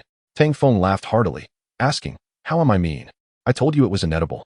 Seeing Lin Jessen's tears streaming from the bitter taste, Xiao Wei could not help but inquire, Jessen, what is wrong with the fruit? Aunt Xiao, it's incredibly bitter and utterly dreadful. Lin Jessen cried, attempting to discard the fruit. No, don't throw it away. This fruit's flesh is a potent remedy. Tang Feng insisted, picking up the discarded fruit and retrieving the piece Lin Jessen had bitten as well. This flesh must be infused with my saliva to nourish the beast. Otherwise, it lacks any scent. He licked the fruit before placing it back. You. Lin Jessen assumed Tang Feng was deliberately taking advantage of her. The fruit bore her saliva. What did he mean by that? Tang Feng, have you forgotten your promise to me? Xiao Wei asked coldly, hoping to prevent any further impropriety between him and Lin Jessen. Aunt Xiao, what did he promise you? Lin Jessen questioned, perplexed. Tang Feng picked up a cub and poked its ear, but the cub remained unresponsive. I shut in slumber. Jessen, don't ask. Aunt Xiao, won't he allow him to harbor any thoughts towards you? Lin Jessen nodded, bewildered, and both turned their gaze back to Tang Feng. Tang Feng gently placed the sleeping cub back on the ground. This little one is asleep. Feeding one tea work now. Perhaps we should wait until it wakes up. Since the fruit had shown such rapid healing on the mother wolf's wound, it indicated that the flesh had an effect on her. Could it be that the quantity of flesh also influenced the potency? Or perhaps the larger the creature, the more fruit it required to establish a mental connection? Tang Feng pondered deeply, holding the remaining fruit in his hand. Chapter 48. The overwhelming maternal love of the white wolf. Soon, Tang Feng made a resolute decision. Having already nurtured one fruit, it would be wasteful to discard it. He decided to provide nourishment for another fruit. If it didn't work, so be it. Tang Feng crushed the remaining fruit and placed it near the mouth of the mother wolf. The mother wolf whimpered, licked her lips, and began to voraciously consume the fruit's flesh once more. In no time, the ground was cleared of all remnants, the juices licked clean. The three onlookers displayed expressions of astonishment. The mother wolf, visibly on the brink of death, exhibited such fervor in consuming the fruit, it was simply astounding. The allure of this fruit to the mother wolf was evidently immense. A large question mark appeared over the heads of the two women, especially Lin Jiasen, who, having tasted the fruit herself, found it utterly distasteful. Why then, did the mother wolf relish it so? Xiaowei, please assist Jiasen in gathering the dried fish. Nightfall approaches. Tang Feng instructed the two women, seeking to divert Lin Jiasen's attention from the peculiar occurrences. Fortunately, Xiaowei complied and helped Lin Jiasen collect the fish drying on the rocks. Once the two women had turned away, Tang Feng resumed his observation of the mother wolf. After consuming the fruit, the sutured wound on her abdomen began to heal rapidly. Soon, only a 3-inch scar remained. Although the scar was still serious, it was evidently much improved compared to before. It seemed that the fruit indeed possessed healing properties for animals. Otherwise, the ants wouldn't have grown several times larger overnight. Tang Feng pondered silently, simultaneously searching with his mental connection. Soon, a unique psychic energy emerged within his consciousness, markedly different from that of the ants and spiders. Could this be the mother wolf's psychic energy? After a tentative contact, Tang Feng confirmed it was indeed the mother wolf's psychic energy. He promptly linked his own psychic energy to hers. A cold, indifferent voice resonated from the communal mind lake. What is happening? Why am I here? The mother wolf's psychic energy was directly drawn into the communal mind lake. Surprised by the exchange of hundreds of voices and gazes, she felt a jolt of shock. I invited you. Have you not noticed your wounds are healing rapidly? Tang Feng squatted before her, a hint of smugness on his face. The mother wolf whimpered again, then, with an icy tone, questioned, no human is good. What is your true intention in treating me this way? Tang Feng couldn't help but curse inwardly, incredulous that she would dare to act so haughty after having sought his assistance. With a smirk, he replied in the psychic link, you ungrateful creature. Did you think my help was in vain? If so, perhaps you should perish. He believed this would prompt her to plead for mercy. However, the mother wolf made no such plea. Instead, she slowly closed her eyes. What did this mean? Was she feigning indifference or intentionally ignoring him? Tang Feng felt a flicker of irritation. It appeared he had rescued a proud beast. After managing to heal the white wolf's wounds and establishing a psychic connection, this creature seemed utterly oblivious to gratitude. At this moment, although the mother wolf's wounds had improved significantly, her condition remained grave. Without sustenance, she faced certain death. Had she been rendered senseless by the python's bite? Or was she merely distressed? Suddenly, Tang Feng recalled the frail white wolf. It was evident that the frail white wolf had perished, leaving the mother wolf in sorrow. This despondent, listless demeanor was unmistakably one of grief. He pondered. Even a human would grieve under such circumstances. The desperate struggle of that frail white wolf lingered vividly in his mind. Perhaps this mother wolf and the male white wolf had fought valiantly to protect their pups. Despite these thoughts, Tang Feng was unwilling to relent. The hierarchy of their relationship, who was master and who was pet, must remain clear. He fixed his gaze upon the white wolf and questioned, what is your meaning? I have fed you 2 fruits. Do you comprehend their rarity? What do you intend by this? The mother wolf, however, continued to feign disinterest, slumping on the ground as if indifferent to everything around her. Was she truly grieving excessively? He glanced at the sleeping pups nearby. Very well. If you choose to ignore me, let us see how I shall deal with you. With that, Tang Feng reached out and grasped one of the pups, who squirmed and kicked about in his grasp, yelping incessantly. At this moment, the mother wolf opened her eyes, witnessing Tang Feng tormenting her child. A fierce glint flickered in her gaze as she emitted a low, threatening howl. What is this? Do you intend to bite me? Do not forget, I buried your mate, healed your wounds, and provided you with fruit. What is your intention now? To act as though you are on the verge of death, Tang Feng declared, turning to the pup. If your mother no longer wishes to live, you surely cannot either. Perhaps I should end your suffering. Just as he prepared to take action, the mother wolf called out to him, engaging in a private mental exchange. Thank you. Please take care of my children. I she did not complete her thought, clearly indicating her desire to abandon life. Had all his efforts to console her been in vain? Tang Feng felt an urge to explode with frustration as he replied through the mental link. You wish for me to care for your young? Have you lost your mind? Your mate's intention was for you to die, leaving them behind? If that is the case, I have no words. However, without your milk, your pups face certain doom. The mother wolf whimpered, revealing her sharp white fangs in response. How dare you threaten me? You have consumed my fruit. Should I die? You too will perish without the psychic connection. Should you die, your children will also meet the same fate. The white wolf eventually realized that without the fruit, Tang Feng was indeed her benefactor and could not bring herself to harm him. Seeing the mother wolf recline once more, Tang Feng finally breathed a sigh of relief. Thankfully, she was not entirely foolish. Perhaps her concern for her pups kept her compliant. Regardless, this creature posed a greater danger than the ants and was evidently less predictable. Gritting his teeth, Tang Feng continued, You are their mother. You must strive to live, if not for yourself, then for your children. Look at me. I lost my parents at a young age, becoming an orphan. It is a pitiful existence, devoid of parental care, forced to rely solely on oneself. Therefore, I understand the anguish of being parentless and do not wish your children to suffer the same fate. Even though we are different species, maternal love is universal. Otherwise, you would not have fought to save your young. After this heartfelt appeal, the mother wolf slowly raised her head and extended a paw to rest on his leg, displaying a semblance of maternal affection. What is this? Is it possible that this mother wolf has begun to care for me? Tang Feng inwardly cursed his unfortunate fate. Chapter 49. The perverse ants. The she-wolf communicated mentally, requesting assistance. Please bring me some food. After persuasion from Tang Feng, her condition improved significantly. Yet, he found himself bemused. Brother, what do you mean? Are you threatening me or commanding me? I rescued a wild creature intending to keep it as a pet. And now it acts like a sovereign? Despite these thoughts, Tang Feng placed some dried fish before the she-wolf. The anguish of losing a mate is not something that can be healed in just a day or two.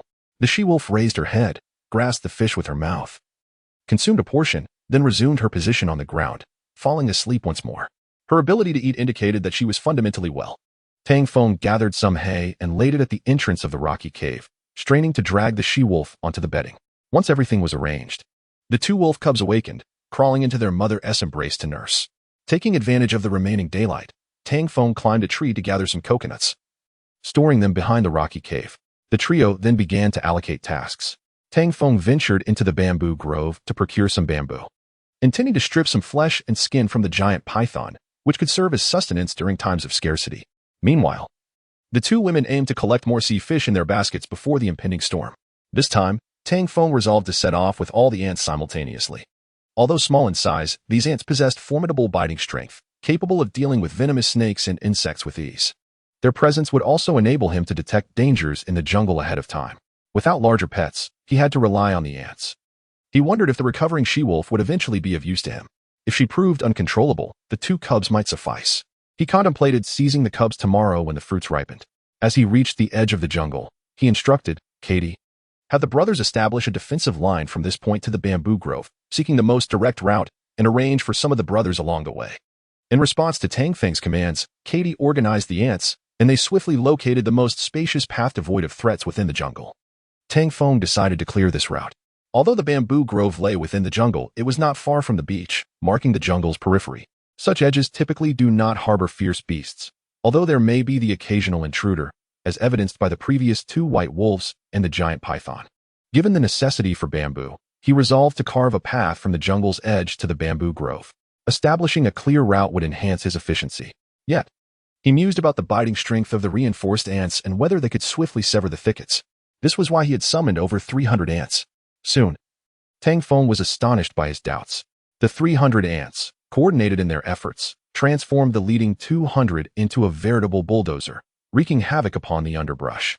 The remaining 100 diligently cleared a pristine path through the foliage. Observing their speed, Tang Feng's jaw dropped in disbelief. To prevent wild beasts from encroaching upon this area, he ordered the trees along the route to be fortified with an ant army. With over 300 mobile surveillance units, he could detect any intruder, whether beast or even a mere mosquito, at the earliest opportunity. As dusk descended and the sun sank low, Tang Feng glanced at the sky, hesitating to linger, and hastily made his way toward the bamboo grove. The newly established path, stretching roughly a kilometer, was traversed in under 10 minutes. Once again standing amidst the bamboo, he sensed the pungent odor of blood which filled him with unease. The heavy scent could potentially attract beasts from the depths of the jungle. According to Qiao Wei's specifications, constructing a simple rain shelter required 10 pieces of bamboo. This bamboo, however, was resilient, and without an axe, he faced considerable difficulty. As he spoke, he drew forth his Swiss Army knife and struck at a stout bamboo stalk. The blade met the bamboo with a resounding clang, leaving only a minor crack while the bamboo remained steadfast. This won't do. The bamboo is too hard to cut. Tang Feng lamented, feeling a wave of disappointment wash over him. No matter how small a bamboo he selected, it proved equally unyielding. Although the Swiss Army knife was sharp, it was ineffective against the bamboo.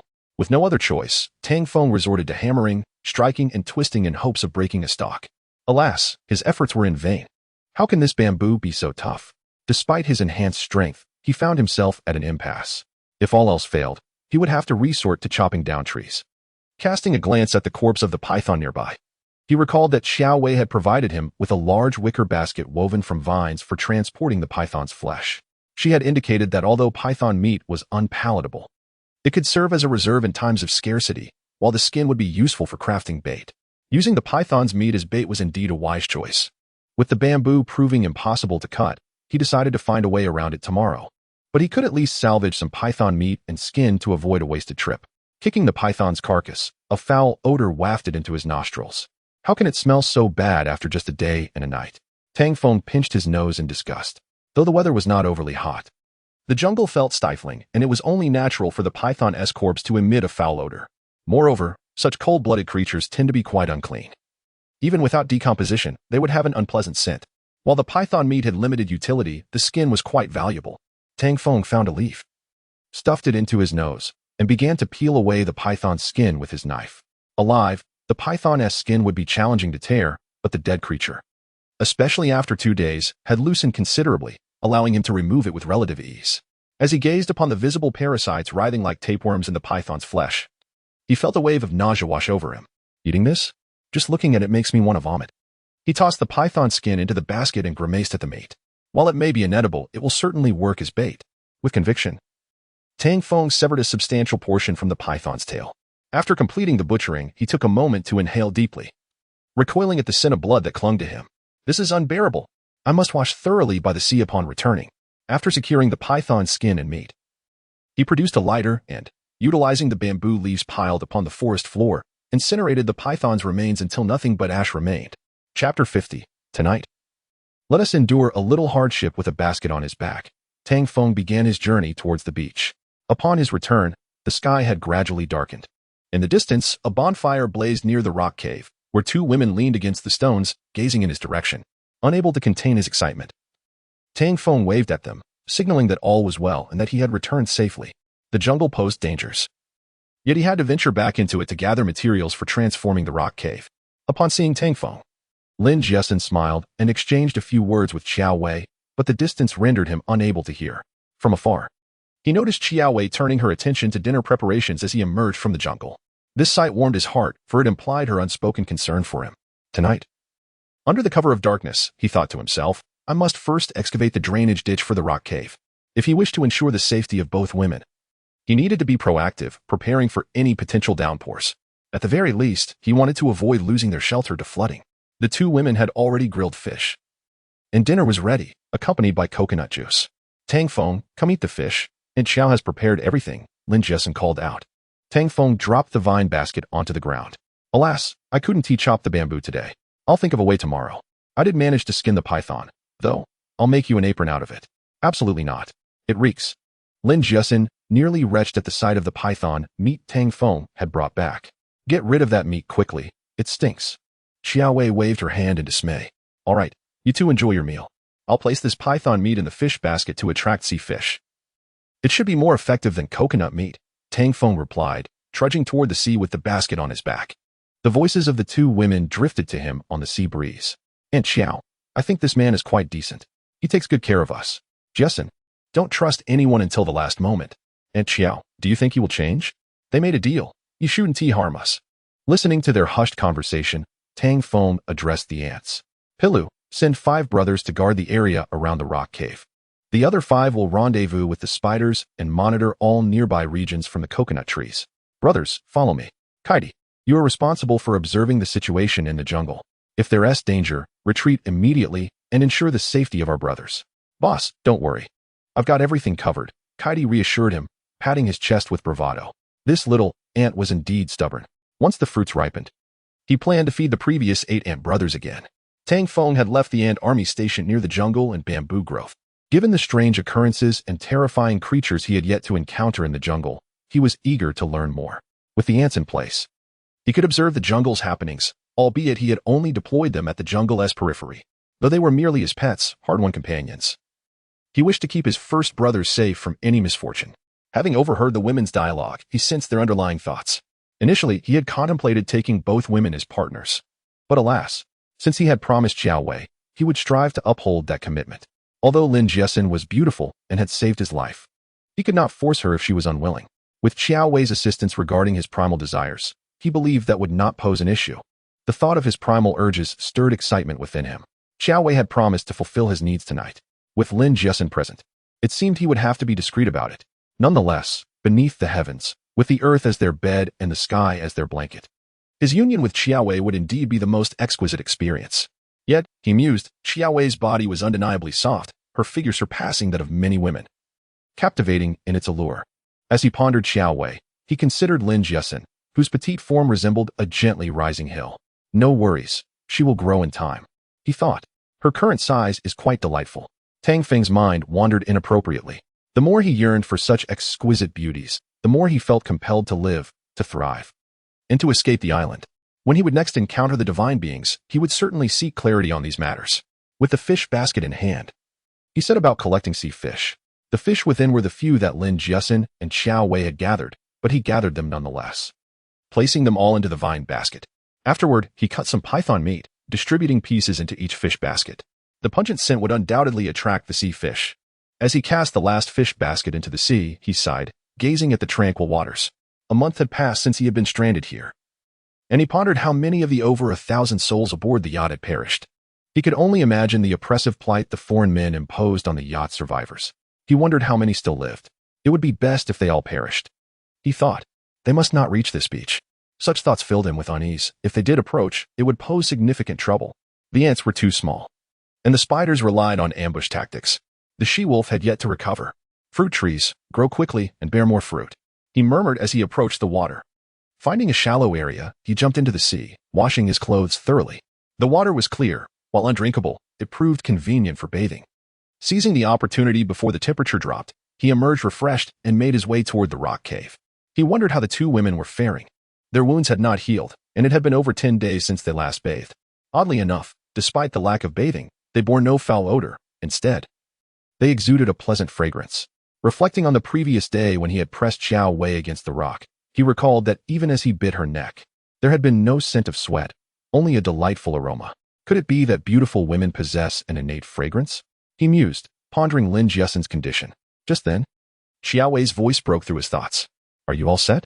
He looked at the two women, who were gathered around the fire, grilling fish as the oil sizzled upon contact with the flames. Yes, all is ready. Tang Feng picked up a piece of grilled fish to eat.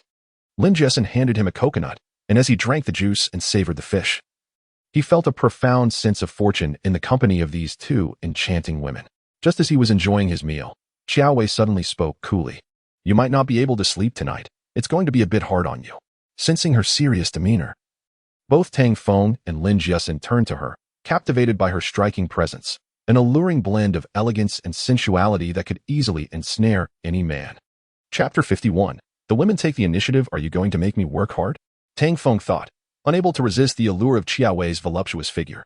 Even for a night, he felt he could endure anything, but he pondered whether the two beautiful women could handle it.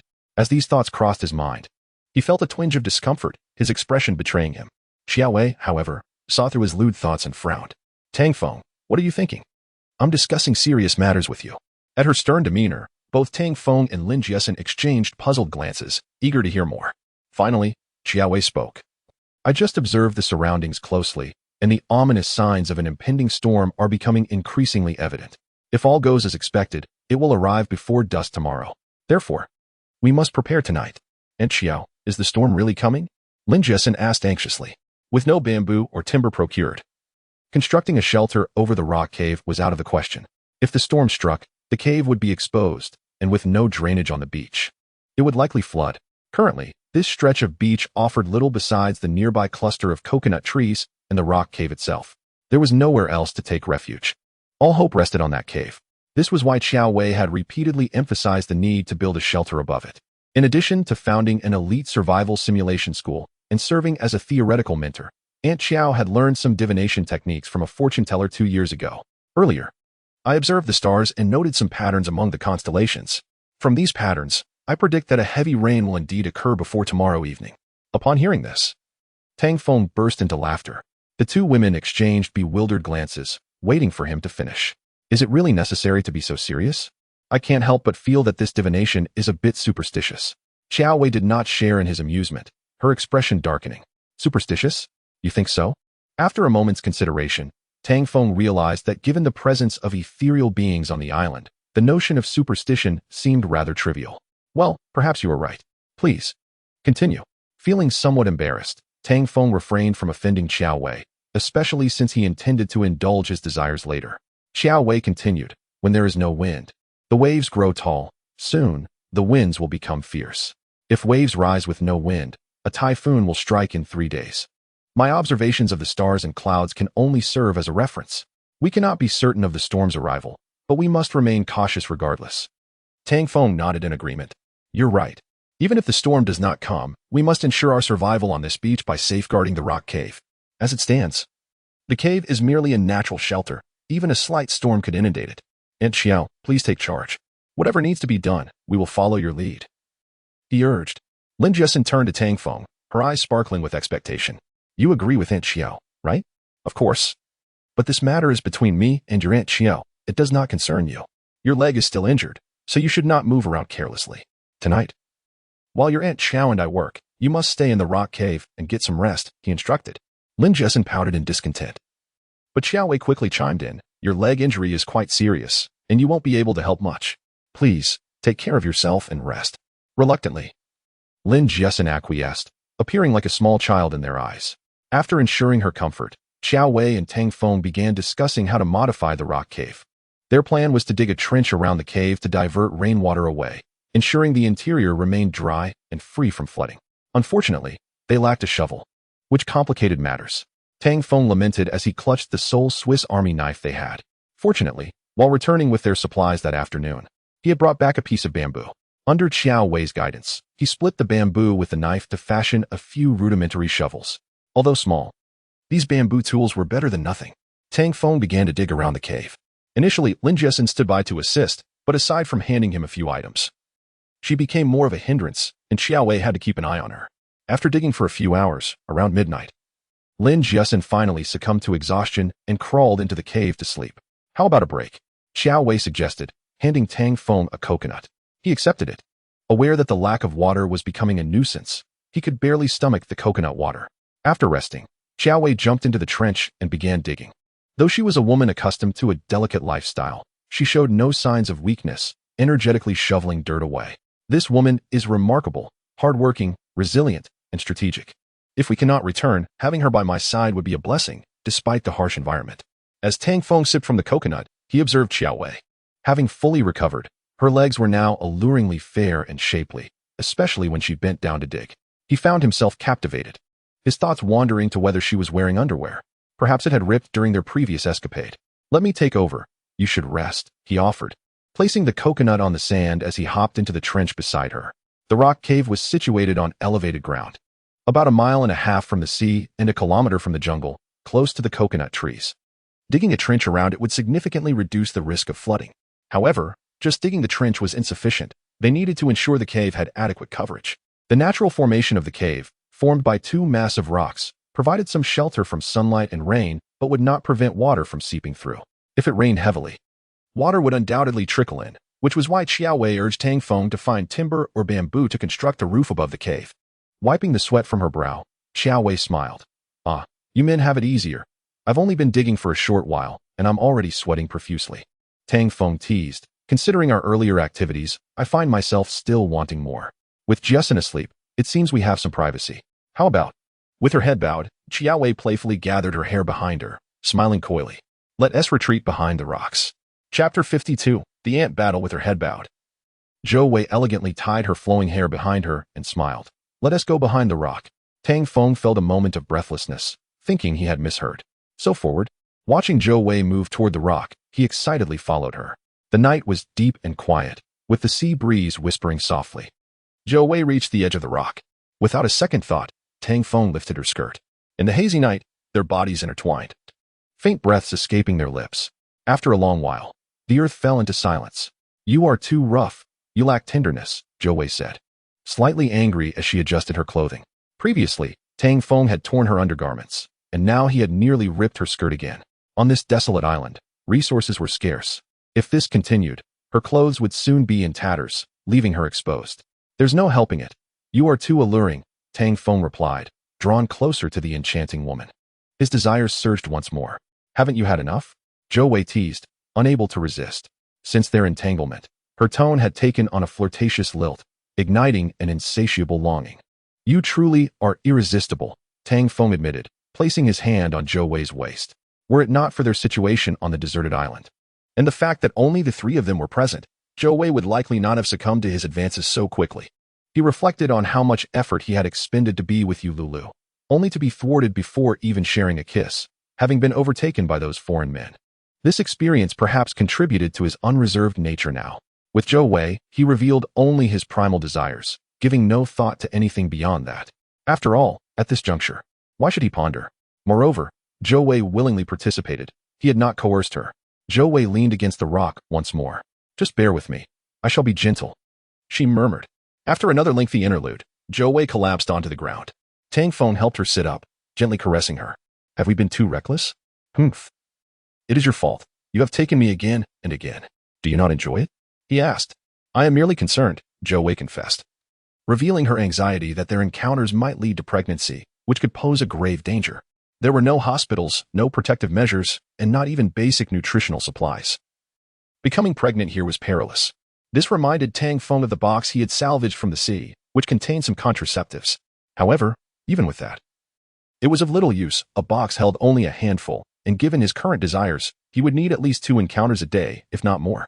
Perhaps we should avoid that, he suggested, guiding Zhou Wei to the ground beside the rock cave to rest. Next time, I shall be more prudent.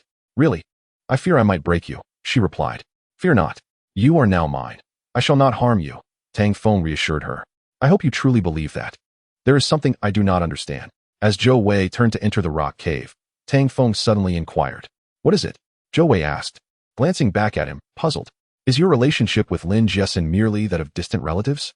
From Zhou Wei's protectiveness over Lin, Tang Feng sensed something deeper between them.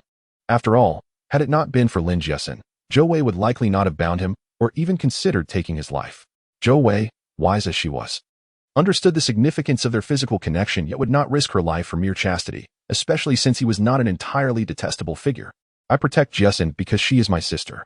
She is unaware of this, and I hope it remains unspoken, Zhou Wei disclosed, looking earnestly at Tang Feng. What? She is your sister? Tang Feng was taken aback. If so, why did she refer to Zhou Wei as Aunt Zhou Wei? Zhou Wei glanced at the slumbering figure within the cave and whispered, Yes, she is my sister. I will explain it all to you later. Now, you should rest. All right. You go rest. I will secure the trench a bit more. Under the starlight, Tang Feng reinforced the earthen mounds beside the trench, collecting large stones to place atop the loose sand, preventing landslides. This way, even the heaviest rain would not flood the cave, he thought, relieved as he surveyed the trench encircling the rock cave. Tomorrow, he would head to the sea to gather fish baskets, with python meat as bait. He expected to catch plenty of fish. Afterward, he would venture into the jungle for bamboo and branches, if time was short. He could still build a makeshift shelter atop the rock to shield them from rain. Yet, he contemplated the fissures at the rock's apex, realizing they would not withstand heavy downpours. A sturdy roof atop the rock was necessary, but it required ample bamboo. The thought of bamboo disheartened him. Without an axe, such plans were futile. Sighing, he resolved to take things one step at a time. Beside the cave entrance, 2 wolf cubs snuggled against their mother, nursing. If she recovered, she could accompany them into the jungle, offering protection from dangers. Unfortunately, her injuries would not heal in less than 10 days or more. As he pondered, Tang Feng entered the cave, finding both women fast asleep on the ground beside him. They had endured a life of luxury, and now, stranded on this desolate island, faced with hardship, It was understandable they felt fear. Lying down, fatigue quickly overtook him, and he soon drifted into a deep slumber. In the darkness, Zhou Wei slowly opened her eyes. She glanced at Tang Feng and murmured a quiet wish. I hope you keep your promises and do not become devoid of principles. At the edge of the jungle, near the bamboo grove, Kaidi commanded a legion of brown ants, while before them stood a host of white ants, poised for battle. Upon closer inspection, the two factions faced off, preparing for combat. At Kaidi's command, over 300 brown ants surged toward their white adversaries. Although white ants were known for their vicious biting power, their small size, no larger than a sesame seed, rendered them no match for the onslaught of the brown ants. Particularly against the enhanced Kaidi, a single brown ant could easily dispatch dozens of white ones. As the numbers of white ants swelled, Kaidi swiftly charged, launching himself at the white ant queen, pinning her beneath him. Dare to defy, and your queen shall perish. Kaidi bellowed menacingly at the white ants. Chapter 53. The ant brothers pledged their loyalty to me. The following morning, the harmonious sunlight once again graced the expanse of the beach. This hardly seemed like a scene preceding a torrential downpour, did it? Tang Feng glanced at the two women lying on the ground, sprawled in slumber. Upon closer inspection, he noticed Lin Jiasin mumbling in her dreams, uttering nonsensical phrases about chicken legs. This girl must be starving, dreaming of food, even in her sleep. Observing the figures of his children, they were truly flawless, as pristine as porcelain, especially those long, rounded, fair legs, complemented by the ample bosom that prominently stood out. Tang Feng lost control. This damn beastly desire. Rising from the ground, he felt as though his strength had surged once more. Could it be that the wild night spent with Qiao Wei had further enhanced his genes? In order to allow the two women to sleep a little longer, Tang Feng quietly approached the beach, seeking a smooth pebble to weigh in his hand. Ah, this one will do. Let us see if I can throw it across to the other side of the beach. With a powerful motion, he launched the pebble into the air. It soared like a bullet, speeding towards the shore until it struck the water, sending up a myriad of splashes. 2 kilometers. Tang Feng could not help but examine his hand. Then he delivered a forceful punch into the air. The sound echoed, reminiscent of the strikes delivered by martial arts masters in films. By heaven, so this is the sound of strength? My power must have increased 5-fold. Could it truly be due to my passionate encounter with Qiao Wei last night? The intense desire had led to 2 unions, and it was evidently the catalyst for his newfound strength. Immediately after, Tang Feng, through the mental connection in his mind, surveyed the fruits atop the fruit tree. The tree seemed to have grown taller. As he followed the gaze of the bird-catching spider towards the tree, he muttered to himself, wait a moment. How come 2 more fruits have appeared? Could it be that my enhanced genes are responsible? After my previous encounter with Qiao Wei, the tree bore 2 fruits, and now, after 2 unions, it has yielded another 2. Is it truly the act of intimacy that allows the tree to bear more fruits alongside my own strength? For fruits. Ecstatic. Tang Feng dashed towards the coconut tree while monitoring Kadi's situation through the mental link. In the bamboo grove, dozens of bamboo stalks lay fallen. Not just broken at the base, but stripped clean of their branches and leaves. These bamboo stalks had been meticulously arranged together, leaving Tang Feng astounded. After much contemplation, he could not fathom how this had transpired. Had his fairy wife intervened to assist him? Yet, she had mentioned her energy was depleted and required slumber. It seemed unlikely she would awaken suddenly. He quickly called out in the group chat, Kadi, Kate, what on earth is going on?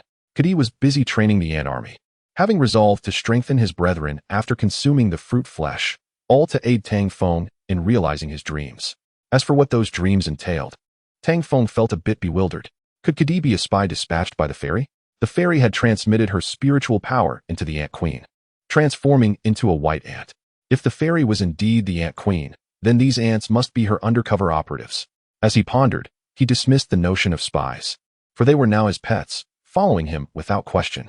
Furthermore, based on the fairy's admiration for him, she would surely approve. Recalling his previous union with the fairy filled him with exhilaration. He wondered when he might share such an experience with her again. These thoughts led him to Qiao Wei. Each woman possessed her own allure. One exuded a cool pride interwoven with warmth, while the other radiated seductive charm tinged with aloofness. He pondered the sensations that might arise should they be together. Goodness, how wretchedly depraved of me. Tang Feng's thoughts had strayed so far that he completely missed what Kadi had just conveyed. What? You said what? Last night you conquered a horde of ants? Kadi, slightly confused, realized that after talking at length with Tang Feng, he had not been heard. Kate, please explain to the boss. Kadi pulled Kate forward, who chuckled. Boss, we heard you needed these bamboos, so last night we took 300 brothers and conquered a colony of termites. The termites are smaller than us, and they are indeed more adept at gnawing through bamboo. Just look at how many we have. Tang Feng struggled to comprehend. What? Last night. These ants went to conquer another colony of ants? They did this to assist me? 300. Tang Feng swiftly connected to the mental group, meticulously checking the number of connections. It had diminished significantly. From over 300, it now seemed to only number in the 200s. Had they perished in last night's battle? He knew that once a mental connection was established, unless one died, the pets could not sever that bond. A wave of anguish washed over him. These were his pets, his brothers, and to lose dozens in such a manner was unbearable, despite acquiring dozens of bamboo stalks. The loss of so many brothers overshadowed any sense of joy. Kadi, how are you leading this team? Are you just allowing brothers to perish in vain? Tang Feng could not restrain his frustration. If this reckless behavior continued, it would not be long before the 300 ants would meet their demise. He had envisioned nurturing them into formidable warriors. Once grown strong, they would no longer fear the jungle or even the entire island. Boss, please do not blame Kadi. His intentions were noble. Yes, boss. Kadi thought that with our brothers strengthened, their power and speed had increased manifold, making them fully capable of defeating that colony of termites. Yet, we were caught off guard. There were nearly tens of thousands of them.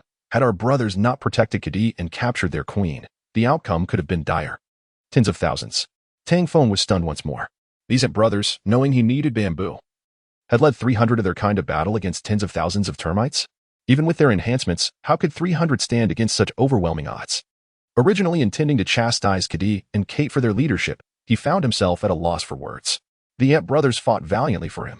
Despite being lowly and insignificant beings, once the mental connection was forged, he regarded them as equals in the face of life, as vibrant and living entities. These vibrant lives should not be sacrificed arbitrarily for anyone. Chapter 54. Ant's present fruits. Tang Feng offered a few words of advice to Katie, instructing him to refrain from such actions in the future, or at the very least, to report to him before undertaking them, considering the potential casualties involved. After imparting his counsel, Katie excitedly gestured to Tang Feng. Boss, according to your request, these termites have gathered a plethora of fruits for us. You will surely find them useful. Following Katie's gaze, Tang Feng observed a pile of vibrant red fruits and bananas scattered on the forest floor. Based on his understanding of the jungle, these fruits must have originated from deeper within, as he had yet to encounter any fruits within a kilometer of entering the jungle. To his surprise, Tang Feng was impressed by the thoughtfulness of these ants. He resolved to feed all 4 fruits to the ants, aiming to enhance their strength more swiftly. Seizing the remaining daylight, Tang Feng approached the surface of the sea where the fish traps were placed to begin collecting fish. With the addition of python meat, the efficacy of the traps in attracting fish had indeed doubled, each trap brimming with sea fish. He mused that if the yacht were to run aground, perhaps no one would be foolish enough to venture into the jungle for food, risking their safety. As he looked at the plentiful fish in the vine basket, Tang Feng felt a surge of excitement. Although the fish were not particularly delectable, they represented a vital resource for survival. With this abundant source of protein, they could withstand the onslaught of rain for several days without fear. After gathering the fish, Tang Feng made his way to a young coconut tree to pick 4 fruits. These fruits appeared to be unripe, a dull green in color. His eagerness to pluck them stemmed from the knowledge that if the fruits were not harvested, the small white flowers would not bloom, and without the flowers, there would be no chance for future fruiting. Once he had gathered the fruits, Tang Feng urinated at the base of the tree, nurturing it for faster growth. A larger tree would yield an even greater bounty of fruits, which in turn would bolster his strength in raising pets. The more powerful his pets became, the stronger he himself would grow. Contemplating this, he carried the fish basket to the rocky cave where the 2 women were still asleep, likely fatigued from the previous night's activities. Despite the transactional nature of their relationship, he took a moment to feel a pang of affection for them, remembering that they were, at least until they left the deserted island, still his women. After all, he had been there first. As he recalled that moment of intimacy, a glimmer of light shone in his eyes. Determined to surprise the 2 women before they awoke, he began to gather bamboo. Tang Feng dashed into the jungle, treating the morning as a chance for a jog. The path to the bamboo grove had been cleared by the ants, and in less than 5 minutes, he arrived at the bamboo forest. Gazing at the variety of fruits scattered on the ground, he secretly vowed to venture into the jungle one day. The jungle, teeming with danger, also promised an abundance of resources. Not only wildlife, but also wild fruits and vegetables were endless. The 2 beauties still slumbered. Surely, they would be delighted to have these fruits for breakfast. Had he truly become a love-struck fool? Yet, what was wrong with being so?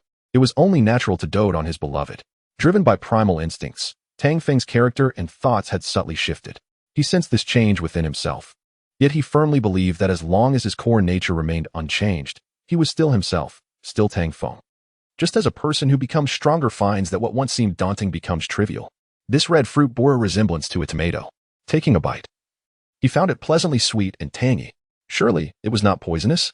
He inquired within the mental communication group. Soon, an ant relayed a response. Boss, rest assured. The brothers have tasted the fruit. It is safe for consumption. Tang Feng harbored no doubts about the ant's words, for their lives were intertwined.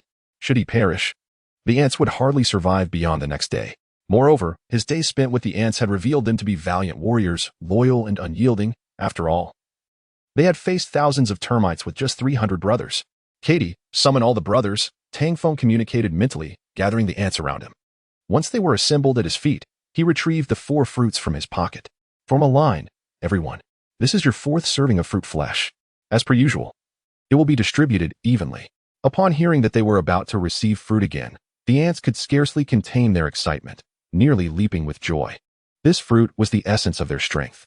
Not only would it help them grow, but even the prospect of simply increasing in size was enough to elate them. Under Katie's guidance, the ants formed 8 teams led by the strongest captains, commencing the distribution of the fruit flesh. Each ant received a piece, and soon, they had devoured every morsel. Tomorrow, you should all grow once more, Tang Feng mused as he watched the ants disperse, satiated. He then picked up another yellow fruit, reminiscent of a banana. Its skin, yellow and reminiscent of a banana's, peeled easily, and upon tasting it, he found it pleasantly chewy. He was certain the 2 women would enjoy it. Tang Feng placed all the fruits in the vine basket, one hand carrying the basket while the other cradled several bamboo stalks as he made his way to the beach. This newfound strength had allowed him to carry not just a bundle of bamboo but also made it effortless. Who would have thought that after merely a few encounters with Xiaowei, his strength had multiplied to 5 or 6 times its previous capacity? He pondered this as he continued on his path. Upon reaching the beach, the 2 women had just risen. In the absence of fresh water, they had been using seawater to wash their faces, resulting in significantly roughened skin. Ugh, my lips are cracked, Lin Jessen lamented, covering her mouth with her hand. The lack of vitamin-rich vegetables and fruits had left her lips and hands chapped and painful, almost bringing her to tears. Once a refined beauty, she now appeared disheveled. Aunt Xiao, wait for Tang Feng to return, and let us venture into the jungle to see if we can find some fruits or wild vegetables. We cannot continue like this. Aunt Xiao, I'd prefer if you didn't tea. The jungle is fraught with danger and wild beasts. Jessen, I wouldn't want you to take such risks. As the 2 women conversed, they suddenly spotted Tang Feng approaching from the edge of the jungle. They could not help but rise in astonishment. Is that Tang Feng? How has he become so strong? Their mouths fell agape in disbelief. Chapter 55. The thatch hut on the beach. Soon, Tang Feng emerged from the edge of the jungle and approached the rocky cave. He tossed several bamboo poles onto the beach and placed a basket of fruit before the 2 women. Observing their astonished expressions filled him with a profound sense of accomplishment. Fruit. Is this really fruit? Bananas? No, wait. This resembles bananas, but isn't quite the same. The 2 women eagerly rummaged through the basket, barely containing their excitement. After a month on this desolate island, where sand and seawater were the only constants, the prospect of fresh fruit was exhilarating. It was evident that Tang Feng had braved the perils of the jungle to gather such a bounty. Go ahead. I've tasted these fruits. They are edible and harmless. Tang Feng stated earnestly, though internally he reveled in their astonishment, believing it would earn him their favor. Unbeknownst to them, these fruits were merely byproducts of his subordinates' conquest over the termites. In the future, he would encourage Kaidi and the ants to consume more fruit flesh, empowering them to assist in hunting and gathering. Contemplating the hunt, Tang Feng felt a twinge of frustration. While the tarantula could easily capture prey, the venomous creatures it caught were largely toxic and of little use, especially for consumption. The 2 women, who typically enjoyed fruit, had been deprived for far too long. The assortment included tomato-like fruits, bananas, and kiwis, about 5 or 6 varieties in total. Now, Tang Feng comprehended why the previous survivors had risked their lives venturing into the jungle. The ants could gather such an abundance of fruit with ease, not to mention other delectable treats. However, the allure of these delights was fraught with danger, as many had become prey to the jungle's venomous inhabitants. From now on, I can certainly rely on the ant army to assist in gathering food, Tang Feng mused. While the 2 women indulged in the fruit, he began to dig a pit. After excavating a hole over 2 meters deep, he buried the bamboo poles within. The soft beach sand allowed him to dig with relative ease, and he felt assured that even the fiercest storms would not dislodge such a deep foundation. At this moment, Xiaowei's theoretical knowledge proved invaluable, as her insights into triangular stabilization and design principles greatly inspired Tang Feng. He marveled at the importance of knowledge and felt fortunate to have such a remarkable woman by his side. Conquering her was indeed a privilege. The thought of lying behind Xiaowei, engaging in mutual activities, stirred excitement within him. His future on the deserted island would heavily rely on her expertise. Having encircled the rocky cave with bamboo and secured it with vines, he had effectively formed a sturdy framework. He then covered the top with thatch and piled branches atop it for added stability. Xiaowei observed the structure with satisfaction, nodding in approval.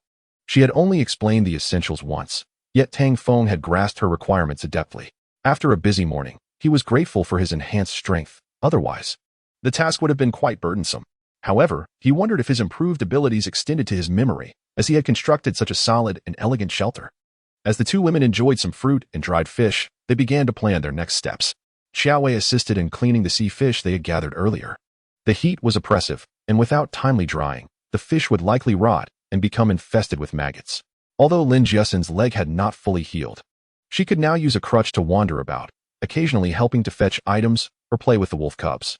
The cubs had completely opened their eyes and had grown accustomed to Lin Jiasen, often following her and playing joyfully, perhaps sensing Lin Jiasen's nurturing spirit. The cubs remained close to her, except during feeding and sleeping times. The mother wolf, well-fed and content, consumed some dried fish and a bit of coconut water, lying on the beach with her eyes closed, showing little interest in anything other than nursing her young. The clear skies of the morning soon transformed, and the once tranquil sea began to churn with waves. It seemed Xiaowei's prediction was accurate. Would there truly be a storm before nightfall? Tang Feng realized he needed to hasten his efforts. He hastily consumed some dried fish, the only food available aside from the fruit, and raced toward the jungle.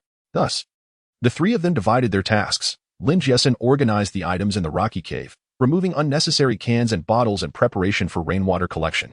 Xiaowei focused on gathering fish traps and stockpiling sea fish, which Lin Jiasen would clean once they were brought near the cave. Cleaning was a task Lin Jiasen hesitated to undertake, frequently waiting for Xiaowei to assist her. Xiaowei embodied the ideal woman, capable and fulfilling a man's desires, while Lin Jiasen seemed more ornamental. Yet, even a decorative presence was valuable on the desolate island, adding a touch of beauty to their stark surroundings. Tang Feng discerned a pattern. Within 1 kilometer to 1.5 kilometers from the jungle's edge, large beasts such as wild boars, wolves, and tigers were scarce. However, beyond that range, danger loomed. The surveillance footage from Kaidi revealed the movements of the jungle's depths, towering trees, venomous insects, wild boars, and swarms of poisonous snakes, alongside some ominous dark creatures. Tang Feng could not discern what these shadowy beasts were. He initially intended to send the ant brothers further into the jungle, but was abruptly met with a psychic disturbance, a plea for help from the ants. The feed then abruptly cut out, as if a monstrous maw had swallowed them whole. After multiple such incidents, Tang Feng resolved against sending the ants deeper into the jungle, opting instead to wait for the day when he would be powerful enough to confront whatever lay within. With the assistance of Kaidi's ant army, gathering vines, branches, and other materials proved effortless. Within 3 hours, they had transported a substantial pile of plant matter to the beach. To prevent the roof from being uprooted by storms, Tang Feng deliberately placed thatch and dry grass beneath the roof, securing it with vines and reinforcing it with thick branches. Once completed, he fastened the branches to the sturdy framework, forming a temporary thatch hut centered around the rocky cave. This hut should withstand even a typhoon, Tang Feng said, unable to contain his excitement as he turned to Xiaowei. Chapter 56. The small room in the rocky cave. As long as it isn't an extraordinary downpour, there is fundamentally nothing to worry about. Zhou Wei meticulously examined the bamboo stakes surrounding her. Tall, slender bamboo encircled the rocky cave, forming a framework. The roof was constructed from layers of thatch, branches, and bamboo leaves, rendering it nearly airtight. Even if a torrential rain were to arrive, the fierce winds would likely fail to displace this thatched abode, wouldn't they? At this moment, the bamboo frame and the rock seemed to merge into one. The rock secured the surrounding bamboo, while the bamboo enveloped the rock. The exterior of the thatched hut consisted entirely of bamboo leaves, while the interior was essentially a natural stone cave, impervious to the elements. Of course, should the rain become overwhelmingly heavy and the roof be blown away, this thatched stone dwelling would be rendered useless, as the rain would flood the interior, making it uninhabitable. According to Tang Feng's understanding, a roof could only be dislodged in the event of a typhoon, specifically a super typhoon. Should that occur, they would simply have to accept their misfortune. Time passed swiftly. An afternoon soon turned into evening as Tang Feng ventured deeper into the jungle. He collected wood and returned to gather the wild fruits that Kadi had helped him harvest. He couldn't help but admire the efficiency of the ants as they piled fruit the size of cherry tomatoes at the edge of the jungle, forming a transportation route for their ceaseless efforts. Tang Feng couldn't resist inquiring how Kadi managed to command the termites to aid them. Kadi explained that by capturing the termite queen, the worker termites were compelled to obey orders. Impressive indeed. Tang Feng felt a surge of satisfaction. The ant's intelligence was a testament to his own strength. The more formidable the ants, the more capable his subordinates appeared to be. Hundreds of ants strategizing against tens of thousands of termites, with a plan to capture the queen first. Wasn't that a classic case of capturing the leader to subdue the followers? Zhou Wei had privately informed Lin Jiasin about the matter of conquering the ant army. Tang Feng felt no need for secrecy regarding this issue, as the two women would inevitably find out. It was better to be forthright and prevent misunderstandings later. Naturally, he said nothing about the fairy. That was his final trump card in secret, which he would disclose only when the fairy emerged, at which point she could provide her own explanations. By that time, it was likely they would have already received rescue and returned to civilization. Standing at the edge of the jungle, Tang Feng gazed at the ground strewn with fruit, feeling somewhat bewildered. Were the ants truly capable of such diligence? Their speed in transporting the fruit was astonishing, nearly exhausting the two women. Alas, there was no other choice. Shaking his head, he sprinted like an athlete, depositing the wood inside the rocky cave before assisting the two women with the fruit. The fruits could last at least half a month. Beyond that, without refrigeration, they would spoil. Is this enough? Tang Feng pondered, looking at the half-filled rocky cave with fruit. The cave was already small, and now, with the addition of dried fish and large bundles of firewood, it had become quite cramped. All right, let your pets rest, Zhou Wei said as she arranged the fruit. Tang Feng communicated with Kadi through their mental link. Kadi, instruct the brothers to retreat. There will be heavy rain tonight, and everyone should take cover. Upon receiving the message, Kadi directed the ants responsible for fruit collection deeper into the jungle to withdraw along their established routes. As they retreated, over 200 ants marked the locations of the fruit and termite nests to avoid losing their bearings next time. Soon, the ants scurried toward the rocky cave, taking refuge in its crevices under Tang Feng's guidance. By evening, darkness enveloped the sky. The torrential rain was finally upon them. Standing at the cave's entrance, observing the tumultuous clouds racing across the heavens, Tang Feng furrowed his brow. Had it not been for Zhou Wei and the ants' advance warning, they could have easily found themselves caught in the downpour. If the rain were brief, lasting only a day or two, it would hardly pose a problem. However, should it persist for 10 days, or even half a month, it would seal their fates. Thunder rumbled ominously overhead. A flash of lightning illuminated the dark sky, followed by a deluge of rain pouring down. The arrival of the downpour transformed the landscape into a curtain of water. The sky, the sea, and the beach became indistinguishable. The white wolf, roused by the thunder, opened its eyes and peered at the raging rain before squinting and returning to slumber. The two small wolves, frightened by the thunder, yelped and scrambled into their mother's embrace, desperately seeking comfort. Soon, the rainwater began to flow in torrents from the roof, droplets merging into streams that cascaded into channels, ultimately rushing toward the sea. Zhou Wei and Lin Jiasin were elated. After a period without fresh water to wash their faces, they were now covered in salt, which was quite uncomfortable for the two cleanliness-loving women. Although the rain was fierce, it provided them with an opportunity to cleanse themselves. Eagerly, they filled water bottles with rainwater to wash their faces and hair. Lacking shampoo, they resorted to using ash from grass leaves, leaving their faces dusted with grime. Initially intending to jump into the rain for a thorough wash, they hesitated, feeling a bit embarrassed with Tang Feng nearby, and instead resorted to wiping themselves with torn cloths. Why not just wash directly? The water in the channel may be a bit murky, but it's far better than seawater.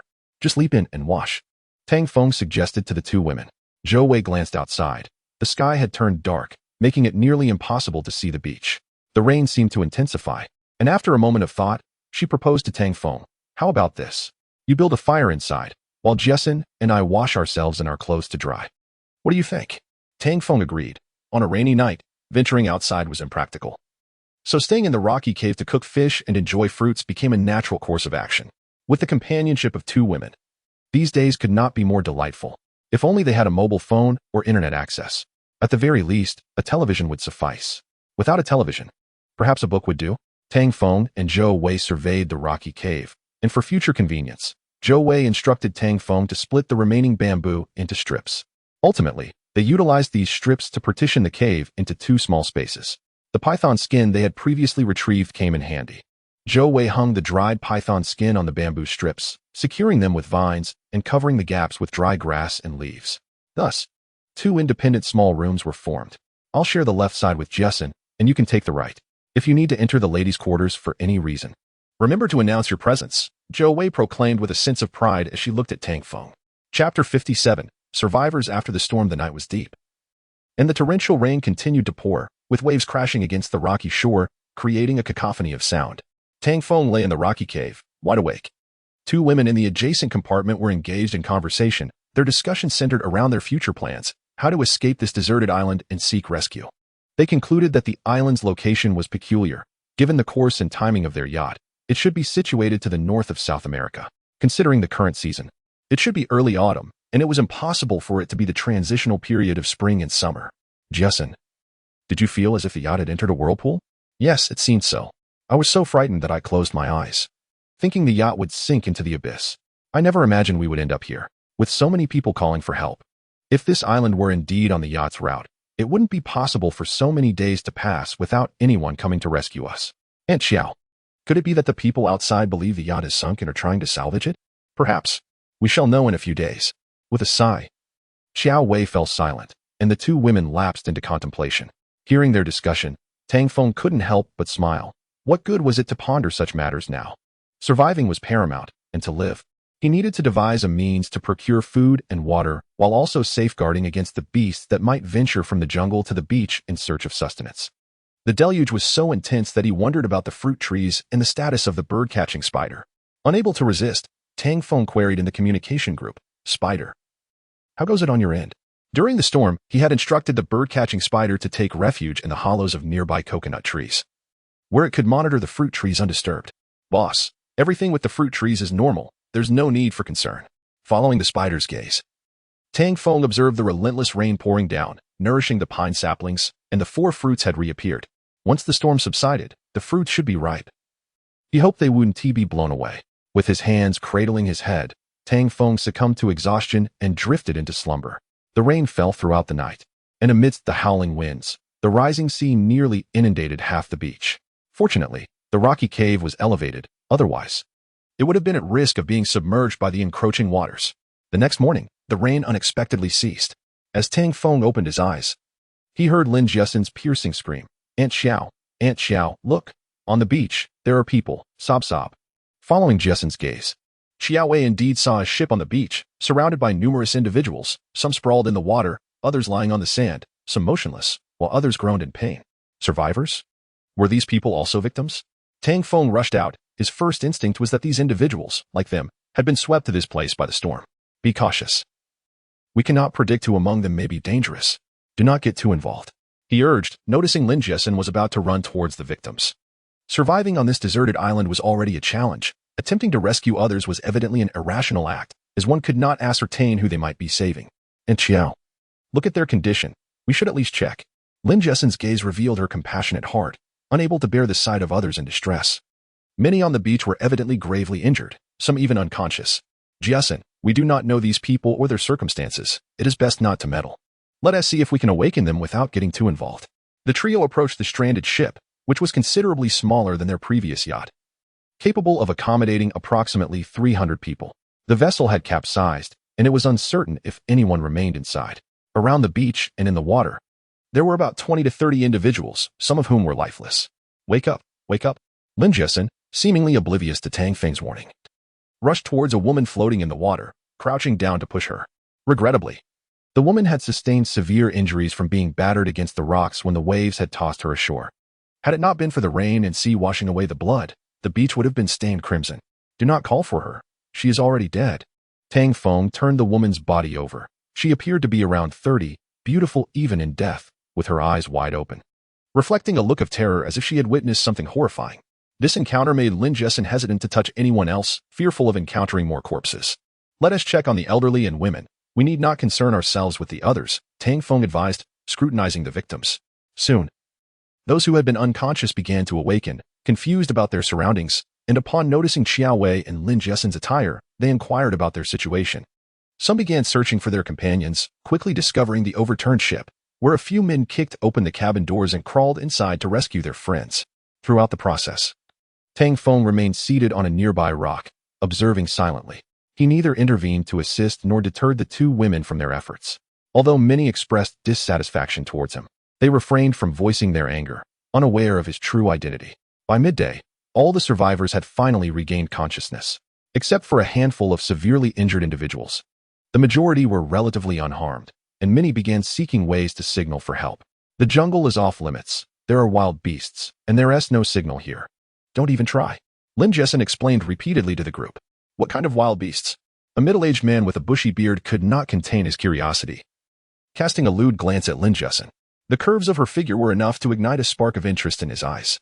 Given that they were stranded on a deserted island, if what the three had said was true, it implied that external rescue would be challenging, perhaps even impossible. If help was unlikely to arrive, it might be prudent to consider engaging in certain unmentionable activities in this secluded place, such as toying with the women before him. Regrettably, Carl offered no time for a response, swiftly sliding down onto Tang Feng's back and pinning him down with an elbow. Tang Feng attempted to stab Carl with a dagger, but Carl firmly restrained his hand with one of his own while gripping Tang Feng's neck with the other. The two engaged in a fierce struggle. Aren't you supposed to be getting rid of these foreigners? Hurry, lend a hand, Jiaowei shouted, brandishing a wooden stick as she rushed towards them, but struck Tang Feng's back instead, causing her to hesitate in her attempt to assist. Others gathered around the two, yet none dared to intervene. Save for a girl who hurled a stone at Carl. You think killing you will be as easy as squashing an ant? Carl sneered, exerting all his strength. However, Tang Feng mustered his energy and flipped over, pinning Carl beneath him. They exchanged blows incessantly. Carl relied on his strength and boxing skills, while Tang Feng fought with sheer brute force. He was slightly stronger, yet his lack of combat finesse and speed placed him at a disadvantage against Carl, leading to a stalemate. The most critical aspect was that as they grappled, onlookers were unable to assist. Aunt Jiao, poke him with the stick, poke him. Lin Jessen shouted in desperation as she rushed forward with a stone. Yet, even when she reached the fray, she found it impossible to strike without risking harm to Tang Feng. As Lin Jessen sought an opportunity to strike Carl, the others encircled the fighters, waiting for a chance to ambush him. In this scenario, it was imperative that Carl did not escape. He had taken too many lives. Realizing his precarious position, Carl became aware that he was now alone, surrounded by those he had once tormented. Damn it, had I known it would come to this, I would have eliminated them from the start. He cursed, attempting to ram into Tang Feng, but his strength proved insufficient to break free from Tang Feng's grasp. At that moment, Lin Jessen finally aimed the stone at Carl's head and brought it down with force. The stone struck the back of Carl's head with a dull thud. Didn't he faint? Lin Jessen stood there, astonished, having expected to knock him out, but aside from a trickle of blood, he showed little reaction. Little girl, do you wish to die? Carl laughed maniacally, continuing to choke Tang Feng. The others closed in, some poking Carl with sticks, others throwing stones at his back, all intent on bringing him down. Carl kicked Tang Feng away, and they both tumbled onto the sandy beach. Foreign pig, want to go again? Tang Feng wiped the blood from his mouth, glaring coldly at Carl. He had underestimated this foreigner's strength. After genetic enhancement, he could easily overpower 7 or 8 men. Yet against a boxing expert like Carl, he found himself at a disadvantage. Nonetheless, that was not the main concern. At least the survivors stood with him. And he had his trump cards, the White Wolf and the Hornet. Neither made a move, both coldly scrutinizing the other. Since I cannot finish you off just yet, let me show you my pets and demonstrate their might. A mental wave resonated in Tang Feng's mind, summoning the white wolf that hunted the black-clad man. A woo-woo with a white wolf howled as it sprinted forward. The crowd began to scatter, creating a gap. Damn it, this wolf can understand my words? Carl retreated, crouching low, preparing to defend against the wolf's attack. Compared to Tang Feng, the threat posed by the white wolf was far greater. It was a beast capable of crushing throats in a single bite. Were it an ordinary wolf, Carl would not have been concerned. But this white wolf was nearly the size of a leopard, clearly a wolf king. Big White, go. Tang Feng gave no chance for Carl to react, commanding the wolf as he simultaneously drew his dagger. Carl, taken aback, had not anticipated the wolf's obedience. It was more intelligent than his hunting dogs. In a one-on-one confrontation, he might have had a chance, but now, with the wolf involved, he was at risk of being fatally attacked. Choosing to flee rather than face certain death, Carl dashed into the crowd. Oh woo! The white wolf pursued, its powerful claws knocking down those who stood in its path. In the chaos of over 50 people, pandemonium erupted. Carl smirked, thinking, indeed, beasts are still beasts, lacking in intelligence. He used the crowd as cover, evading the wolf's relentless assaults. Big White, do not harm anyone. Focus on him, Tang Feng instructed, holding his dagger as he urged Lin Jessen and Jiao Wei to step back, steadily advancing toward Carl. Despite the panic, Many among the crowd hesitated to flee, knowing that in a beast's hunt, the fastest runners often become the targets. They had witnessed such truths during their ordeal on the yacht, which had come under attack by a beast, forcing them to this place. As the white wolf approached, Tang Feng closed in from two directions, and a fierce determination flickered in Carl's eyes. Damn it, how has this man grown so powerful? And what is the nature of this wolf? Carl's gaze sharpened as he seized an ugly girl by the throat, a cold smile creeping across his face. Let this beast back off, or I will kill her. At that moment, a middle-aged man stepped in front of Tang Feng. His name was Su Baohua, and the girl in Carl's clutches was his daughter, Su Shi. They had been on a yacht trip to visit relatives when a storm struck, forcing them to survive among these people in constant fear. Finally witnessing several foreigners being harmed by Tang Feng, they had hoped for relief, only for his daughter to become Carl's bargaining chip against Tang Feng. Please, don't, make him stop. I beg you, she's my only daughter, Su Baohua pleaded, blocking Tang Feng with a look of utter despair. Meanwhile, those on the beach had retreated far, some hiding behind rocks, others standing at a distance, anxiously awaiting the outcome. Everyone wished for Carl to be slain by the man named Tang Feng. Yet now, with a hostage in hand and the girl's father's pleas ringing in the air, Tang Feng hesitated. Awoo, awoo, awoo. The white wolf roared, fixating on Carl, also halting in its tracks. This wolf seemed to refrain from attacking indiscriminately, providing some reassurance as all eyes turned to the distraught parents. Even Carl was startled by the wolf's behavior. It was astonishing that the wolf understood Tang Feng's commands and the implications behind them. Damn beast, if you come any closer, I will kill her. Carl's demeanor was menacing as he tightened his grip on the girl's throat. Tang Feng regarded the man before him with cold indifference, a smirk curling at the corners of his mouth. Do you truly believe that using her as a hostage will grant you safety? Let me disabuse you of that notion. Even if you were to kill her, it would bear no consequence for me. Tang Feng's words left Su Baohua momentarily stunned. He had not anticipated that such a plea would result in Tang Feng's icy refusal. Brother, my child is only 16. We cannot just stand by and watch her perish, Su Baohua exclaimed, then turned to Jiao Wei and the other girls. Please, help my child. Let her go. The white wolf continued to advance step by step. Chapter 59 Troubling Times in Qiao, perhaps. Lin Jessen's words had yet to escape her lips when she was interrupted by Jiao Wei. Jessen, you should return. Do not cause trouble here. Upon finishing her statement, Jiao Wei turned to the elderly professor and said, I apologize. It's not that we are unwilling to assist. Rather, we simply cannot, as your numbers are overwhelming. Bah. What do you mean you cannot help because there are too many of us? I have endured your presence from the very beginning. Let me make this clear. Whether you wish to help or not, you must assist us. We require your thatched hut. You three will have to endure a bit today and vacate the premises. Although the bearded man was not of noble character, his words were intended for the sake of the 20-odd victims. Several women and elderly individuals who had followed him stood up, with a few voicing their agreement. The bearded man is right. We are borrowing this hut today. Whether you like it or not, it is happening. They were not virtuous individuals. And just look at that man sitting quietly nearby, observing like a corpse, utterly disinterested in offering help. Hearing these remarks, Jiao Wei's expression shifted dramatically. Her worst fears had materialized. If this group decided to band together against them, it was highly likely that the three of them would be detained or, worse, face life-threatening dangers. From the outset, they should not have aided these individuals. Both she and Lin Jiesen had been too compassionate. Tang Feng had repeatedly cautioned them to steer clear of these people, but alas, they had chosen not to heed his warnings. Now, it appeared they were trapped with no means of escape. Do you all intend to rob us openly? Can't you construct your own shelter? Jiao Wei retorted, causing an immediate silence among the bearded man's followers.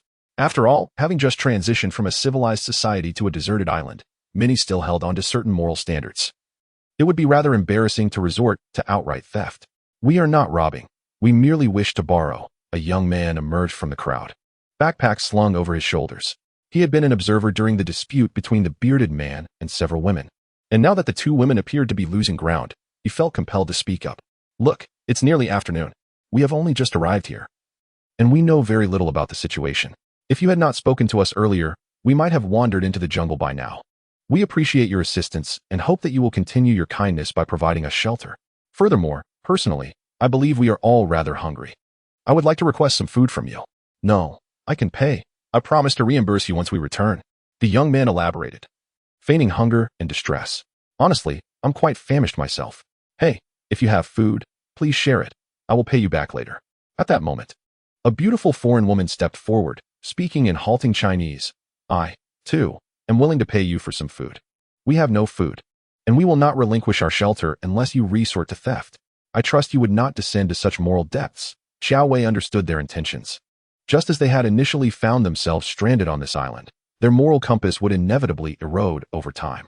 Initially, they still respected the laws and ethics of civilized society.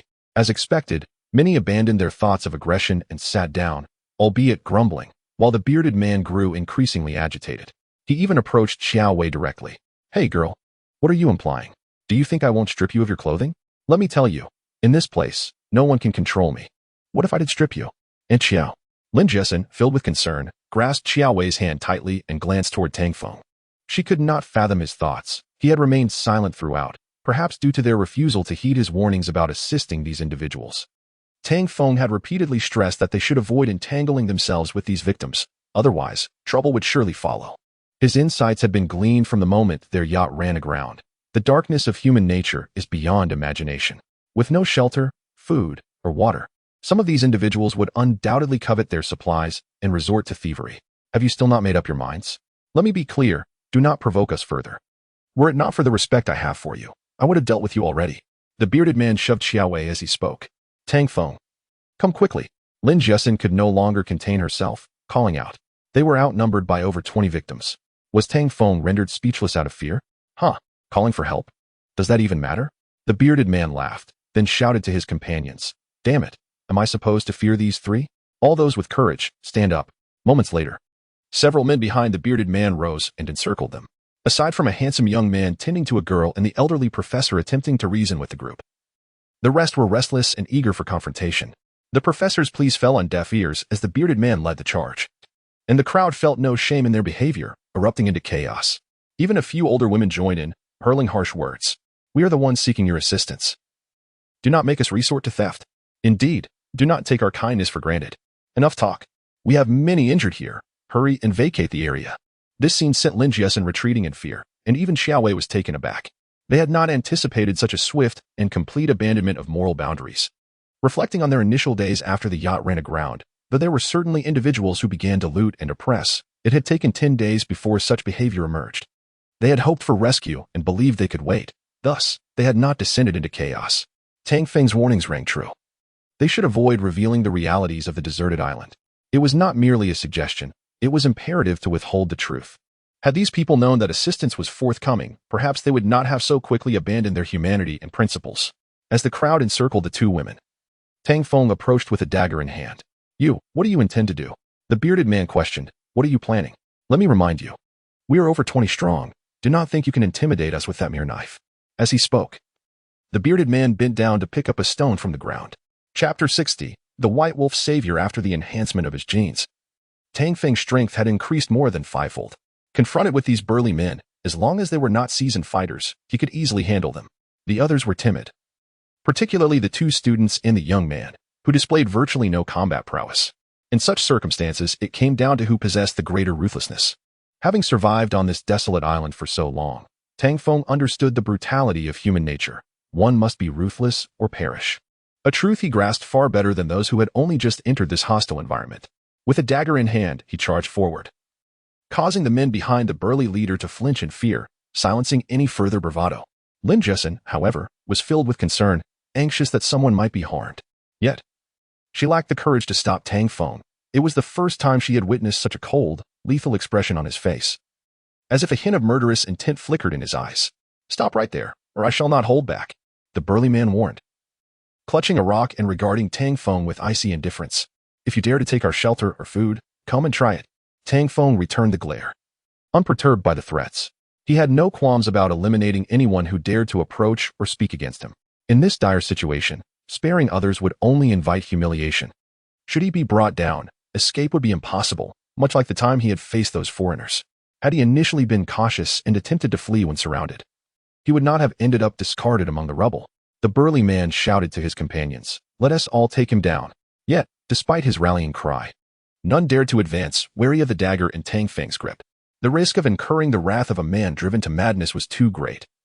Should they be injured or killed, the loss would be substantial. Thus, no one stepped forward. Damn it, a bunch of cowards. The burly man spat, attempting to bolster his own courage by spitting on the ground. What good is a knife? With that, he lunged forward, relying on his robust physique to intimidate Tang Feng. However, Tang Feng was not easily intimidated. He charged at the man with his knife drawn. He struck first, aiming directly at the burly man's chest, offering no chance for mercy. The onlookers were struck with fear at the sight of such desperation. Was this man truly willing to fight to the death? The burly man, terrified of being stabbed, retreated, hurling the rock in his hand at Tang Feng. The distance was too short for Tang Feng to evade. The stone struck his shoulder, sending a jolt of pain through him and causing him to cry out and fall. Seizing the opportunity, the burly man lunged forward, grappling Tang Feng's arm that held the knife, and they fell into a fierce struggle. Tang Feng was taken aback. He had assumed that his enhanced strength would allow him to easily subdue this man, yet the burly man's strength was surprisingly formidable, nearly matching his own. Even with his power magnified fivefold, the burly man proved to be an exceptionally strong adversary, akin to a weightlifter among ordinary individuals. The burly man, equally bewildered, had never encountered someone stronger than himself. This seemingly frail individual possessed an extraordinary amount of strength. Tang Feng sought to stab the man with his dagger, but the burly man's grip was unyielding. Left with no choice, Tang Feng resorted to using his free hand to strike the burly man's face, bloodied and howling in pain. "Damn it, you spineless fools! What are you waiting for?" he shouted, urging the onlookers to intervene. Soon, the scrawny youth and a few women rushed in. One seized hold of Tang Feng's hand, another grabbed his legs, and yet another attempted to pin him down. Upon witnessing Tang Feng's predicament, Xiaowei dashed forward, yanking one woman by the hair and pulling her aside. The chaos quickly spiraled out of control, revealing the darker side of human nature. In a civilized society, conflicts over land could lead to lethal confrontations, and now, on this desolate island, the stakes were even higher. Lin Jiesen, terrified, began to weep, desperately pleading, "Please, stop fighting. We can let you stay, just don't hurt anyone." In the heat of the moment, blinded by rage, no one heeded her cries. Surrounded by a dozen assailants, Tang Feng clung to the dagger tightly. His other hand was locked in a struggle against the burly man, preventing any chance of retaliation. While grappling with the burly man, another woman clutched his hand, and two others grasped his legs, creating a stalemate. The woman Xiao Wei had pushed aside and engaged her in a fierce confrontation. Some bystanders attempted to intervene, while others merely observed. An elderly professor, wrestling with his students, was knocked to the ground by another, with a female student rushing to assist him. Meanwhile, several injured women lay unattended on the beach. Curiously, a young man stood apart from the chaos, indifferent to the brawl. He did not intervene or express concern. Instead, he supported a beautiful girl who lay injured on the sand, whispering to her while remaining aloof from the unfolding conflict. "I will kill you," the burly man snarled, kicking Tang Feng's leg. Yet, Tang Feng showed no mercy, tightening his grip around the man's throat, nearly choking him. At that moment, 6 or 7 others joined in, gaining the upper hand, while an elderly woman picked up a stone and approached Tang Feng menacingly. Another woman desperately tried to pry the dagger from his hand. As the woman with the stone drew closer, poised to strike, Lin Jiesen rushed forward, seizing the scarred old woman's arm. The woman shot Lin Jiesen a fierce smile. "Get lost." She slapped Lin Jiesen hard, sending her sprawling onto the sand. It was over. Tang Feng's heart sank as he realized the implications. He understood the nature of the burly man. Once emboldened, he would show no mercy. If only he had acted decisively before these individuals regained their composure. Tang Feng noticed Lin Jiesen being pinned down by another person, while Xiaowei struggled with yet another woman. He did not expect these two women to display such bravery in a critical moment. Just then, a sudden howl erupted from within the rocky cave, jolting Tang Feng's spirits. The howl of the white wolf, the one they had rescued, resonated through the air. In that instant, Tang Feng remembered that he had forgotten to call for help through their mental connection. "White wolf, it's up to you now. Hurry. If you don't come soon, I might not make it." As soon as he completed his mental plea, the white wolf slowly emerged into view. Unbeknownst to him, Sun Dachui shared a close relationship with Su Baohua. He had initially intended to have Sun Dachui accompany him to construct a rocky cave, transforming the fence and tree walls into a complete courtyard. Naturally, accomplishing such a task single-handedly proved challenging. Sun Dachui, being simple-minded and physically strong, was a decent companion to have. However, he now hesitated. "Wei Jia, we should leave," Tang Feng reminded. Although Lin Jiesen was reluctant, she had no choice but to follow Xiaowei, who was pulling her hand. Yunwan remained silent, lacking the confidence to speak up. Just as the 3 women were about to leave with Tang Feng, they were halted by Sun Dachui, preoccupied with examining Su Baohua's injuries. He had momentarily forgotten about accompanying Tang Feng. "Tang, brother, I have something to tell you," Sun Dachui declared. He had previously given Tang Feng half an apple, a gesture that had deeply moved him. Often, he found himself reflecting on Sun Dachui's kindness. Had it not been for Su Baohua and his daughter, He might have considered taking Sun Dachui in. Nevertheless, Tang Feng was willing to listen to what Sun Dachui had to say. What is it? Tang Feng inquired. Coming to a halt, with the three women following suit.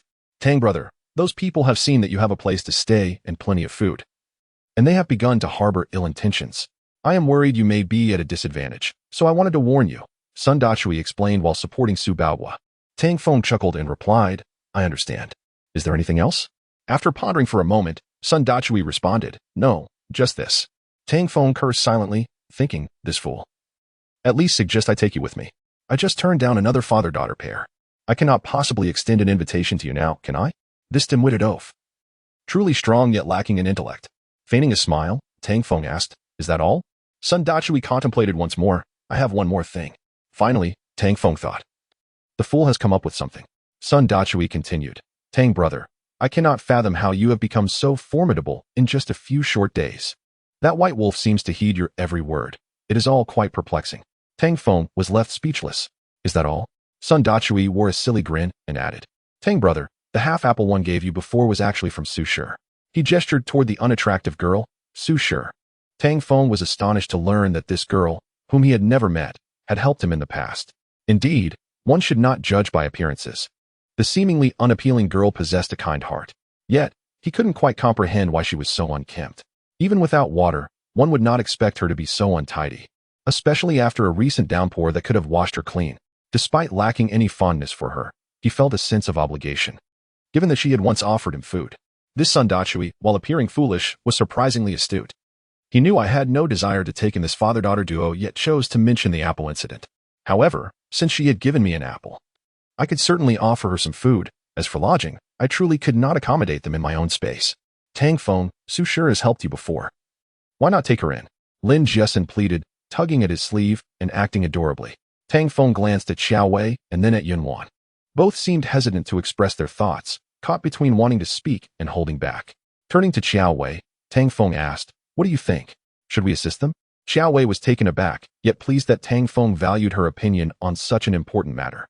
However, this decision impacted their own living arrangements. And no one would foolishly relinquish their own shelter, especially on such a desolate island. Seeing Tang Feng seek Xiao Wei's input, Lin Jiasen dashed to Xiao Wei, pleading.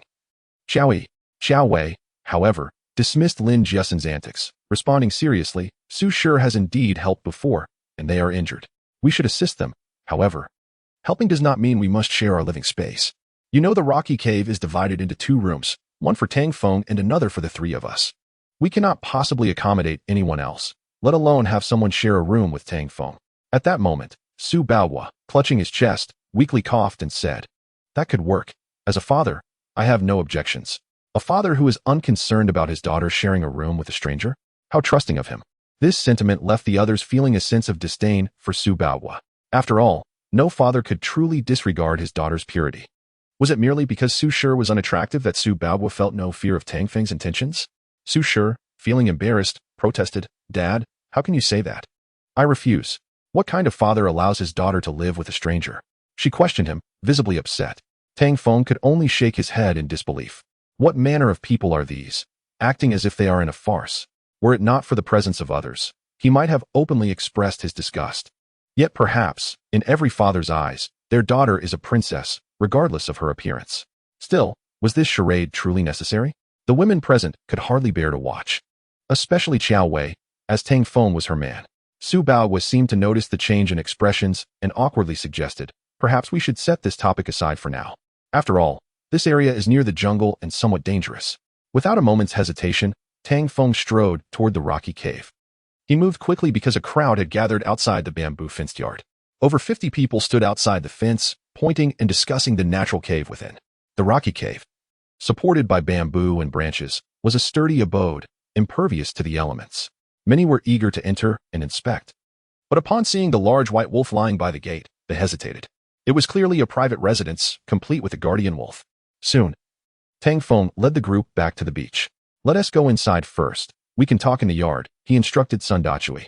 He was entirely accommodating Sun Dachui's request by allowing these individuals into his space, as he held no favorable feelings toward the father-daughter pair. Chapter 81. Something seems off as Tang Feng ushered Sun Dachui and the Su father-daughter duo into the fenced yard. Other survivors sought to follow suit. However, Before they could reach the gate, the white wolf rose, baring its fangs and emitting a low growl. Damn, why is this wolf blocking our way? Are we not allowed in? Some grumbled, realizing they were being denied entry. Let us go, let us go. Eventually, those wishing to enter the yard departed in frustration. Tang Feng had anticipated their intentions and had previously instructed the white wolf through their mental communication to guard the entrance, forbidding anyone from entering.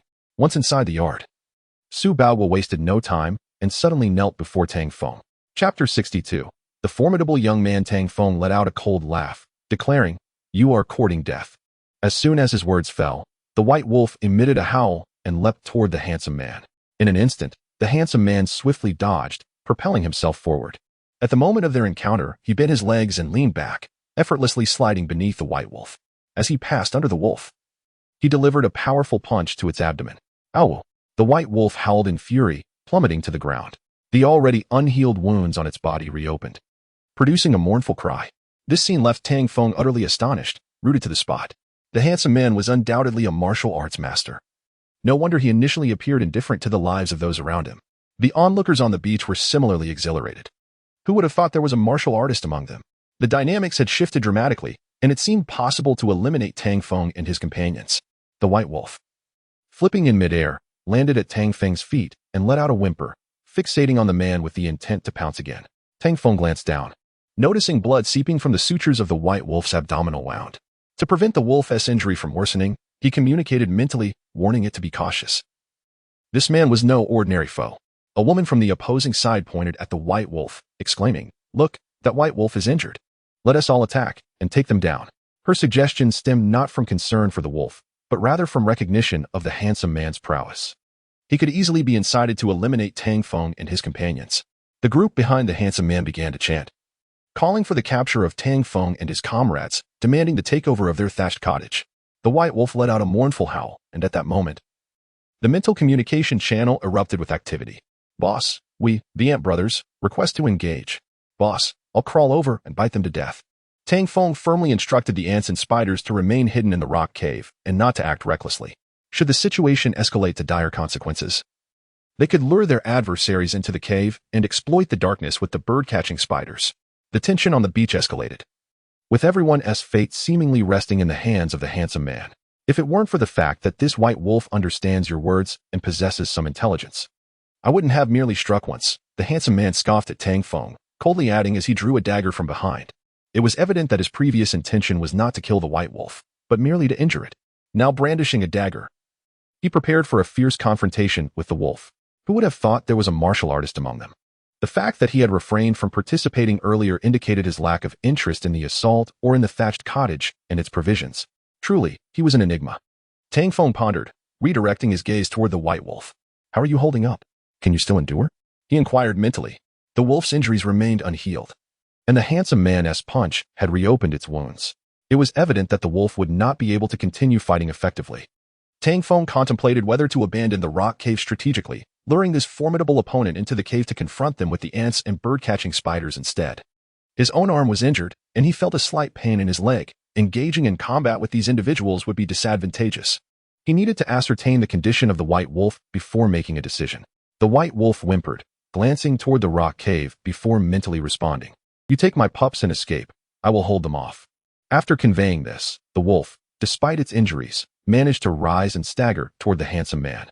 The wolf, once powerful, would not have been harmed had it not been injured. Its willingness to allow Tang Feng to escape at this juncture demonstrated its intelligence. If Tang Feng perished, so would it. If Tang Feng survived, there would still be hope for its pups. Given such remarkable skill, why conceal it until now? Were you merely biding your time? Tang Feng mused. With the white wolf injured, it was clear that it could not contend with the handsome man, especially with so many people on the beach. Tang Feng sneered coldly. "Very well, I will agree. If you assist me in eliminating those behind you, I shall grant you and your sister the thatched cottage." "Sister?" The handsome man furrowed his brow, silently acknowledging Tang Feng's perceptiveness. It was evident that he had discerned the relationship between him and his sister without being told. Nevertheless, regardless of the circumstances, he could not stand idly by and permit harm to come to the wolf. "I do not desire your thatched cottage. I intervened because I cannot bear to see the wolf harmed," he replied earnestly. His previous strike had been a calculated ambush. Should he engage the wolf again, it would undoubtedly lead to a brutal confrontation. He preferred to avoid a scenario where both sides would suffer. Furthermore, once he intervened, he had no desire to meddle in other matters. Owl. The white wolf let out a furious roar. Having consumed the fruit, the wolf was recovering quickly, and most of its wounds had begun to heal, though its mental state remained fragile. Tang Feng communicated mentally, advising the wolf to refrain from attacking the handsome man. The wolf stepped back, at which point a burly man, clutching his leg, began to shout at the handsome man. "Kill that beast. Kill it. Damn it. Ow. My leg." Others echoed his sentiments, urging the handsome man to slay the white wolf. The handsome man frowned and coldly replied, "If it weren't for your attempts to harm those three, would the wolf have bitten you?" It was clear that the white wolf understood. It had retaliated only against those who had threatened it. The handsome youth pointed at Tang Feng and, before anyone could interject, stated, "This is how it stands. If we continue fighting, no one will gain the upper hand." He understood that despite their numerical advantage, they were not unified. In a life-or-death struggle, he might not prevail. Similarly, Tang Feng was calculating his options. With the white wolf injured, he was evidently at a disadvantage against the handsome man. While Xiao Wei and Jia Xian were both women, continuing to fight would certainly lead to losses. It was wiser to take a step back for the time being. Just then, the old professor stepped forward, stating, "From the outset, I advised everyone that harmony is essential for coexistence. Why must we resort to violence?" Tang Feng glanced at Xiao Wei and Lin Jia Xian, noting the cut on Xiao Wei's face, her hair partially torn, and the fact that a button on her blouse had been ripped off, while Lin Jia Xian was crying uncontrollably. Lacking strength, he had failed to protect his own women. Xiao Wei had evidently fought for him, and though she had her own reasons, a significant part of her motivation was due to him. It was clear that these individuals would harbor resentment, and he had to remain vigilant. Tang Feng silently resolved, letting out a cold snort. "Enough of this idle chatter. Jia Xian, support your Aunt Xiao. We are leaving." Upon contemplating these matters, Tang Feng's countenance significantly improved. Given the circumstances, he could appreciate Su Bao's earnest intentions.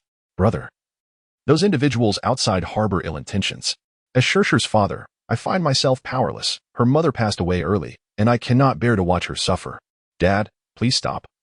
Su Shi interjected, a hint of embarrassment in her voice. Over the past few days, Su Bao had exhausted every possible means to protect her, ultimately resorting to the drastic measure of disguising her as an unattractive individual and deliberately neglecting her hygiene to keep her odorous. The aim was to ensure that Carl and his companions overlooked Su Shi. "How about this? I have been considering constructing a shelter. Should rescue take longer than anticipated, we would not have to endure hunger and cold." Tang Feng gestured towards the fence, addressing Su Bao. "You have noticed that I have planted some trees behind this fence. I intend to use them to build a wall, which will serve to shield us from the harsh winds and wild beasts. Unfortunately, it is quite an extensive project." With this clear declaration, it was evident that Tang Feng was willing to retain a few individuals.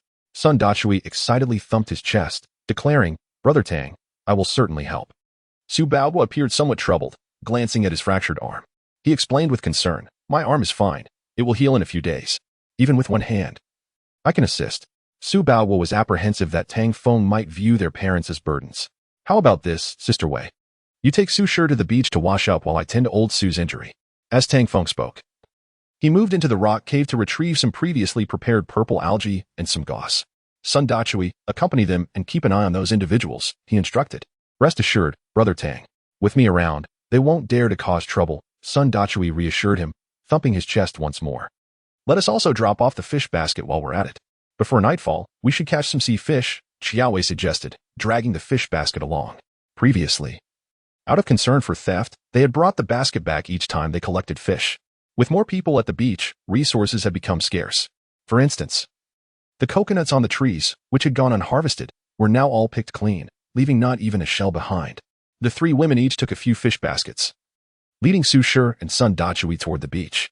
To prevent any mishaps, Tang Feng intentionally allowed Bai Lang to follow them. After all, they were his women. And should anything happen, the days ahead would be arduous. Living was easy, but living comfortably was a challenge. Constructing a comfortable dwelling was of utmost importance to Tang Feng at that moment. He first placed the gauze and purple algae on a chair, and then assisted Su Bao in examining his injured shoulder. Su Bao's condition was severe. He had fractured 2 ribs, and his arm would not heal in less than 10 days to half a month. At that moment, only Tang Feng and Su Bao remained in the courtyard. "Speak. Why did you kneel before me?" Tang Feng inquired as he bandaged Su Bao's wound. "Cough, cough. Brother, did you dismiss them just to ask me this?" Su Bao grimaced in pain, sensing Tang Feng's discontent. "I do not wish to be deceived. I seek the truth." Tang Feng retorted, binding Su Bao's arm with more force than necessary, feeling a trace of dissatisfaction. Once Su Bao's injury was secured, Tang Feng reclined in the chair, gazing at the dimming sky as the sun descended. The fairy had allowed him to live, and he certainly wished to do so, yet he desired to avoid unnecessary troubles. He had not anticipated the sudden influx of people on the beach. After a moment of silence, Su Bao sighed. "Only you can protect my daughter." "Me?" Tang Feng chuckled. "You overestimate me." Su Bao paid no heed to Tang Feng's retort, calmly stating, "If I recall correctly, just over 10 days ago, you were a person incapable of even lifting a chicken. Not to mention Carl, even against the other foreigners, you would have struggled." In Su Bao's view, Tang Feng had undergone a remarkable transformation. Any observant individual would notice the abnormality, especially the white wolf, which seemed to comprehend Tang Feng's commands, acting in accordance with his wishes. Indeed, Tang Feng lazily leaned back in the chair. He had been exhausted over the past couple of days and had not rested well. Su Bao was unbothered by Tang Feng's demeanor, recognizing that those with strength often exhibited a certain arrogance. As long as their limits were respected, what could be deemed unacceptable? This deserted island is peculiar. Many phenomena cannot be explained by natural causes. I believe you must have encountered extraordinary events. Of course, this is your secret. And I want to pry. I merely wish for you to safeguard my daughter when you are capable. Su Bao sighed again, adding, "Regardless of whether we can return. In the days to come, Sure will certainly listen to you. Moreover, she owes you a debt of gratitude. That half an apple, she was reluctant to eat herself. Yet she gave it to you. Surely you haven't forgotten?" Su Bao's words pierced Tang Feng's heart. Indeed, that half an apple was precious in such circumstances. Not only was half an apple rare, but even half a bottle of water was invaluable. Regrettably, he had endured hunger and offered that half an apple to that treacherous woman. "You Lulu. I will take care of the dwelling tomorrow. Your daughter can stay with the three of them," Tang Feng stated, sitting up and addressing Su Bao. At that moment, he seemed to grasp a profound truth. No matter the person or the time, there would always be villains and virtuous individuals. This was independent of one's experiences. He had once been utterly disillusioned with human nature, yet through Lin Jiasen and Su Shi, he began to understand certain truths. As the sun dipped lower in the sky and twilight approached, Qiao Wei finally led everyone back to the rock cave. Cleaned up, Su Shi appeared like a lotus flower emerging from the water, gracefully standing before Tang Feng. "Ah, Feng, look." Qiao Wei beckoned Su Shi over. The young girl, with hair as dark as ink, brows resembling delicate willows, skin as fair as snow, a graceful waist, and teeth like pearls, was bathed in the gentle, fading sunlight, exuding ethereal beauty, as though she had stepped straight out of a painting. Su Bao was indeed correct. This young girl clearly took pride in her cleanliness. It was likely that during this period of evading foreign persecution, she had endured much humiliation. Tang Feng couldn't help but break into a cold sweat. Those unaware might assume that I am deliberately accumulating beauty. I already have 3 exquisite women by my side, and now another has arrived. How can I possibly cope with this? Tang Feng thought with a tinge of lewdness. After Yu Lulu's betrayal, it seemed heaven could no longer bear witness. These 4 women, whether grand or innocent, cold or naive, each possessed a beauty akin to divine goddesses. Subsequently, Tang Feng found himself sighing internally, although they were all stunning. They were not his. Furthermore, it was impossible to claim them all. While he felt a sense of regret, upon reflection, he should be grateful to have someone like Qiao Wei, an ice-cold beauty. Had he not been stranded on this deserted island, there would have been no chance of even touching such a beauty. "Tang Feng, what are you doing?" Lin Jiasen huffed, slightly annoyed, turning her head away. Tang Feng awkwardly withdrew his gaze, realizing he had been caught. It was not his fault. Primal desires were not easily quelled, and every time he encountered a beautiful woman, his eyes would linger. It's great that you're clean now. However, it seems that you caught fewer sea fish this time." Tang Feng couldn't help but compliment. "Oh, the sea fish have all been consumed," Qiao Wei sighed. Tang Feng thought little of it. Perhaps the sea fish had been overfished in recent days, leading to scarcity. He then glanced at Su Bao, noting that their accommodations in the rock cave were somewhat cramped.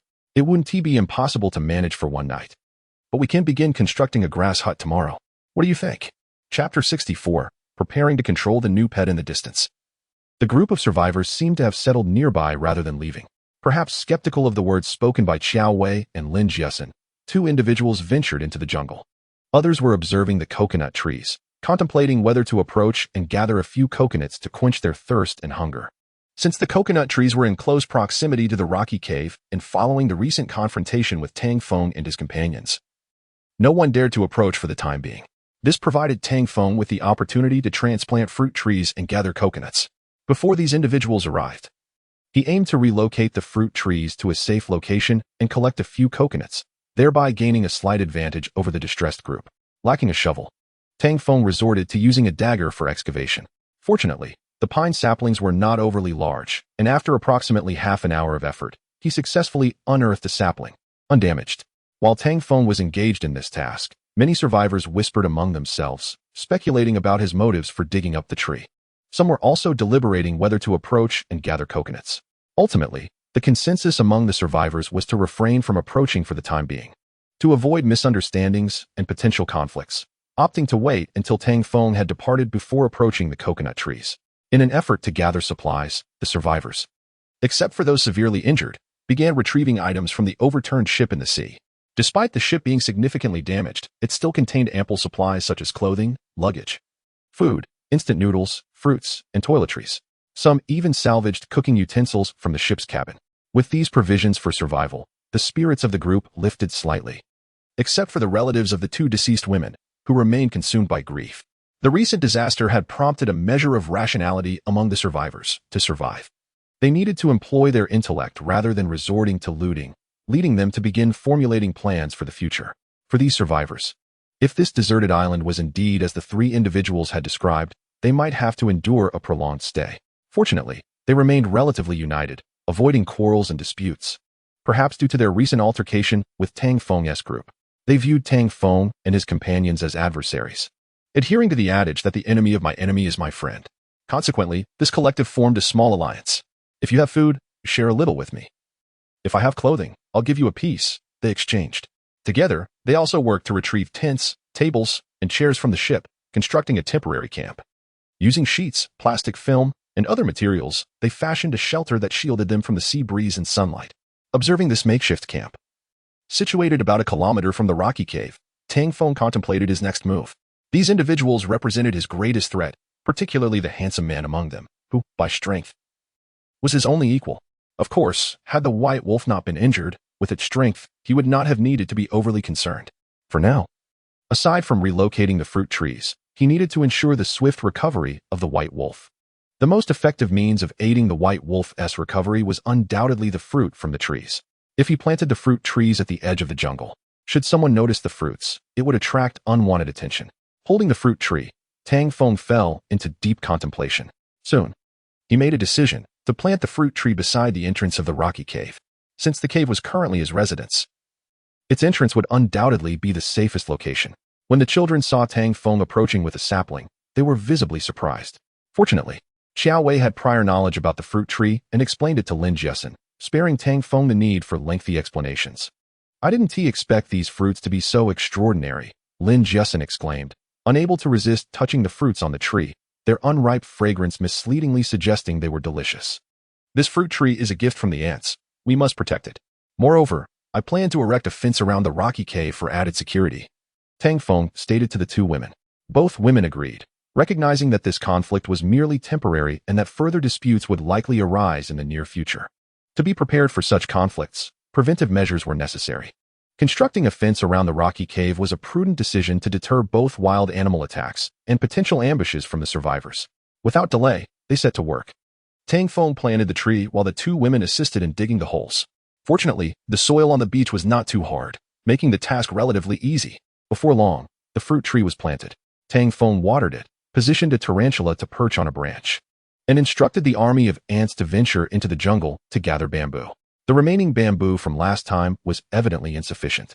He split the bamboo with his dagger, sharpened one end, and used stones to secure it in the ground, establishing a fence around the rocky cave extending about 10 meters along the beach. The three of them toiled for much of the afternoon, and by evening, their efforts began to take shape. To ensure stability, we will require a substantial amount of bamboo. Xiao Wei, go to the beach and place the fish basket, but make sure it is far from the others when you do. Jessen, take the sea fish from the rocky cave and lay them out to dry, along with the purple algae. I will head back into the jungle to gather more bamboo. After assigning tasks to the two women, Tang Feng made his way toward the jungle. As he walked, Tang Feng pondered the situation. The discord among the survivors underscored the significance of strength. I must enhance my power. Sooner or later, these individuals will create conflicts over food or other resources. He reflected on how, without the assistance of the white wolf, he might have perished at the hands of the burly man. Yet, among the survivors, he noted a few commendable women who had consistently advocated for peace during the altercation. Thinking of women, Tang Feng couldn't help but feel a twinge of intrigue. Among the survivors were several attractive women. If he could win them over, it would be beneficial for reinforcing his genetic lineage. Although Qiaowei could assist in enhancing his strength, it was not enough to satisfy his burgeoning primal desires. Tonight, I shall see if the fruits will grow to 5. Tang Feng mused to himself. He had begun to understand the fruit's effects. 2 fruits were sufficient to establish a connection with a beast as formidable as the white wolf, albeit a faint bond with limited distance. To strengthen his control over the white wolf, he would need to nourish it with around 5 fruits, which would align its loyalty with that of Katie and the other ants. Of course, the reason the white wolf fiercely protected him was largely due to its rescue of the cubs. It appeared that he would need to nurture another new pet. Tang Feng issued a command to Katie, instructing her to disperse the army of ants to the jungle's edge in search of controllable species, preferably small, yet highly useful creatures. Chapter 65. Crafting the rock cave. After the torrential rain, the foliage and shrubs of the jungle remained adorned with dewdrops, glistening like exquisite jewels under the sun's warm embrace. Yet, within this serene and breathtaking environment lurked countless unknown dangers. Fortunately, the vigilant presence of ants allowed for the avoidance of most threats, making navigation through the jungle akin to strolling along the beach. However, such comfort was limited to the jungle's periphery. Venturing deeper would undoubtedly increase encounters with wild beasts and venomous creatures. Without sufficient strength, Tang Feng was reluctant to risk entering the jungle's depths. Moreover, what purpose would it serve? If sustenance was required, the ant army could easily procure it on his behalf. Regrettably, the termites had vanished after the downpour. Katie lost contact with them. The absence of termites rendered it somewhat challenging for the ant army to gnaw through the bamboo. Luckily, nearly 300 ants collaborated, with about 50 or 60 working together to bite into a bamboo stalk. Once a notch was created, the others followed suit, swiftly causing the bamboo to snap with a resounding crack, collapsing onto the forest floor. Subsequently, Tang Feng used a dagger to score each bamboo stalk, signaling the ant legion to commence their work. With the arrival of humans on the beach, conflicts were likely to arise. After the initial encounter, a second was inevitable. To prevent future ambushes and covert attacks, fortifying the rock cave became imperative. Bamboo was evidently the ideal material for this purpose, as a fence would only deter minor creatures, establishing territorial boundaries akin to building a courtyard before one's home. To enhance security, a plan was devised to construct a wall of bamboo, leaving only a small entrance. Of paramount importance, aside from erecting the wall, was the acquisition of food and water for long-term habitation on the beach. The supply of coconuts had dwindled to less than 200, and relying solely on coconut water and rain was insufficient. A comprehensive water collection apparatus was essential. Rescue seemed a distant hope. They could not rely on external assistance. Survival necessitated self-reliance, and paramount to this endeavor was the enhancement of personal strength. Without it, one would be left vulnerable and without recourse, facing dire consequences. Boss, a large wasp has been spotted ahead. We are ready to capture it, came Katie's voice in the mental communication channel. To control a new pet, Tang Feng resolved to use 4 fruits from today as nourishment. The ideal pet would be neither too large nor too small, preferably capable of flight and requiring minimal fruit flesh, thus meeting his criteria. Following Tang Feng's instructions, Katie dispatched the brothers to scout, ultimately discovering a suitable species, a large wasp, perched atop a tree. Following Katie's gaze, Tang Feng observed a wasp the size of a peanut, nestled against the branch, seemingly breathing in harmony with nature's rhythm. Its sizable abdomen bore a glistening stinger under the sun's rays. Katie, accompanied by several brothers, stealthily approached the wasp. The wasp's wings trembled gently, as if expressing silent joy to the surrounding leaves. Its golden brilliance shimmered in the sunlight, signaling to the ant army its unique presence, dismissive of their significance. Boss, this wasp perfectly aligns with your requirements. We are ready to capture it. Katie transmitted a wave of excitement through the channel. Though the wasp was somewhat small, its potent stinger could prove advantageous, particularly against the shipwrecked survivors. However, the ants were uncertain of their capabilities. Aside from Katie, who was slightly larger, the others were merely the size of mung beans, hardly a match. Tang Feng mused internally before commanding Katie to provide support. Displaying commendable intelligence, Katie leaped forward and seized the wasp's wing. The wasp struggled but could not evade capture, attempting to take flight, but was swiftly overwhelmed by the swarm of ants. Sensing impending doom, the wasp flapped its wings frantically to escape, but it was too late. United in purpose, the ant army pulled the wasp from the branch, causing it to crash onto the jungle floor. Upon landing, the ants dispersed. Some maintained control over the wasp, while others gnawed through grass blades to secure it tightly. Witnessing this unfold, Tang Feng finally felt a sense of relief. The wasp possessed superior speed and reconnaissance capabilities compared to the ants, and its advantages were beyond their reach. They were simply too few in number. He could always capture more when the opportunity arose. As Tang Feng pondered, Katie and the other ants returned, carrying the captured wasp.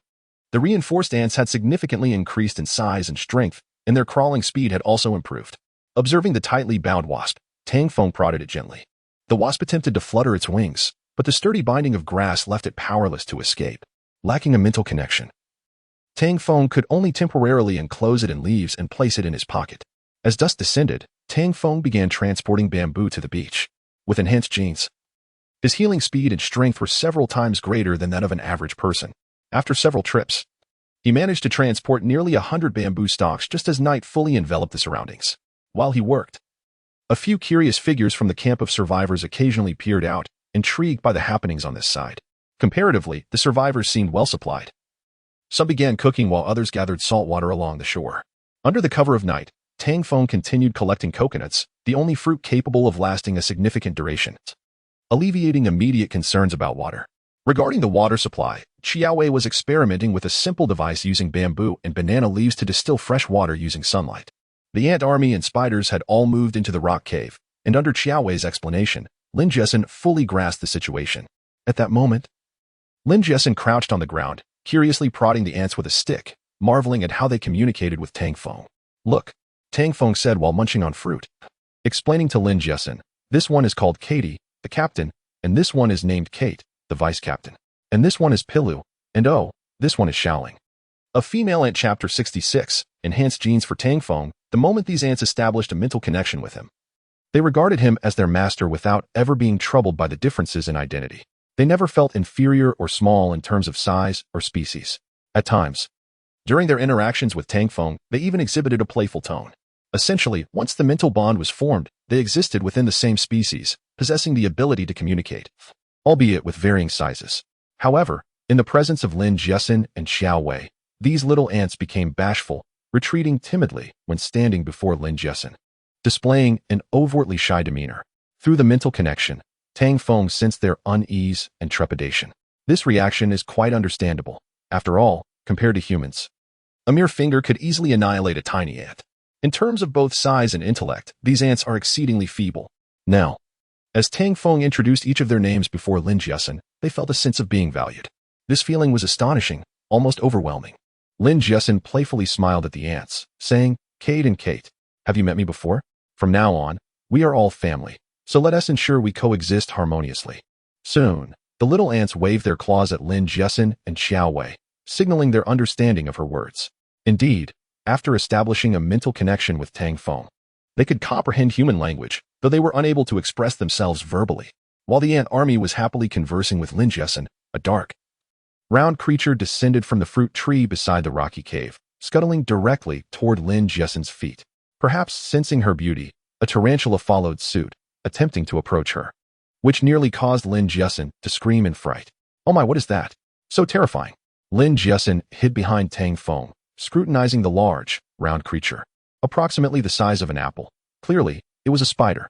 This was somewhat Tang Feng's fault. When he initially transplanted the fruit trees, he failed to mention the presence of spiders, leaving Lin Jessen unaware of their existence. The appearance of such a large spider would frighten any girl, and even a typical man would be taken aback. "This is a tarantula, comparable to a black widow," Xiaowei elucidated. "Black widow?"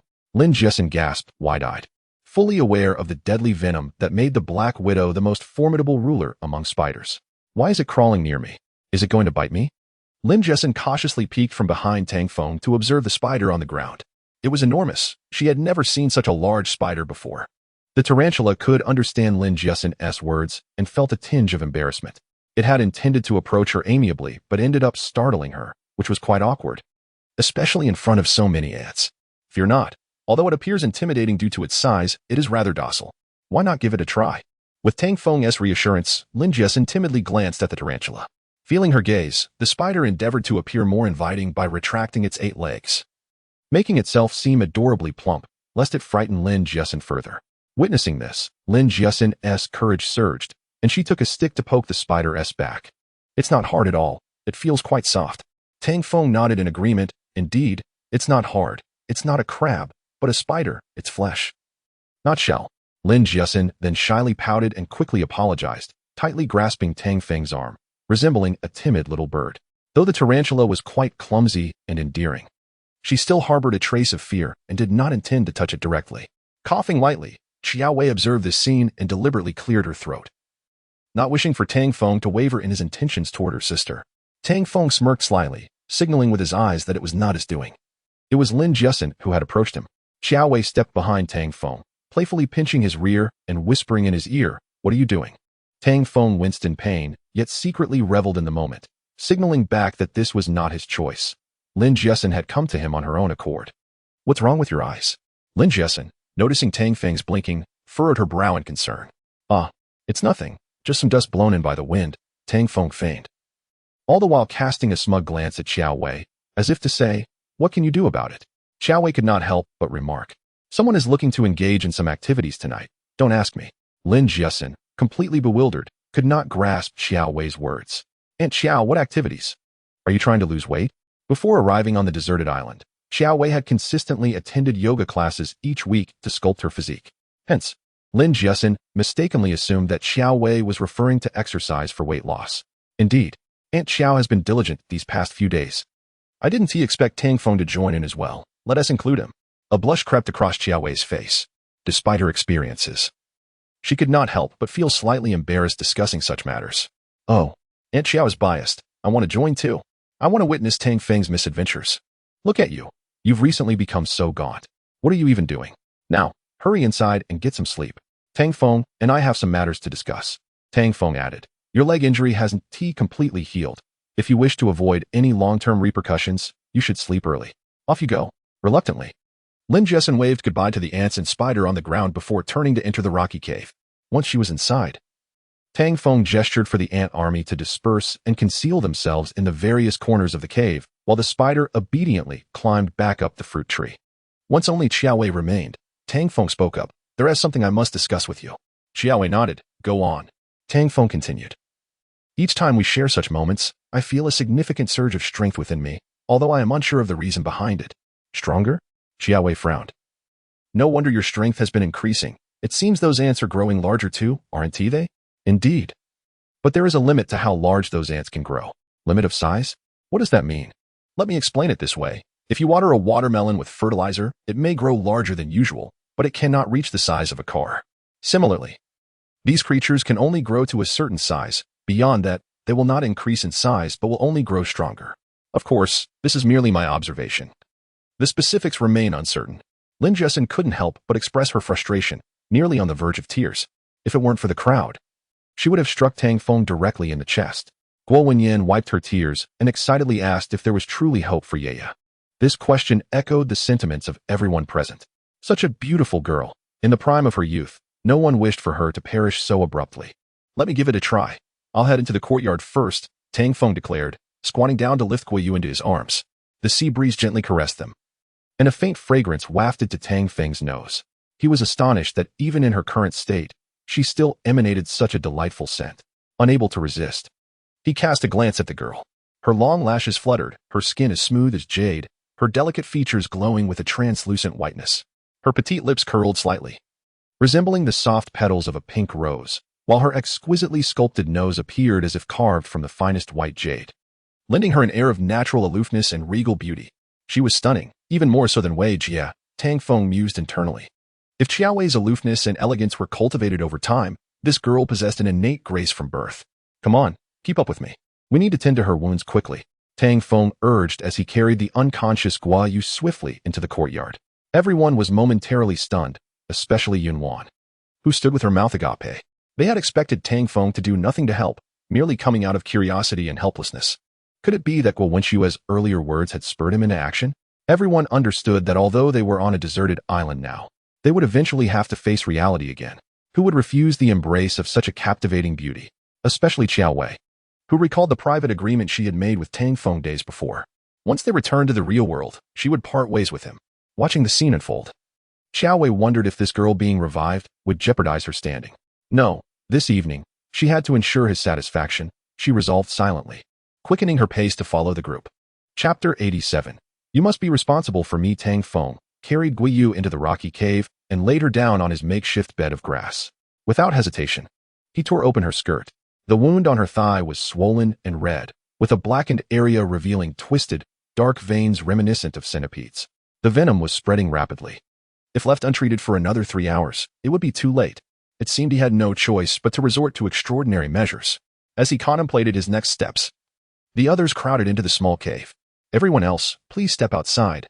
Only Wei Jia should stay to assist me, Tang Feng instructed. Guo Wenyan began to speak. But Guo Wenxue quickly grasped her hand, saying, Sister, what are you worried about at a time like this? Come with me. Guo Wenyan hesitated but ultimately chose silence. Realizing that words would be futile, they could only await Tang Feng's outcome. The others followed suit and exited. Soon, only Qiaowei remained inside the cave. Prepare some water and gather purple algae and anti-inflammatory medicine, Tang Feng instructed without looking up. As Qiaowei busied herself with these tasks, he gently parted Guayu's legs. Her long, fair limbs stirred a surge of desire within Tang Feng. This primal urge could amplify his strength, but also risked clouding his judgment. He rose and pulled the python skin curtain across the cave entrance. Observing Qiaowei preparing the supplies, he mentally commanded the white wolf to guard the cave entrance. With the wolf stationed outside, the others would be unable to intrude, allowing him to proceed with his examination undisturbed. It was peculiar. Why was it that the injuries sustained by these women were always near their thighs? Lin Jiesin, Qiaowei, and now Guiyu. Tang Feng couldn't help but smile wryly as he reached out to touch Guayu's long, alluring thigh. Such a leg was truly enchanting. Women appeared to be inherently crafted for men, especially this captivating beauty before him, he thought lewdly, as he meticulously examined the wound and applied pressure. The pain jolted Guiyu awake. You're awake? Tang Feng chuckled nonchalantly. He was not concerned she would misunderstand if his assumptions were correct.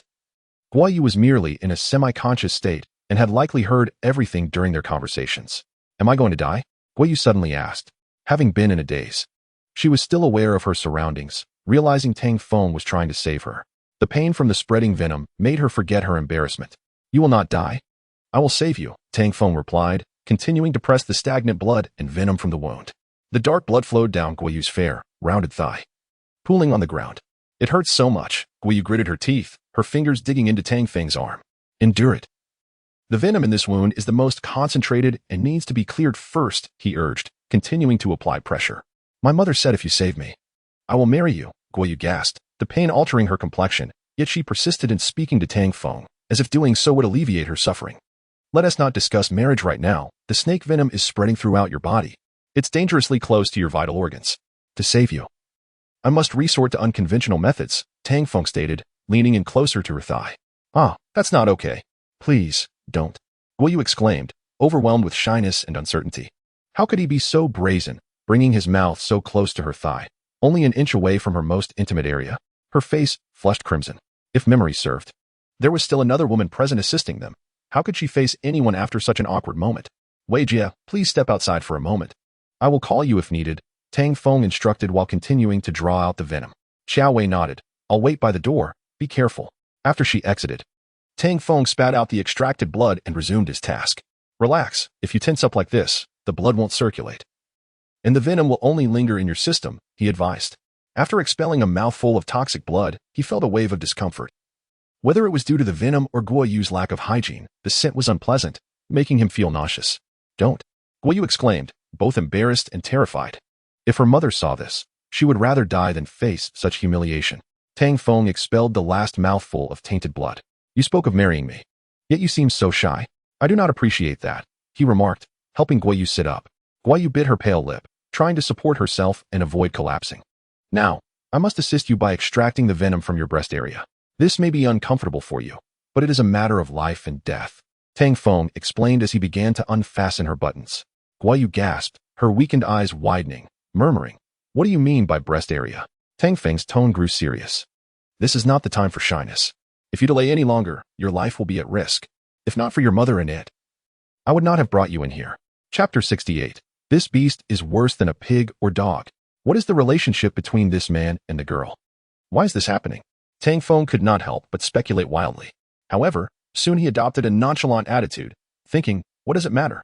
These people have nothing to do with me. Let them live or die as they please. Yet, despite his indifference, a hint of curiosity lingered.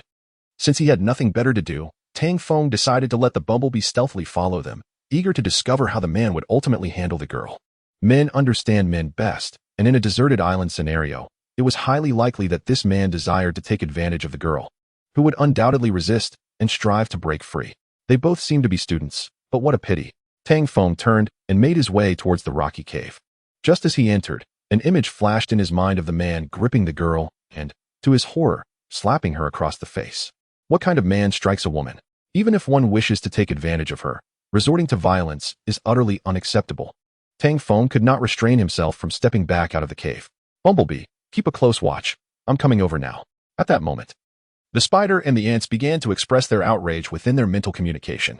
The scene Tang Feng had witnessed had transmitted directly to the other pets' minds, igniting a collective desire to rescue the girl. Who would have thought these little creatures could possess such empathy? If I refrained from intervening, would it not make me seem utterly cold-hearted?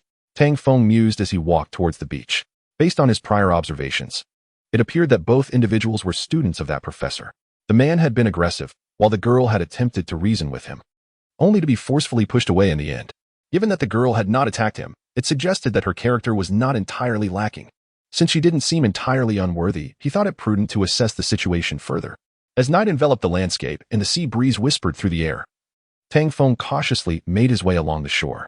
Before long, he reached a rocky outcrop near the water's edge. In order to ascertain the nature of their relationship, he lay low and crawled closer. As he did so, he scolded himself internally for his lecherous behavior. Hidden behind a rock, he strained to listen to their conversation, which was carried by the wind to his ears. Wang Gang, I beg you, please don't do this. The girl's voice was nearly a plea. The man, identified as Wang Gang, chuckled darkly. Yunwan, I know you're usually proud, and no ordinary boy captures your attention. But I have liked you for a long time and have pursued you for quite a while. You are aware of this. If it weren't for this deserted island, perhaps I wouldn't be worthy of you. But today, as you can see, those men spoke of this island's conditions. I don't care if what they said is true.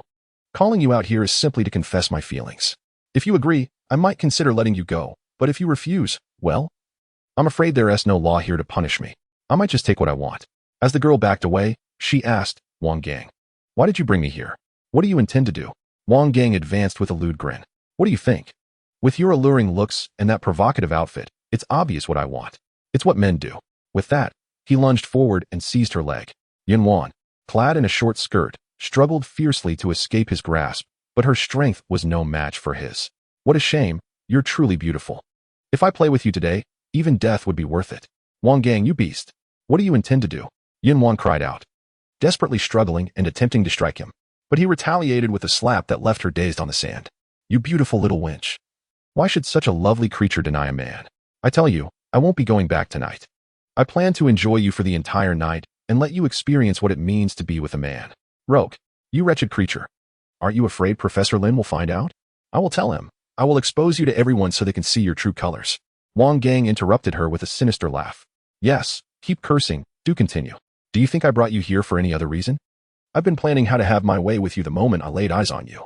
Once I've taken my pleasure, I'll toss you into the sea before dawn. Who would know? You beast. Yunwan's face turned pale with fear. Wang Gang showed no mercy for her pleas, stepping on her and crouching down to twist her arm, whispering in her ear, do you know? I've never tortured a woman like this before. We're on a deserted island. Who knows if we'll live or die? I'd rather enjoy myself first. Yunwan gasped for breath, desperately pleading, Wang Gang, I beg you, let me go. I will do anything you want, just don't kill me. Shut up. You little vixen. Had I known it would come to this, I wouldn't have even bothered to bring you here. I just wanted to take advantage of you, understand? As Wang Gang flipped Yunwan over, he gripped her tightly with one hand while using the other to begin tearing at her skirt. What a thrill this is. I've never been with a woman before. You regret it. Please, don't. Shout all you want, the more you scream. The more excited I become, and the more satisfied you'll be later. Wang Gang slapped her rear and caressed her back, sliding downwards. With a sharp tug, he ripped a large tear in her skirt, causing her to scream in terror. Wang Gang, depraved as he was, pressed his hand over her mouth, forcing her to taste his skin. Be a good girl, and perhaps I'll let you go if you please me. Otherwise, he licked his lips and continued. Have you ever heard of dismemberment? Yunwan's scalp prickled with dread. She had never imagined Wang Gang could be such a monster. Until now. She had viewed him as kind and gentle. Even after she rejected his advances, he had always taken it well, suggesting they could still be friends. She felt guilty for not giving him a chance, but love cannot be forced. Disinterest is disinterest. Today, she realized that Wang Gang's outward kindness was merely a facade. Were it not for her current predicament, he would reveal himself to be a pervert, a demon. What do you want? Yun Wan's eyes brimmed with tears, her heart sinking into despair. At this moment, she felt utterly powerless against Wang Gang's humiliation, trapped in a nightmare with no escape. What do I want? If you do as I say, I might let you go. Otherwise, I'll enjoy carving you up piece by piece. Wang Gang brandished a small knife, pressing it against her waist. Yun Wan, a naive student unaccustomed to such threats, felt herself teetering on the brink of unconsciousness.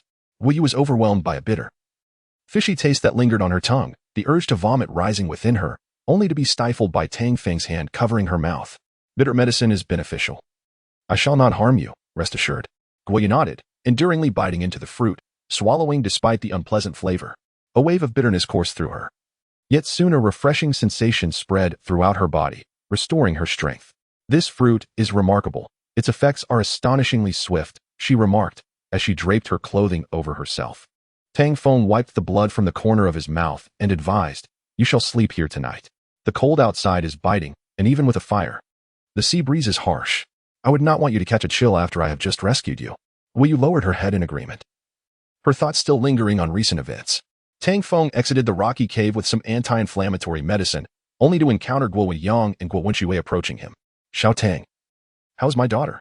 Guo Weiyang inquired anxiously. You may go in to see her. By the way, you both should stay in my room tonight. We can build a thatched hut tomorrow. The group fell silent, pondering what might have transpired during Tang Feng's treatment of Guo Yu. Yet, recalling Guo Wenshui's previous words, that if Tang Feng healed Guo Yu, she would become his wife, no one dared to voice their suspicions. Dachui, gather more wood and stoke the fire larger, Tang Feng instructed, leaning back in his chair, eyes closing as he drifted into slumber. That night, the rocky cave was surrendered to the women, while 3 men and Su Shi huddled around the fire outside, sharing stories of their recent tribulations over roasted fish and fruit. Through their conversation, Tang Feng learned of the beast attacks near the yacht. Days prior, a multitude of ferocious creatures had emerged from the depths of the jungle, dark as night. With glowing red eyes, they attacked at will. Following several assaults, the number of beasts had alarmingly increased, beginning with just a few foxes and hungry wolves. As these beasts continued their incursions, they attracted even more of their kind, and by nightfall, they would swarm as if they knew where the humans had gathered. Perhaps over 30 lives have been lost. Some were claimed by Carl, who, in the absence of food, resorted to cannibalism. It was as if the beasts were guided by an unseen hand. Had the group not barricaded themselves inside the yacht, they would surely have fallen victim to the carnage. Strangely, these creatures appeared only after dark, retreating hastily at dawn, vanishing back into the jungle. The men engaged in speculation about the number of beasts, estimating around 30. Always gathering together as if aware of the humans' presence on the yacht. It seems we must expedite the repairs on the wall tomorrow, Tang Feng remarked, surveying the night sky. The makeshift bamboo wall surrounding their camp was woefully inadequate. While it deterred smaller snakes and creatures, it offered no defense against tigers or larger predators. Brother Tang, just say the word, and I shall assist in any way you require, Sun Dachui declared, scratching his head in earnestness. I too am willing to help. Whether it be moving wood or fetching supplies, Su Baobua added, anxious not to be seen as a burden. Let us speak of tomorrow when it arrives. For now, rest. I will take a stroll outside, Tang Feng concluded, rising to wander beyond the bamboo fence he had deliberately constructed large enough to settle down for the long term. The night air was cool, the sea breeze mingling with moisture as it filled his nostrils. He checked the fruits upon his person, communicating telepathically with the wasps, explaining that these fruits were intended for them. Having nurtured Kaidi and the other ants as well as the white wolf, Tang Feng had unintentionally neglected the wasps. Observing Kaidi and the other ants evolve to a certain degree, he decided it was time to reserve the fruits for the wasps. Soon, 10 wasps descended upon him, and he proceeded to crush several fruits, scattering the pulp upon the ground. The wasps surged forward, feasting ravenously. Unlike ants, they devoured the food in a chaotic frenzy, swiftly consuming the fruit. As he beheld the wasps, now the size of winter jujubes, Tang Feng could not suppress his astonishment. He had not anticipated that not only had their venom grown potent, but their size had also significantly increased. Compared to the ants, the wasps were several times larger. The only drawback being that a larger size demanded more sustenance. Presently, it seemed that these pets had reached a plateau in their evolution, progressing rather slowly. Contemplating the green fruits in his hand, he pondered the fate of the red flowers blooming on the tree. Would their fruits be related to the enhancement of their genetic traits? Regardless, Tomorrow would reveal the truth. Following the growth cycle of the fruit, it would be ready for harvest within 24 hours. He envisioned utilizing these fruits to nourish the ants and wasps, hoping to further augment their abilities. At that moment, a sudden mental wave from the wasps interrupted his thoughts. Boss, someone is approaching. The wasps, having consumed the fruit, were preparing to return to the enclosure when they sensed movement in the distance. Surely, it is not the unfortunate soul seeking to pilfer from us? Tang Feng mused, glancing at the bamboo on the beach, materials he had yet to transport inside. Intended for crafting fish baskets, the wall, and chairs. Da Huang, maintain vigilance. Following the wasp's gaze, Tang Feng cautiously peered into the distance. In the radiant moonlight, he discerned a man and a woman. The man appeared to be Wang Gang, while the woman likely belonged to the group of survivors. They walked closely together, engaged in intimate conversation, exchanging lewd remarks. Soon, Tang Feng watched as they headed directly towards the rocks by the sea. Should we follow them, boss? The wasps inquired telepathically. Let us observe their actions first, Tang Feng replied, advancing cautiously until he spotted Wang Gang leading the woman behind the rocks. There, the sound of their raucous laughter echoed. How dreadful. They are about to engage in such activities, Tang Feng muttered under his breath. After the previous incident involving Yunwan, he had wished to rid the world of this lecherous man, only to encounter him once more in this desolate place. Tang Feng clenched his fists and approached the rocks. Boss, shall we confront him? The wasps queried through mental communication. Not just yet. Let him finish his business first. And then we shall send him on his way to the afterlife. He adhered to his principles. As a man, he understood the nature of men. Since the woman was willing, he would allow Wang Gang the satisfaction he sought. Before long, their escapade concluded, and voices emerged from behind the rocks. Are you able? I haven't even had my fill, and you're done already. You insolent wench who cannot perform. Do you believe I will not end you right now? Oh, Wang Ge. I was wrong. I just spoke without thinking. Why don't you allow me another moment of pleasure? What pleasure? Are you mocking me? At that moment, as Wang Gang continued to entangle himself with the woman, Tang Feng stepped into view. Chapter 69. Saving a girl. Just as Wang Gang was tearing off Yunwan's undergarment and leaning in, a sudden cold laugh echoed through the dark night. Hey, what are you doing? Wang Gang was momentarily bewildered. At this hour, he expected to be alone. Cautiously turning around, he found Tang Feng standing behind him. Meanwhile, Yunwan had managed to adjust her clothing, sitting on the beach with tear-stained cheeks, looking pitiful and retreating in fear. Only to find there was no escape as the sea stretched behind her. What do you want? Wang Gang asked warily, picking up a small knife from the ground and pointing it at Tang Feng. Under the starlight, he clearly recognized Tang Feng's face. This was the same person who had fought them earlier that day, a man who could take on 7 or 8 opponents, a testament to his formidable strength. Wang Gang knew he was no match for him. What do I want? Tang Feng retorted with a cold smile. What do you think? You're out here in the middle of the night with a girl. What is your intention? Wang Gang, trying to hold his ground, replied, This is my girlfriend. Is it wrong for me to bring her out? Wah, I'm not his girlfriend. He is trying to kill me. Yunwan cried, explaining through her tears.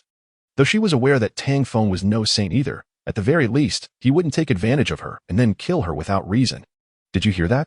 She said she is not your girlfriend, Tang Feng said coldly, slowly advancing toward Wang Gang. Don't listen to her. She is just a promiscuous woman, always looking down on me. Now that we're in this situation, I want her to be mine, but she refuses. You know how men are. If she doesn't want me, then I'm justified in taking her, right? Wang Gang explained, retreating cautiously, looking for an opportunity to escape. Yes, it's true that men are drawn to beautiful women. Big brother, since you say that, why not let me offer her to you first? You can have your turn, and then I'll have mine. That sounds fair, right? Upon hearing Wang Gang's words, Yunwan could no longer contain her emotions and shouted through her tears, Beast, how can you be such a person? Wang Gang shot back, What is wrong with me? We're stuck on a deserted island. You saw what happened to those 2 women this morning. They're dead. I might die any day too. So what is wrong with enjoying myself before that? Finishing his sentence, he turned to Tang Feng and pleaded, Big brother, as a fellow man, please let me go. I'll give you this woman. Do with her as you please. Tang Feng couldn't help but laugh, then spat on the ground. Huh? Who do you think you are? Let me tell you, even if I kill you now, she will still be mine. With that, he continued to approach Wang Gang. Just as he was about to make a move, Wang Gang suddenly shouted behind Tang Feng, Professor Lin, what are you doing here? Tang Feng turned, sensing danger approaching as a cloud of sand flew toward him. Instinctively, he dodged to the side, and Wang Gang seized the opportunity to flee several steps away. Damn it. I'll let you go this time, but don't let me catch you again, Tang Feng muttered, brushing the sand off his face as he looked at Yunwan, who was sitting on the ground. She appeared to be around 21 or 22, with long black hair tied into a ponytail, delicate and beautiful features, and skin as smooth as porcelain.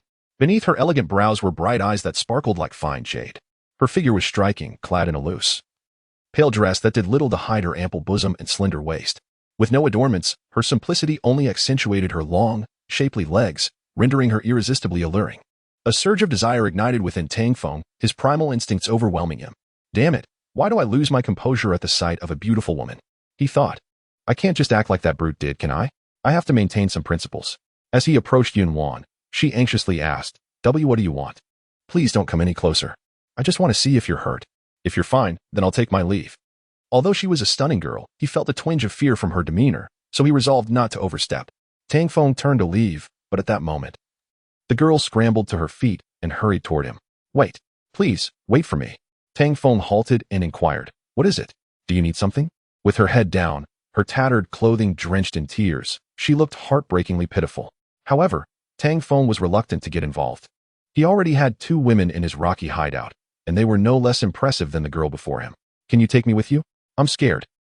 Tang Feng glanced around. The desolate beach was shrouded in darkness, and the eerie atmosphere made the deserted island seem increasingly sinister. Not even a man could remain unperturbed in such a setting. He looked toward the direction Wang Gang had fled. The camp of the survivors was not far off, appearing like a monstrous creature lying on the beach in the shadows. How about this? If you're afraid, I'll escort you back to your camp. Initially reluctant to intervene, he felt a pang of compassion for the girl and decided to act kindly. Upon hearing his offer, the girl waved her hands anxiously. No, please. Don't take me back. I'm afraid. Wang Gang won't let me go. If he won't let you go, you could simply seek help from others, right? Besides, if you're not going back, do you plan to follow me? I'm sorry, but I have no intention of carrying a burden. Please, help me. Be a good person and take me with you. If I go back, no one will believe me. You don't understand. Wang Gang is a master manipulator, and no one would trust my words. There were 4 of them, and Professor Lin wouldn't concern himself with their emotional matters. Even if he did. Wang Gang was Professor Lin's nephew. Would he stand up for her? The other girl, vain and superficial, had been complicit with Wang Gang tonight. Otherwise, she would never have left her tent. Now that Wang Gang had returned, the 2 of them would conspire against her, leaving her without recourse. Tang Feng furrowed his brow. Aren't you afraid I might take advantage of you? Upon hearing this, Yunwan's expression shifted, and she took a step back. Big brother, you wouldn't do that, would you? Tang Feng chuckled and replied, this is a deserted island. I've been here for over a month. Do you think I'm unaware of the situation? Let me tell you, even if I were to assault you or kill you, no one would intervene. So, before I entertain any thoughts, you might want to reconsider. Chapter 70. The troublemaker among the shipwrecked. The girl hesitated for a moment, biting her lip before responding, Brother, I've made up my mind. Whatever you do to me is my fate. Now that I find myself on this deserted island, what can I, a lone girl, do? If I am to be bullied, I can only endure it. As long as I can assist you in any way, I will try my best. Please, do not harm me, if you can. Her words were sincere, causing a wave of emotion to swell within Tang Feng. Indeed, as a girl stranded alone on this desolate isle, her life and death were not within her control. Suddenly, Tang Feng's thoughts drifted to Lin Jiasen and Xiao Wei, the 2 women who had initially bound him out of fear. After witnessing such transformations in human nature, it is evident that trust does not come easily. Xiao Wei ultimately surrendered her body not merely out of desire, but to shield her sister Lin Jiasen from harm. Of course, should he truly act against them, what could Xiao Wei or Lin Jiasen do? Much like the girl before him, she had no choice but to follow him. Button up your clothing. You may follow me.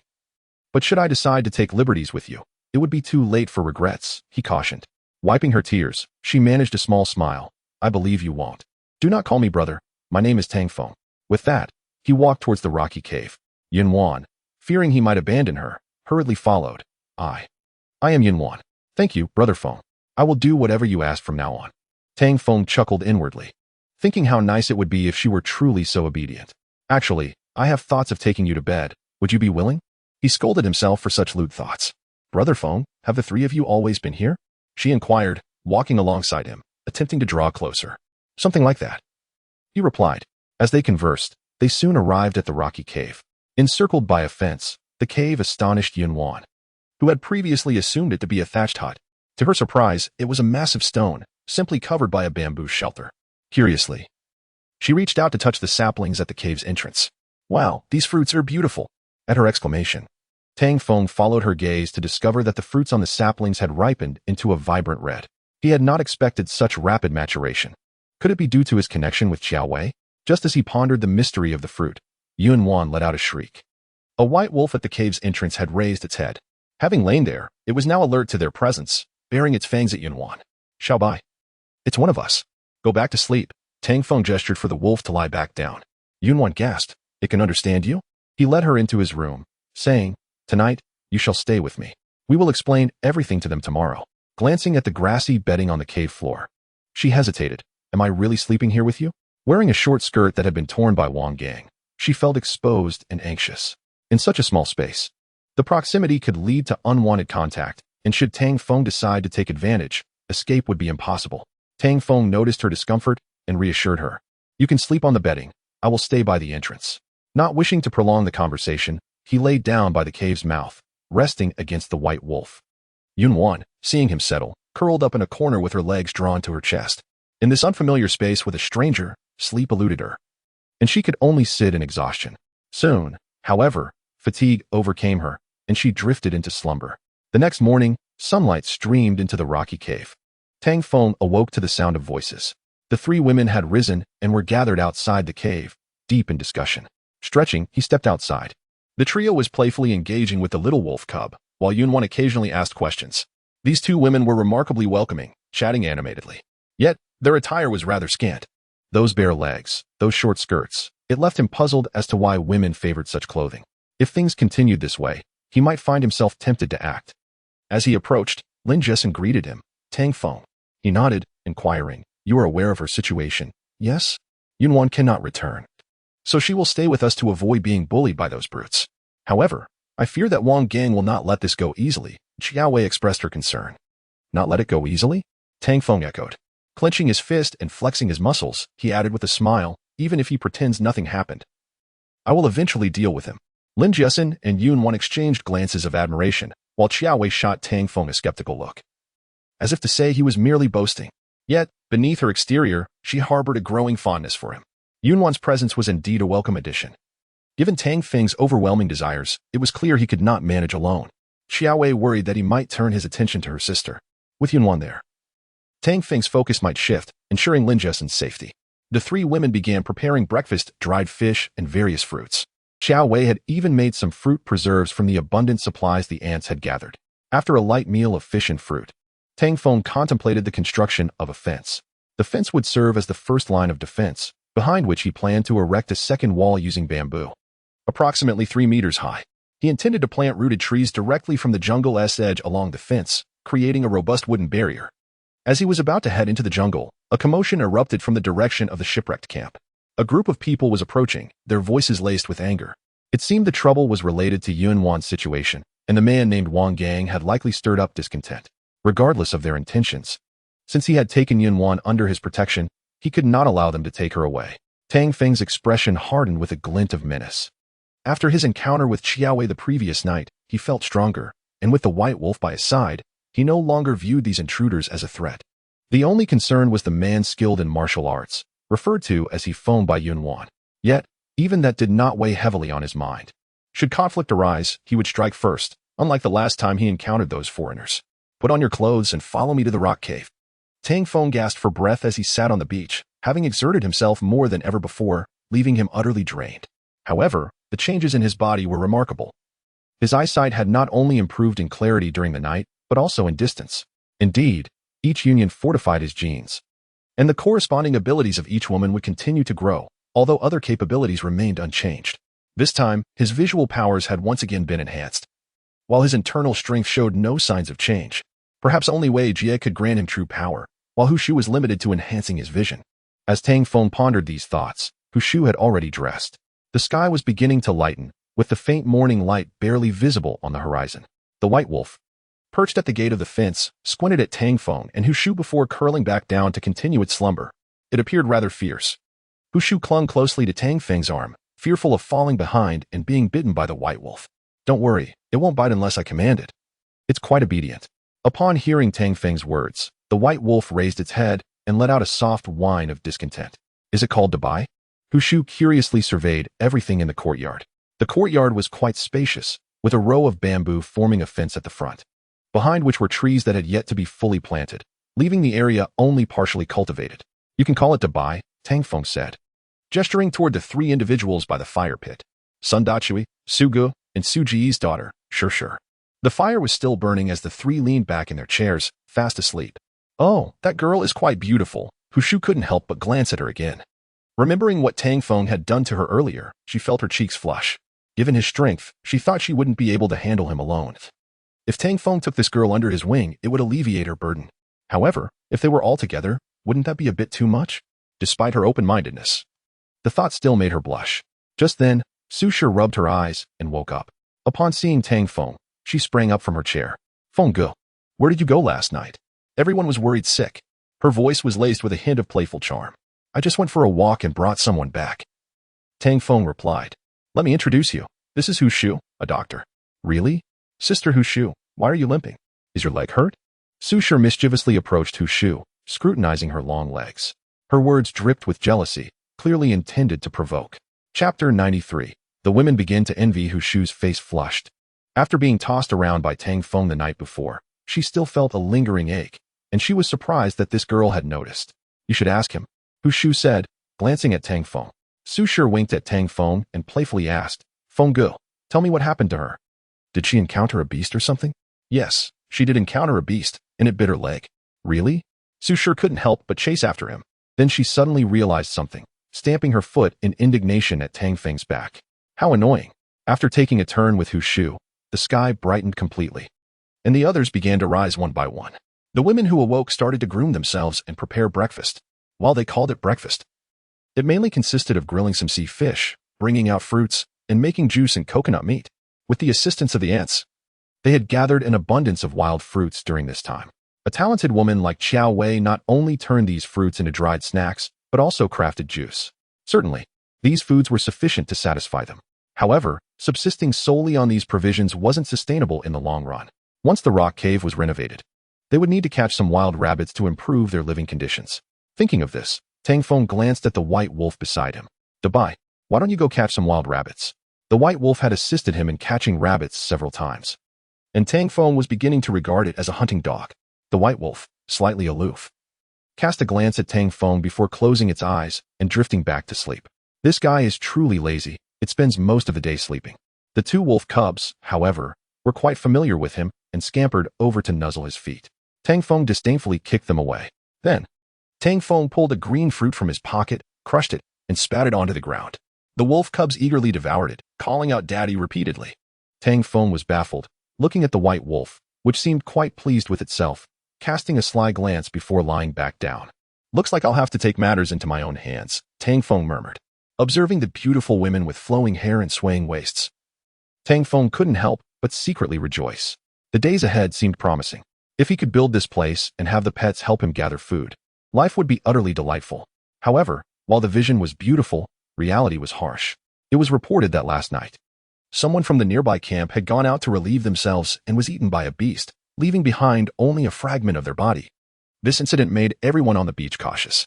The once peaceful and serene beach was now filled with anxiety, as people had assumed the beasts wouldn't venture out of the jungle to forage on the expansive beach. Clearly, that was not the case.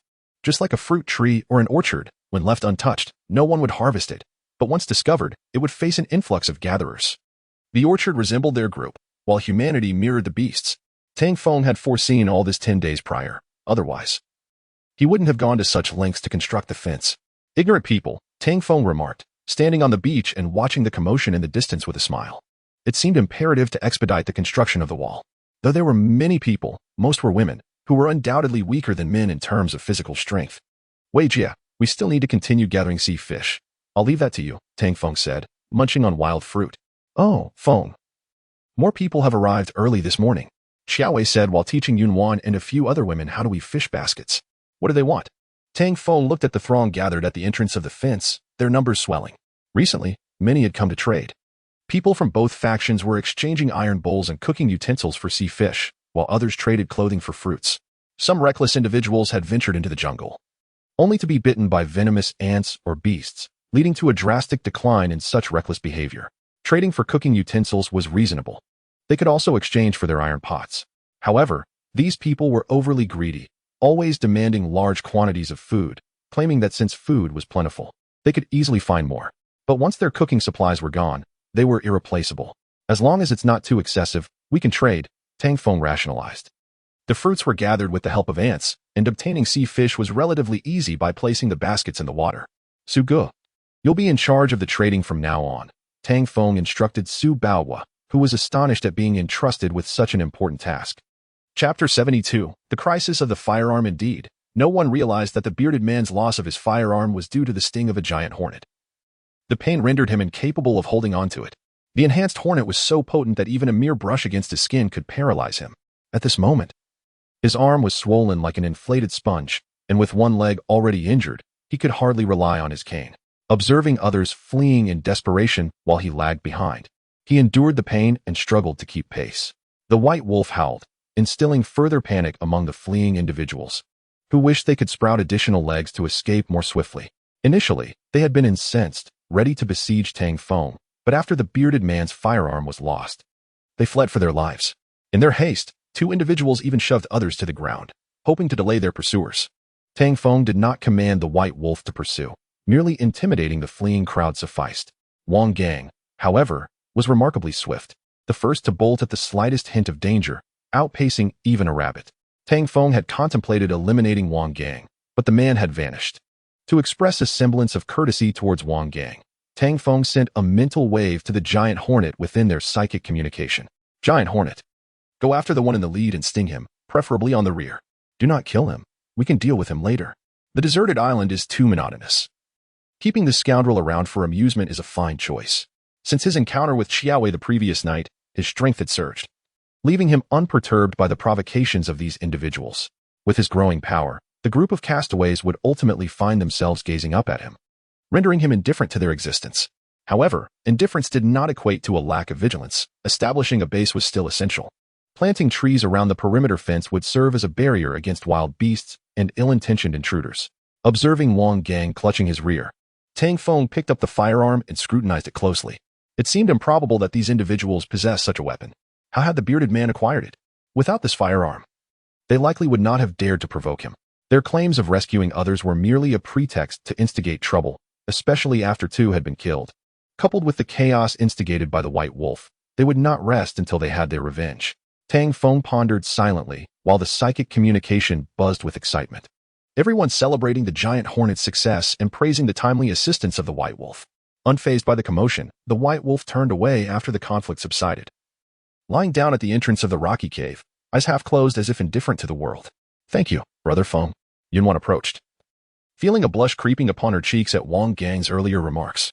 Although nothing had transpired between her and Tang Feng the previous night, Wang Gang's words made her feel inexplicably awkward. After witnessing the brawl on the beach that morning, she had perceived Tang Feng as a ruthless individual, only to discover that it was this very person who had come to her aid. A man deemed vicious had spared her in the stillness of night, while Wang Gang, a seemingly polite gentleman, had sought to harm her. In moments of moral testing, it was clear who truly understood human nature. Tang Feng, holding the firearm, turned to Yun Wan, inquiring, the reason these individuals dared to approach is because of this firearm. If they had it yesterday, why did they not use it? Tang Feng's question sparked curiosity in Xiaowei and Lin Jessen as well. Perhaps the others had overlooked the firearm on the ship, but based on Tang Feng's assessment, it appeared to be a makeshift weapon. The steel barrel seemed hastily fashioned from a cutting machine, and the gunpowder and pellets were likely substitutes of some sort. The suddenness of the incident, combined with the lack of awareness among the group, suggested that if they had known of this firearm's existence, someone would have confronted him then. Yunwan explained, it's understandable. Following the confrontation yesterday morning, there were certainly individuals among them who felt wronged and harbored resentment. If they possessed anything that could rival Tang Feng's strength, they would have retaliated immediately rather than waiting until now. Show me the firearm, Xiaowei interjected, taking it from Tang Feng. While the firearm itself was not particularly formidable, Tang Feng needed to ascertain whether these individuals had access to more such weapons. One firearm was manageable, but if each person had one, it would pose a significant threat. After examining it closely, Xiaowei remarked, this firearm appears to be hastily constructed from materials found on the ship. If any of them had engineering skills, crafting such a weapon would be quite simple. Engineers? Are there such skilled individuals among them? Tang Feng couldn't help but feel a twinge of concern. If an engineer were to produce dozens of firearms, Distributing one to each person, the danger would escalate dramatically. I doubt they possess sufficient materials, Yunwan interjected suddenly. Look at this steel pipe and these pellets. They were likely cobbled together in haste. At that moment, she added, perhaps it's Professor Lin. The three turned their gaze toward Yunwan, who explained, he is my teacher. Professor Lin, your teacher? The same one who attempted to mediate yesterday? Tang Feng asked, incredulous. He recalled how the old professor had tried to intervene during the conflict, only to be ignored. The revelation that this firearm had been crafted by him was unexpected. Truly, the times have changed. I had once admired that old professor, but to discover he manufactured this firearm is disheartening. Fortunately, without adequate raw materials, if they had been sufficient, we would surely find ourselves cornered today, Xiao Wei remarked. Her tone tinged with agitation. Although not one to easily anger, she could not suppress her indignation upon learning of this matter. To present oneself as benevolent in public while secretly inciting discord behind closed doors is indeed reprehensible. Of course, this was merely her conjecture. The truth remained uncertain. However, if the old professor had not crafted the firearm, who among them could possess such capability? Yunwan furrowed her brow and explained, perhaps it was not Professor Lin's intention. Consider this. After Wang Gang returned and claimed I had been captured by you, it is reasonable to assume that some among them would seek to rescue me. Chapter 73 continued to recruit followers with Yunwan's clarification. Professor Lin, upon hearing Wang Gang's words, was undoubtedly anxious to save lives. In a moment of desperation, he hastily crafted a firearm overnight. Professor Lin's prowess is indeed remarkable. Tang Feng couldn't help but exclaim. Professor Lin is a renowned mentor in nuclear biochemical research. Had he not retired, he would not have been assigned to our school, Yunwan elaborated. After today's tumultuous events, Wang Gang would surely struggle to explain himself upon his return, and it was unlikely that anyone would follow this bearded man again. Nevertheless, we must remain cautious moving forward. Although Tang Feng directed this remark to Lin Jiasen and Xiao Wei, Yunwan instinctively nodded, clearly feeling a sense of unity with the three. Professor Lin was not originally her instructor. They had merely crossed paths due to a school event. Initially, there were many teachers and students, but now only the four of them remained. In such circumstances, one would expect mutual care, yet Wang Gang had acted otherwise towards her. After some discussion, they swiftly set to work. Food, shelter, and water, everything needed to be self-sufficient in this primitive environment. Every solution had to be self-generated. Tang Feng began to organize the upcoming tasks. Lin Jiasen and Yunwan went to the seaside to set fish traps, continuing their responsibility of gathering seafood, while Xiao Wei dried the gathered fruits to create dried snacks. Observing everyone diligently engaged in their tasks, he too commenced digging trees from the jungle to construct a perimeter. The benefits of a tree wall include protection from sea winds and sandstorms, as well as the ability to place ants and spiders on the branches as scouts, alerting them to any suspicious occurrences nearby. Xiao Wei devised this project based on her experiences and theoretical knowledge. After planting the trees, they used branches and bamboo to secure the gaps between them, creating a formidable barrier. This wooden wall was sturdier than any earthen fortification, shielding against sandstorms and wild beasts. Regrettably, this was a complex and labor-intensive endeavor. The trees could not be too large, as they would be difficult to uproot and plant, nor could they be too small, as they would serve no purpose. The most vexing issue was the lack of tools. Had it not been for the sturdy material of the Swiss Army knife, it would have likely succumbed to wear long ago. Days passed in a blur, 5 or 6 in total, during which everyone had clear responsibilities, collecting seafood, preparing dried fruits and vegetables, while Tang Feng focused on reinforcing the rocky cave's defenses. Each night, the beach echoed with the calls of wild beasts, likely drawn by the human presence on the sand. Fortunately, there had been no attacks on their dwelling thus far. Influenced by Tang Feng, the group of survivors began constructing thatched huts and makeshift shelters from bamboo and trees, even mimicking him by building some rudimentary fences for defense. Since the survivors' camp was primarily shielded by tarpaulins and sheets, Tang Feng and the others remained unaware of their activities. As long as they did not interfere with their lives, everything would be fine. To avoid any confrontations, each time the women went to the beach to gather seafood, Tang Feng had Bai Lang accompany them. Bai Lang's wounds had nearly healed, and he occasionally brought back wild rabbits from the jungle, effectively alleviating the food scarcity for Tang Feng and his companions. At times, the group would sit in the courtyard at night, gazing at the starry sky while roasting wild rabbits and chickens over a fire, enjoying a gratifying life. Of course, they also made ample preparations for rescue, arranging large SOS signals with pebbles on the beach, albeit with little hope, as they felt it necessary to at least try. The three women occasionally felt boredom and frustration, lamenting the lack of bathing water, shampoo, and clean clothes, issues that were unattainable on this primitive island. Thankfully, the two wolf cubs provided companionship, offering moments of joy amidst their toil. As they worked, they would take the cubs to the beach for a breath of fresh air, finding genuine delight in their presence. The wolf cubs grew rapidly, having learned to howl, and would stand alert at any noise during the night. The fence was flimsy, and the tree wall was still under construction. Thus, Bailang acted as their guardian, always alert to any disturbances from the wild. Even without Bailang, there was little danger, for the ants and the tarantula perched in the trees at the cave entrance were ever watchful. As sunlight bathed the beach and a gentle breeze caressed his face, Tang Feng grasped his Swiss Army knife and water bottle, embarking on another day's labor. He returned with wild fruits collected by the ants and continued his tree excavation. If only I had a few more followers, he mused, sitting beside a nearly uprooted tree with a sigh. Recalling the matter of recruiting followers, Tang Feng remembered the hornet. He had sent it out early to bring back some companions. The hornet proved quite useful, able to survey the terrain from above. Had it not been for the hornet during the last encounter with the bearded man wielding a firearm, they might have faced a fierce battle. Tang Feng initiated a mental exchange with the hornet. "How is it, hornet? Have you found any brothers?" The hornets communicated mentally with one another. As long as the hornet conveyed the benefits of the fruit, none would refuse the allure of power. Besides gaining strength, they could also grow larger. The only drawback was the mental link established with Tang Feng. Should this connection be severed, the hornet would perish. Nevertheless, the hornet promptly returned with a swarm of fellow hornets. Surveying the multitude of hornets, Tang Feng felt exasperated. "Hornet, I only asked you to find a few, not gather so many." While he desired more followers, the fruit supply was insufficient. The hornets required a significant amount of fruit, needing half a fruit to establish a mental connection with one hornet. He lamented that if it weren't for their ability to fly, he would be reluctant to waste fruit on the hornet. 2 fruits could nourish a creature the size of a wolf. "Boss." Everyone heard they could grow larger and flocked here. "I couldn't help it." The hornet sheepishly scratched its head, realizing it hadn't considered the fruit shortage. Over the past few days, they had accumulated approximately 20 to 30 fruits, not due to concern over the quantity, but rather to ensure there was enough to nourish the ants and Bailang. After all, Tang Feng would not shortchange his first batch of brothers. The ants had grown to the size of peanuts, and perhaps due to their size limitations, they ceased to grow larger after reaching that size. However, their strength continued to increase, with their biting power and speed of movement doubling in capacity. Chapter 74, The Long-Awaited Encounter with Enemies in Recent Days. The fruits gathered were either preserved or used to nourish the ants, the white wolf, and the tarantula. Through the process of feeding, Tang Feng also discerned the effects of the fruit flesh on these pets. Size was the most significant factor. Just a few hours after consuming the fruit, their physiques would multiply in size, with the exception of the already massive white wolf. Tang Feng meticulously recorded his observations, noting not only size, but also abilities.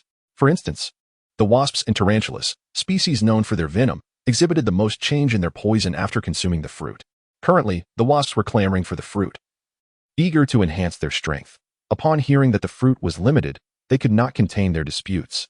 However, Tang Feng was not inclined to indulge them. Until they became his pets, they were merely insignificant insects. In the eyes of humanity, insects are trivial beings, akin to an ant, which could be easily crushed before establishing a mental bond with Tang Feng. However, once the bond was formed, they transformed into companions, akin to brothers sharing life and death. Tang Feng relinquished authority to the wasp leader, allowing it to select 10 wasps, who would henceforth belong to it. He then produced 5 fruits, crushed the flesh, and scattered it on the ground. Soon, he established a mental connection with these wasps, expanding the mental communication group by 10 new members. Some veteran members, such as Cuddy and the tarantula, quickly congratulated the newcomers on their evolution into sentient beings. The ability to communicate with humans signified enlightenment, and these enlightened pets were destined for greatness. Thus, whenever a new member joined, the group would celebrate and share insights before consuming the fruit. Interspecies communication was impossible due to differing languages, but after consumption, all barriers dissolved, allowing for seamless dialogue. This trans-species communication enabled the pets to uncover myriad secrets, making the experience delightful for all. At that moment, the white wolf emitted a wave of mental energy. It relayed that Xiao Wei, Lin Jessen, and Yun Wan encountered some trouble by the seaside. According to Tang Feng's understanding, with the white wolf guarding them, individuals like Big Beard would not dare to instigate conflict. Upon receiving the white wolf's signal, Tang Feng followed its mental link, soon spotting familiar faces. Carl. Tang Feng clenched his teeth, spitting out the name with venom. Indeed, the group on the beach comprised Carl and his companions, the very people with whom he had previously endured hardship on this desolate island. After so many days, they had finally crossed paths again. when he decided to settle on this stretch of sand near the rocky cave.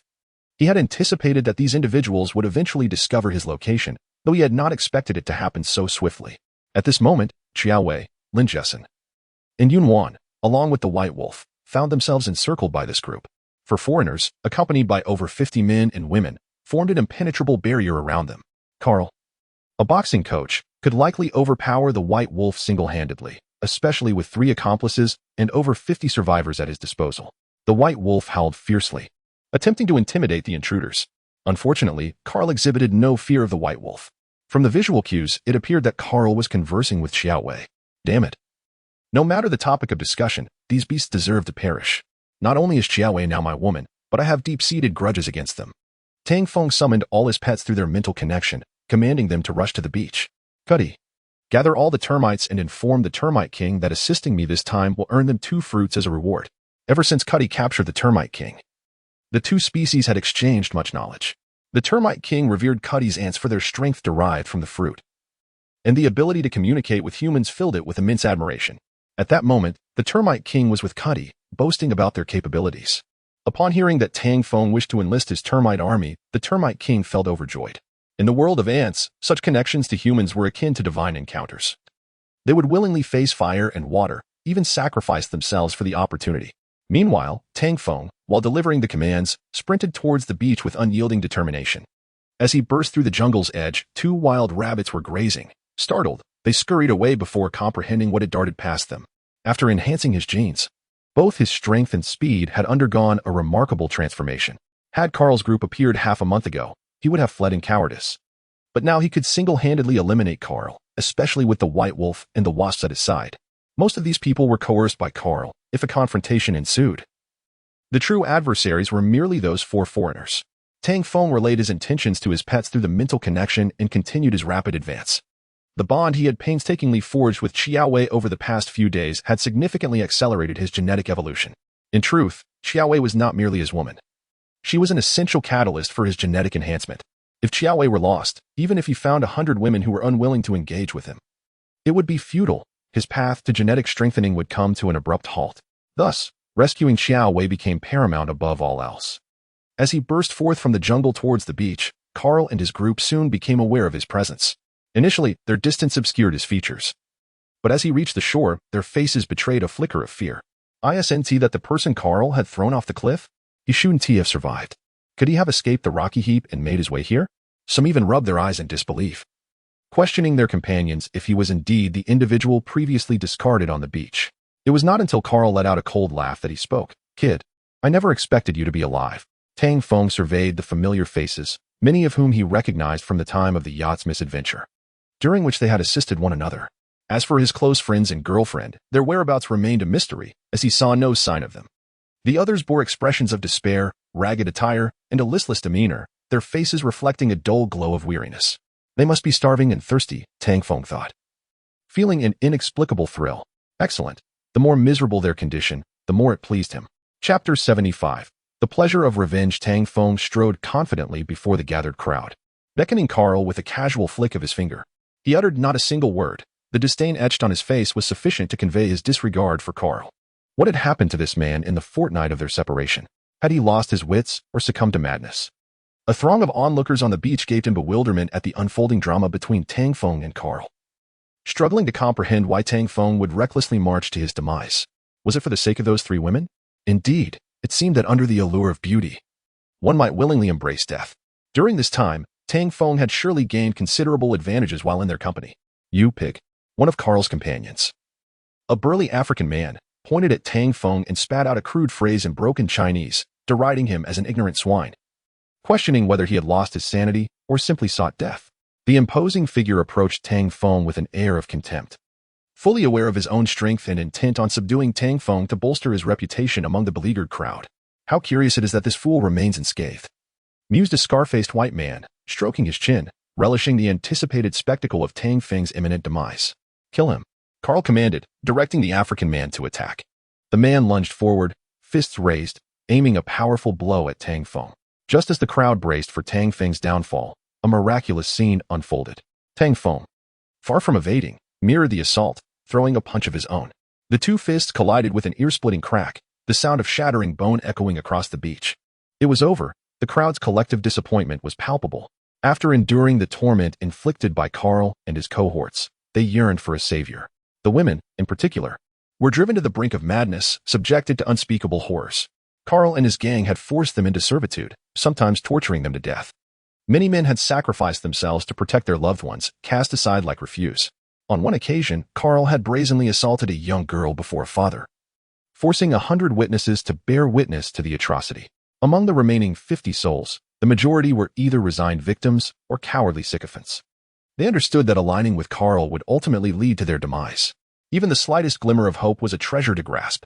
Alas, the sound of cracking bones only elicited sighs of despair from the onlookers.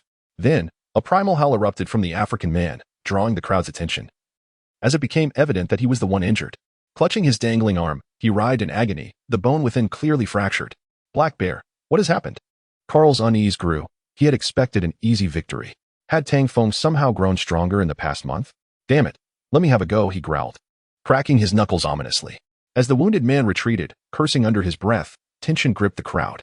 If Black Bear's injury was an accident, the scar-faced man was a known killer, having recently snuffed out a woman's life with his bare hands. Tang Feng's fate seemed increasingly grim. Be careful, Brother Feng. The three women exchanged worried glances, their protective instincts flaring even as they remained encircled, with only the white wolf standing guard. Tang Feng dismissively beckoned to the scar-faced man, a gesture that many perceived as arrogance. Yet in his heart, he believed that true strength afforded him the right to such confidence. With the synergy he had developed alongside Xiaowei, his genetic enhancements had accelerated, rendering him far mightier than before. How else could he dare to confront his fate? Seeking death? The scar-faced man sneered, lunging forward. He wasted no breath, closing the distance to Tang Feng and swinging a punch aimed squarely at his head. Tang Feng merely chuckled, relishing the opportunity to hone his skills on this unsuspecting opponent. Without even shifting his stance, he met the incoming blow head-on, delivering a punch of his own that carried the weight of hundreds of pounds. The impact was thunderous.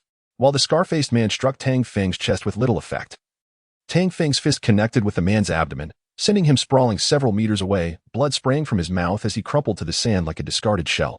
Wanna die? Come at me together. Tang Feng brandished a dagger, having never intended to leave any of them alive. The performance had reached its climax, and it was time to unleash his wrath. Killing is as easy as slaughtering pigs, Carl had once said, and now he intended for these men to meet their end like swine at his hands. You pig. Damn it, finish him. Carl's realization of the shift in momentum prompted him to call for another white man, who rushed forward. Die. Tang Feng wasted no time, darting forward with a swift stride, slashing the knife across the man's throat before he could react. It was all too quick. He hadn't even grasped his fate before he fell silent. With cold resolve, Tang Feng fixed his gaze upon Carl. It's your turn now. Carl's face twisted into a cold, calculating smile.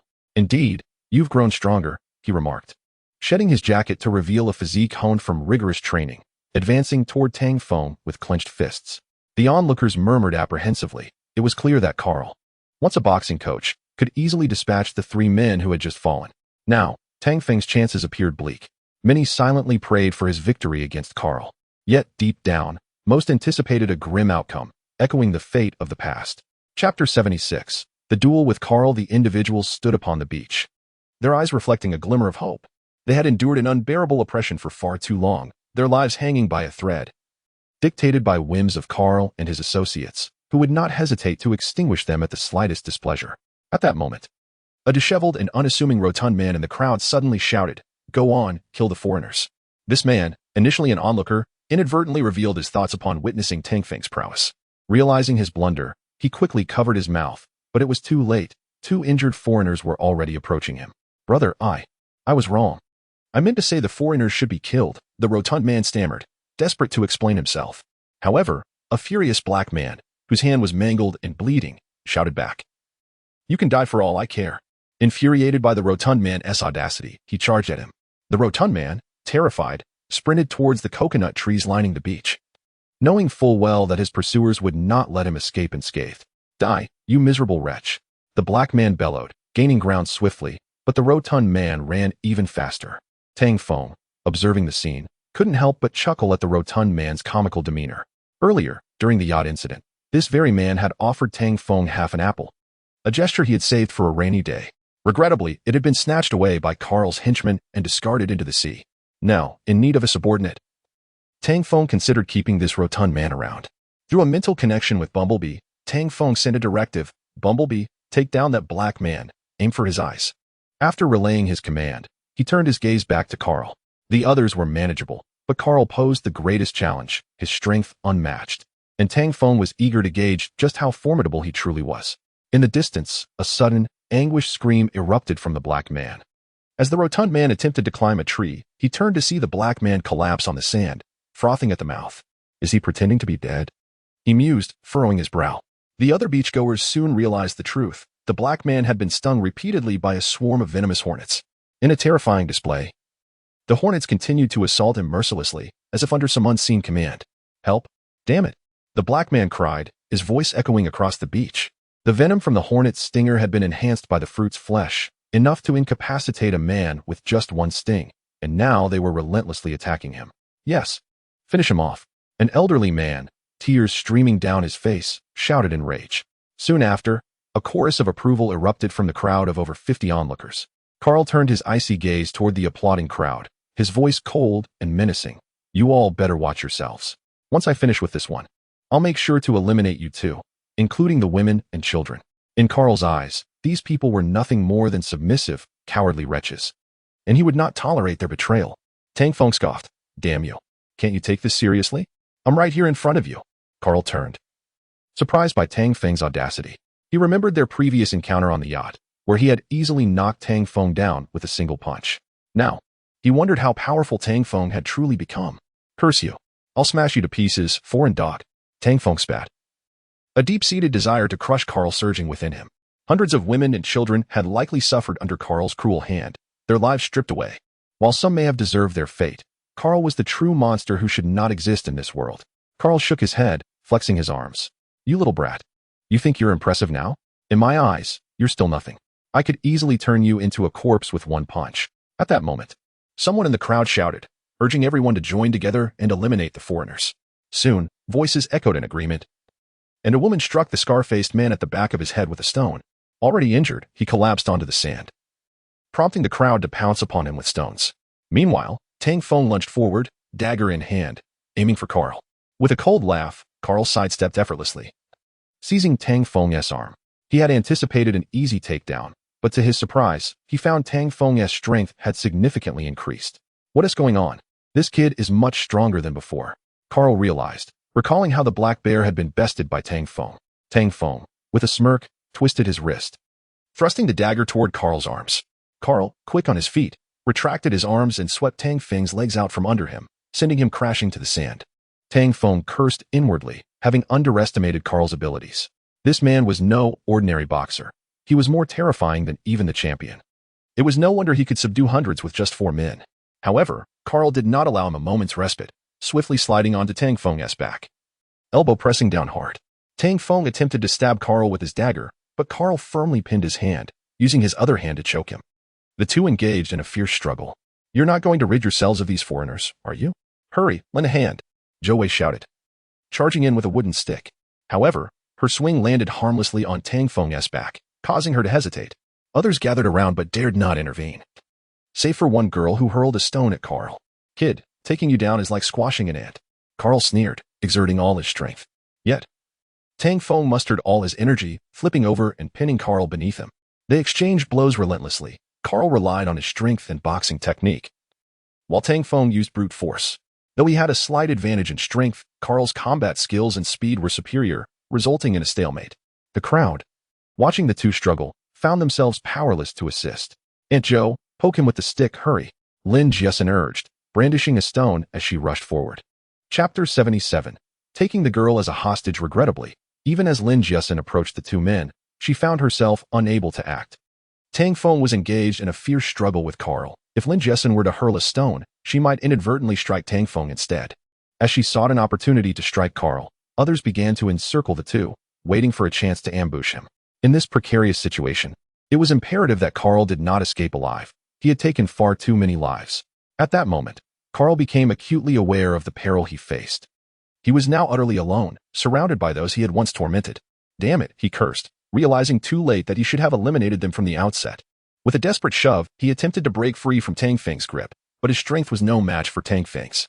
Just then, Lin Jiasin finally found her chance and raised the stone high, bringing it down hard upon Carl's head. The stone struck the back of his skull with a dull thud. Yet to Lin Jiasin's astonishment, he did not lose consciousness. Instead, Carl merely bled slightly, showing little reaction. "Are you trying to get yourself killed, girl?" Carl laughed maniacally, continuing to choke Tang Feng. Others rushed in, some jabbing at Carl with sticks, others throwing stones at his back, all intent on bringing him down. Carl kicked Tang Feng away, and they both tumbled onto the sand. "You foreign pig, want some more?" Tang Feng wiped the blood from his mouth and glared coldly at Carl. He had underestimated this foreigner. He had not anticipated Carl's formidable strength. After genetic enhancement, he could easily overpower 7 or 8 men, even 10. Yet against a boxing expert like Carl, he found himself at a disadvantage. Nevertheless, this was not the crux of the matter. At least the victims were now on his side. And he still had his trump cards, the White Wolf and the Yellow Hornet. Neither man made a move, coldly assessing one another. Since it was clear they could not finish each other off in this instant, Tang Feng decided to showcase the prowess of his pets. He summoned the White Wolf with a mental command, and it came rushing forth. "Awoo, awoo, awoo," the White Wolf howled as it sprinted toward them. The crowd began to scatter, creating a path. Damn it, this White Wolf can understand me? Carl realized the situation was turning against him and began to retreat, crouching low to prepare for the wolf's attack. Compared to Tang Feng, the threat posed by the White Wolf was far more dangerous. It was a beast capable of tearing out throats with a single bite. If it were an ordinary wolf, Carl would not have been concerned. However, this wolf was nearly the size of a leopard, clearly a king among wolves. "Go, Big White," Tang Feng shouted, not giving Carl a moment to react. As the White Wolf lunged at Carl, Tang Feng simultaneously drew a dagger. Carl was taken aback. He had never anticipated that the White Wolf would be so obedient. Even more clever than the hunting dogs he had raised. In a one-on-one confrontation, he might have had a chance, but with the addition of the White Wolf, he was in grave danger of being killed. Desperate for survival, Carl bolted, plunging into the crowd. Awoo, the White Wolf pursued him, its claws knocking down anyone who stood in its way. With more than 50 people in disarray, Carl sneered. Indeed, beasts were still beasts, lacking in intelligence. He used the chaos of the crowd to evade the wolf's repeated attacks. "Big White, do not harm anyone, just focus on him," Tang Feng commanded, urging Lin Jiasin and the other women to retreat as he slowly advanced on Carl. The crowd, though panicked, was reluctant to flee. They knew that predators often attacked the fastest runners, a lesson learned from their harrowing experiences. As Tang Feng and the White Wolf closed in, a fierce determination flickered in Carl's eyes. Damn it, how has this person become so strong? And what is the story behind this White Wolf? His gaze darted to an unattractive girl nearby, and he seized her by the throat, a cruel smile spreading across his face. "Get that beast away, or I will kill her." At that moment, a middle-aged man stepped in front of Tang Feng. His name was Su Baohua, and the girl in Carl's grasp was his daughter, Su Shi. They had originally set out on a yacht to visit relatives, but after encountering a storm, they had been forced to survive among these people, living in constant fear, just as they thought they might be liberated by Tang Feng's actions against several foreigners. Carl had captured his daughter, using her as leverage against Tang Feng. "Please, don't do this. That's my daughter, my only daughter," Su Baohua pleaded, anguish etched across his face. At this moment, the crowd had retreated far from the beach, some hid behind rocks, while others stood at a distance, anxiously awaiting the outcome. Everyone hoped for Carl's demise at the hands of the man named Tang Feng. Yet now, with a hostage in his possession and the girl's father's desperate pleas, Tang Feng hesitated. Awoo, the White Wolf growled, fixating on Carl, also halting its advance. The wolf seemed to have some restraint, easing the crowd's fears, as they turned their attention to the distressed parents. Even Carl was taken aback. It was astonishing that the wolf understood Tang Feng's commands and grasped his intentions. "Get that beast away from me, or I will kill her," Carl snarled, gripping the girl's throat more tightly. Tang Feng regarded the man before him with cold indifference, a sardonic smile curling his lips. "Do you really think using her as a hostage will ensure your survival? Let me tell you, even if you kill her, it will have no bearing on me." His words left Su Bao stunned. He had not anticipated that his desperate pleas would be met with Tang Feng's icy refusal. "Please. My child is only 16. We cannot just stand by and watch her perish," Su Bao implored, glancing at the women nearby. "Ladies, please save my daughter. Let her go." The White Wolf continued to inch closer. Carl, following the wolf's movements, retreated while casting a sinister glare at Tang Feng. "Get that beast back, or I'll kill her first." Tang Feng paid no heed to Carl's threats, continuing his advance. "You've already threatened to kill her twice. If you're going to do it, then do it quickly. I have no attachment to her." "Damn it, then die." Carl tightened his grip on the girl's throat, a malevolent expression on his face. Please, I beg you to stop. Save my daughter, and I will serve you. I will do anything. Su Bao was suddenly fell to his knees before Tang Feng, desperation evident in his demeanor. Chapter 78. You are not a cold-blooded person, father. Please don't. The girl, grasped by Carl around her throat, struggled desperately. She never imagined her father would abandon his dignity for the sake of his life. At this moment, many bystanders could no longer bear to watch. Some who had not yet departed could not help but murmur among themselves. What a cold-hearted individual. It seemed as if he had transformed into an entirely different person. How truly disheartening. They were merely a group of despondent victims casting judgments on the situation. Tang Feng furrowed his brow, motioning for Daba to halt and allow him to pass. Upon stopping, the white wolf unleashed a fierce roar directed at Carl. Having gained intelligence after consuming the fruit, the white wolf now comprehended human language. Witnessing Su Bao kneeling on the ground to save the girl evoked memories of his own cubs. Let her go. Release this girl. The white wolf's chilling voice reverberated through the mental communication channel. It was unexpected that the wolf possessed such a sense of righteousness, perhaps recalling its own selfless act of protecting its cubs against a serpent's attack. At that time, it had shielded its belly to ensure the safety of its offspring. Had it not done so, it would not have consented to Qiaowei taking the mother wolf back. Tang Feng pondered silently. He had originally intended to eliminate Carl. As for the girl, he had not given her situation much thought. On this desolate island, death lurked at every corner. Since the incident on the yacht, he had endured far too much, and his mindset had shifted significantly, cold, detached, and ruthless. You foreign dog, whether you kill this girl has nothing to do with me. However, I am not like you. I am still a human being, one who does not wish to be seen as a demon or a cold-blooded beast. Therefore, I offer you a chance. Release her, and I will let you go. Tang Feng disdainfully fixed his gaze upon Carl. Su Bao wept profusely, kneeling and bowing his head repeatedly. Please, save my daughter. I, Su, will repay this kindness for the rest of my life. Tang Feng turned away, unimpressed. Such talk of repayment was hollow. Who had shown him pity when Carl knocked him to the ground? He held little affection for the remaining survivors aboard the yacht. When he lay on the beach, even a sip of water or a piece of bread could have saved his life. Out of more than 200 people who had offered him help, he felt no obligation to spare these individuals. Hey, do you think I am a fool? You, pig from Huaxia. I have made myself perfectly clear. Let me go, or I shall strangle this woman first. Her death would also be your doing. Carl smirked with a hint of arrogance, surprised that Tang Feng hesitated over the girl's fate. Initially, he had merely hoped for a chance. I said let her go, and I will allow you to leave. Otherwise, you shall meet your end together. Tang Feng's tone was devoid of warmth. At that moment, the white wolf let out a low growl. Allow me to retreat into the jungle. Otherwise, I will not trust you. Carl continued to tighten his grip on the girl's neck as he cautiously withdrew into the depths of the jungle. Tang Feng communicated mentally with the others in the group. Cade, Daba, prepare yourselves at the edge of the jungle to block this beast's escape route. Daba stood ready to strike, poised to take action the moment Carl released the girl. With Tang Feng's command, the mental communication channel erupted with fervent chatter. Boss, rest assured. We will ensure this foreign scoundrel meets his end. Boss, Daba's brothers are not to be trifled with. We will make him suffer as the black man did. Hearing the excitement of his companions, Tang Feng halted momentarily. Hurry. Soon, Carl retreated toward the jungle's edge, though fraught with danger. It was preferable to waiting for death on the beach. Once within the jungle, he could devise a plan to escape this cursed shore.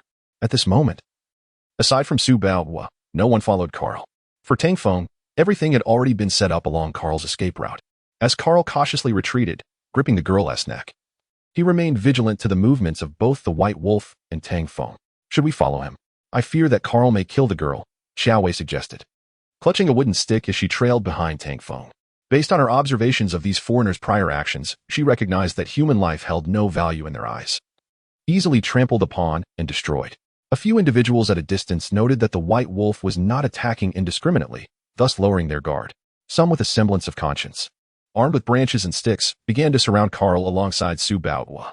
This foreigner, who had once humiliated and enslaved them, was finally facing the prospect of being driven away. Release her. You foreign scoundrel, you are less than a beast. Let this girl go. They finally realized that unity was strength. Without it, they could very well find themselves enslaved once more when this man regained his footing. Damn it, these Huaxia pigs. Had I known, I should have slaughtered you all yesterday and ground your flesh into minced meat. Carl seethed, his grip on the girl tightening as he continued retreating deeper into the jungle. Brother Feng, that father is too pitiful. This foreigner is likely to kill that girl. We should not trust him, Yunwan cautioned, her concern evident. Tang, We cannot let this foreigner go. He is a monster, not human. Just before, he even roasted a woman before everyone's eyes. How cruel. The chubby man, who had previously fled from the black bear, had now descended from the coconut tree, tears streaming down his face. Tang Feng frowned, unable to suppress the scolding. What are you crying about, you big man? I lay on that beach for 5 or 6 days, nearly starving to death, and not a single tear fell. The chubby man, looking aggrieved, replied, Brother Tang, you cannot fathom how many of us these monsters have killed during this time. As he spoke, the chubby man began to cry again. Tang Feng scoffed. The plight of these people had nothing to do with him, when so many had failed to help him. Why should he now assist them? Moreover, they had brought this upon themselves. If they had united from the beginning, would they have allowed 4 foreigners to bully hundreds of them? People are inherently selfish, often choosing to stand by in silence when others face harm. Brother Tang, we must hurry and follow. That girl is a good child. The bottle of water I gave you was a gift from her father. The chubby man exclaimed, snatching up a stick and rushing forward. Do not hesitate any longer. You are merely being stubborn. If something were to happen to that girl, her father would surely perish, and you would carry the guilt. Xiao Wei urged, having come to understand Tang Feng's character throughout their time together. He was not one to ignore the suffering of others. Otherwise, he would not have brought Yunwan back. Perhaps, Tang Feng sighed, taking a step forward to follow. Chapter 79. A father's helplessness. The sun cast a slanted light, and the sea breeze howled. An increasing number of people began to rush towards the edge of the jungle. Please, let my daughter go, Su Baowu pleaded, his voice laden with anguish.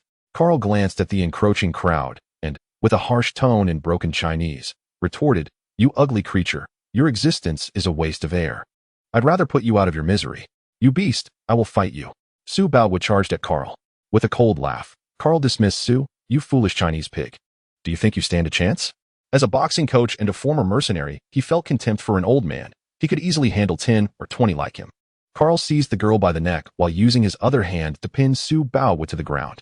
Su struggled desperately, but it was futile. At that moment, Tang Feng and the others arrived on the scene. Damn it, we are too late, he thought. If I had known, I would have stopped him from leaving. Observing the unfolding chaos, Tang Feng rushed forward with a dagger in hand. Damn. Carl forcefully tossed the girl aside, her body resembling a kite severed from its string, crashing into a small tree before falling to the ground. You scoundrel, I will fight you. Su Baowu clutched Carl's leg in an attempt to bring him down, but alas, he was merely an ordinary man and no match for Carl. With a contemptuous sneer, Carl lifted his right foot and delivered a powerful kick. The sound of breaking bones echoed as Su Baowu was sent flying several meters away. Dad, Daddy, the girl wailed in agony, tears streaming down her face like a torrential river. Just as Tang Feng was about to pursue, Carl had already disappeared into the jungle. Witnessing Carl's escape, Tang Feng cursed under his breath. Damn it. He quickly contacted De Huang and Kaidi. Kaidi, maintain close surveillance. De Huang, eliminate that beast. The sound of buzzing filled the air as the hornets pursued Carl relentlessly. Su Baowu and his daughter had fallen victim to Carl's cruelty, leaving Tang Feng with a tinge of guilt. His failure to intervene did not indicate a lack of compassion. After kicking Su Baowu aside, Carl dashed into the depths of the jungle. As long as he remained near the jungle's edge, utilizing the cover of bushes and trees, he could evade the pursuit of the white wolf and Tang Feng. A swarm of hornets soon surrounded Carl's escape route, mercilessly injecting their venom into him. Carl's horrified screams echoed from within the thicket. He tore off his clothing, using it to swat away the hornets that had latched onto him. As some fell to the ground, Tang Feng lost sight of them momentarily. Realizing the potential danger, he called out, De Huang, Kaidi, search for updates on the hornets. As Tang Feng's command rang out, the ant army began to scout for the hornet status. Meanwhile, Carl frantically sprinted deeper into the jungle, quickly vanishing from the ant surveillance. Lin Jiasen, Xiao Wei, and others, having caught up, rushed to Su Baowu and his daughter to provide aid. The girl's injuries were not severe. She had only sustained a minor abrasion on her neck. However, Su Baowu was gravely injured, with several bones broken in his shoulder, causing him to lose consciousness from the pain. Papa, Wawa, the girl cried, rushing to her father, desperately trying to support him, her face a mask of despair. Tang Feng used mental communication to inquire about the hornet's condition. Fortunately, they had only been knocked to the ground by Carl's clothing and had not suffered serious injuries. De Huang, take your brothers back to the rock cave and attend to the injured, Tang Feng instructed after ensuring the hornets and ants were settled. He then approached Lin Jiasen and the others. Lin Jiasen was comforting the girl, even suggesting that she come back to the rock cave with them. Tang Feng felt a surge of irritation. I painstakingly constructed the rock cave, and you haven't even consulted me, yet you take such liberty. If she were truly beautiful, perhaps it would be different, but this girl is quite the opposite.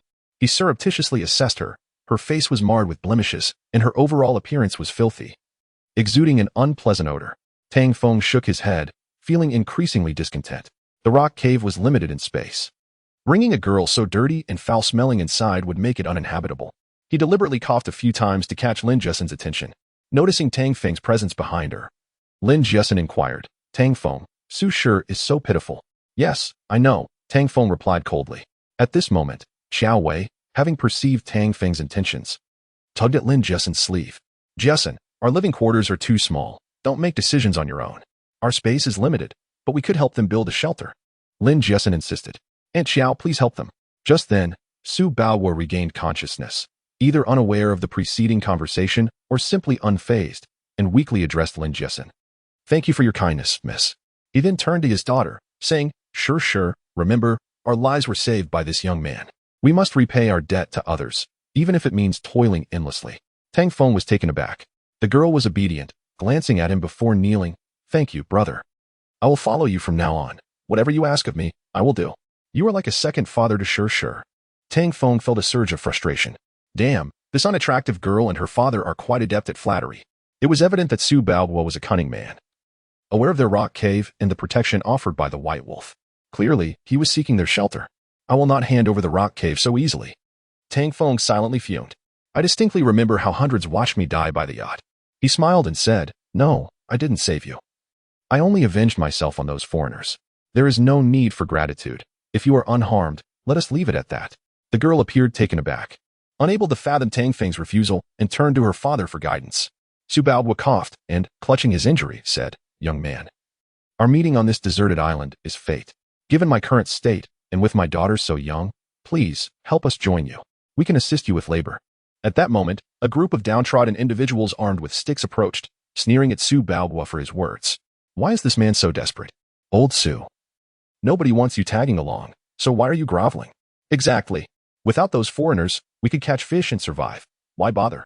Suddenly, the stout figure of Sun Dachui stepped forward, addressing the crowd. Sugu can choose to be with whoever he wishes. It's none of your business.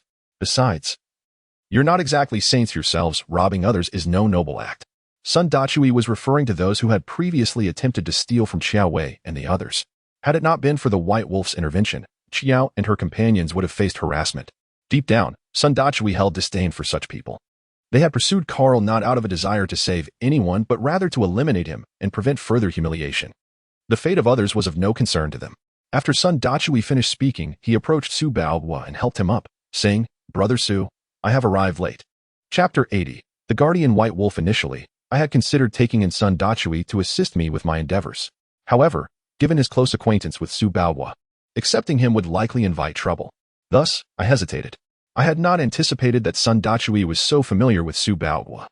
My original intention was to have him join me in constructing the rock cave and fashioning a complete courtyard wall with fences and trees.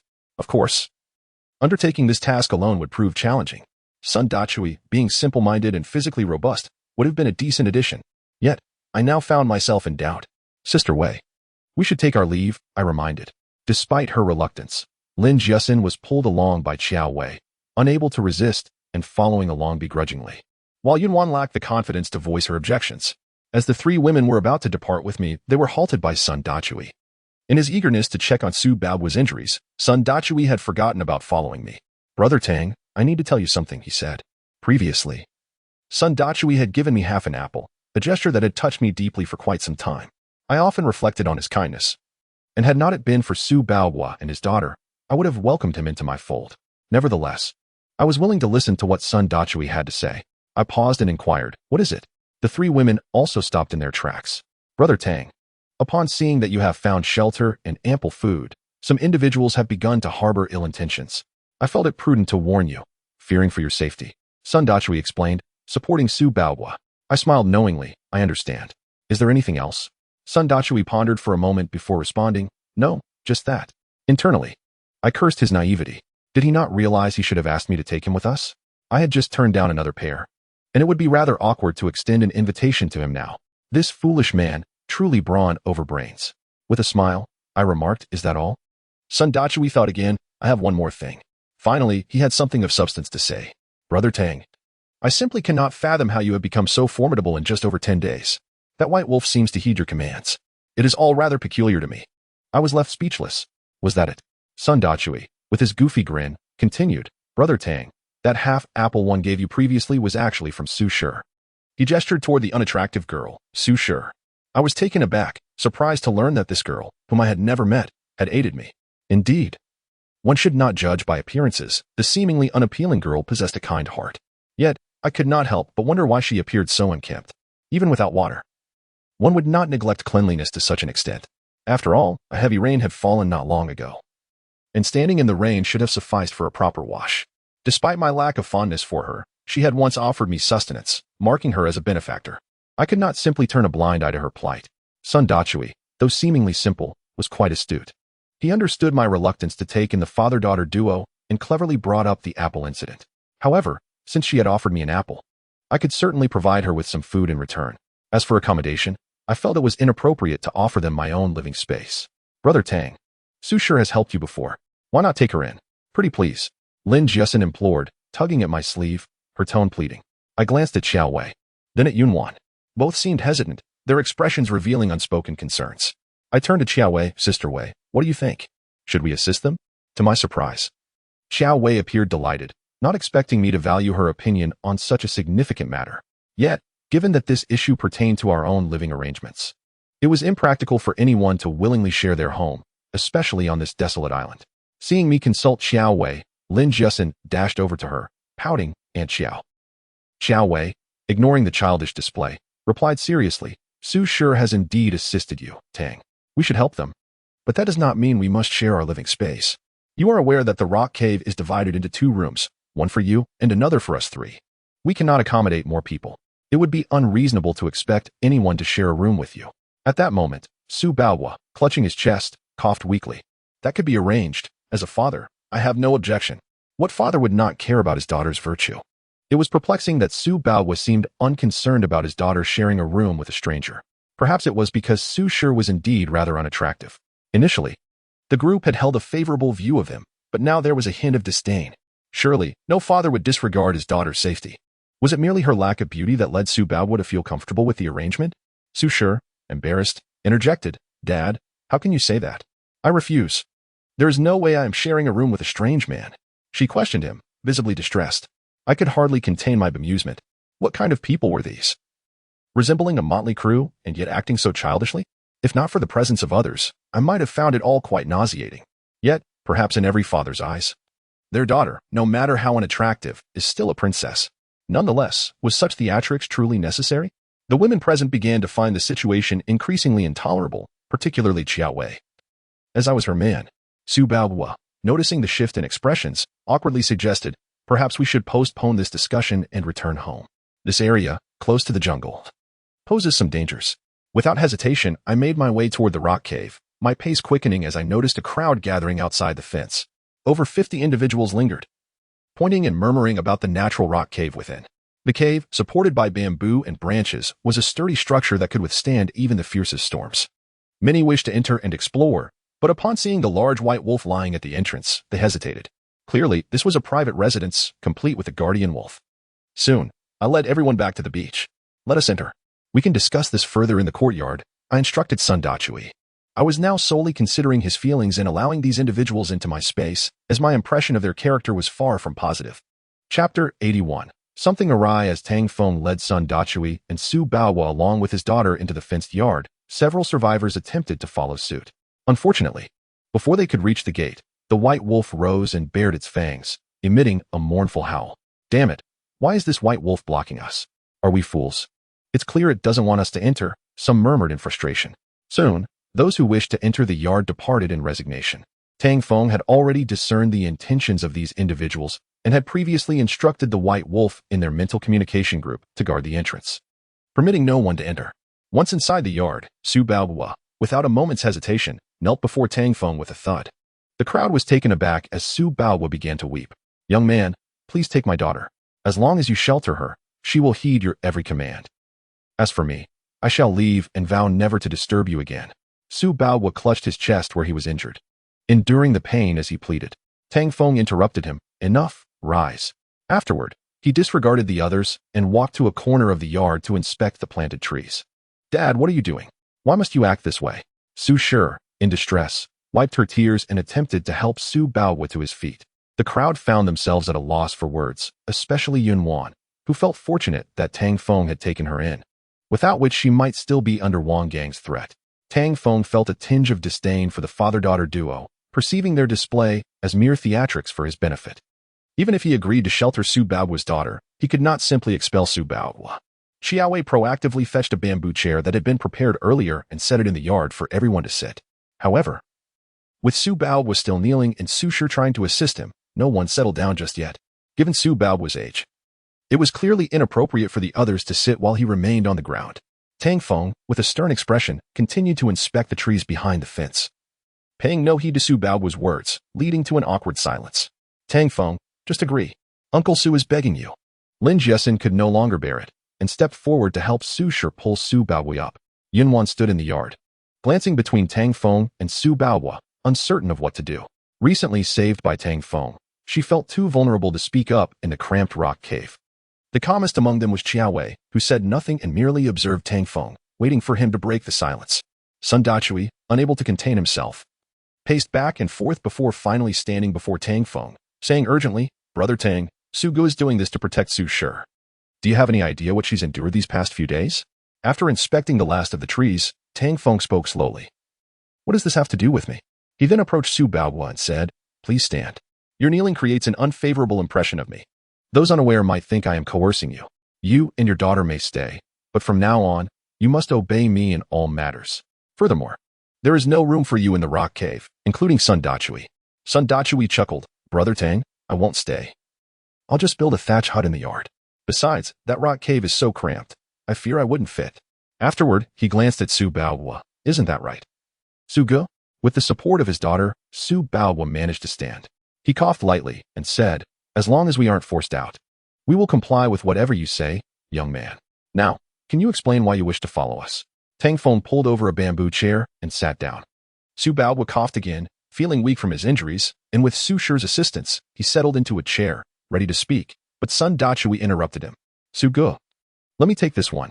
Sun Dachui continued, addressing the crowd. "My Su Gu is truly a good man." Tang Feng thought to himself, a good man? Who doesn't claim to be one? However, in his quest to save his daughter, Su Baowu's willingness to humiliate himself showed a man capable of enduring hardship for the sake of family. Such is the heart of a parent. Moreover, Su Shi had once shown him kindness, so perhaps a little leniency was warranted. Though Tang Feng felt somewhat skeptical, he did not voice his doubts. Su Baowu bore no ill will. He merely sought protection for his daughter. With the white wolf by his side, he possessed enough strength to deter any potential threats among the chaotic crowd of survivors. This, perhaps, was Su Baowu's true intention in bringing his daughter to him. Seeing the silence among the group, Sun Dachui pressed on. "Those foreigners led by Carl are brutes. These past few days, they have forced us to scavenge for food and water while keeping a record of everything we find.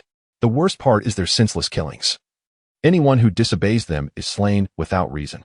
The women on the ship have it especially dire, either yielding to their demands or facing assault. Several women have gone mad after being violated." At this point, Sun Dachui broke down in tears.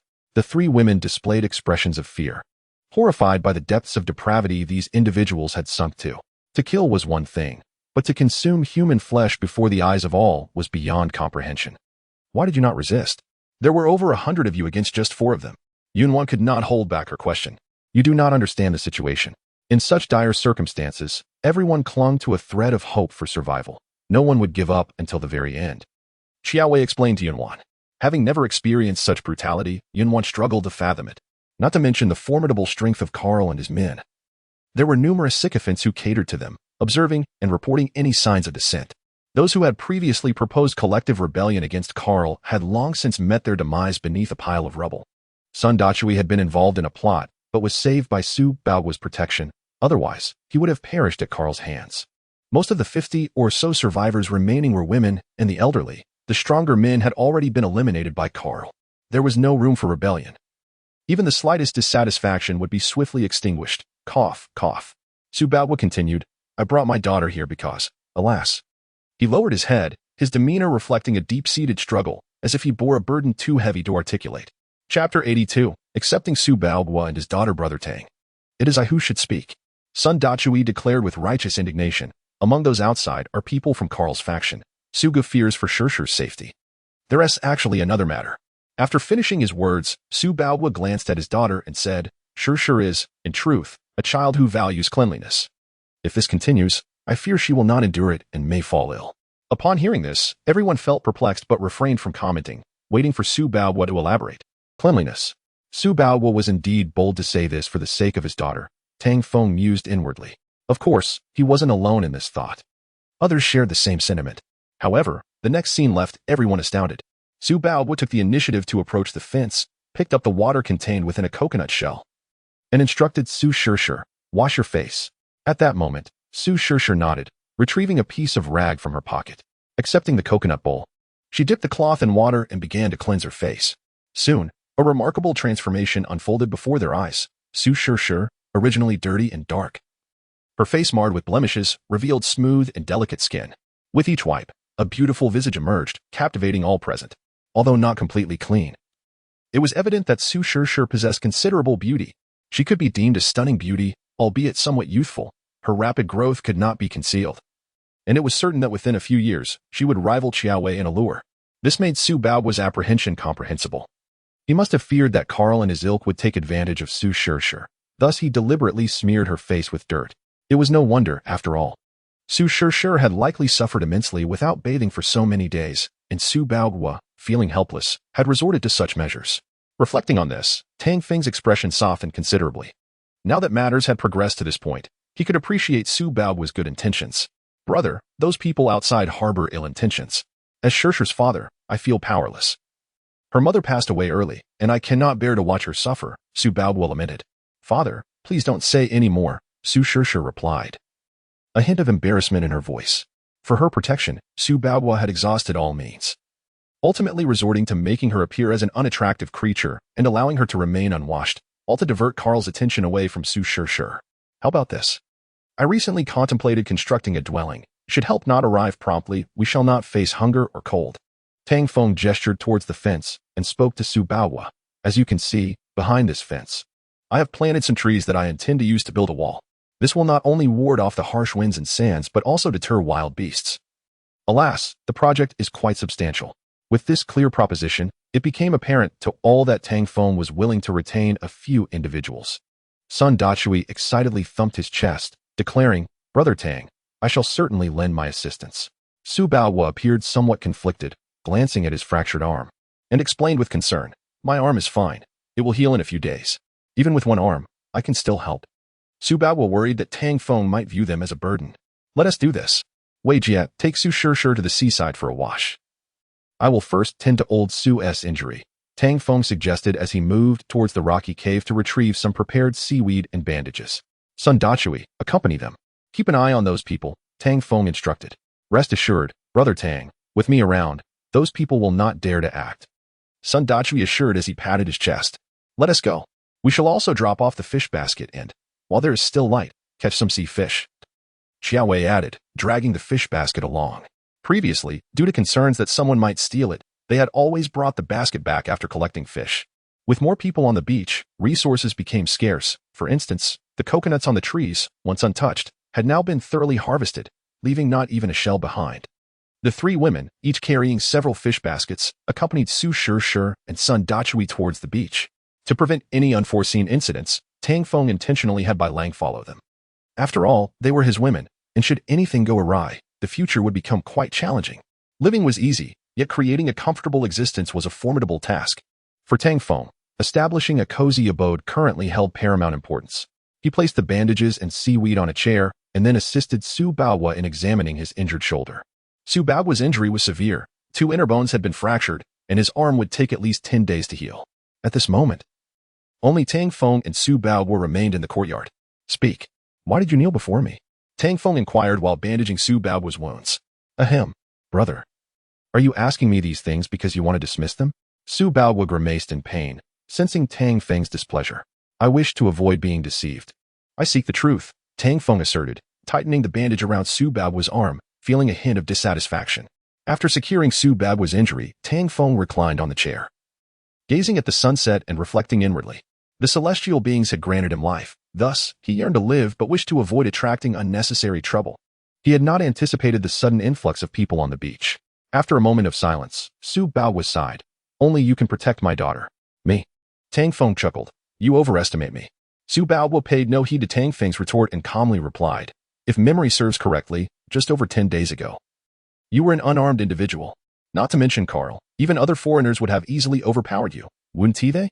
According to Su Bao's understanding, Tang Feng's transformation was astonishing. Anyone with sense would notice the abnormalities, particularly that white wolf, which seemed to comprehend Tang Feng's words and acted accordingly. Indeed, Tang Feng lazily leaned back in the chair. Exhausted from the past few days without proper rest, Su Bao remained unfazed by Tang Feng's demeanor. After all, it was natural for the powerful to exhibit some arrogance, provided they adhered to their principles. This deserted island is peculiar. Many occurrences defy natural explanations. I believe you have encountered some extraordinary events. Of course, this matter is your secret. I shall not pry. I only wish for you to protect my daughter while you possess the means to do so. Su Bao concluded with another sigh, continuing, regardless of whether we can return, in the days to come, Sure will certainly heed your guidance. Especially since she owes you a debt of gratitude. That half an apple, she couldn't bear to eat herself, and offered it to you. I suppose you have forgotten? Su Bao's words struck a chord in Tang Feng. Indeed, that half an apple held immense value, in such circumstances. Even half a bottle of water was a rare treasure. Regrettably, he had ultimately endured hunger and given that half an apple to that despicable woman, Lulu. As for the dwelling, I will ensure it is ready by tomorrow. Your daughter may reside with those three, Tang Feng said as he sat up and addressed Su Bao. At that moment, he seemed to grasp a profound truth. No matter who or when, there will always be villains and virtuous individuals. This was independent of one's experiences. He had been utterly disillusioned with human nature, yet through Lin Jiasin and Su Shishir, he began to comprehend certain things. Chapter 83. Yun Wan's intentions. As the sun dipped towards the west and twilight approached, Xiao Wei led the group back to the rocky cave. The freshly washed Su Shi resembled a lotus emerging from the water, gracefully presenting herself before Tang Feng. "Ah Feng, look!" Xiao Wei exclaimed, pulling Su Shi closer. The young girl's hair was as dark as ink, her brows like delicate willows, her skin as pure as snow, and her waist swayed elegantly. Her pearly teeth shone as the soft, fading sunlight bathed her in a radiant glow, making her appear as if she had stepped out of a painting. Xiao Baoguo was indeed correct. This girl clearly took pride in her cleanliness. It was likely that during her time evading persecution from foreign adversaries, she had endured great humiliation. Tang Feng couldn't help but break into a cold sweat. To an outsider, it might seem as though he was a magnet for beauty. He already had 3 enchanting companions by his side, and now another one had arrived. This left him feeling quite conflicted. After Lulu's betrayal, it seemed that fate had taken pity on him. These 4 women, each with their unique charms, some frosty, others innocent, were all ethereal beauties. Tang Feng sighed inwardly. Although they were all stunning, none belonged to him, and it would be impossible to claim them all. Despite his regrets, he reminded himself that he should be grateful to have Xiao Wei, a stunning ice queen. Had he not been stranded on a deserted island, he would never have had even a fleeting chance with such a beauty. "Tang Feng, what are you doing?" Lin Jiasin asked, a hint of annoyance in her voice as she turned her head away. Tang Feng awkwardly averted his gaze. It was beyond his control. The primal instincts were a formidable force, and he often found himself unable to look away from beauty. It's nice that you're all cleaned up. But it seems like you didn't catch many seafood this time." Tang Feng couldn't help but compliment. "The seafood has all been consumed." Xiao Wei sighed. Tang Feng didn't dwell on it, assuming that the catch had dwindled over the past few days, which was entirely reasonable. He glanced at Xiao Baogua. "It's a bit cramped in the rocky cave for all of us, but we can manage for a night. We'll start constructing a grass hut tomorrow. What do you think?" Xiao Baogua was taken aback. He hadn't anticipated Tang Feng would seek his opinion and quickly expressed his gratitude. "Thank you so much, little brother. Please, just call me by my name." Tang Feng replied. The group exchanged curious glances. Indeed, it seemed that a change in appearance influenced how one was treated. Little did they know, it was the conversation between Tang Feng and Xiao Baogua that had bridged the gap between them. The fence surrounding them was nearly the size of a football field, and Tang Feng had envisioned this plan ahead of time. The celestial beings had indicated that he should survive, for only then would he comprehend the unfolding events. Initially, Tang Feng felt a tinge of uncertainty, but as days passed, he grew more settled. Living was paramount. At least he could gather food, build shelter, and gradually adopt pets. Approaching the fruit tree by the cave entrance, Tang Feng found himself perplexed. What was happening? After plucking 10 fruits, instead of the anticipated 10 white flowers blooming, only a single yellow flower appeared. Had 10 fruits somehow transformed into one? Feeling disheartened, he reflected on the battles he had fought alongside Xiao Wei, which had significantly enhanced his capabilities. The fruit tree bore more and more fruit each day, and it seemed he was on the verge of surpassing 11 fruits. Gazing at the solitary yellow flower, he could only console himself with the thought that perhaps the fruit from this yellow bloom would be superior to that of the white ones. At that moment, Xiao Wei's voice called out, "Ah Feng, the grilled fish is ready." Tang Feng tucked the green fruit into his embrace and walked toward the group. The fire crackled softly as everyone gathered around, roasting fish and enjoying fruits, their laughter mingling with lively conversation.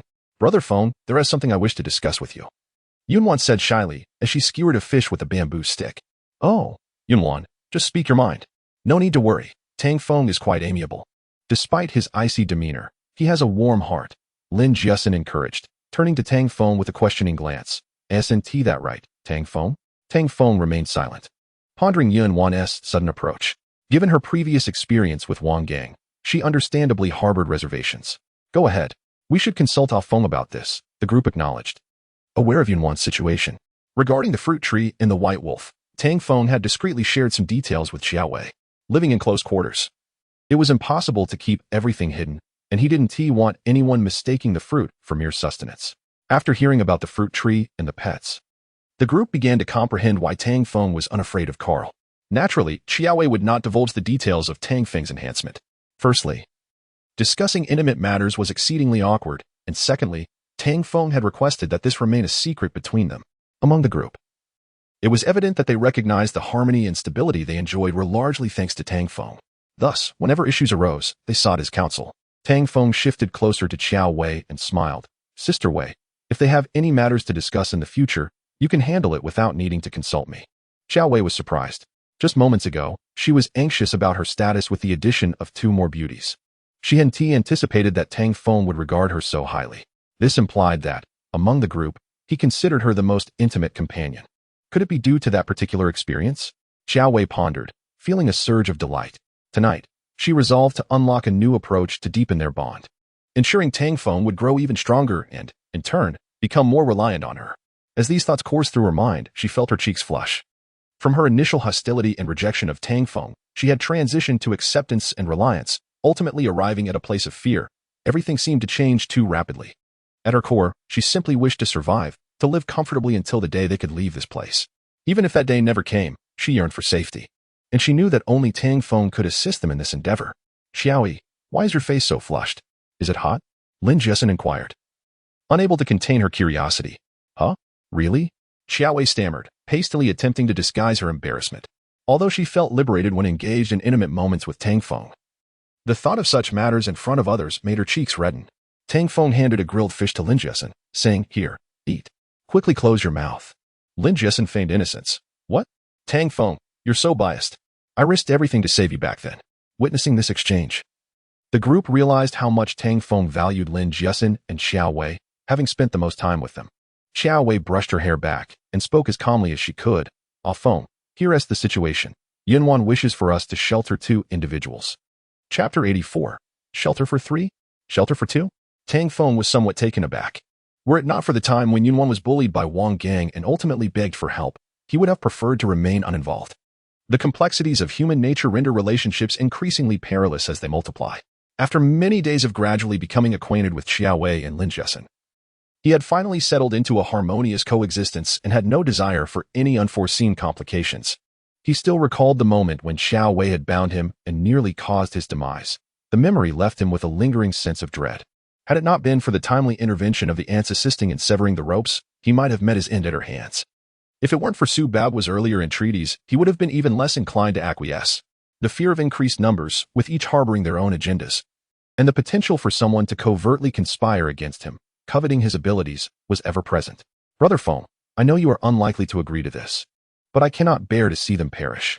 Yunwan spoke, her head bowed in sorrow. "Ah Feng, allow me to explain." Xiao Wei interjected, recounting the events in detail. During an evening excursion to the beach to release fish traps and gather seafood, they had drawn the envy of many. When onlookers beheld a group of women collecting hundreds of fish, jealousy sparked among them. Aside from a few individuals from Professor Lin's group, other survivors from nearby yachts approached. though none dared to approach closely, deterred by the presence of the white wolf. Some bolder souls inquired with Qiao Wei about the crafting of fish traps, while others sought a morsel to eat, pleading for a fish or two. Qiao Wei, with her aloof demeanor, ignored them entirely, while Lin Jiasen, unable to stand by, engaged in conversation with the gathering crowd. Upon learning that many were starving, with some resorting to gnawing on tree bark and roots, Lin Jiasen's inherent kindness surged forth. Spotting several women and children, she generously distributed some fish to them. As the crowd swelled, two individuals from Professor Lin's group approached. One woman beseeched assistance, claiming her sister and daughter were gravely ill and on the brink of death, having heard of Tang Feng's medical skills. Thus, the earlier scene unfolded. Tang Feng rubbed his forehead, pondering whether this was the burden that came with newfound strength. It seemed everyone sought to cling to him, as if he were destined to become a savior. Inwardly, he felt an urge to curse. Could no one find peace? Feng. That elderly woman approached upon hearing about Yun Wan. Qiao Wei clarified, understanding Tang Feng's reluctance. She recalled his previous declaration, should the beach become overcrowded, they would need to establish a dwelling that only the three of them could inhabit, barring any others from seeking refuge. When she inquired about his reasoning, he succinctly replied, human nature is too vile. Qiao Wei empathized, recalling the agony of lying on the beach, struggling for days only to be abandoned by those they cherished. A torment that bred deep resentment. Once this tale circulated, she warned, the influx of those seeking help would only increase, disrupting their sanctuary. Tang Feng replied coolly, not rejecting Qiao Wei but rather addressing Yun Wan.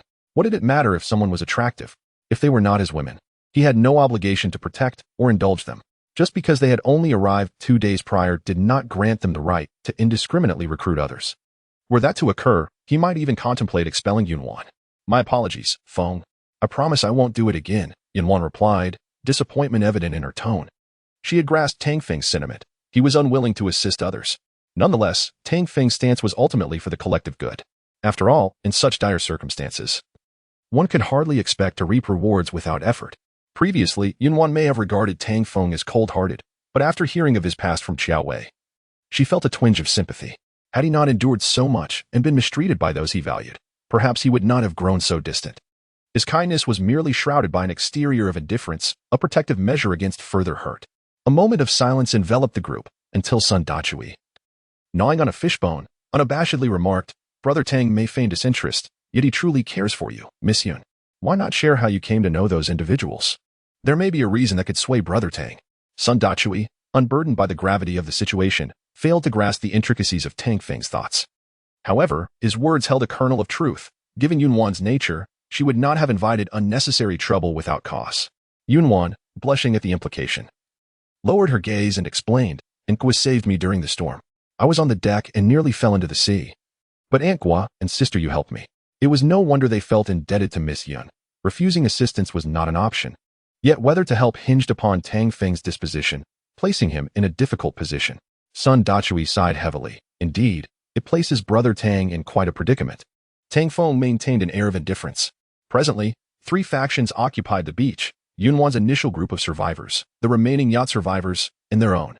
Among them, their group stood as the strongest and most secure, yet the safety hinged entirely upon Tang Feng.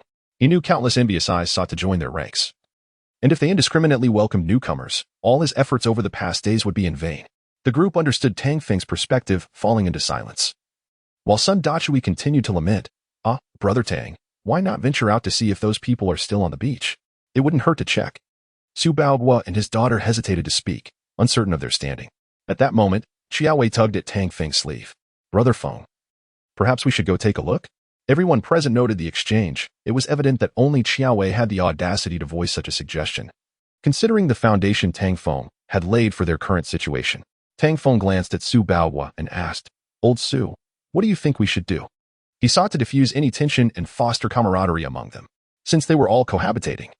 He desired to cultivate an atmosphere of mutual respect rather than an air of superiority. Young man, Su Baohua, recalling Tang Feng's earlier admonition against such titles, quickly corrected himself. I should refer to you as Xiao Tang. In truth, Xiao Tang hopes to save lives. Noticing Tang Feng's silence, Su Baohua cautiously continued. While you wish to assist, you also fear the complications that may arise. Alas, in life, trouble always finds us. Dad, Su Shi, unable to contain herself, reminded her father to consider his audience. He had begun to drift into his usual philosophical musings. Chapter 85. A reluctant decision. Su Baowu realized that his previous words may have been somewhat off-putting. Before he could explain himself, Tang Feng stood up. Yunwan, come with me. Let us take a look. Yunwan was momentarily taken aback, unable to respond. Hurry up. Xiaowei's prompt finally spurred Yunwan into action. Jia Xian. Should we join them? Xiaowei suggested as she also rose. Lin Jia Xian glanced at Su Shi and asked, Sure, shall we go together? Su Shi looked at Su Baowu, who smiled and said, Sure, your father has something to discuss with you, so you need not accompany them. Su Shi then replied, Jia Xian, I think I will stay. All right then, let us go and see, Xiaowei said as the group departed. After their departure, Sun Dachui continued to grill and consume fish, feeling no inclination to do anything else. It had been a long time since he had eaten so heartily, with not only grilled fish but also fruits to enjoy. Once everyone had left, Su Bao would turn to Su Shi and said, Little Shi, come walk with your father. Okay. Su Shi replied as she stood up. The courtyard was as spacious as a school playground, and the two soon reached a distant corner. It was only when they arrived at the far end of the fence that Su Bao halted. Little Shi, do you know why your father called you over? He asked, cautiously surveying their surroundings. Father, please tell me. Su Shi understood that her father would not have summoned her to such a secluded spot unless it were of great importance. Su Bao spoke gravely. You must be curious why I would kneel before Tang Feng to implore him to keep you safe, correct? Father, I understand. You fear that we might encounter a situation like before, where many lives were lost. Everyone thought they would perish until we met Tang Feng, who saved us. Thus, you seek his protection. Sai, my child, you see too little. Do you truly believe it is only that? At this point, Su Bao sighed and leaned against a tree, clutching his chest. Your father has witnessed far more than you can imagine. Reflect carefully on how Tang Feng was before and how he is now, and the truth will become clear. Before, he could not defeat Carl and his men. Yet now he fears them not and easily vanquishes them. There is much more than that. It is peculiar for a person to become as strong as an ox within a mere 10 days, effortlessly overpowering a coach seasoned in the boxing world. And what of that white wolf? Father, I know there are wicked individuals out there, just as deranged as Carl. You fear for your daughter's safety and wish for me to remain by Tang Feng's side, seeking his protection. My dear daughter, I called you here not for any other reason but to inform you that Tang Feng is not an ordinary individual, and this deserted island is equally enigmatic. It is challenging for us, father and daughter, to survive unless we encounter a formidable person. It does not matter if I perish, but you must not come to harm. I have carefully observed Tang Feng. Despite having become somewhat aloof after past events, he still possesses a moral compass. Father, why do you say this? Have you not noticed the 3 girls around him? Each is as beautiful as a celestial being, yet none have fallen victim to Tang Feng's desires. Aside from that woman named Xiaowei, the other 2 remain quite innocent. This indicates that Tang Feng has not lost his humanity. Su Shi comprehended her father's words. Here on this deserted island, Tang Feng, despite wielding such formidable power, refrains from forcibly claiming the bodies of women, showcasing a remarkable steadfastness to kindness. It was this quality that her father valued in Tang Feng. Father, I understand your meaning. Su Shi bowed her head, contemplating a thought. With her looks, she wondered if she might capture Tang Feng's heart. My daughter, you truly do not comprehend, Su Bao remarked, glancing at the distant flames before continuing. If I am not mistaken, Tang Feng must have encountered an extraordinary event that altered his fate. Su Shi inquired with curiosity, is it that fruit tree? Xiaowei mentioned that Tang Feng has established a consciousness connection with the animals, enabling him to understand their speech. Indeed, but it extends far beyond that. Look at this fenced area, Su Bao said, gesturing towards the bamboo enclosure. Following his gaze, Su Shi surveyed the spacious courtyard, revealing a hint of doubt in her eyes. Due to his injuries, Su Bao leaned against the tree, and Su Shi supported him. He assured her he was fine and, after a brief pause, continued. Tang Feng intends to make this place his home. Live here? Lin Jia Xian could hardly believe it. This cursed place lacked food, clothing, or necessities. To suggest one could live here willingly seemed mad. No one yearns to remain in such isolation. Only a fool would seek to establish a large fenced area and intend to construct walls from trees. If I am correct, Tang Feng's intention in taking in Sun Dachui is to assist in building this enclosure. Such a wall serves not only to shield from the elements, but also protects against the beasts that roam the jungle depths. Building it alone would be quite challenging. Having an extra pair of hands is undoubtedly advantageous. Father, if that is the case, why hasn't Tang Feng taken in more people?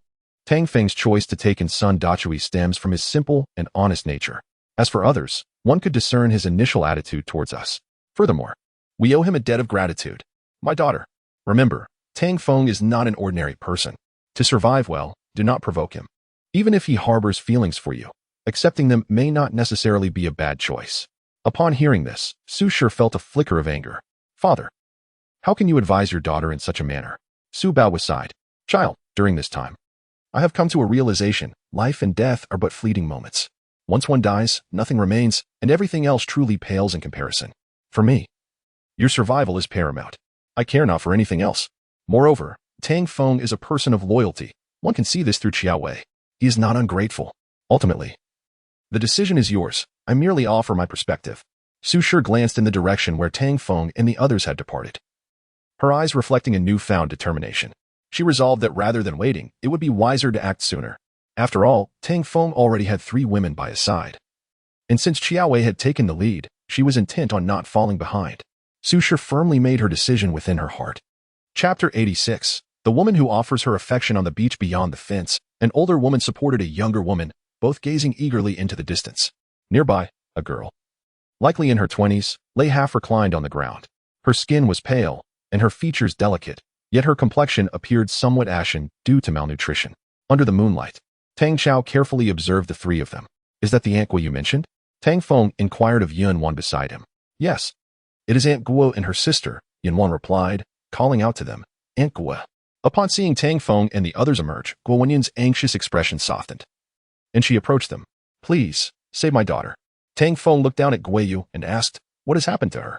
My daughter was injured, and last night, for reasons unknown, a swarm of venomous snakes invaded our camp and bit her, Guo Wenyun explained.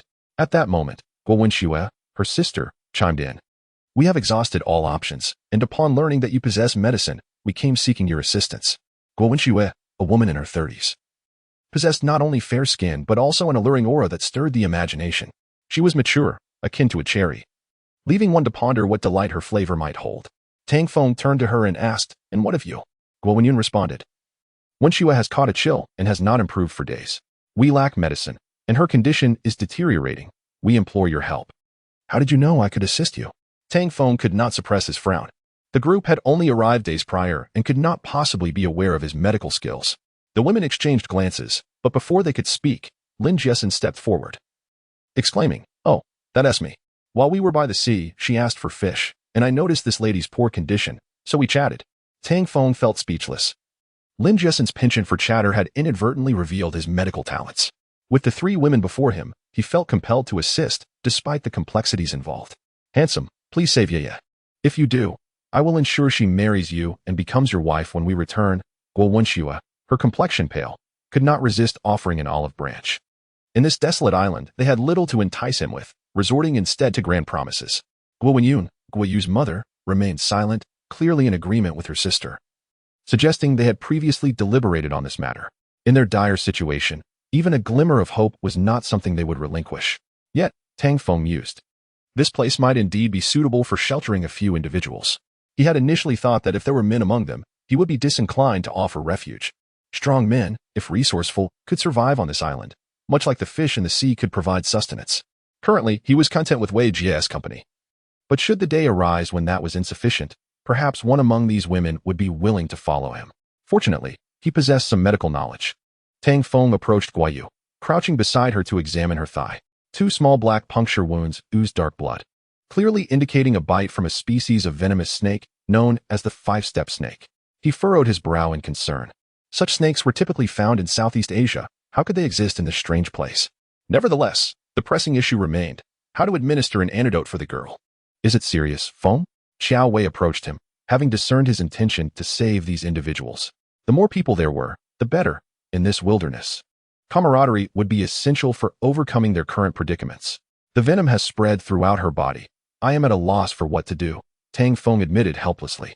Upon hearing this, Guo Wenyun began to weep, cradling her daughter's head and lamenting her misfortunes, losing her husband in youth and now facing the potential loss of her daughter. Guo Wenxue joined in her sister's sorrow, their hopes dashed, leaving them in profound grief. The women nearby turned their faces away, unable to bear the sight of such despair. Actually, it may not be entirely hopeless.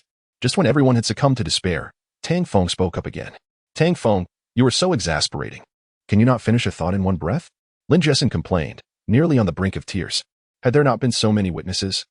She might have struck his chest in frustration. Guo Wenyun wiped her tears and asked with urgency, is there truly hope for Yaya? Her question echoed the sentiments of all present. For a young woman so radiant, none wished for her to be lost. Let me try. We should move to the courtyard, Tang Feng declared, then bent down to lift Guayu into his arms. The sea breeze wafted over them, carrying with it a delicate fragrance that surprised him. Despite her condition, she still exuded an enchanting scent. Tang Feng could not help but glance at the girl.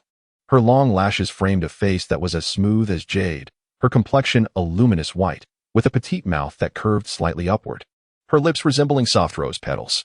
Her exquisite nose appeared to be sculpted from the finest white jade, radiating an inherent aloofness that lent her an air of nobility and elegance. She was truly beautiful, even more so than Wei Jia, possessing an ethereal quality from birth. Follow me quickly, we must tend to her wounds immediately, Tang Feng urged as he carried the unconscious Guayu swiftly toward the courtyard.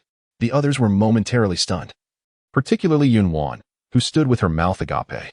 Initially, she had thought Tang Feng would not intervene, but rather had come out of curiosity and resignation. Could it be that Guo Wenchu's words had influenced him, offering Guayu as a bride? Everyone understood that although they were on a deserted island, should they ever return to the real world, they would still need to navigate life. Who would refuse the embrace of such a beauty? At that moment, Xiao Wei recalled the private agreement she had made with Tang Feng a few days prior. Once they departed the island and returned to reality, she intended to leave him. Witnessing this scene, she could not help but wonder if Guayu's revival would jeopardize her standing. No, tonight, she resolved to satisfy him, quickening her pace to keep up with the group. Chapter 87. You must take responsibility for me. Tang Feng carried Guayu directly into the rock cave and gently laid her down on his straw mat. Without uttering a word, he tore apart Guayu's dress. The wound was located on her thigh, surrounded by redness and swelling, with blackened skin revealing twisted veins resembling centipedes. The venom was spreading rapidly. If not addressed within 3 hours, it would be utterly hopeless. It seemed he had no choice but to resort to that method. As he contemplated his next steps, others filed into the cave, filling the small space. You all should leave. Let only Wei Jie assist me, Tang Feng instructed the others. Guo Yuan opened her mouth to protest, but Guo Wenque grasped her hand, saying, Sister, at a time like this, what are you still worried about? Come with me.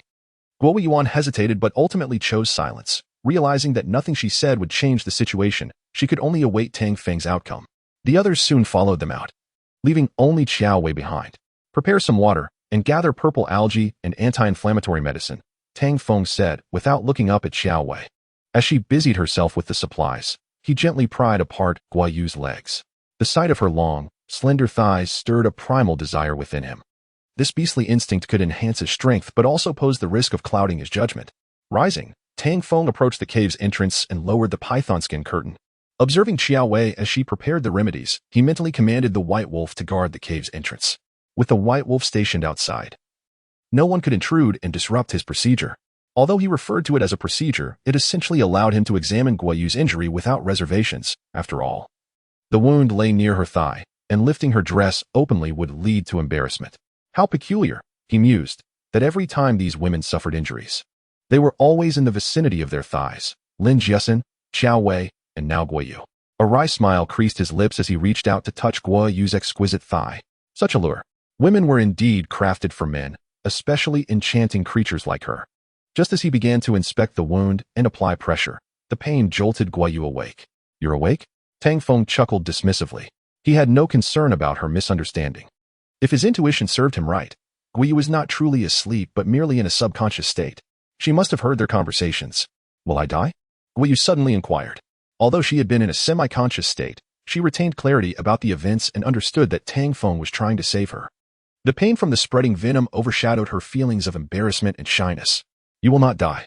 I shall save you, Tang Feng assured her, continuing to press and extract the congealed blood and venom from her wound. The dark blood flowed down her pale, rounded thigh, pooling on the ground below. It hurts so much. Guayu gritted her teeth, her fingers digging into Tang Feng's arm. Bear with it. The venom is concentrated in this area, and we must cleanse it first, he urged, continuing to apply pressure. My mother said that if you save me, I will marry you. Guayu gasped, the pain distorting her features. Despite her agony, she spoke fervently to Tang Feng, as if her words would alleviate her suffering. Let us set aside the matter of marriage for now. The snake venom is coursing through your body, and if it reaches your lungs, it will be dire. To save you, we must employ unconventional methods. Endure this, Tang Feng replied, leaning forward until his lips were nearly touching her thigh. This won't do, please. I beg you. Guayu stammered, overwhelmed by shyness. How could Tang Feng act so boldly? With his lips so close to her most intimate areas? Her face flushed crimson, and she recalled that another woman was present, making this embarrassing situation unbearable. Wei Jia, please step outside. I will call for you if necessary, Tang Feng instructed while continuing his task. Xiaowei nodded and said, I will wait at the door. Take care. Once she exited, Tang Feng expelled the congealed blood he had extracted and resumed his efforts. Relax. If you tense up, the blood will not circulate, and the venom will remain trapped within you, he advised. After spitting out the last of the venom, he struggled against an unpleasant odor. Unsure whether it stemmed from the venom or Guo Yu's lack of washing, which made him feel nauseated. Please, don't, Guo Yu whimpered, feeling both embarrassed and frightened. If her mother were to witness this, she would rather perish than endure such humiliation. Tang Feng expelled the final mouthful of tainted blood. You claim you would marry me, yet you cannot seem to let go. I do not appreciate such hesitance, he remarked, supporting Guo Yu into a sitting position. With her lips pale from pain, Guo Yu braced herself with her hands, trying to maintain her composure. Now, I must extract the venom from your breast. It may be difficult for you, but it is necessary to save your life, he began, unfastening her buttons. Guo Yu gasped, her weakened eyes widening as she murmured, What is that? Tang Feng adopted a serious tone. Now is not the time for shyness. If you delay further, your life hangs in the balance. Were it not for your mother and aunt, I would not have brought you here. On the beach, he had assessed Guo Yu's condition and discovered the venom spreading throughout her body. In such circumstances, he needed to extract as much of the poison as possible before administering an antidote. Rest assured, the white wolf guards the entrance. No one can intrude. He reassured her, continuing to unfasten her garments. This is my first time. With you looking at me like this, how can I ever marry? Guo Yu lowered her head, biting her lip, lost in thought. Fear not, no one shall know of this, Tang Feng replied, delicately pulling aside the final layer of her sheer garment. The sight of her porcelain skin and voluptuous form stirred primal urges within him. Cursed beastly desires. If this continued, he might succumb to temptation. No, he must find a way to suppress it. Tang Feng gritted his teeth, beads of perspiration forming on his forehead. I didn't mean it that way, Guo Yu murmured, lowering her gaze. Then, fearing he might misinterpret her words, she quietly added, You must take responsibility for me. Chapter 88. Merely healing and saving lives. Tang Feng was visibly perplexed, pondering the meaning behind the notion of being responsible for someone. Could one truly save a life and yet err in the process? Yet, if he were genuinely tasked with such a responsibility, he would find no displeasure in it. As he contemplated, he gently grasped Guo Yu's body. Bear with me. I shall assist you in extracting the venom. This method was a rustic approach, one that most physicians were unaware of, and even if they were, it remained largely unaccepted. This was due to the limitations of the treatment, which was exclusively applicable to women, and the societal taboos surrounding its use. Any occurrence could easily be misinterpreted. Guo Yu, with a bashful demeanor, lowered her head. Her pale complexion gradually suffused with a rosy hue. It appeared she was still quite innocent. No wonder she was so bashful. Tang Feng secretly reveled in this realization while leaning closer to her. The primal desires within him surged forth, akin to a catastrophic flood. He endeavored to maintain his composure. Steady yourself. This is about saving you. Do not lose your clarity. Observing her form, he diligently inhaled the venom. Do not move. I must apply pressure to your Zhongfu acupoint, which promotes breast enhancement, facilitates milk flow, alleviates chest discomfort, and aids in respiratory function, thus drawing the venom closer. As he spoke, he pressed down on Guo Yu's meridians. From beneath her skin, dark, viscous blood began to seep out, reminiscent of a twisted centipede. With a sudden expulsion, Tang Feng spat out the venom. How could this liquid possess such peculiar properties? Was it possible that the venom's stimulating effect had disrupted her acupoints? He continued to apply pressure, moving from her upper body to her lower, methodically squeezing until the tainted skin gradually regained its pristine hue. The venom flowing through her meridians and into him. Guo Yu felt a surge of heat coursing through her, and Tang Feng's actions prompted an involuntary reaction. Even as a young girl, untouched by such experiences, she was not oblivious to the dynamics between men and women. As the venom diminished, her mind began to clear, resulting in soft, muffled moans escaping her lips. Do not move, maintain your decorum, he chided gently, patting her back while continuing his pressing motions. Feeling both shy and uncomfortable, Guo Yu was acutely aware that it was Tang Feng who was touching her, yet it was she who felt compromised. Although this was a matter of healing, should they be discovered, it would surely lead to misunderstandings. She recalled a time in the school dormitory when an older student had shown them such materials, leaving her utterly embarrassed. She had only dared to glance at them, fearful of further exposure. Now, she mused, was Tang Feng's behavior not akin to, how vexing. Even if I were to marry you someday, you should not treat me this way. Unaware of Guo Yu's inner turmoil, Tang Feng was wholly focused on expelling the venom from her body. He pressed diligently, striving to eliminate the serpent's poison as much as possible.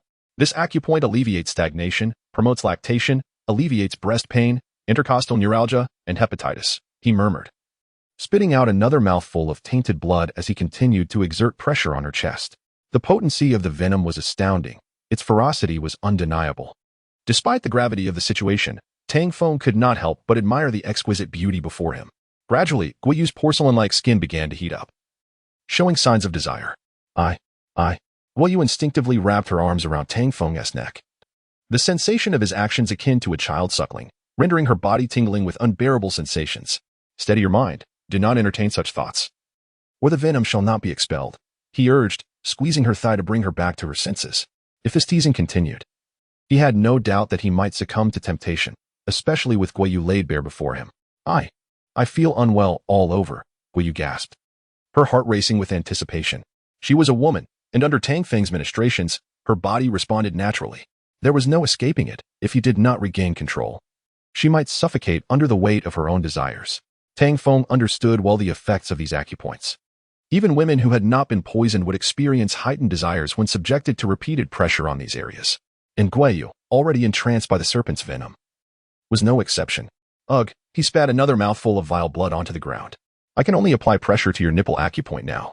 Perhaps this will awaken you. This acupoint is known to enhance breast fullness, firmness, ease menstrual pain, and improve sexual arousal, and during the process, it could render a woman more lucid. After approximately 10 minutes of steady pressure, Guo Yu began to emerge from her dazed state. As her consciousness returned, Tang Feng resumed extracting the venom, carefully coaxing it from her body until it pooled upon the ground. How will I face others after this? Guo Yu bit her lip, embracing Tang Feng's back, her complexion resembling that of a ripe liver. Do not dwell on it, should you fear. I am willing to take responsibility. After all, we shall not return for some time, and raising a brood of 10 or 8 children may not be such a burden. Tang Feng began to mix purple algae with anti-inflammatory herbs. These were remedies he had previously gathered in the jungle for a day of need, never anticipating they would be employed for Guo Yu. How annoying. Guo Yu averted her gaze. Though she feigned irritation, her heart was secretly elated. After all, he was quite handsome, and she felt no loss in this arrangement. Let us just have the children. You can support me. Relax your legs, Tang Feng commanded earnestly. Guo Yu clenched her teeth, her expression betraying her frustration. How infuriating. Did he not recognize that she was a girl and capable of such restraint? Oblivious to her thoughts, Tang Feng applied the prepared herbal mixture to her legs. Once he had completed this task, he retrieved a fruit from his pocket. Since feeding the white wolf last time, he had discovered this fruit possessed anti-inflammatory, analgesic, and detoxifying properties. Although it did not enhance strength, it would effectively purge the residual serpent venom from her body. Tang Feng bit into the fruit, tearing it into several pieces before offering it to Guo Yu. Consume this, he instructed. Guo Yu looked up at the green fruit he presented. Her curiosity piqued. What was this fruit? Why had he bitten it before offering it to her? Do not overthink. My actions have their reasons. Eating this will not harm you, and rest assured, I have touched every part of you already, so do not fret about my intentions. Tang Feng gently took Guo Yu's hand, placing the fruit into her palm. Chapter 89. The sneaky couple. Guo Yu held the fruit, dismissing her thoughts. After all they had been through, if Tang Feng intended to harm her, he would have done so already. Without hesitation, she placed the fruit in her mouth. Ugh! A wave of bitterness and a foul taste surged to her tongue, prompting her to gag, only to be silenced by Tang Feng's hand over her mouth. Bitter medicine is good for the soul. I won't harm you, trust me. Guo Yu nodded, enduring the discomfort as she bit into the fruit and swallowed. As the bitter flavor coursed through her, she felt a refreshing current spread throughout her body, quickly restoring her strength. This fruit is remarkable. Its effects are astonishingly rapid, she mused, pulling her clothing closer around her. Tang Feng wiped the blood from the corner of his mouth and advised, you should sleep here tonight. It's cold outside. And even with a fire, the sea breeze can be biting. I wouldn't want you to catch a chill after rescuing you. Guo Yu lowered her head and replied softly, her mind still lingering on recent events. Tang Feng grabbed some anti-inflammatory medication and stepped outside. As he exited the rocky cave, Guo Wenyuan and Guo Wenxue approached. Xiao Tang, how is my daughter? Guo Wenyuan asked anxiously. You may go in to see her. By the way, you should stay in my room tonight. We can build a thatched hut tomorrow. The group paused, momentarily surprised, speculating if something had transpired while Tang Feng treated Guoyu. However, Guo Wenxue had previously stated that if Tang Feng healed Guoyu, she would consider marrying him, even if something had occurred between them. No one dared to voice their thoughts. Dechue, bring more wood and stoke the fire higher. Tang Feng instructed as he leaned back in his chair and closed his eyes, drifting into slumber. That night, the rocky cave was reserved for the women, while outside, 3 men and Su Shi gathered around the fire, sharing stories of their recent experiences over grilled fish and fruit. From their conversation, Tang Feng learned that the yacht had been attacked by wild beasts. Recently, a horde of dark-furred creatures with glowing red eyes had emerged from the depths of the jungle, attacking anyone they encountered. After several assaults, the number of beasts had only increased, starting with a few foxes and hungry wolves. As these beasts continued to attack, they attracted more of their kind, and by nightfall, these red-eyed creatures would surge forth as if drawn to the gathering of people. Nearly 30 people have perished. One of them remarked. Some were even killed by Carl, who resorted to cannibalism due to a lack of food. It seemed that these beasts acted with a sense of coordination. Had they not taken refuge inside the yacht and barricaded the doors and windows, they likely would have been overwhelmed. Strangely, these creatures only appeared after dark, retreating hastily by dawn, disappearing back into the jungle. The group debated the number of beasts. There were about 30, always gathering together as if they knew we were hiding in the yacht, surrounding it completely, Su Shi explained, purposefully inching closer to Tang Feng. Resting against his leg, it seems we must expedite the repairs on the walls tomorrow. Tang Feng gazed into the distant night, noting that the makeshift bamboo wall was far from sufficient. While it might deter smaller snakes and creatures, it would do little against tigers or larger predators. If they breached the enclosure, it would be as if they were in an unprotected wilderness. Brother Tang, just tell me what to do tomorrow. I have no objections. Sun Dachui said, scratching his head in a naive manner. I can help move wood or fetch supplies, Su Baoguo added anxiously, fearing he might become a burden. We'll discuss tomorrow's tasks then. You all should get some rest. I'll take a look outside, Tang Feng concluded, rising to walk toward the fence. The expanse of the enclosure was intentional. He had designed it to be large, as he intended to settle here. With no immediate prospect of returning home, he needed to choose a suitable place for habitation. The night was cool, the sea breeze carrying a damp chill that filled his nostrils. He felt the fruit in his possession, mentally communicating with the hornets, explaining that these fruits were meant for them. Having nurtured Kaidi and the other ants as well as the white wolf, he had inadvertently neglected the hornets. Seeing that Kaidi and the other ants had evolved to a certain extent, Tang Feng decided to reserve the fruits for the hornets. Soon, a swarm of 10 hornets descended beside him. He crushed 5 or 6 fruits, scattering the pulp on the ground. The hornets quickly descended upon the feast, consuming the fruit with a frenzy, unlike the ants who were more orderly. In no time, the ground was stripped bare of the fruit. Witnessing the hornets swell to the size of winter jujubes, Tang Feng could not suppress his astonishment. He hadn't anticipated that not only had their venom intensified, but they had also grown significantly larger. When compared to the ants, the hornets were at least dozens of times bigger. The only downside was that their increased size required more sustenance. At present, it seemed that these pets had reached a plateau, their evolution progressing rather slowly. Tang Feng glanced at the green fruit in his hand, lost in contemplation. He wondered about the small red flowers blooming on the tree and what kind of fruit they would yield. Would they be linked to genetic enhancement? Regardless, he would find out tomorrow. According to the growth cycle of the fruits, they would be ripe for picking within 24 hours. He planned to use these fruits to nourish the ants and hornets, hoping to enhance their abilities further. At that moment, a sudden mental wave from the hornets disrupted his thoughts. Boss, someone is approaching.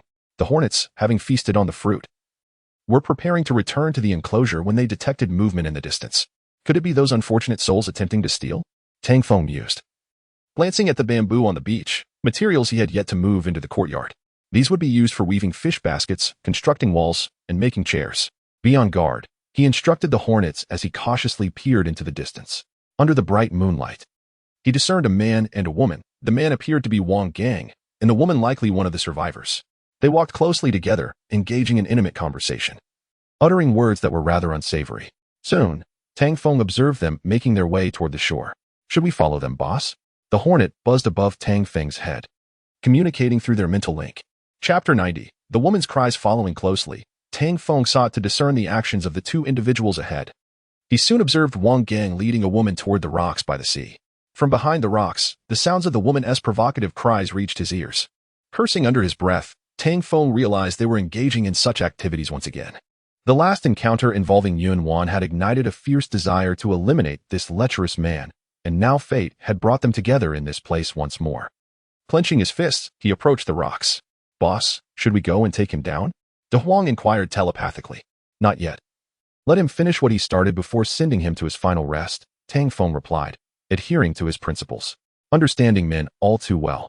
He recognized that since the woman was willing, it was better to allow her to indulge Wang Gang for the moment. Before long, the tumultuous game between the two concluded, and voices emerged from behind the rocks. Are you even capable? I'm not satisfied yet. Damn it. Who isn't capable? Do you want me to end you right now? Brother Wang, I was merely speaking out of turn. Why don't you give me another moment of pleasure? Pleasure? Are you mocking me? At that moment, as Wang Gang continued his entanglement with the woman, Tang Feng appeared before them. Wang Gang, about to hurl a curse, suddenly recognized the familiar figure and was struck with fear. This was the man who had previously saved Yunwan.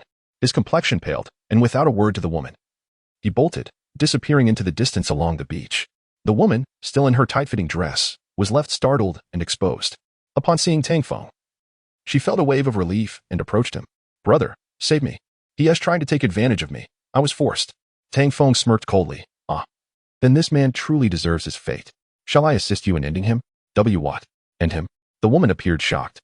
Unable to comprehend how one could so casually speak of death, Tang Feng signaled to a swarm of hornets, which swiftly surged toward the beach where Wang Gang had fled. Enhanced by genetic modifications, their venom had multiplied in potency, capable of delivering a fatal sting to vital areas without Tang Feng needing to intervene directly. Soon, the night was pierced by anguished screams, followed by an ominous silence.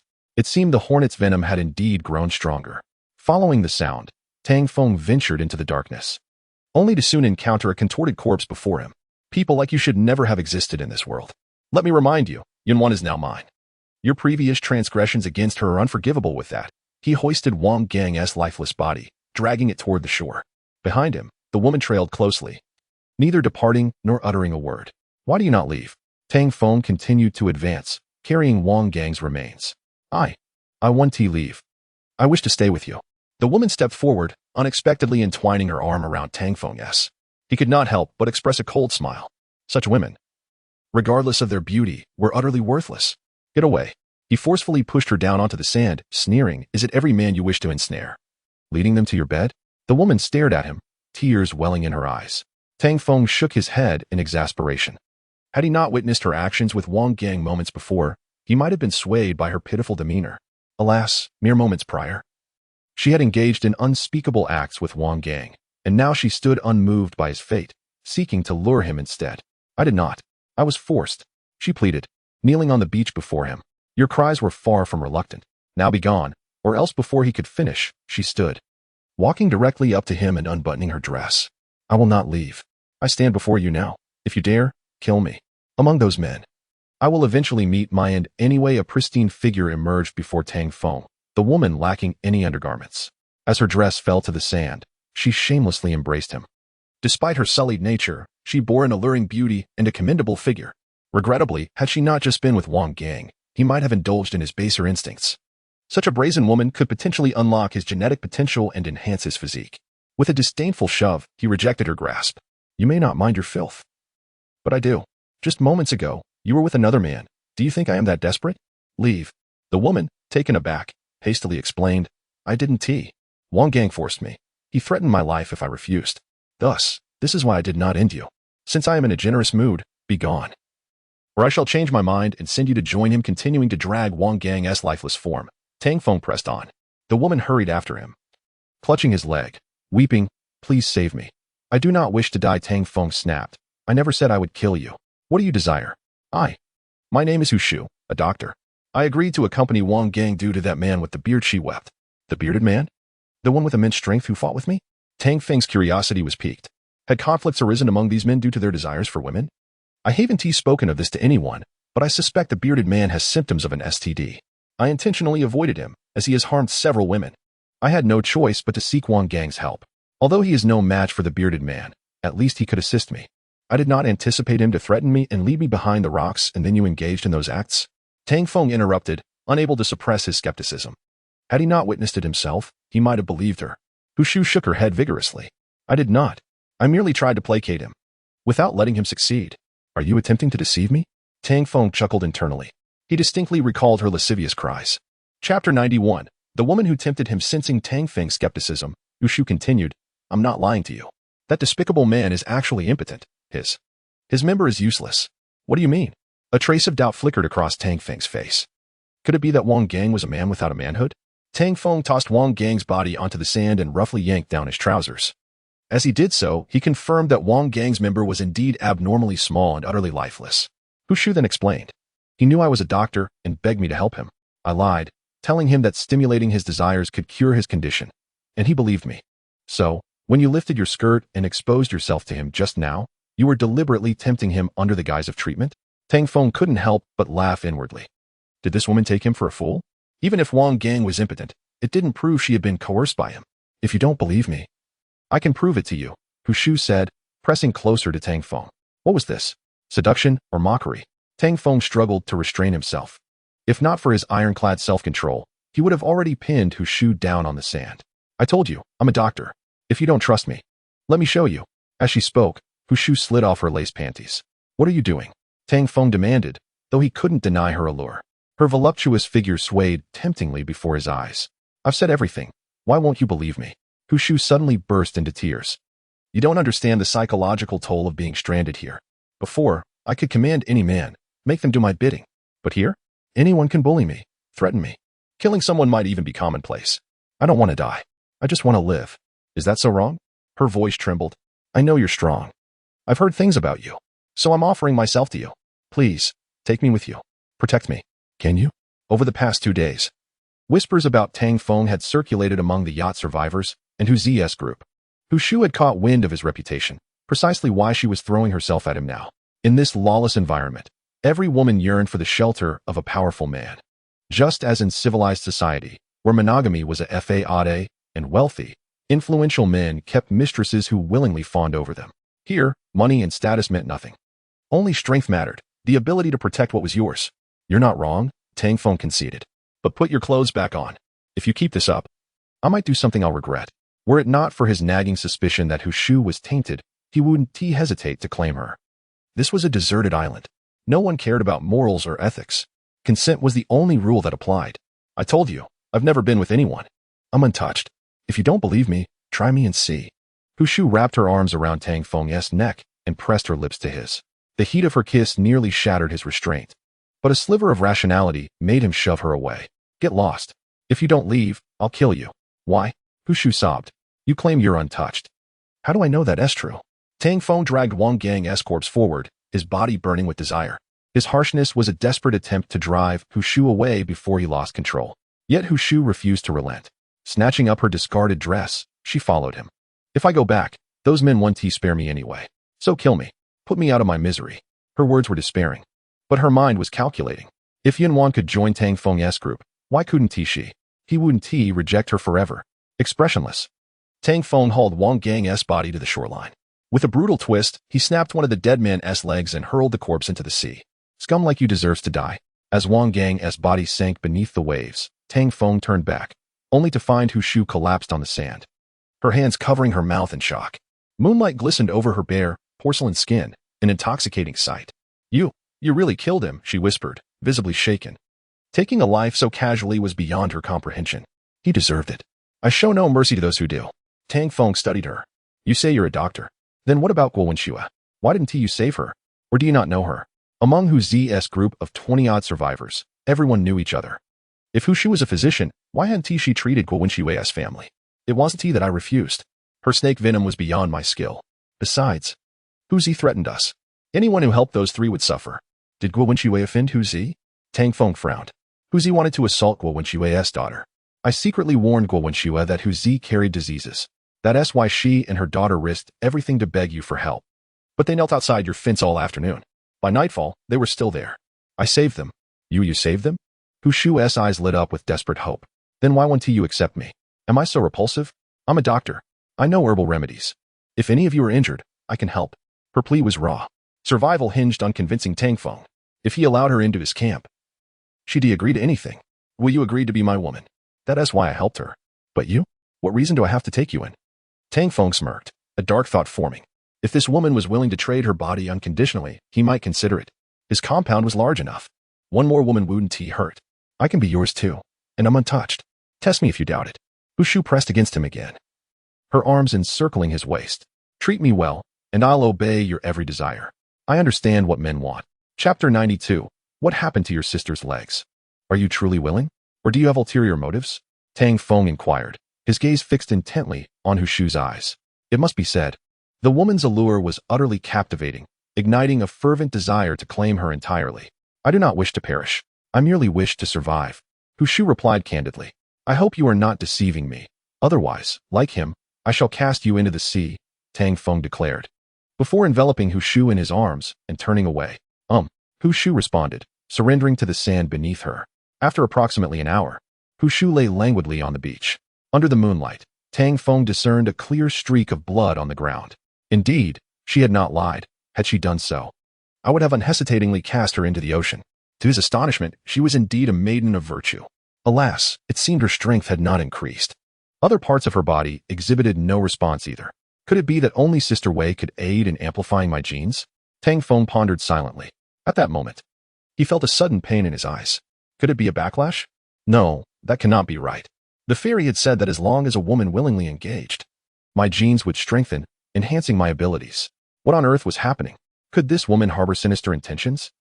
Impossible. She had clearly been cooperative, showing no signs of indifference. Shaking his head, Tang Feng rubbed his eyes, striving to regain his composure. Upon reopening his eyes, he was astonished to find his vision extraordinarily clear, able to perceive details in the darkness. Although it was still night, it appeared as bright as day. As if he were wearing sunglasses. My eyes. What is this? Tang Feng exclaimed in disbelief, rubbing his eyes once more. Did the union with Hu Shu awaken another ability? While the union with Sister Wei granted me strength, did my connection with Hu Shu enhance my ocular capabilities? Such thoughts filled him with exhilaration. In this desolate island devoid of electric light, visibility at night relied solely on torches and moonlight, which was exceedingly inconvenient. Now, with his enhanced vision, he could clearly see in the dark, a tremendous boon. He had not anticipated that this union with Hu Shu would bestow such a remarkable ability upon him. Yet, what might occur upon another encounter with this woman? Turning his head, he observed Hu Shu, who was donning a dress on the beach, a sly smile creeping onto his face. After all, this woman had considerable needs. If that were the case, another encounter should not harm her health. With that thought, Tang Feng approached Hu Shu and embraced her waist. It must be said, her body was incredibly smooth, akin to the delicate softness of an infant, reminiscent of Qiao Wei's physique. Perhaps a woman's body is inherently so supple. Will you come again? Hu Shu trembled slightly, overwhelmed by Tang Feng's vigor. Tang Feng smirked suggestively. What do you think? Since you enjoy it so much, I must satisfy your desires. Then please be gentle, I beg you. Hu Shu pleaded softly, her voice tinged with desperation. Tang Feng's previous actions had been rather forceful, leaving her somewhat overwhelmed. Since you have become mine, there is one thing you must understand. He adjusted Hu Shu's slender waist, adopting a serious tone. Hu Shu moaned, attempting to relax. Tang Feng continued, do not engage in any flirtatious relationships with other men.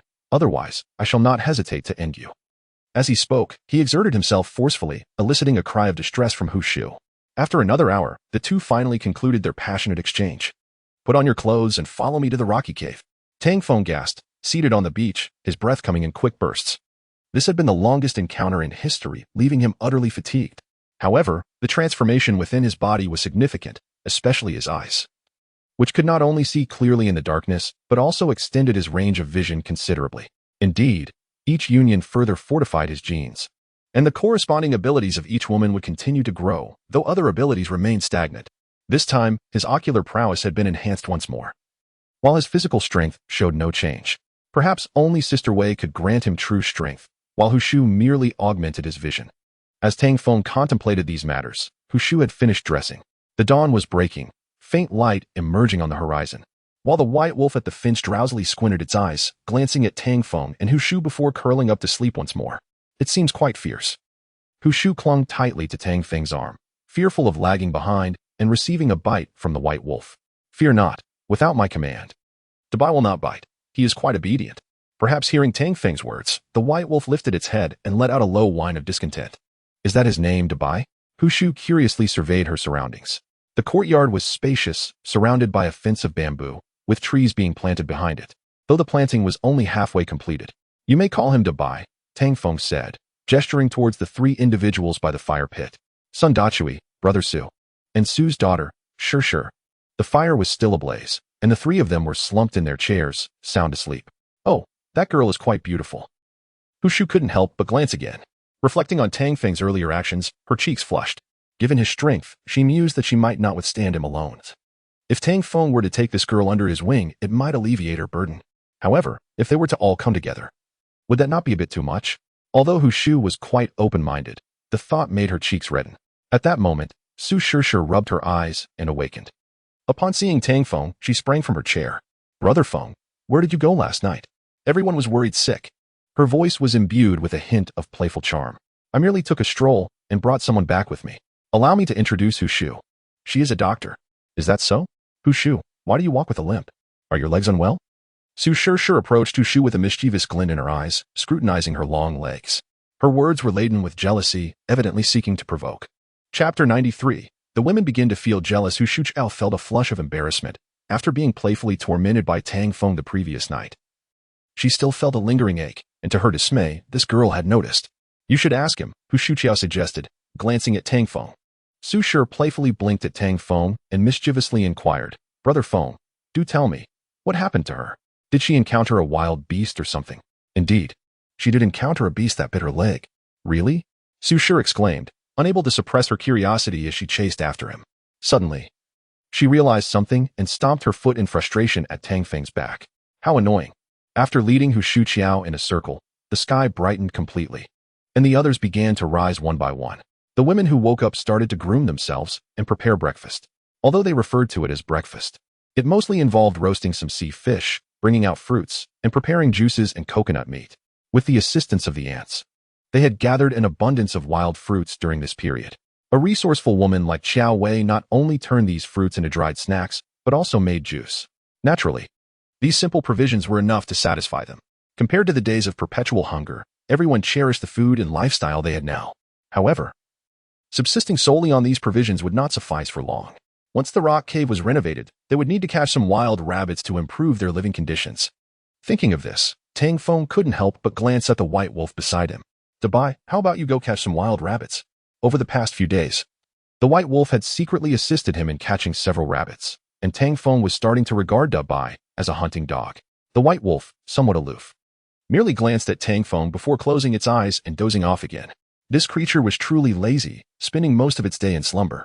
The two little wolf cubs, however, were quite familiar with him and eagerly approached to nuzzle his feet, prompting Tang Feng to disdainfully kick them away. Then, Tang Feng pulled a green fruit from his pocket, crushed it, and spat it on the ground. The little wolf cubs were ecstatic, barking excitedly and calling him daddy. Tang Feng was bewildered, glancing at the white wolf, which seemed quite pleased with itself, sneaking a glance before lying down with its eyes half closed. It appears I must take matters into my own hands, Tang Feng muttered, as he observed the beautiful women with flowing hair and swaying waists. Tang Feng couldn't help but feel a sense of secret delight. The days ahead seemed promising. If only he could build this place up and have his pets help him gather food, life would be simply splendid. However, while his dreams were idyllic, reality was harsh. It was reported that last night, someone from the neighboring camp had ventured outside to relieve themselves and was devoured by a wild beast, leaving behind only a portion of their remains. This incident made the entire beach community cautious. The once peaceful shore, where everyone believed the beast would not venture out of the jungle to seek food, now seemed perilous. Like a fruit tree in an uninhabited orchard, it would not be picked unless discovered, but once found, it would face the inevitable prospect of being harvested by many. The orchard represented them. Humanity mirrored those wild beasts. Tang Feng had foreseen all this 10 days prior. Otherwise, he would not have gone to such lengths to build a fence. Ignorant people, he mused. Standing on the beach and watching the distant commotion, a faint smile gracing his lips. Clearly, he needed to expedite the construction of the wall. Though there were more people, most of them were women, who were not as physically capable as men. Sister Wei, we must continue to gather sea fish. I leave this task to you, Tang Feng said, while munching on wild fruit. Ah, Feng, has more people come over already this early? Xiaowei responded as she taught Yunwan and several other women how to weave fish baskets. What do they want? Tang Feng asked, shoving a dried fruit into his mouth while observing the throng gathered at the fence gate. In recent days, people frequently came to barter. Members from 2 factions brought iron bowls and cooking utensils to exchange for sea fish, while others offered clothes in exchange for fruits. Those who ignored warnings had ventured into the jungle, only to be bitten by venomous ants or beasts, and after a few incidents, no one dared to venture into the jungle again. Exchanging cooking utensils was reasonable. They could also trade for some of their iron pots. However, these people were rather greedy, always demanding a large amount of food in exchange, insisting that their provisions could be easily replenished, while once their cooking supplies were gone, they would be lost for good. As long as it's not excessive, exchanges are acceptable. For them, the fruits were gathered with the help of the ants. And catching sea fish merely required placing their baskets in the water, making it relatively easy. Su Gu, you will be in charge of the trading from now on.